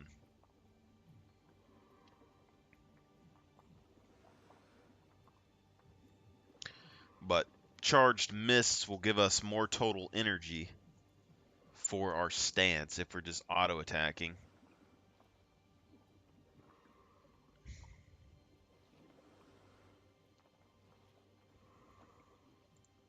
That's probably, this is probably the best for total DPS, but this, because when we go to, we get 5 seconds when we invoke a legend, and then we're getting Fury when we disable a foe, but we don't have anything that disables a foe besides the Shiro ult, unless taunts count. Let's look at Retribution real quick. Endurance recovery, block projectiles, when you use a healing skill. Reduce strike damage to you from foes beyond the threshold by 10%. Resolution when you use an elite skill, which with Demon Stance or something this would work really good with. Um, protection when you are disabled, gain might when you break out of a stun. So you can do, I mean, this would be pretty decent. Resolution after you dodge. Strike damage to weakened foes. Disabling foe applies weakness. Strike damage taken is reduced by a percentage while you have resolution, so you get 10% damage reduction. All damage dealt is increased by 10%, and you gain might when you strike foes. Resolution granted to you lasts longer. So this one you can get 10% damage reduction. You can get a bunch of resolution.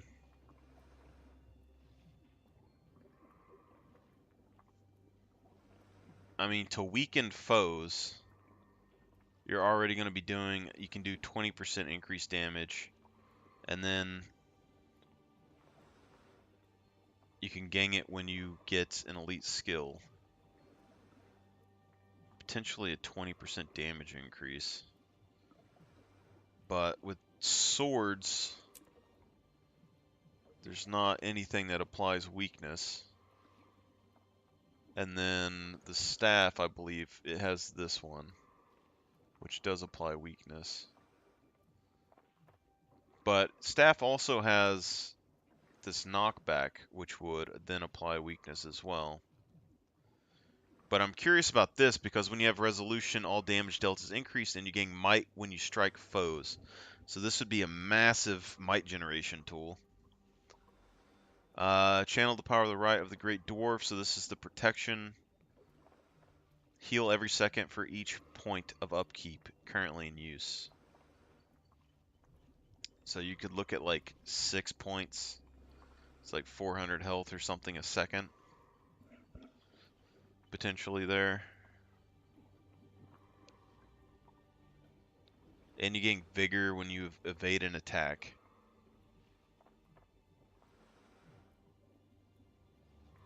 And you get increased endurance recovery. That is a really tough call, because this one, you're going to get a bunch of quickness, or I can get 100% crit chance.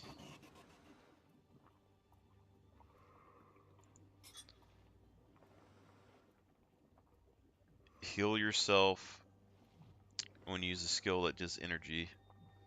Gain might when you gain fury.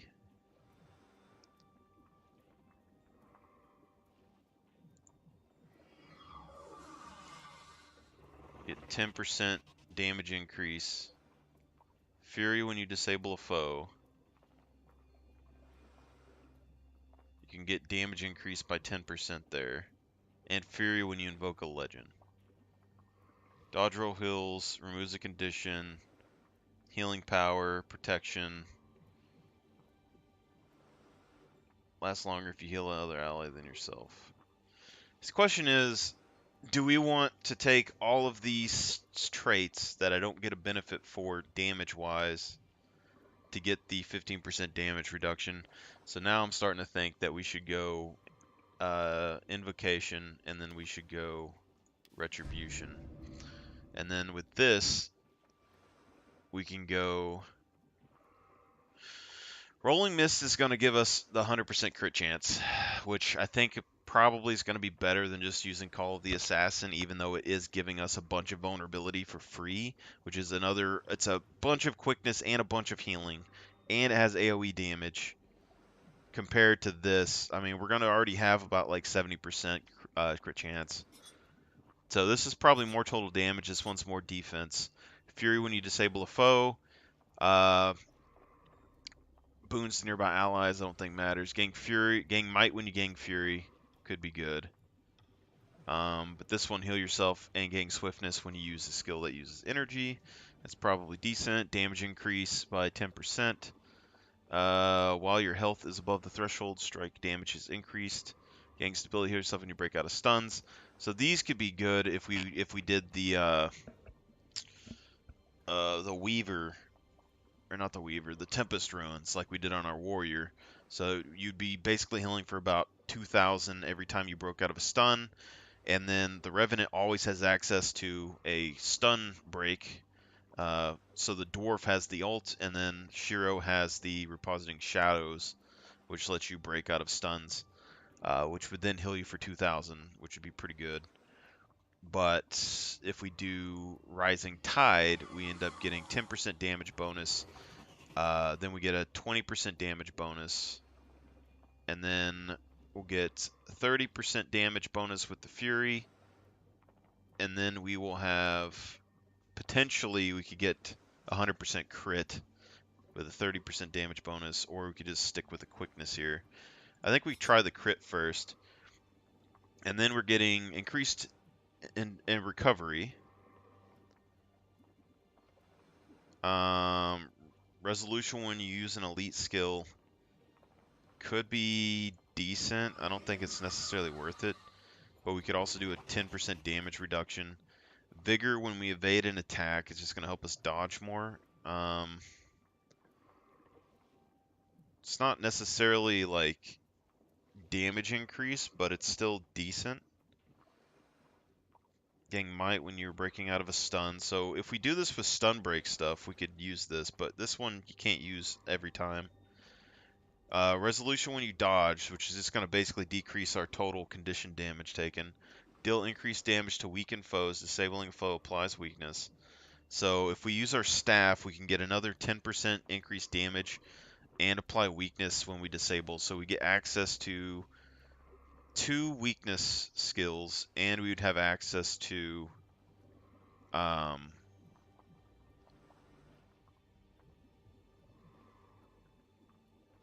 some 10% more damage. But we could also take resolution.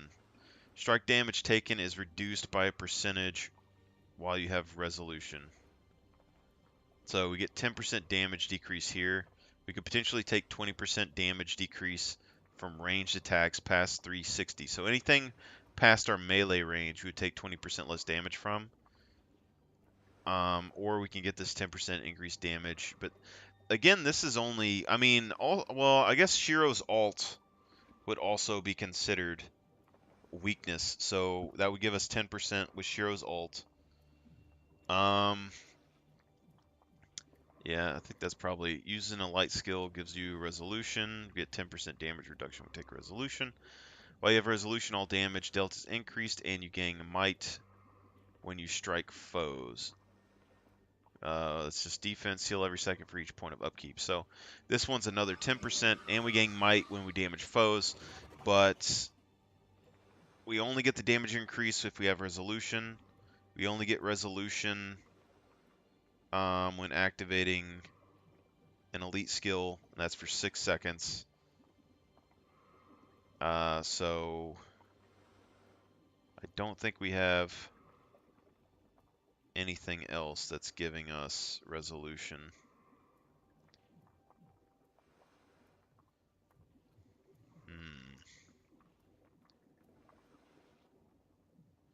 That's fine though. 6 seconds of 10% damage bonus when you have resolution. Great Dwarf isn't really something that I use very often, but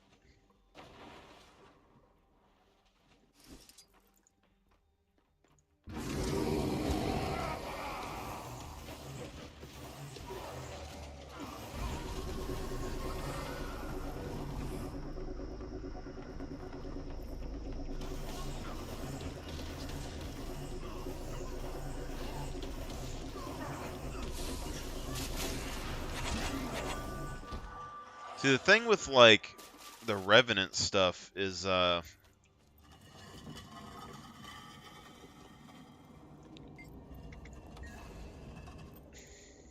it's not necessarily point blank.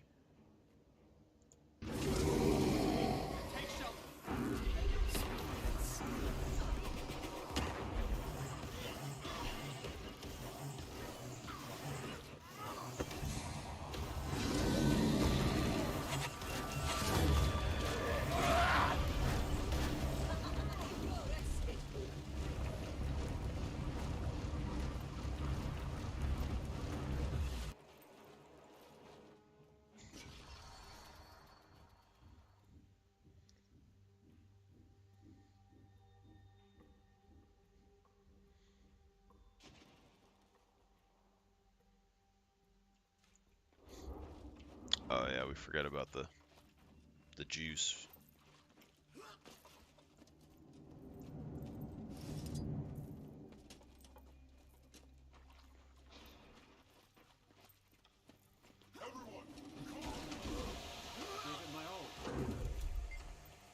Excellent progress.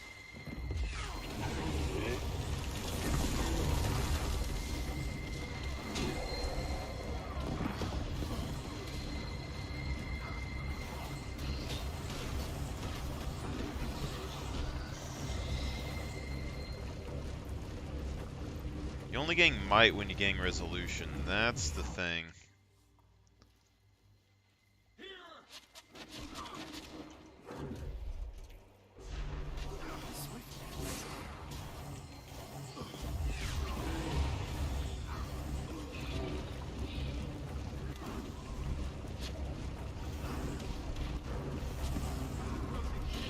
I have returned to fight at his side.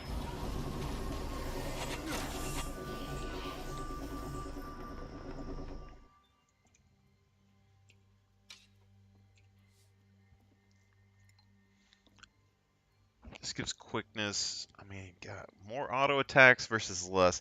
More auto attacks with the sword also means more lifesteal.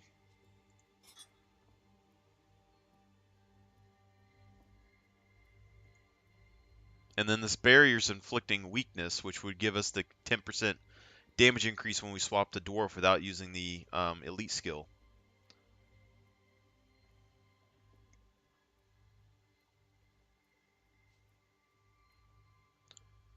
Heal yourself, gain swiftness when you use a skill.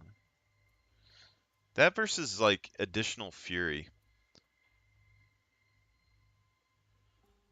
In fury when we evoke a legend for 5 seconds, and then we're getting fury when you disable a foe for 8 seconds.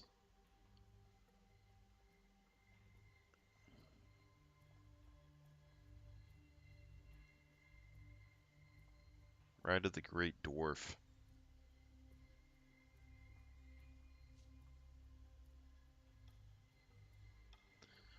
Gain might when you grant yourself fury. While you have resolution, all damage dealt is increased. You gain might when you strike a foe. Resolution granted you lasts longer. So this is just the damage bonus. As long as we're striking foes, we're gaining might. I don't think we need any more might generation.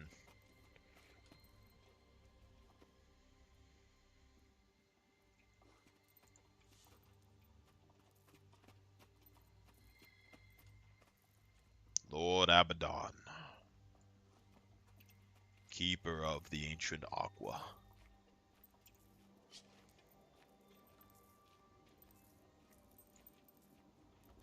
Two shrines. We must be close to the Altar of Secrets, the center of the temple. Not very well protected.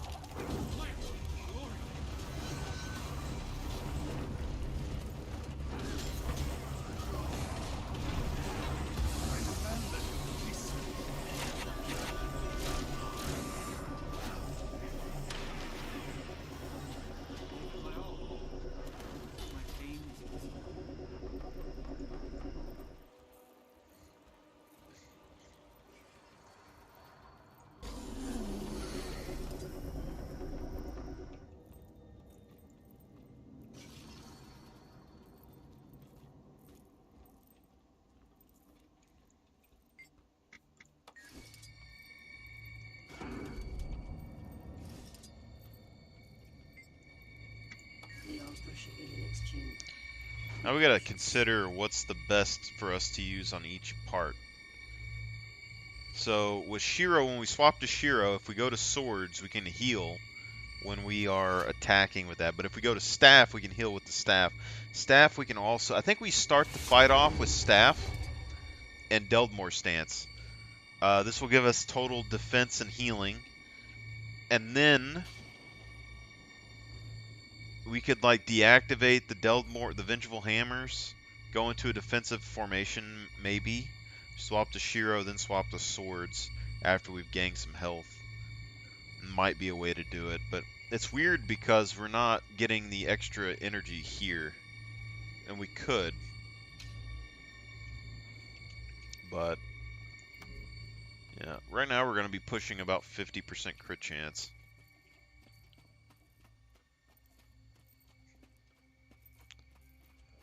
Something's wrong.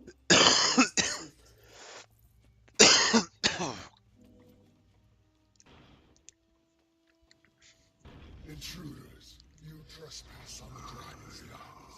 You too will serve Zaitan. No, slave creature. We serve our oaths, and those oaths demand your death. So be it. To death and beyond.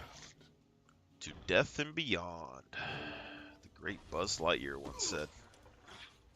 Zaitan demands your death.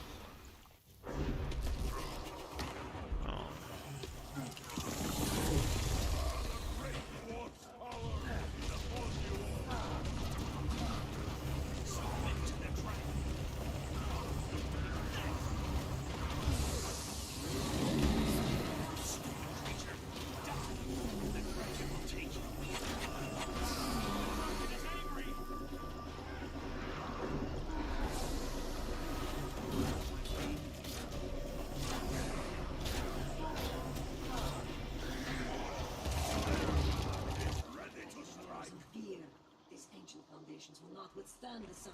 Escape quickly before we are buried forever. Abaddon! God of secrets, but not architecture.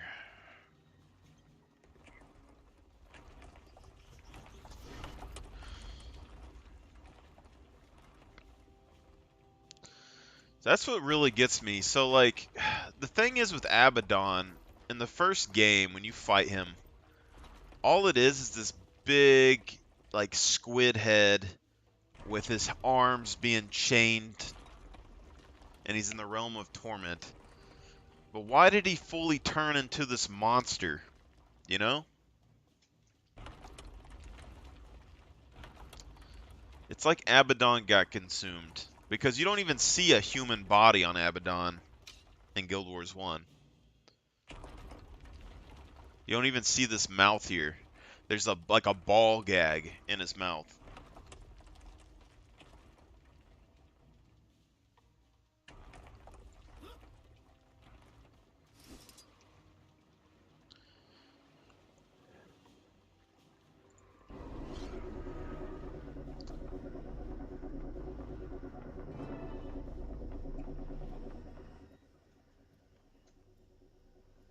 Well fought and well won.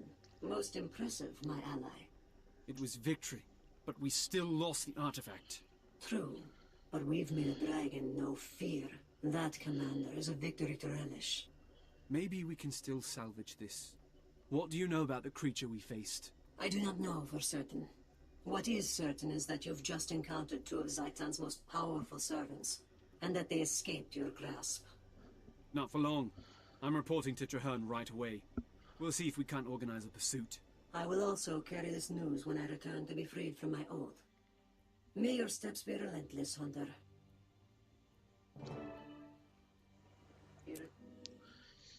Me.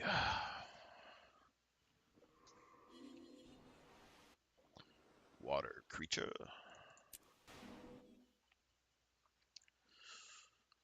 Ba-da-dum, ba-da-da-da-da-dum.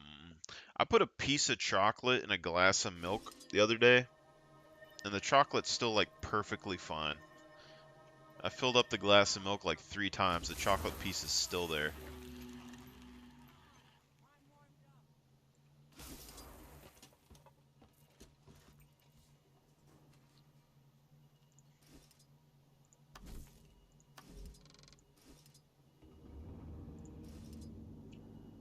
Entering combat.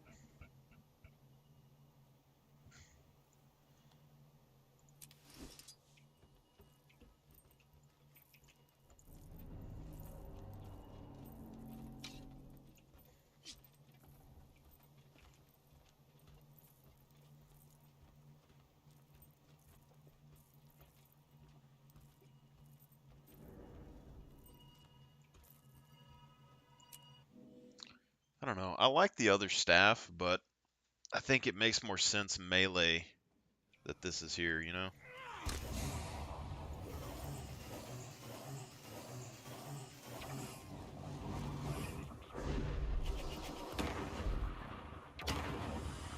So what does this do? Release a person who heals and removes condition from allies, creating a healing orb for each ally that loses a condition. So if we wanted to continuously remove conditions from ourselves, this would actually be viable, I think. Allies in front of the area heals for more if an enemy was struck. Because we could basically, like before, we were getting protection every time that we dodge rolled.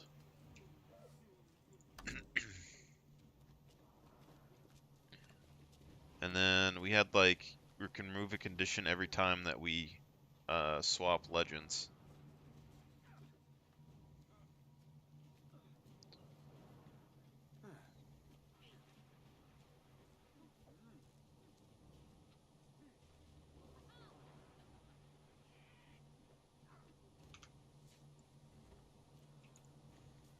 Excuse me, friends, but I must speak with the commander.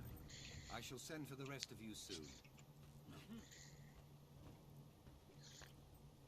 Hey!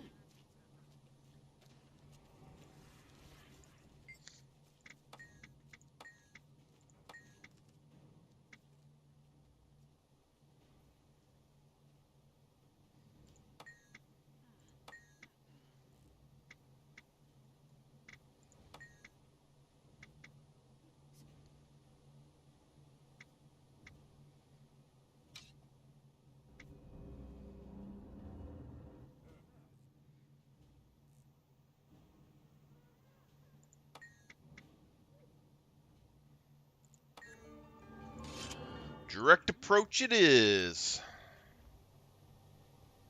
Precision, toughness, power, vitality, power, ferocity, precision. Grand loot.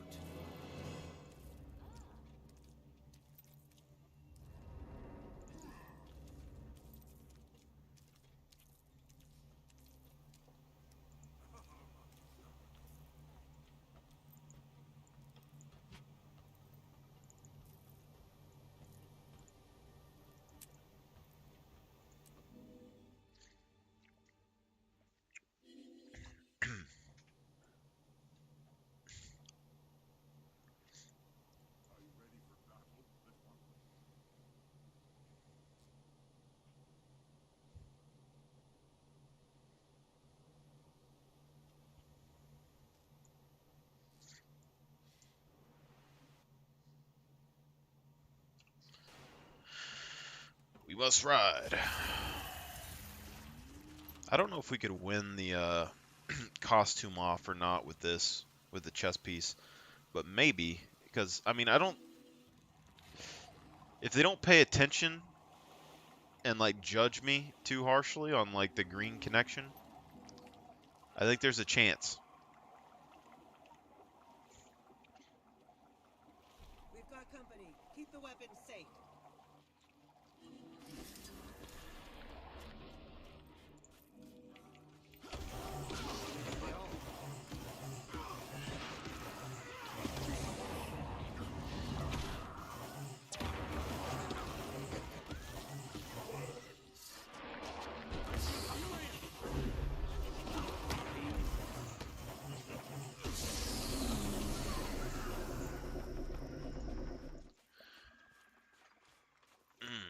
Because this also is, like, it does AoE damage. It's 400 and then 700. I would say it's on par damage to the sword, auto attack wise. And this also heals for about 400.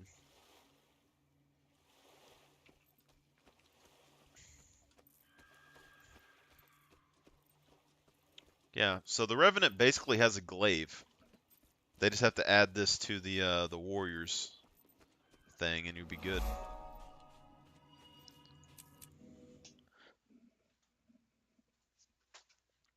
So I've had so many things. If my Reddit thing wouldn't have gotten banned,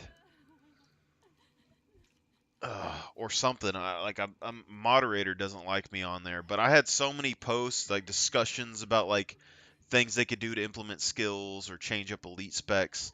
If they, because they're going to run out of elite specs at some point, or it's going to get absurdly like out there. Like the gun sword was already a stretch, you know, but they could add elite specs like the gun sword. They could do that with spears and glaives and stuff like that. And then some people said that it was hard to like implement because you have to put new weapons and stuff and new drops and all of that in the game, which I get, but I don't think adding an item to the game and increasing the, like putting drop rates in certain areas would be that hard compared to like building the items and stuff like that. Most of them are talking about, oh, you're not going to have access. You'd have to put them in the core game, but they don't have the gun sword in the core game. You know, the elite specs aren't in the core game, so I don't think they necessarily would have to. The eye! It sees me! It sees all! Save me! But the warrior has access to the staff, and he has access to the scepter. So you could do a skin for the scepter and a skin for the staff, and the warrior's scepter skin would basically be a spear, and then the warrior's staff skin would basically be a glaive.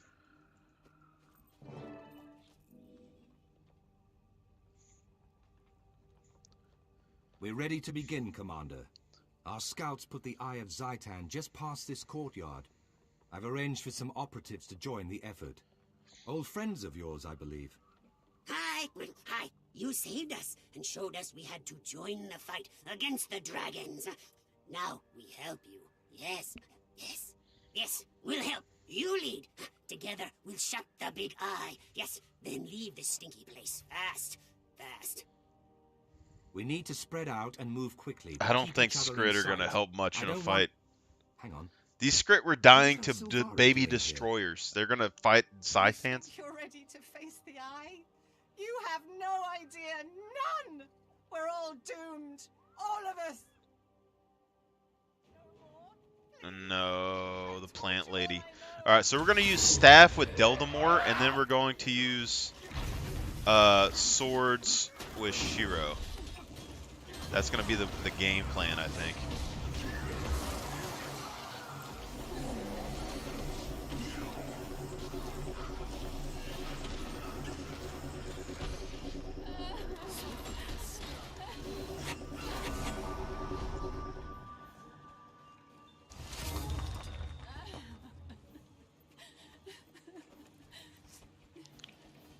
I want to check out this chick.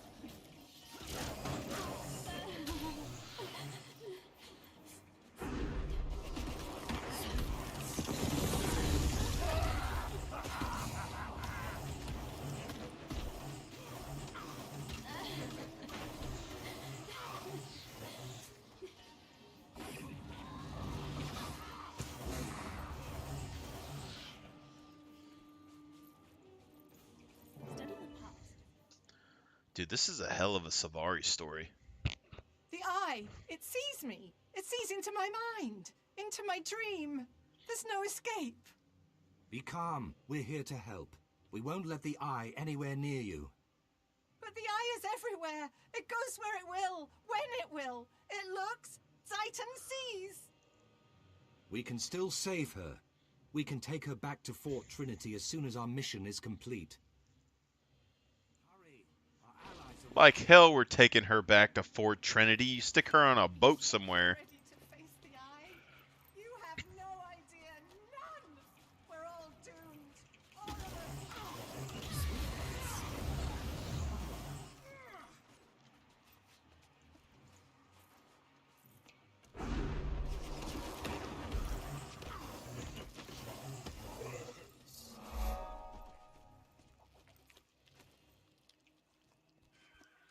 Open the door, Traherne.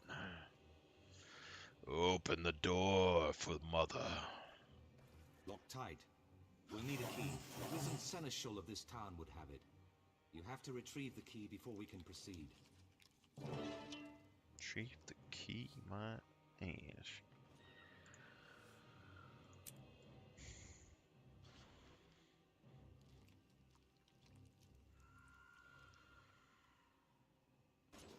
I almost feel like I need a glowy weapon for this.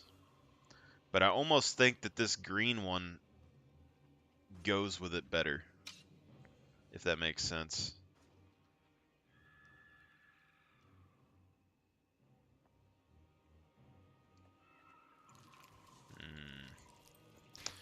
Alright, script boys, find me the shiny key. Go, go, go, go, go.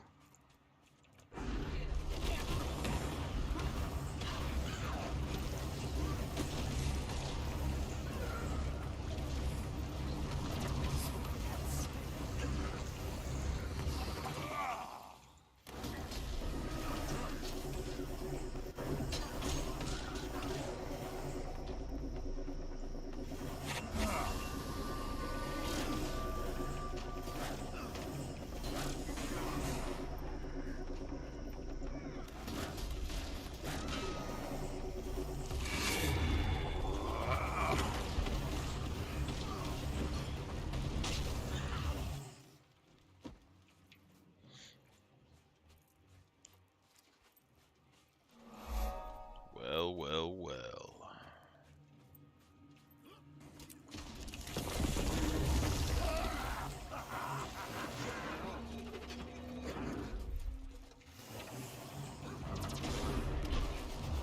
Oh yeah, I forgot we needed resolution, I think.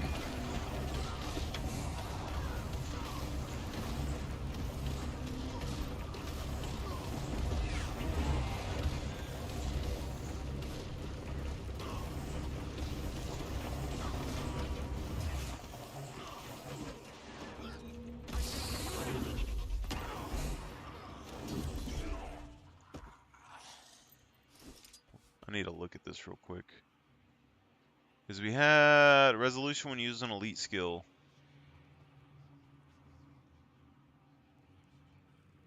And increase strike damage to weaken foes. So we have to use an elite skill to get the resolution. Alright.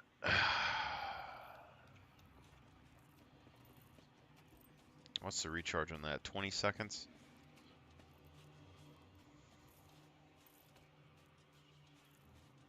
It's the only way we're getting resolution, is it? Get 20% damage increase if they're above 80% health. Or we can life siphon health after using a heal skill. Which, is that necessary? Like a heal... When it says heal skill though, I don't know if it's just talking about specifically a heal skill. Let me drop this for a second. Swift and steady. Like, is this considered a heal skill? If it's just considering the 2 heal skills that we use on the thing, I don't think this is necessarily worth it. And then the 20% damage increase could be better.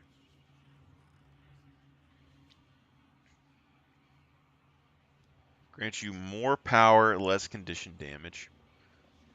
Or you get 1 stack of battle scars while in combat. So we get 1 stack while in combat, grant fury to yourself and nearby allies each interval. I mean, this... More power and less condition damage. In our build, that's probably better for us damage-wise. But also getting increased damage. Like, Thrill of Combat's just going to give us extra healing and Dwarf Stance and everything else.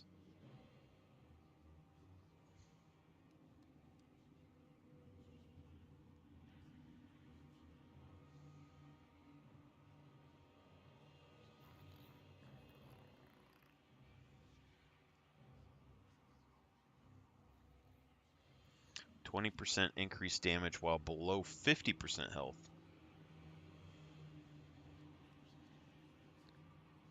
Strikes moves, you get 3 seconds of quickness when you swap weapons. That'd be pretty crazy too. I think more power, less condition damage. I don't know. 20% increased damage for the first part of the fight. Against computers, I don't think it's probably that good. Against players, it would make them panic a little bit and make them use their heals and mobility skills, stuff like that. But against players, maybe not. And that depends, though. Life Siphon after using a healing skill.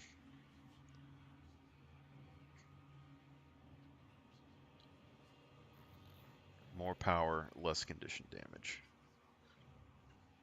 God.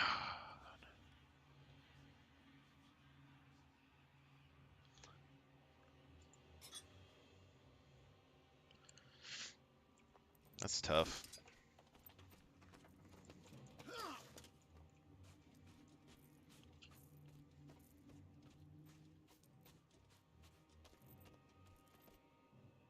Legendary stance skill.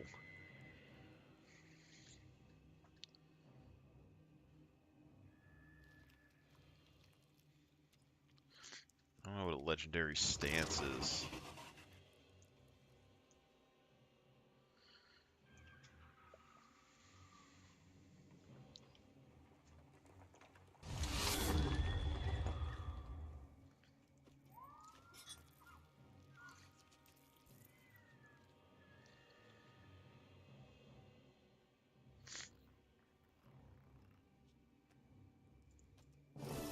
The gate is also sealed magically. This will take time. Protect me while I work. Watch those tentacles up on the ridge. They're gonna slam us hard. Tentacles are gonna slam us hard. That's what I like to hear, Traherne.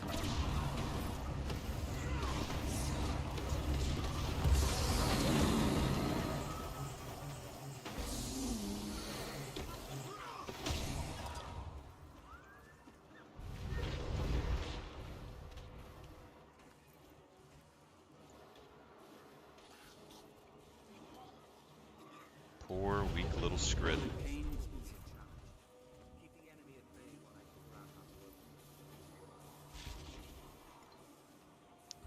Do I need to go kill the things, I guess?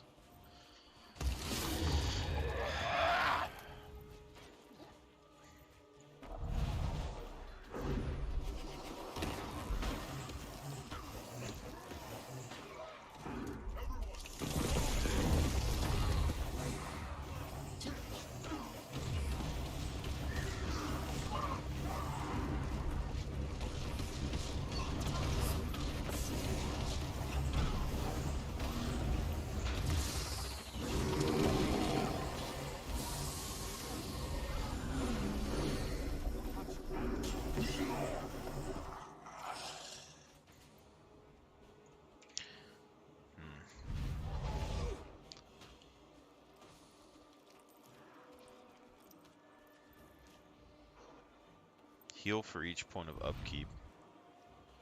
You know, if our condition damage is really low and we use the other stance, and then we did healing every upkeep, we could potentially negate the condition damage that we would take. We're only gaining resolution,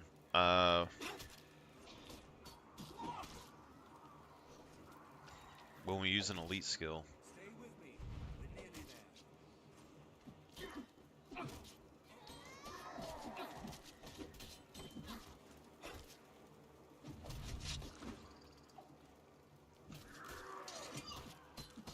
We're in. Now to face the I will not lose. Oh, you're gonna lose today, sir.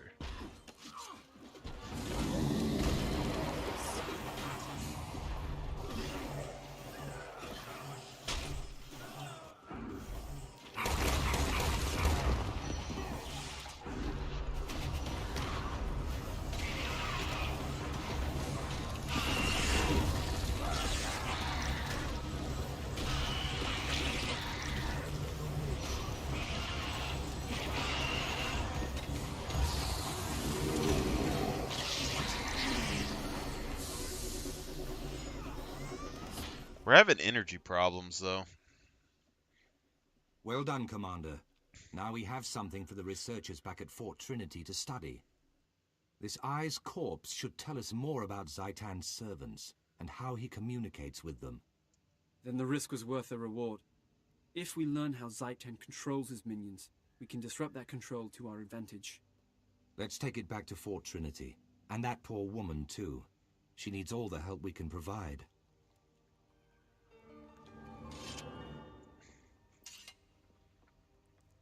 A sword.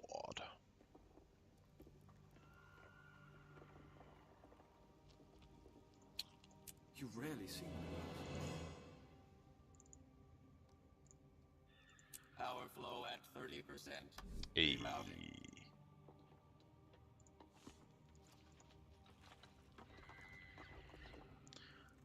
Do we already have this one, or did we just get a new one? That's my question.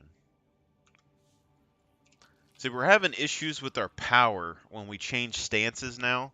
Like, we get additional vulnerability, we're getting additional weakness here, and the quickness is great. I like the quickness, but the crit hits would be really good, but we're running out of energy super fast as soon as we swap over stances.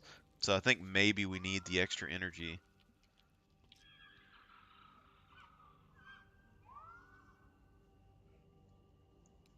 Like, if we're swapping back and forth consistently, it probably wouldn't be a big deal. But the main thing is that if we're trying to use the elite skill to get the 10% damage increase, then this becomes a lot harder to do because the elite skill takes all of your energy.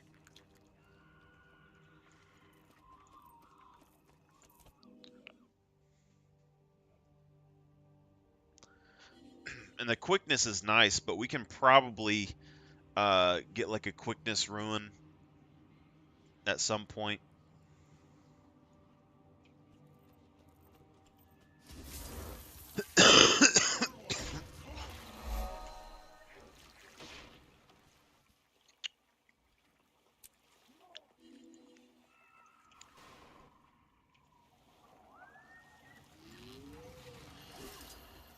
Danger is afoot.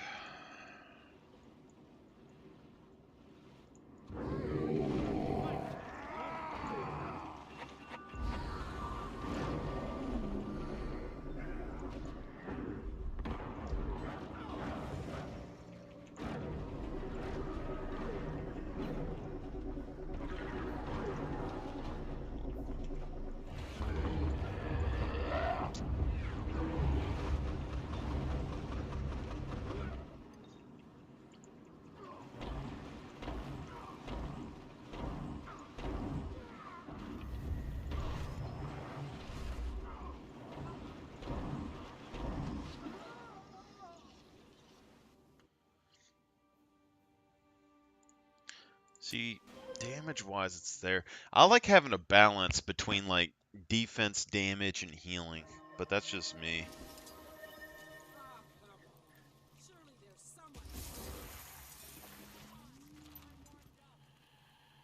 Getting my ass handed to me, like, right there is just shameful.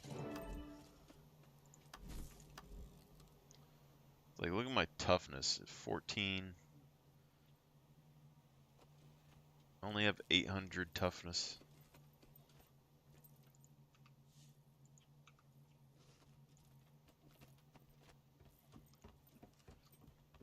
I think we do like a 3-second crit and a, like, I don't know, 3-second crit with a 3-second quickness sigil on the sword. And then we could do maybe 3-second crit or 3-second quickness or vulnerability on the staff.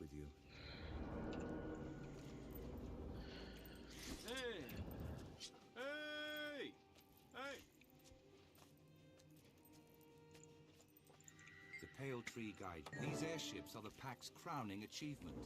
A combination of Asura, Char, and human technology. The Pack developed these airships so that we might fight Zaitan from every possible angle. Land, sea, and now air.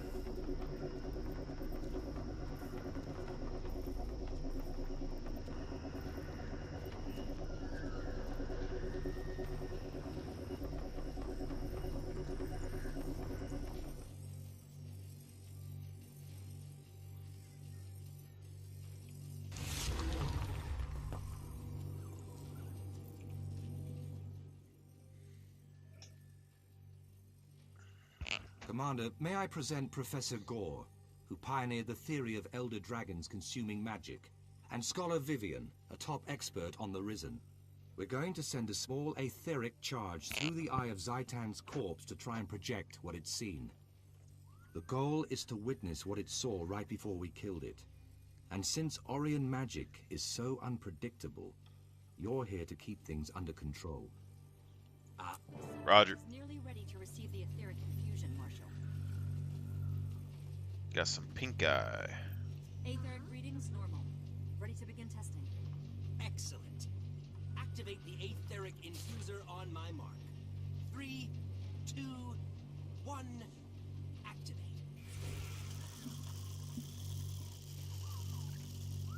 All readings are within acceptable parameters. Subject is stable, it's working. Confirmed. The projector beam is now ready for firing. Commander, if you'll do the honors.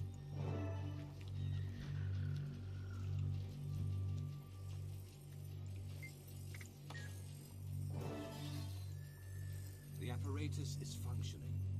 How will we know Apparatus. when we have results? We should see something any moment now. Apparatus. There! There's our result!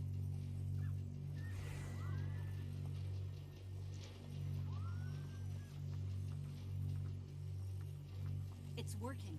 We're seeing the last sights the eye saw before it died. Soldiers! Where are they marching to? The apparatus.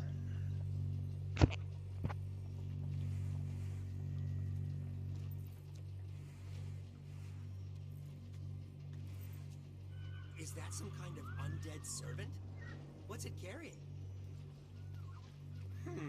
Looks like a Looks box. like a scout of some kind. Filthy looking creature.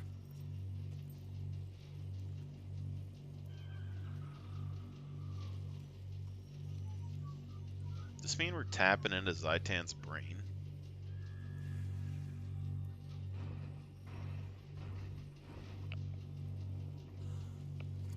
Did you see that? Zaitan's agent just consumed a powerful magical artifact. I saw it, Professor. Your theory is now a confirmed fact. But what was that creature? Let's finish testing before we interpret our results. Marshal Traherne! Look there, another eye. What does it mean? I'm not sure. Commander, to the front. Something's not right. This doesn't seem right. Might glory.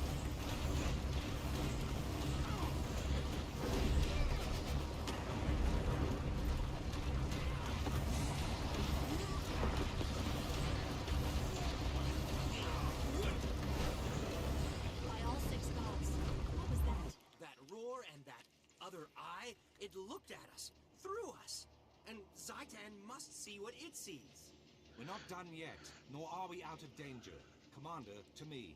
See, Well done. the other build was getting like 35% damage reduction, and then it was getting protection, which is 33%, and then with the Great Dwarf, you're getting an additional 20%. So that's already like almost 100% damage reduction if it adds together, you know? What's on your mind? Now to strip away the veil that hides Zaitan's minions. Stand ready. There's no way to know how many we'll face, but we cannot risk taking any along with us. Die by my hand!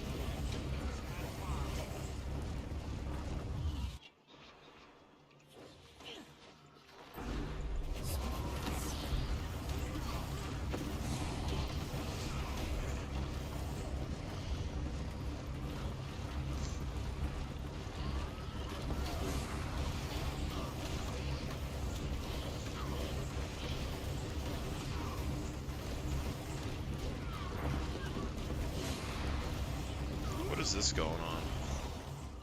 I thought it applied weakness guaranteed. I need to look at that. I sense no more of the Risen. I think we're clear. Our findings deserve serious scrutiny, but I'd like to hear your initial reactions. I think we now have conclusive proof that the dragon sees through these eyes. The readings, the ebb and flow of magical energy, it all fits. If these eyes are how Zaitan sees, maybe that all-mouth creature is how Zaitan eats. I concur. Zaitan's agents serve as extensions of its body, acting on its will. The eyes survey, the mouth consumes.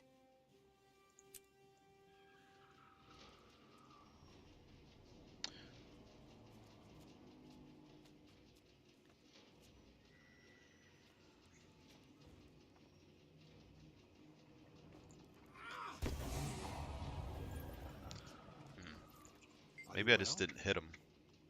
The range is pretty short.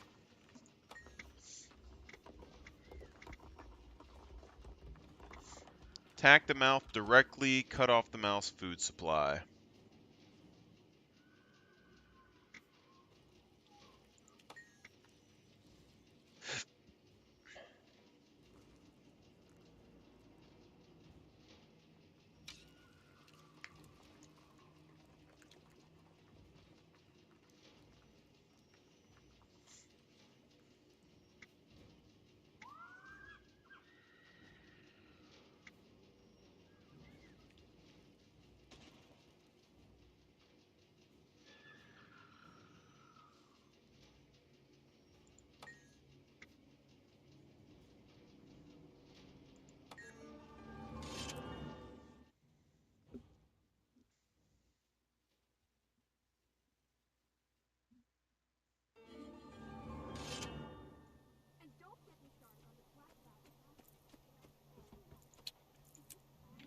Don't even get me started.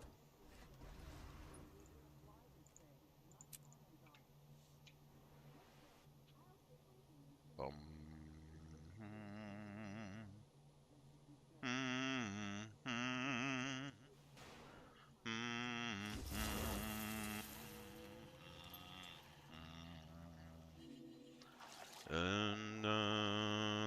Na na na na. Na na na na. Wah wah wah wah wah wow. Well, well, well, well.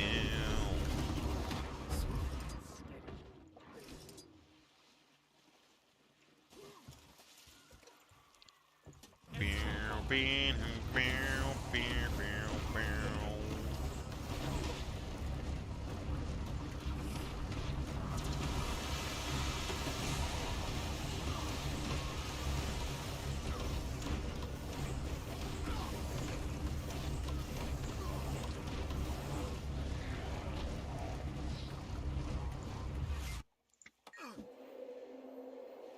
I got the power.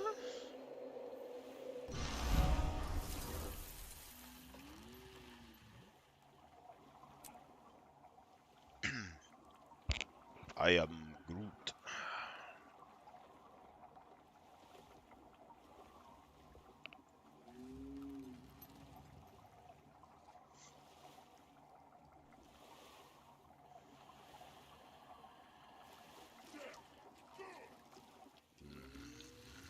Death.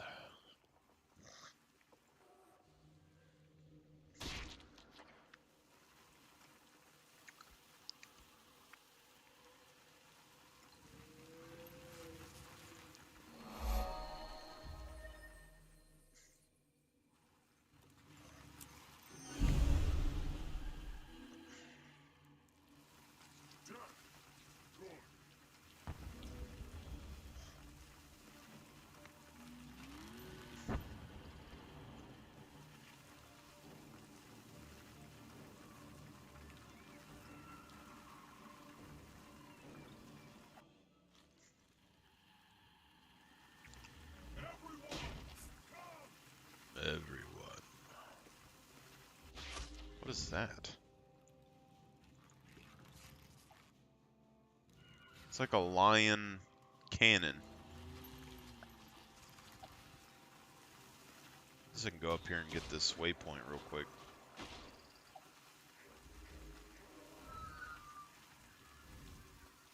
There's awfully a lot of Abaddon tentacles around here. Statue of Balthazar.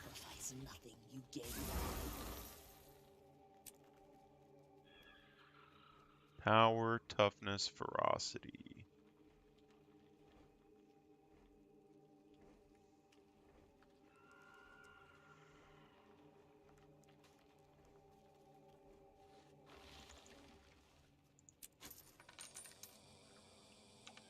Take care of yourself.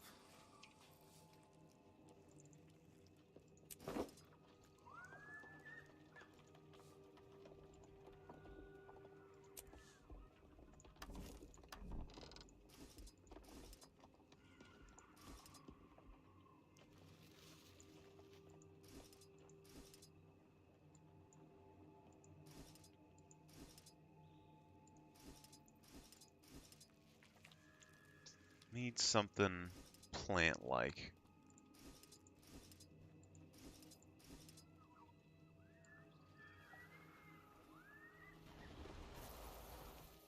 Eternal vigilance. Sharper still.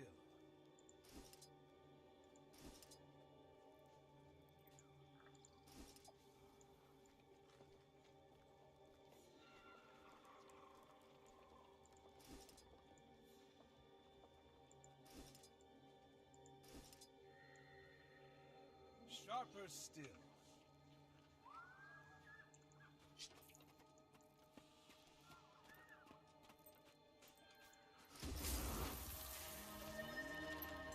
Actually. Wait, this is a Balthazar thing, and this is power, toughness, and ferocity. Statue of Balthazar. And it's the Orion Knight dude. Trying to tell me something?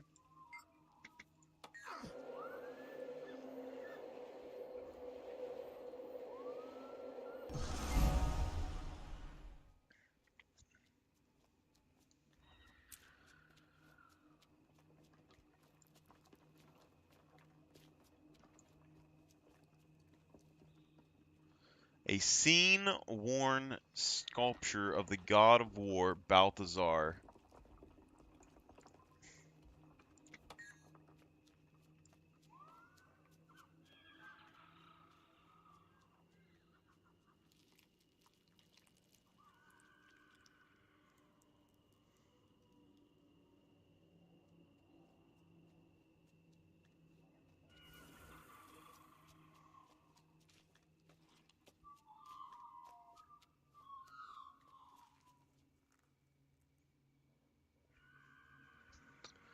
You're telling me this was a sculpture of Balthazar, and the sea wore it down, so the sculptor sculpted all these details under the armor.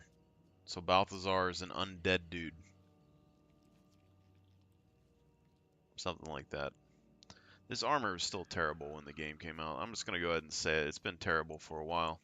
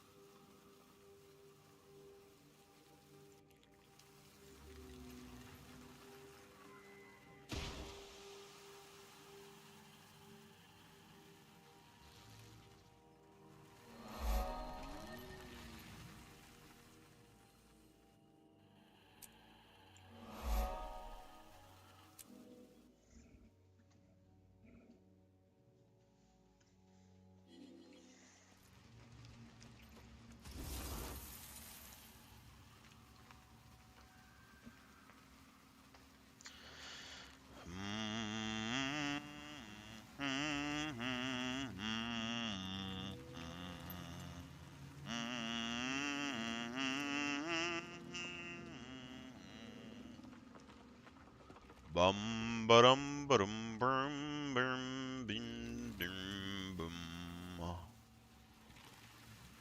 But now I see I once was as lost, but now I'm found.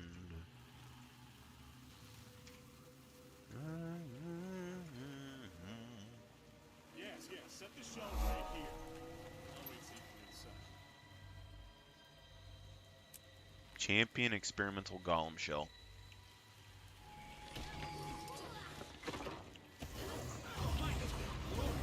Ha ha hoo kada.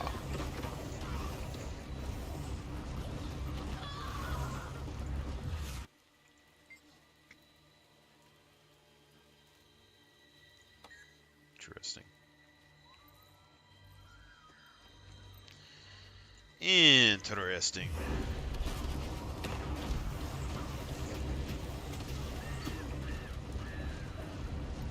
Yes, scream, children.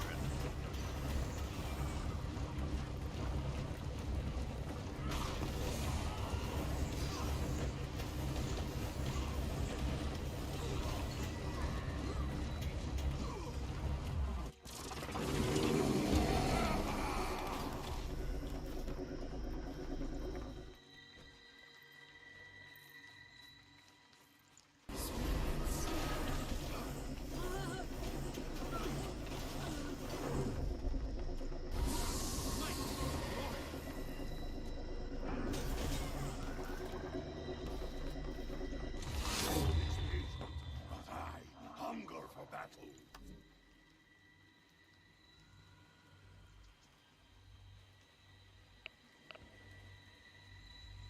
100% crit chance, or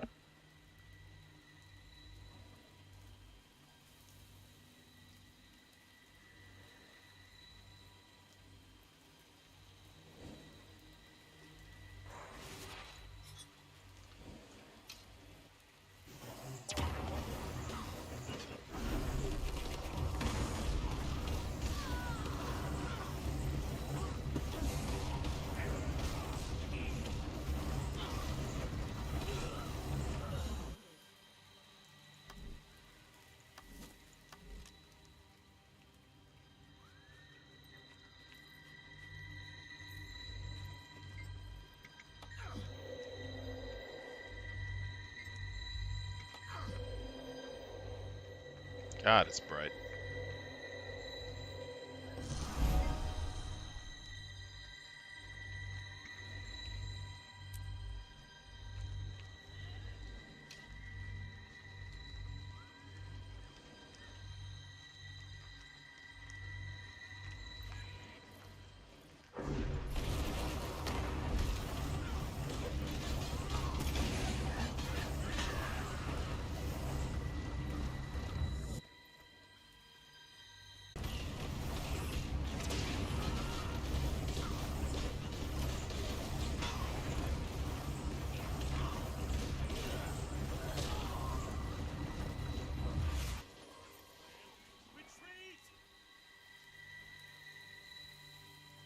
Interesting.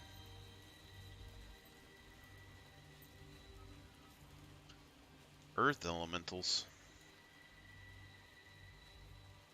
I wonder if this has something to do with Melandru.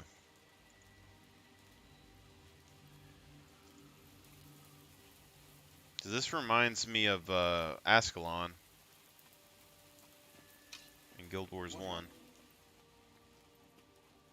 The Inquest tampering must have caused it. Quickly, we must clear them out.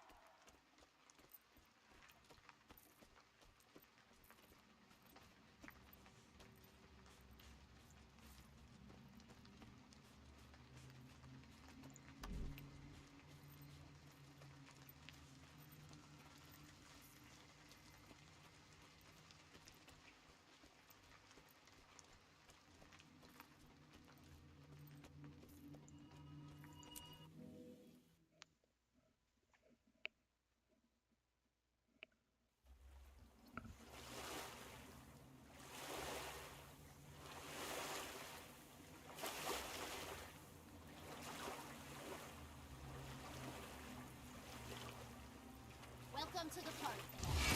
Ready to go on. Strixel, our demolitionist, is waiting to meet you inside the tower ruins. Strixel. Strixel the demolitionist.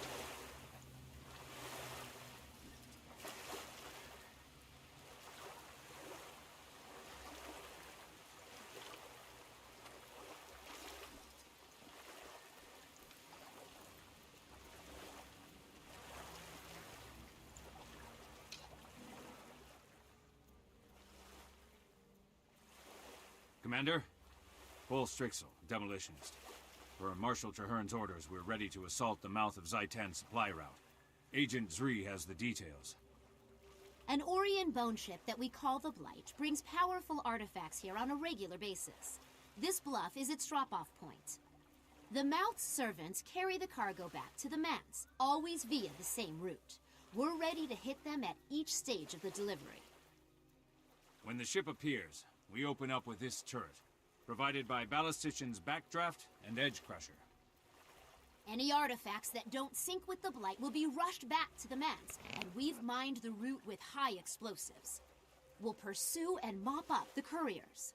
Once they're all dead, we proceed to the manse and kill the mouth. Very good.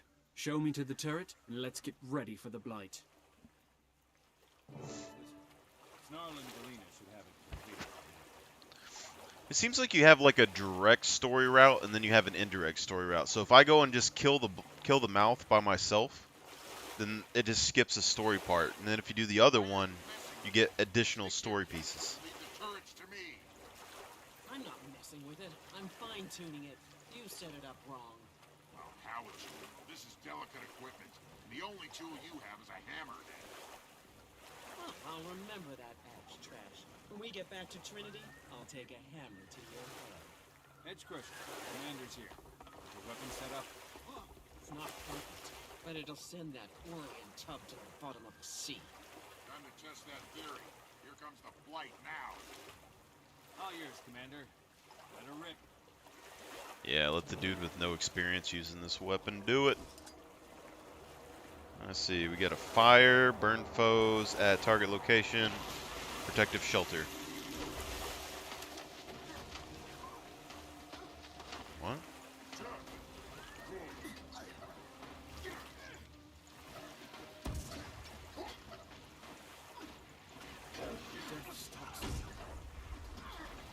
Sir.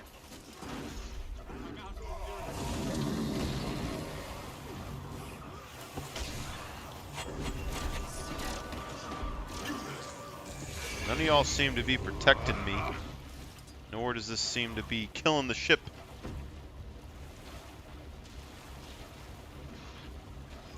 What is it like?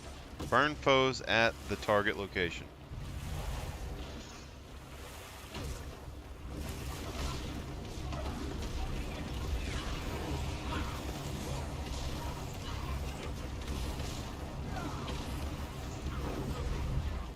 I have returned to fight at your side.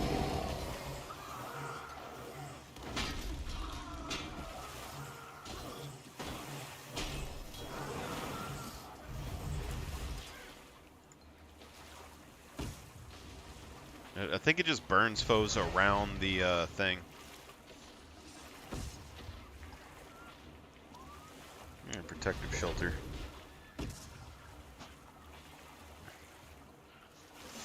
Yeah, buddy. It's not nearly as good as the catapults from the Lion's place, but oh crap.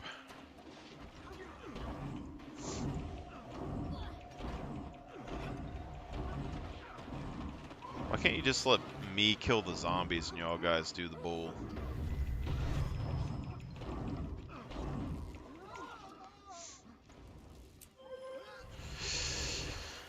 Some beer.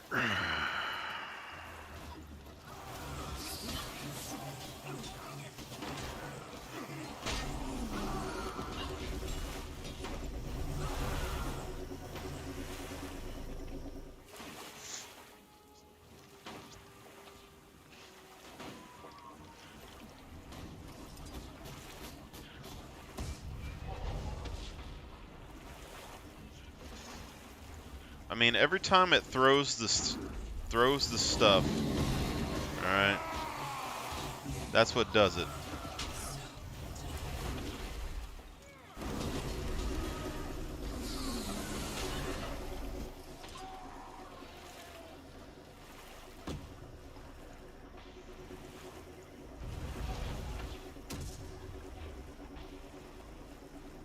Here's the captain's quarters.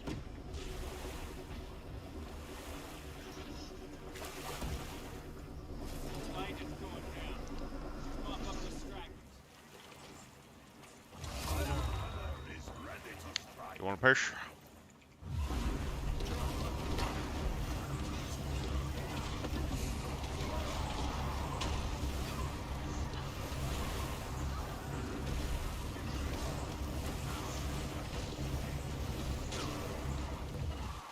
Guaranteed that's what they're trying to do with the Revenants. They're testing the glaive. Live things. Did we get them all at least? Negative. We have movement in the water. Looks like the couriers have cargo and are in motion. Once they hit those charges we planted, they'll go boom and never reach the mouth. One way to make sure. Come on, let's cut Zaitan's delivery boys to pieces.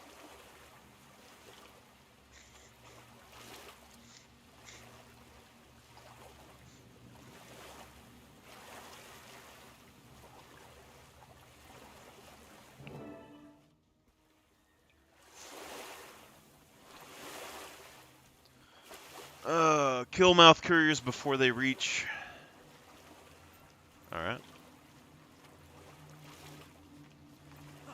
Did you see that mine explode? Taught me well. Buried pack mine. Oh.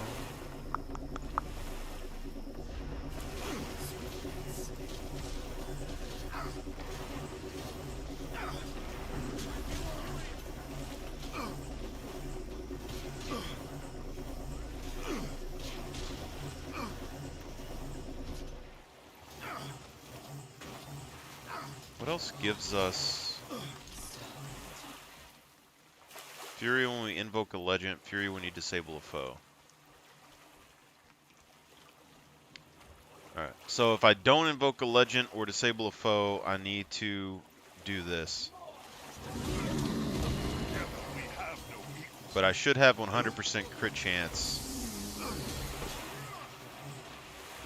with that activated though.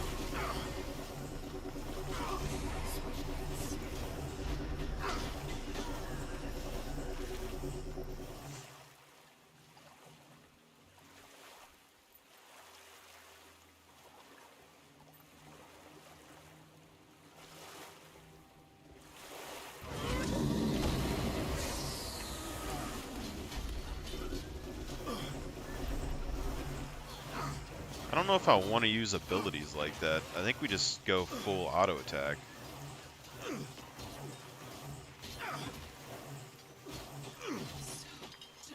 Oh yeah, we were wanting to test and see.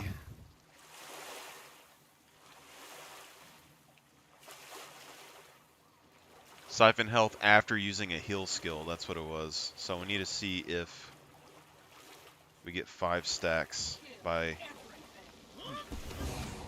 Yeah, so that counts as a heal skill. I don't know about that one, though. Or no, that might have just been the vulnerability. Yeah, I think we just got it for the vulnerability.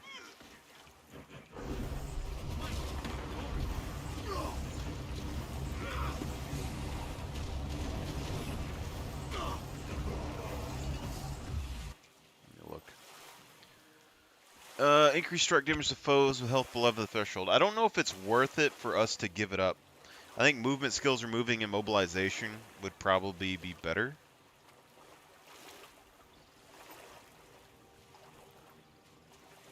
Increase strike damage to foes. I mean,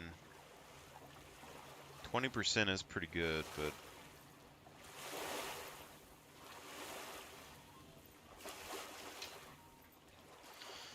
Immobilization removal could be really good.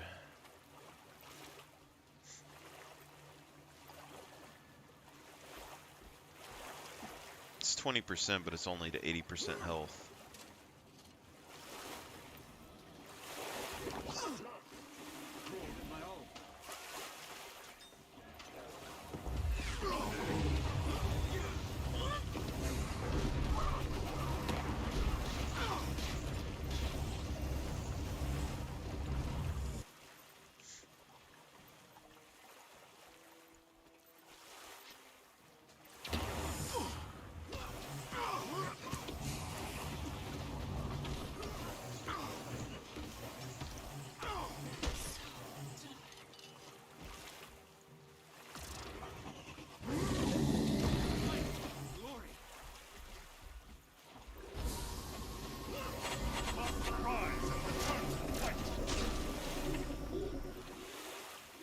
That's interesting too, because this one hits more targets.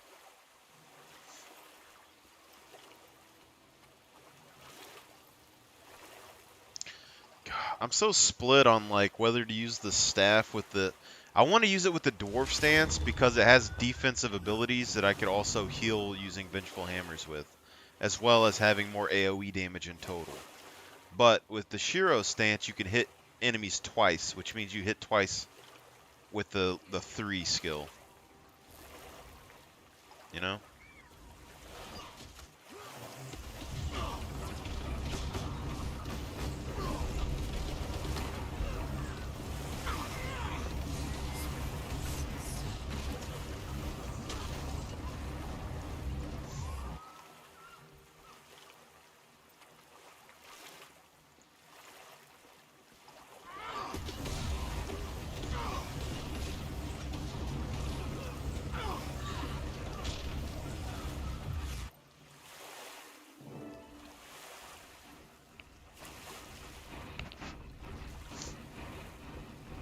Big boy.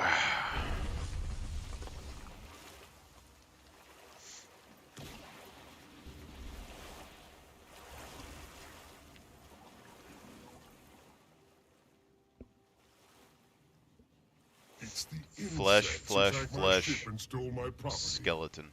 You've chosen a terrible time to be heroes. We're here to deliver a message to Zaitan, and it requires your corpse. Let's hear you say that after I devour you and all you possess. Your magic won't replace the items you stole, but it will please the dragon. Come and get me, Bellyface. If you do swallow me, I'll make sure to stick in your throat. Belly face.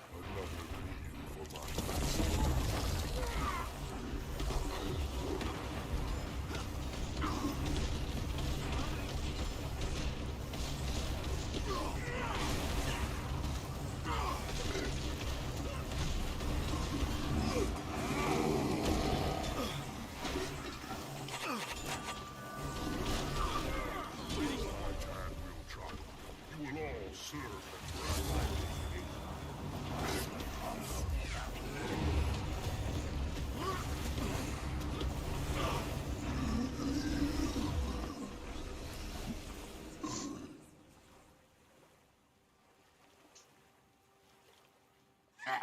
Did you hear that? That's the sound of a cranky dragon who ain't getting fed today. Yeah, but when do we get to carve chunks off the dragon itself? I'm tired of all these squishy minions. They don't even bleed right. I actually agree with you. That doesn't feel right. Can't have Trahern's unity claptrap spoiling decades of interlegion rivalry. It's a complete victory, Commander. Not only did we kill the mouth, but we've got Snarling Galena making nice. They deserve to celebrate. We all do. Trahern's taking Zaitan down one step at a time. You'd better get back to Fort Trinity with the good news. We'll clean up here. A pleasure serving with you, Commander.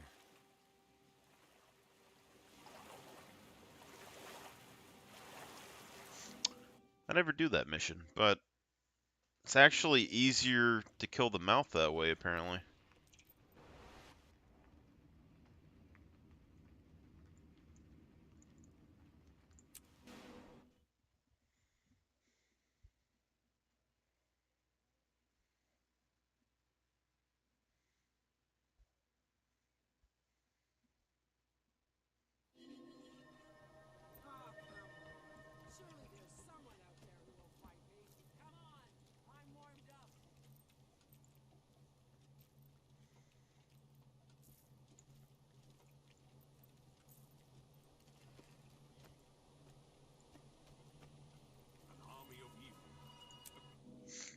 An army of evil.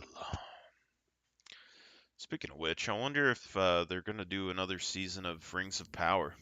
Welcome back. I'm glad you're safe. Let's begin the briefing.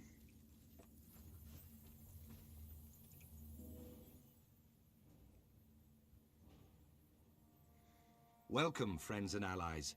We've just defeated a powerful mouth of Zaitan, effectively cutting off one of the dragon's major supply lines. Now, we have to press our advantage. Reducing Zaitan's food supply was a good start. It's time to stem the flow of reinforcements. Reinforcements? You mean... He means dead bodies. Zaitan's minions on the mainland are gathering and shipping corpses to ore in massive numbers. Precisely. Our next move is to confront Zaitan in ore.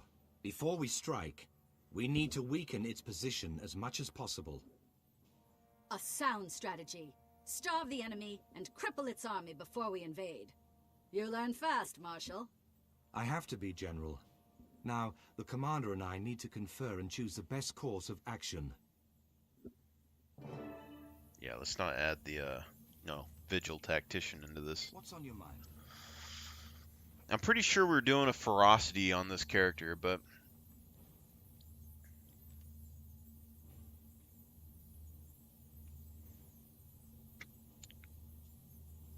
You're a linchpin, though. People will follow you. Stopped it. That's hard.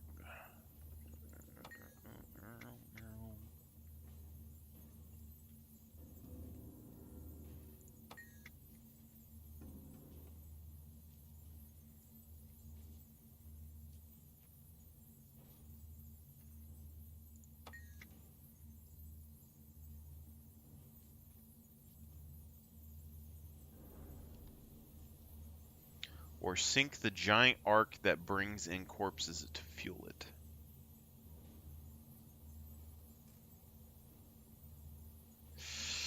I think on our other character we did the Assurary, which I think is where the ghost form of the Lissa's priestess was.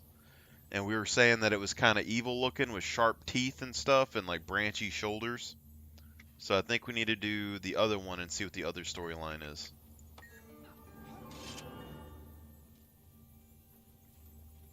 And upgrade our spear. Yeah, power, precision, ferocity.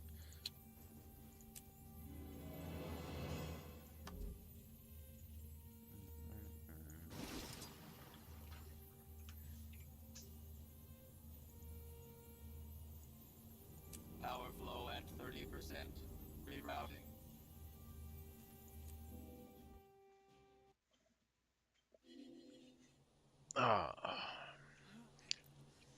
Even though they don't let me post anything on Reddit on my account anymore, I'm still on my Lissa roll. Okay. I had a whole post about racials having an effect in the game still to cover up some classes' weaknesses, but I couldn't post it. But I still think something's up with Lissa. I found too much information on her for there not to be something in the game about it.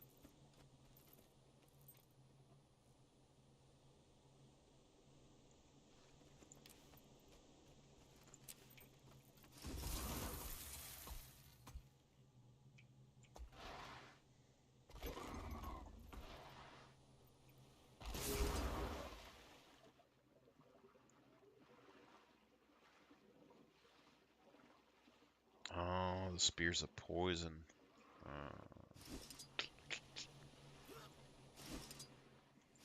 We gonna ride in these submarines, man? Oh, don't.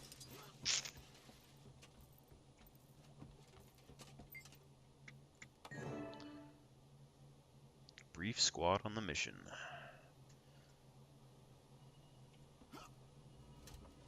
We're gonna go in dangerous territory. We may not survive. We're gonna get in this here submarine and get attacked by a giant undead whale.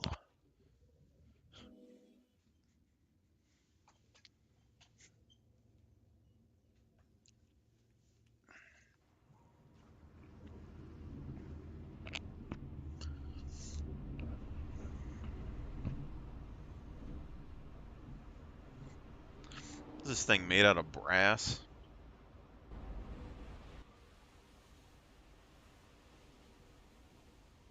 It's amazing how fast we traveled while completely submerged. Look how far we came. Now the hard work begins, though. That's right. I expect heavy resistance, but we need to push deep into the Ark's main hold. That's where Maver comes in. I'm ready. I have plenty of Ascalonian ghost fire. It'll spark a conflagration to consume the Ark and everything in it. Remarkable stuff, ghost fire. Ascalonian It's ghost unrelenting and fire. it burns underwater. When we're done, there won't be any bodies left for Zaitan to reanimate. Hats off to the Char. They took their most implacable enemy's most dangerous weapon and made it their own, and then they gave it to us. A demonstration that we need to work together to defeat Zaitan. Commander, it's your mission. Lead on. I kind of get that, but on the other hand, in the storyline, we would have stopped the Ascalonian ghost from existing in Ascalon, so would the ghost fire stop existing at that point as well?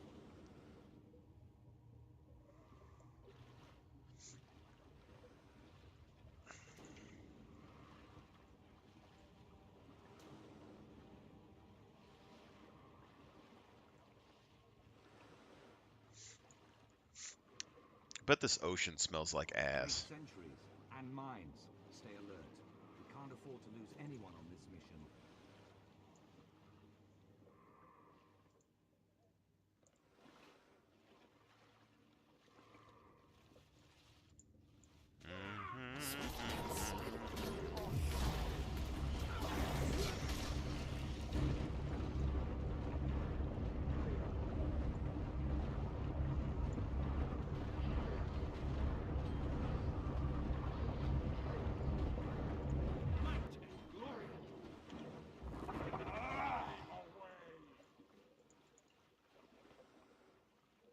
Looks like an entry point to me, fellas. Hello, sir.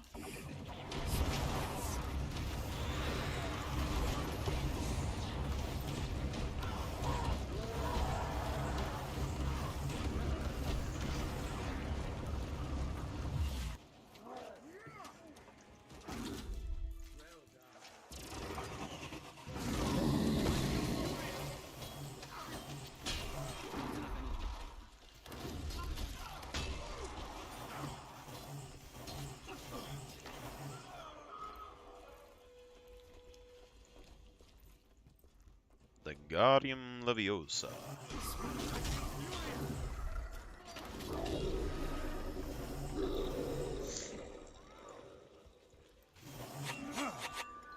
What the hell?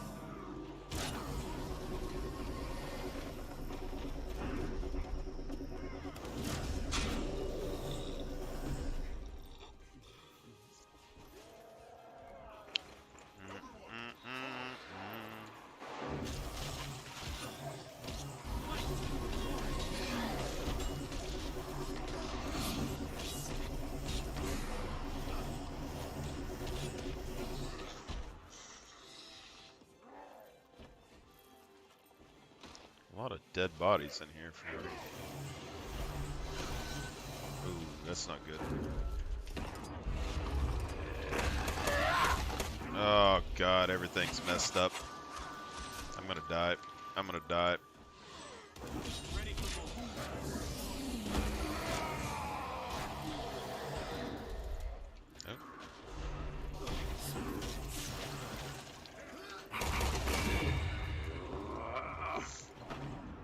Need to get my staff out.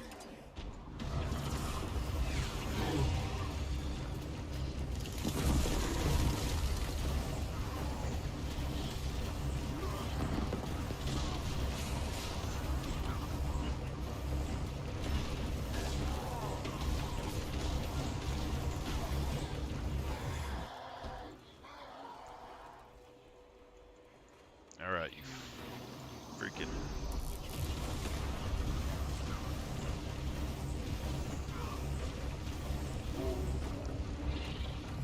Ark's hold. Is it talking like a prison cell inside of the boat?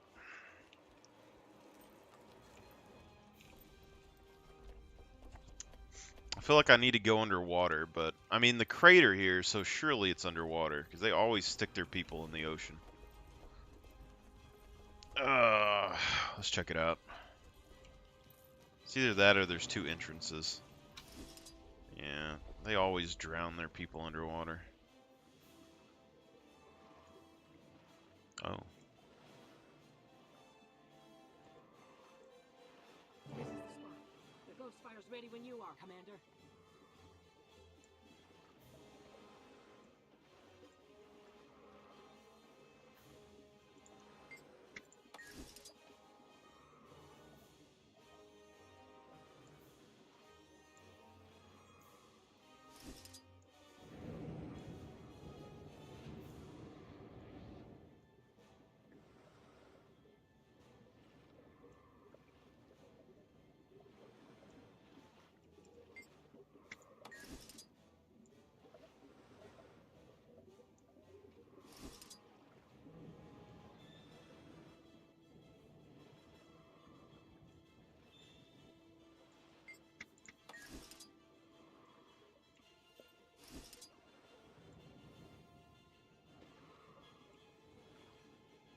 How many charges are we supposed to use?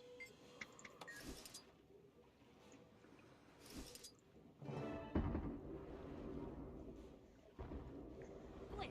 It's burning much faster than I expected. Our tests weren't done in water with this much salinity. It's accelerating the spectral combustion. We've lost control of the situation. Evacuate now! Yeah, so we're all dead is what they're saying.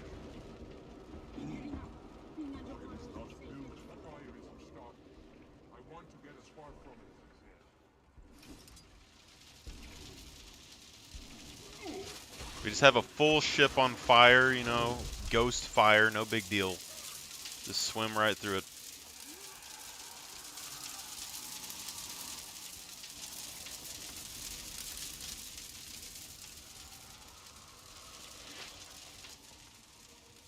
Everyone else is dead, I'm the only survivor.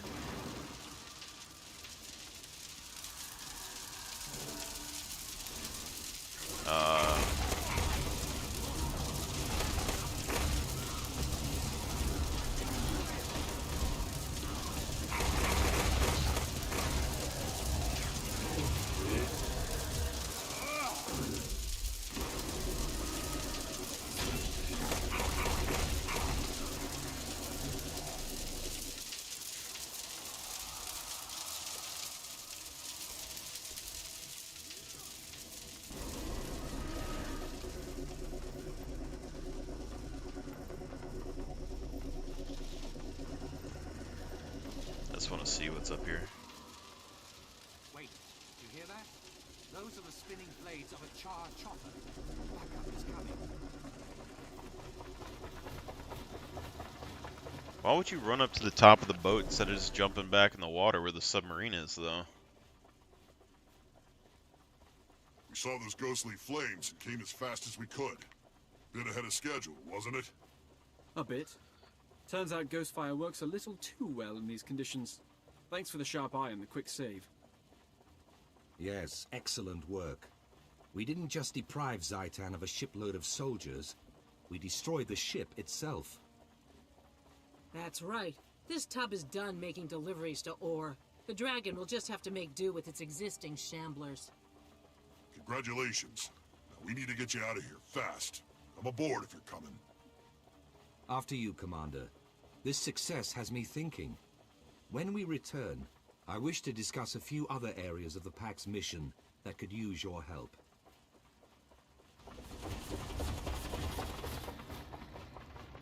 Helicopter. Oh, the robot's left behind.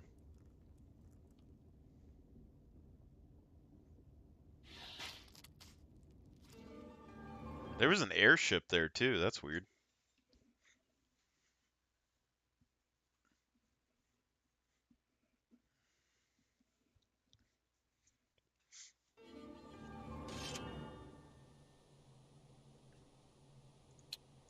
I feel like there's something else that I'm forgetting about. Now I shall break you. Now I shall break you. To Ecto. Ectos Mos Ectous.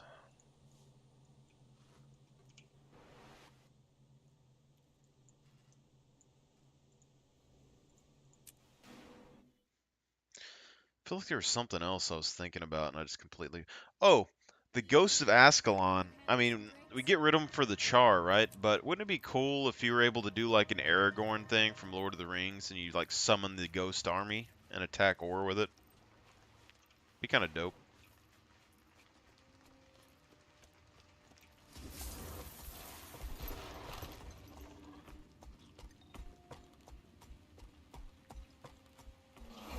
Be a cool like elite skill that they would let your characters get a hold of, you know?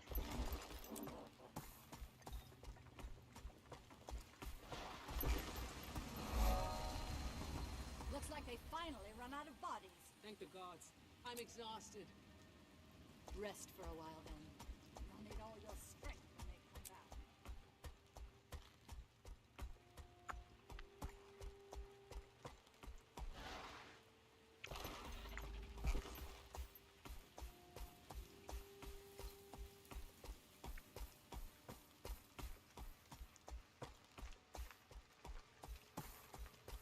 See, I got those orbs of power up there, and then there's that one on the ground that was there for earlier, so that means there's an additional god from an orb, like an orb god thing.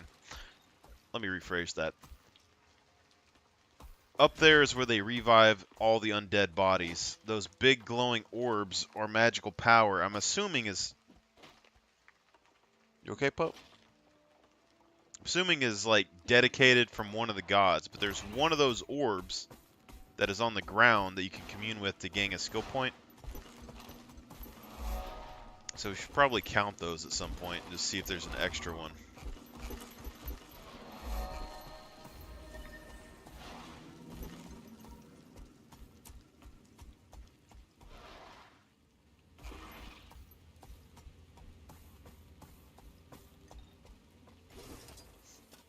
Looked like Jorah for a second.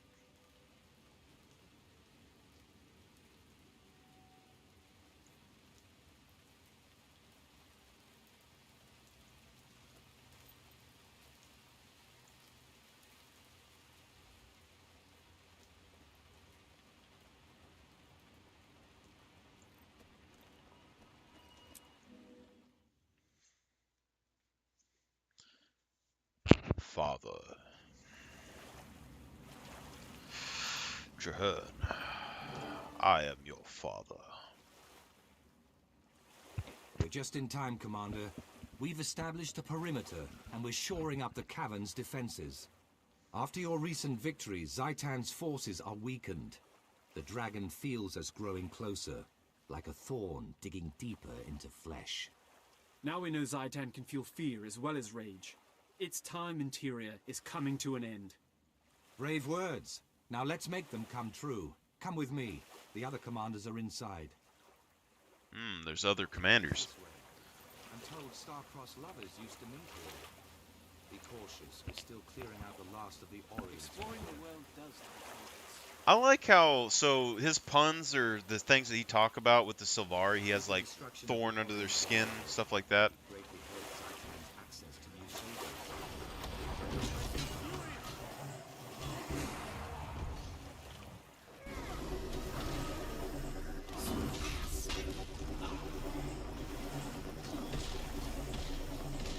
Since this character has like a 100% Sylvari playgroup, it's kind of interesting. Defensible command post. Only two ways in: this passage and the seaway.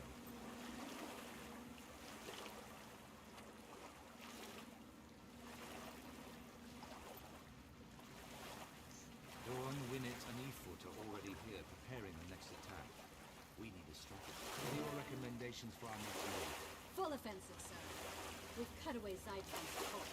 Now's our chance to attack the main force while they're still breathing. Good point.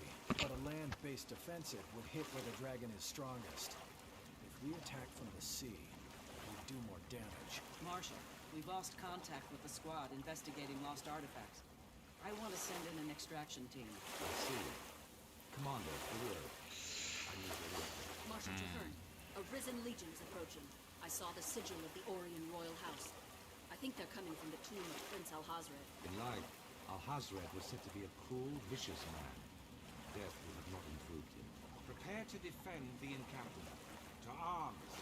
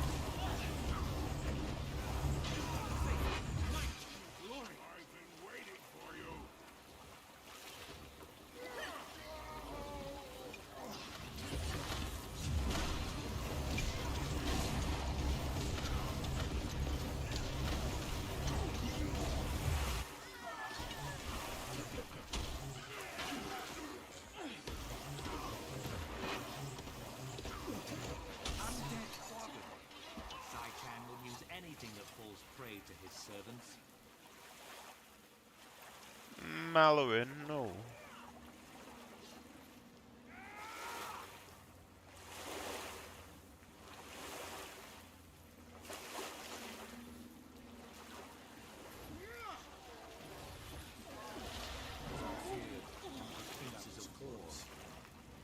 Principal, you're going down.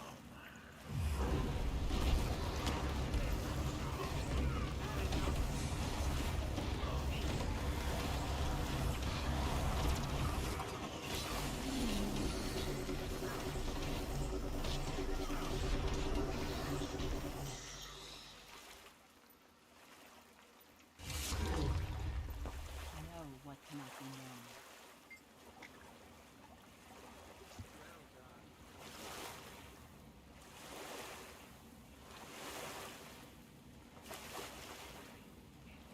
So,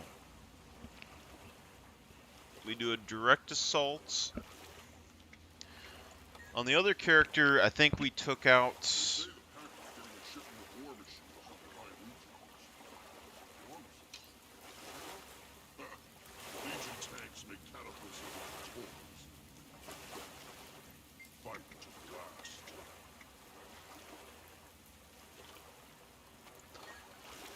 So, this ground force is probably the strongest point that they have.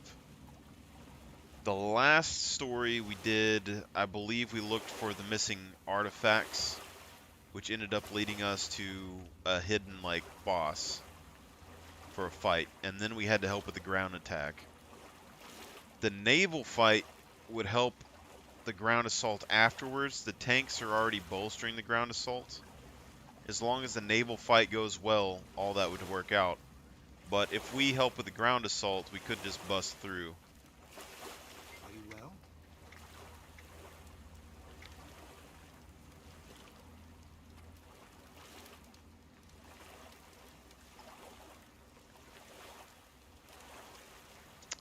The Navy is an important thing, though. If we take out their Navy, it's basically useless. Because he would have no way to get any corpses in, and he would have no way to attack any settlements on the coast. Then again, the Navy is Zaitan. They say that his ground force is his most powerful, but every time that he's ever beaten anything, it's always been with his Navy. I'm going right up the middle. We're going right up the middle. Threshold achieved. Threshold achieved.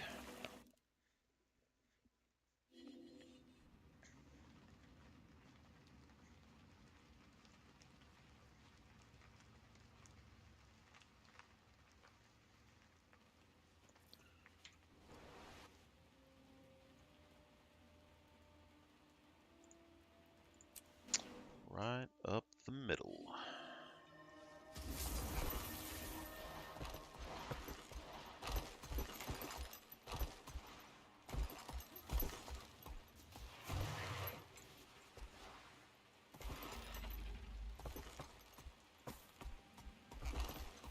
Ba-da-ba-ba-ba.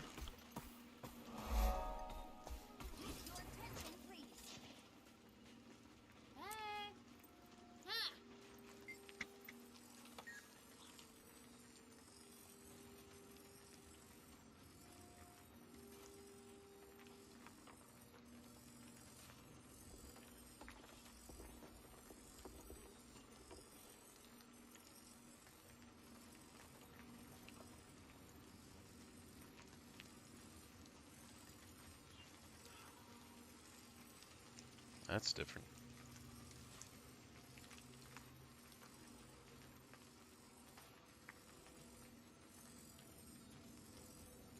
Not a terrible pair of legs. Seize the moment. Seize the moment.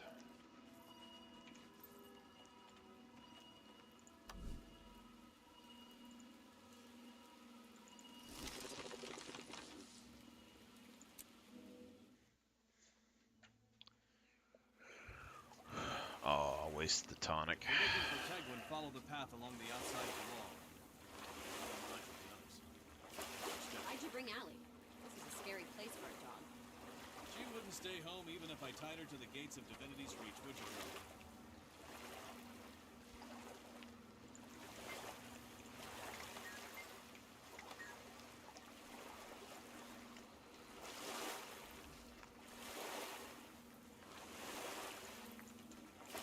Duty calls. I am answering.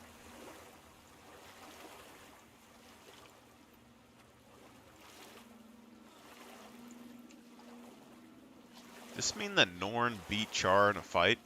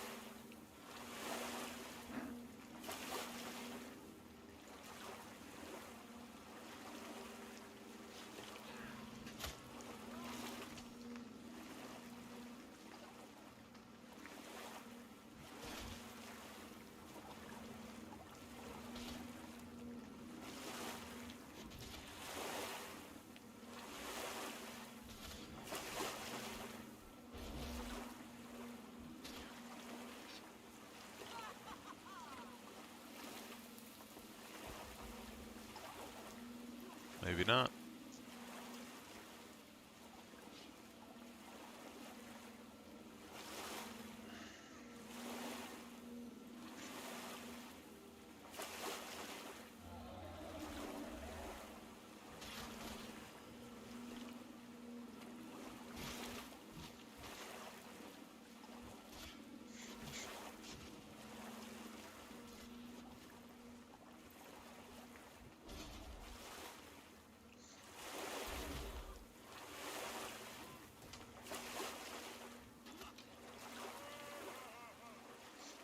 Guaranteed the Norn won the first fight.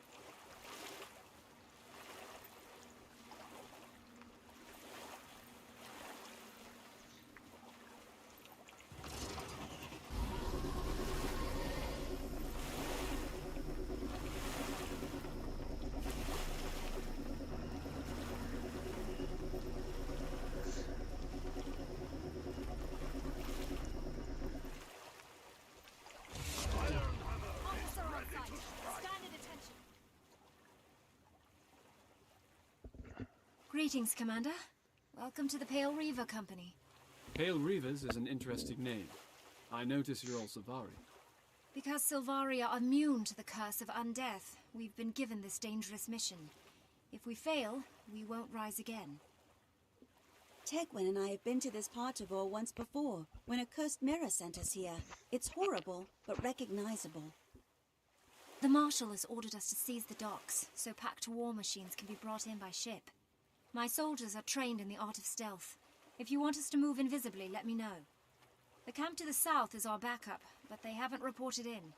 We need to check in there before we take the docks. I hope nothing's happened to them, though by now I know better than to hope. Commander, will you lead the way? One creepy-looking giant. Two giants. Two definitely creepy giants. Come on, we can take two giants. Where's your sense of fun? I left it back at the grove. I could go back and find it. Time to go, soldiers. Commander, if you take the lead. Guns out, team. I need to be ready for anything. So it's interesting. So we have Traherne, which is Savari. We did the Derman Priory, I believe, which gave us another Savari in our main storyline. So it's a Savari that died there. Then we have these two, which are two Savari warriors that we recruited later on. And now we're a part of a full Savari war group going into battle. Because we're immune to the dragon corruption.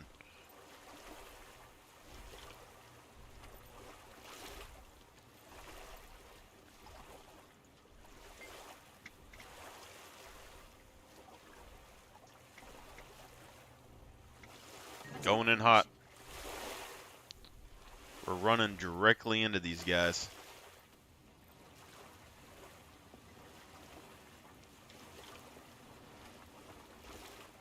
I guess we have to run all the way around the other side, or we just go through the camp.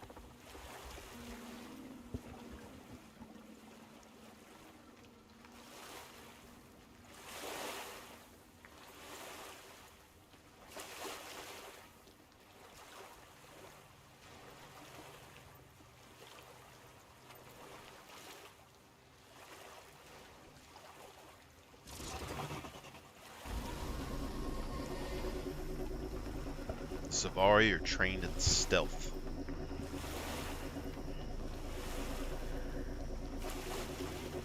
So we have natural inbuilt camouflage.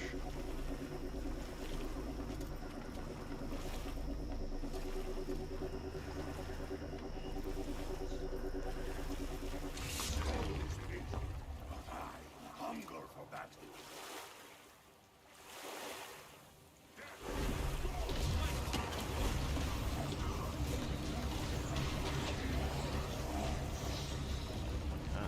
Dang, these guys are professionals.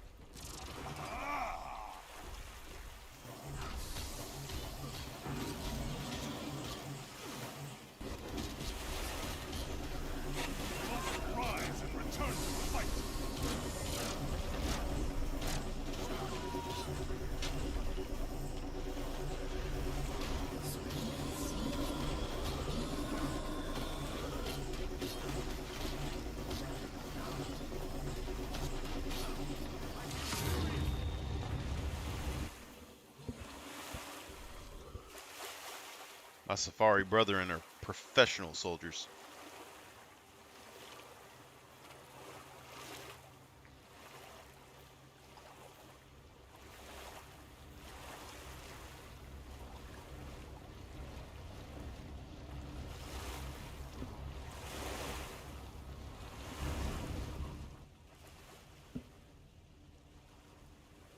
Hail, Commander.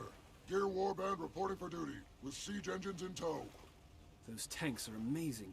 You sailed with them all the way from Lion's Arch. Oh, that wasn't the hard part. Keeping myself dry the whole trip. Now that was a problem. Cottonmouth. Ah! I've always wanted to ride one of these metal thingies into battle. I'm so excited. Now you're my kind of Sylvari. We should grab a whiskey later. Back to the task at hand.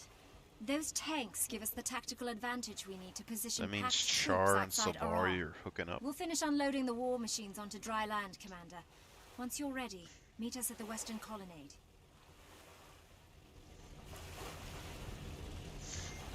It's okay, pup. I'm sorry.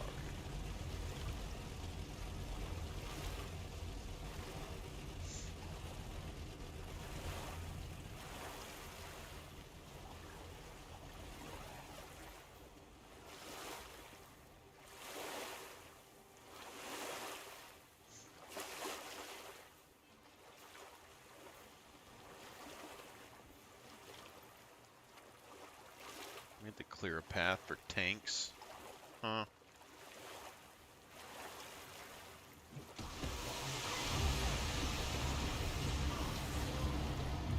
They're doing projectile reflection.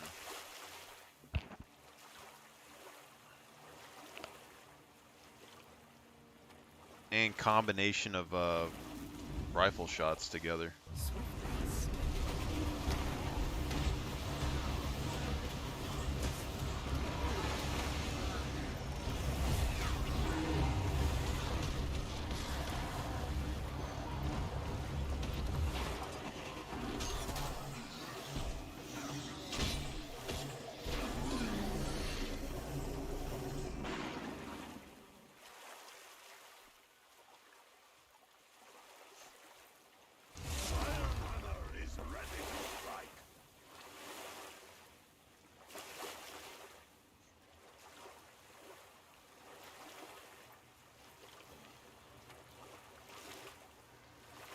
Oh no, it's a slaughterhouse.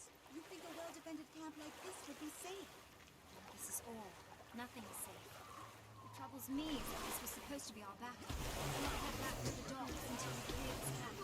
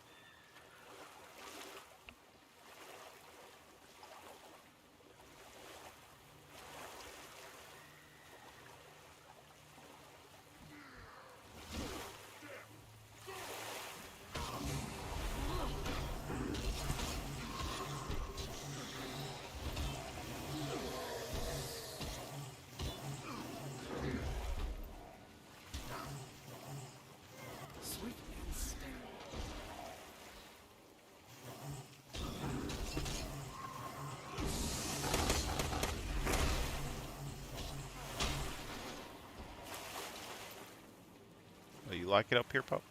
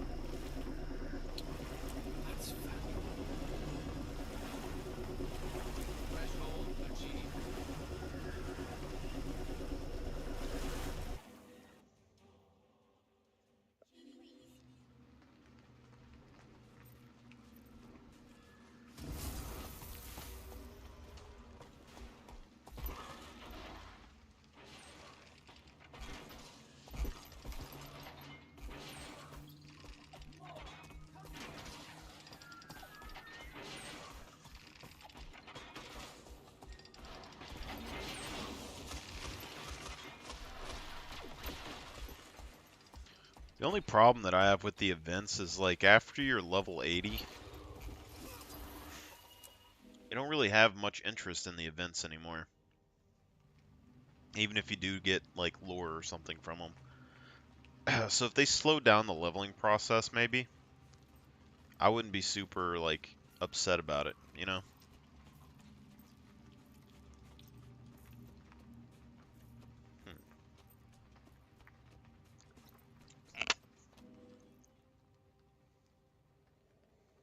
You're just a weird All set, puppy Commander. dog.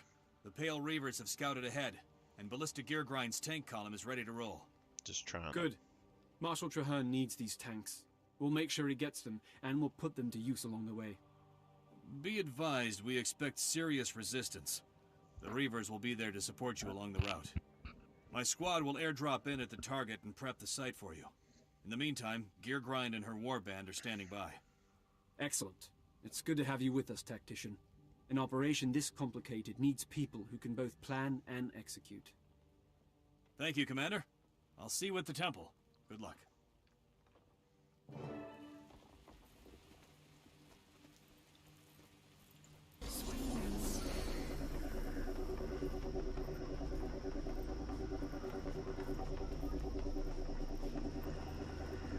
These vehicles weren't meant for this terrain, or these enemies. Ah, this ordnance puts down the Risen even faster than it erases ghosts. Destroys them permanently, too. Yeah, but ghosts poop away with hardly any residue. Risen or gunky, clogs the machinery. The finest war machines of the legions won't be stopped by gunk, soldier. Get back to work.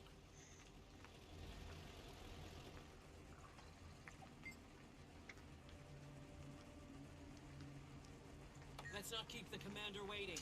Get this column in gear. Mangonel's our whiskey expert. After this mission's successful, the first round's on him. Right now, I want to see tails in motion. Form up and move out.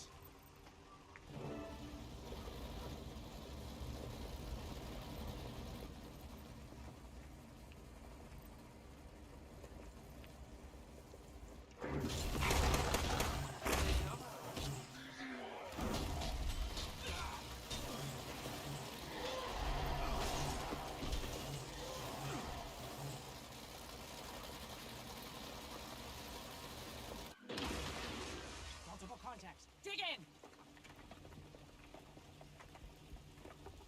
I'll get the tank repaired. Just clear those mines. Just get an additional 20 power, so if you're getting 20 stacks of might, like 400 power.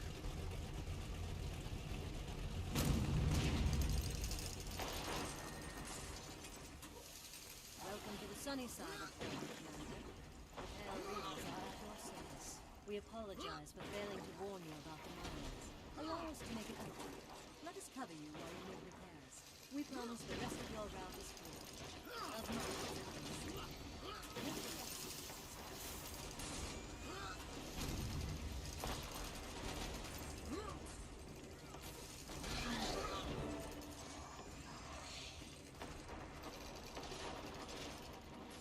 Wow, these super powerful tanks are one's already taken down. Mines clear?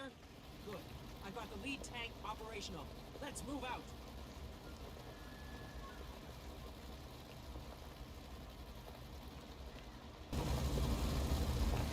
Do not throw up on my keyboard, pup. Come on. What did you eat? What did you eat?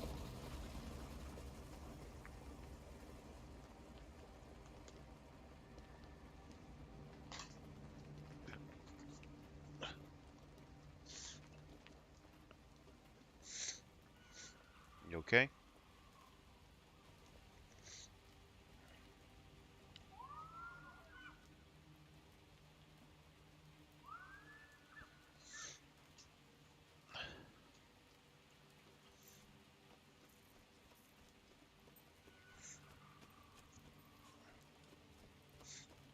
You eat something bad?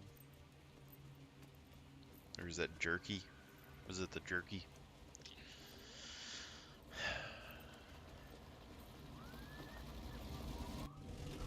Last chance to inspect the equipment. Make it quick. We're not stopping long.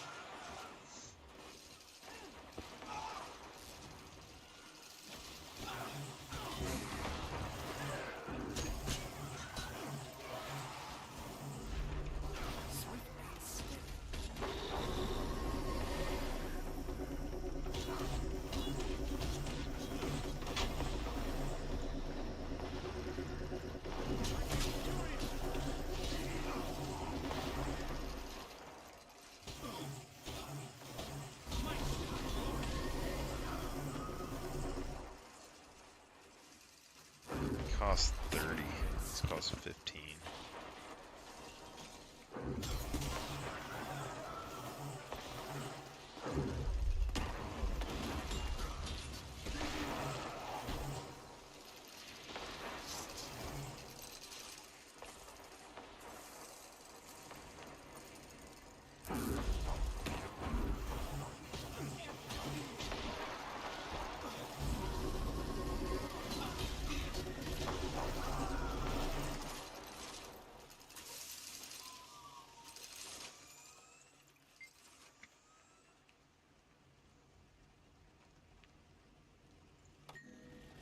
Move out!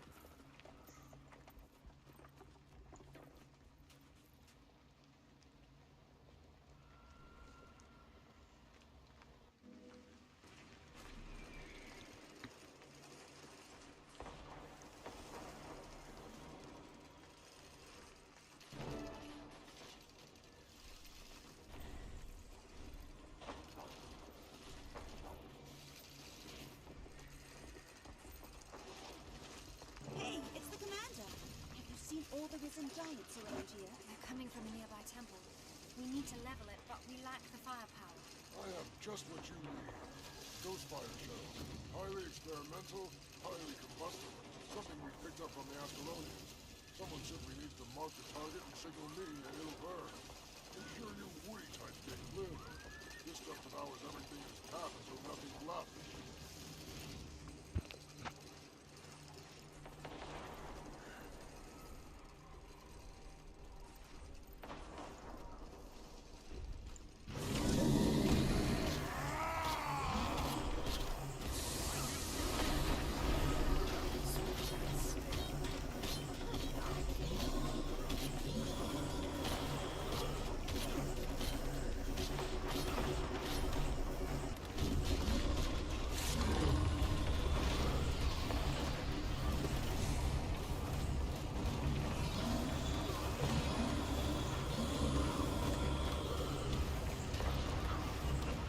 I want to see if I can unlock an achievement doing this.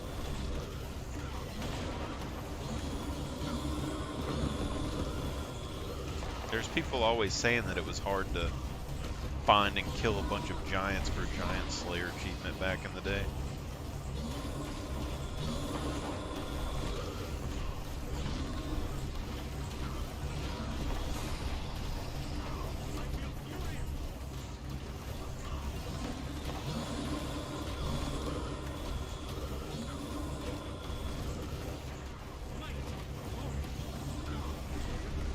Looks like you can go the easy way or the hard way.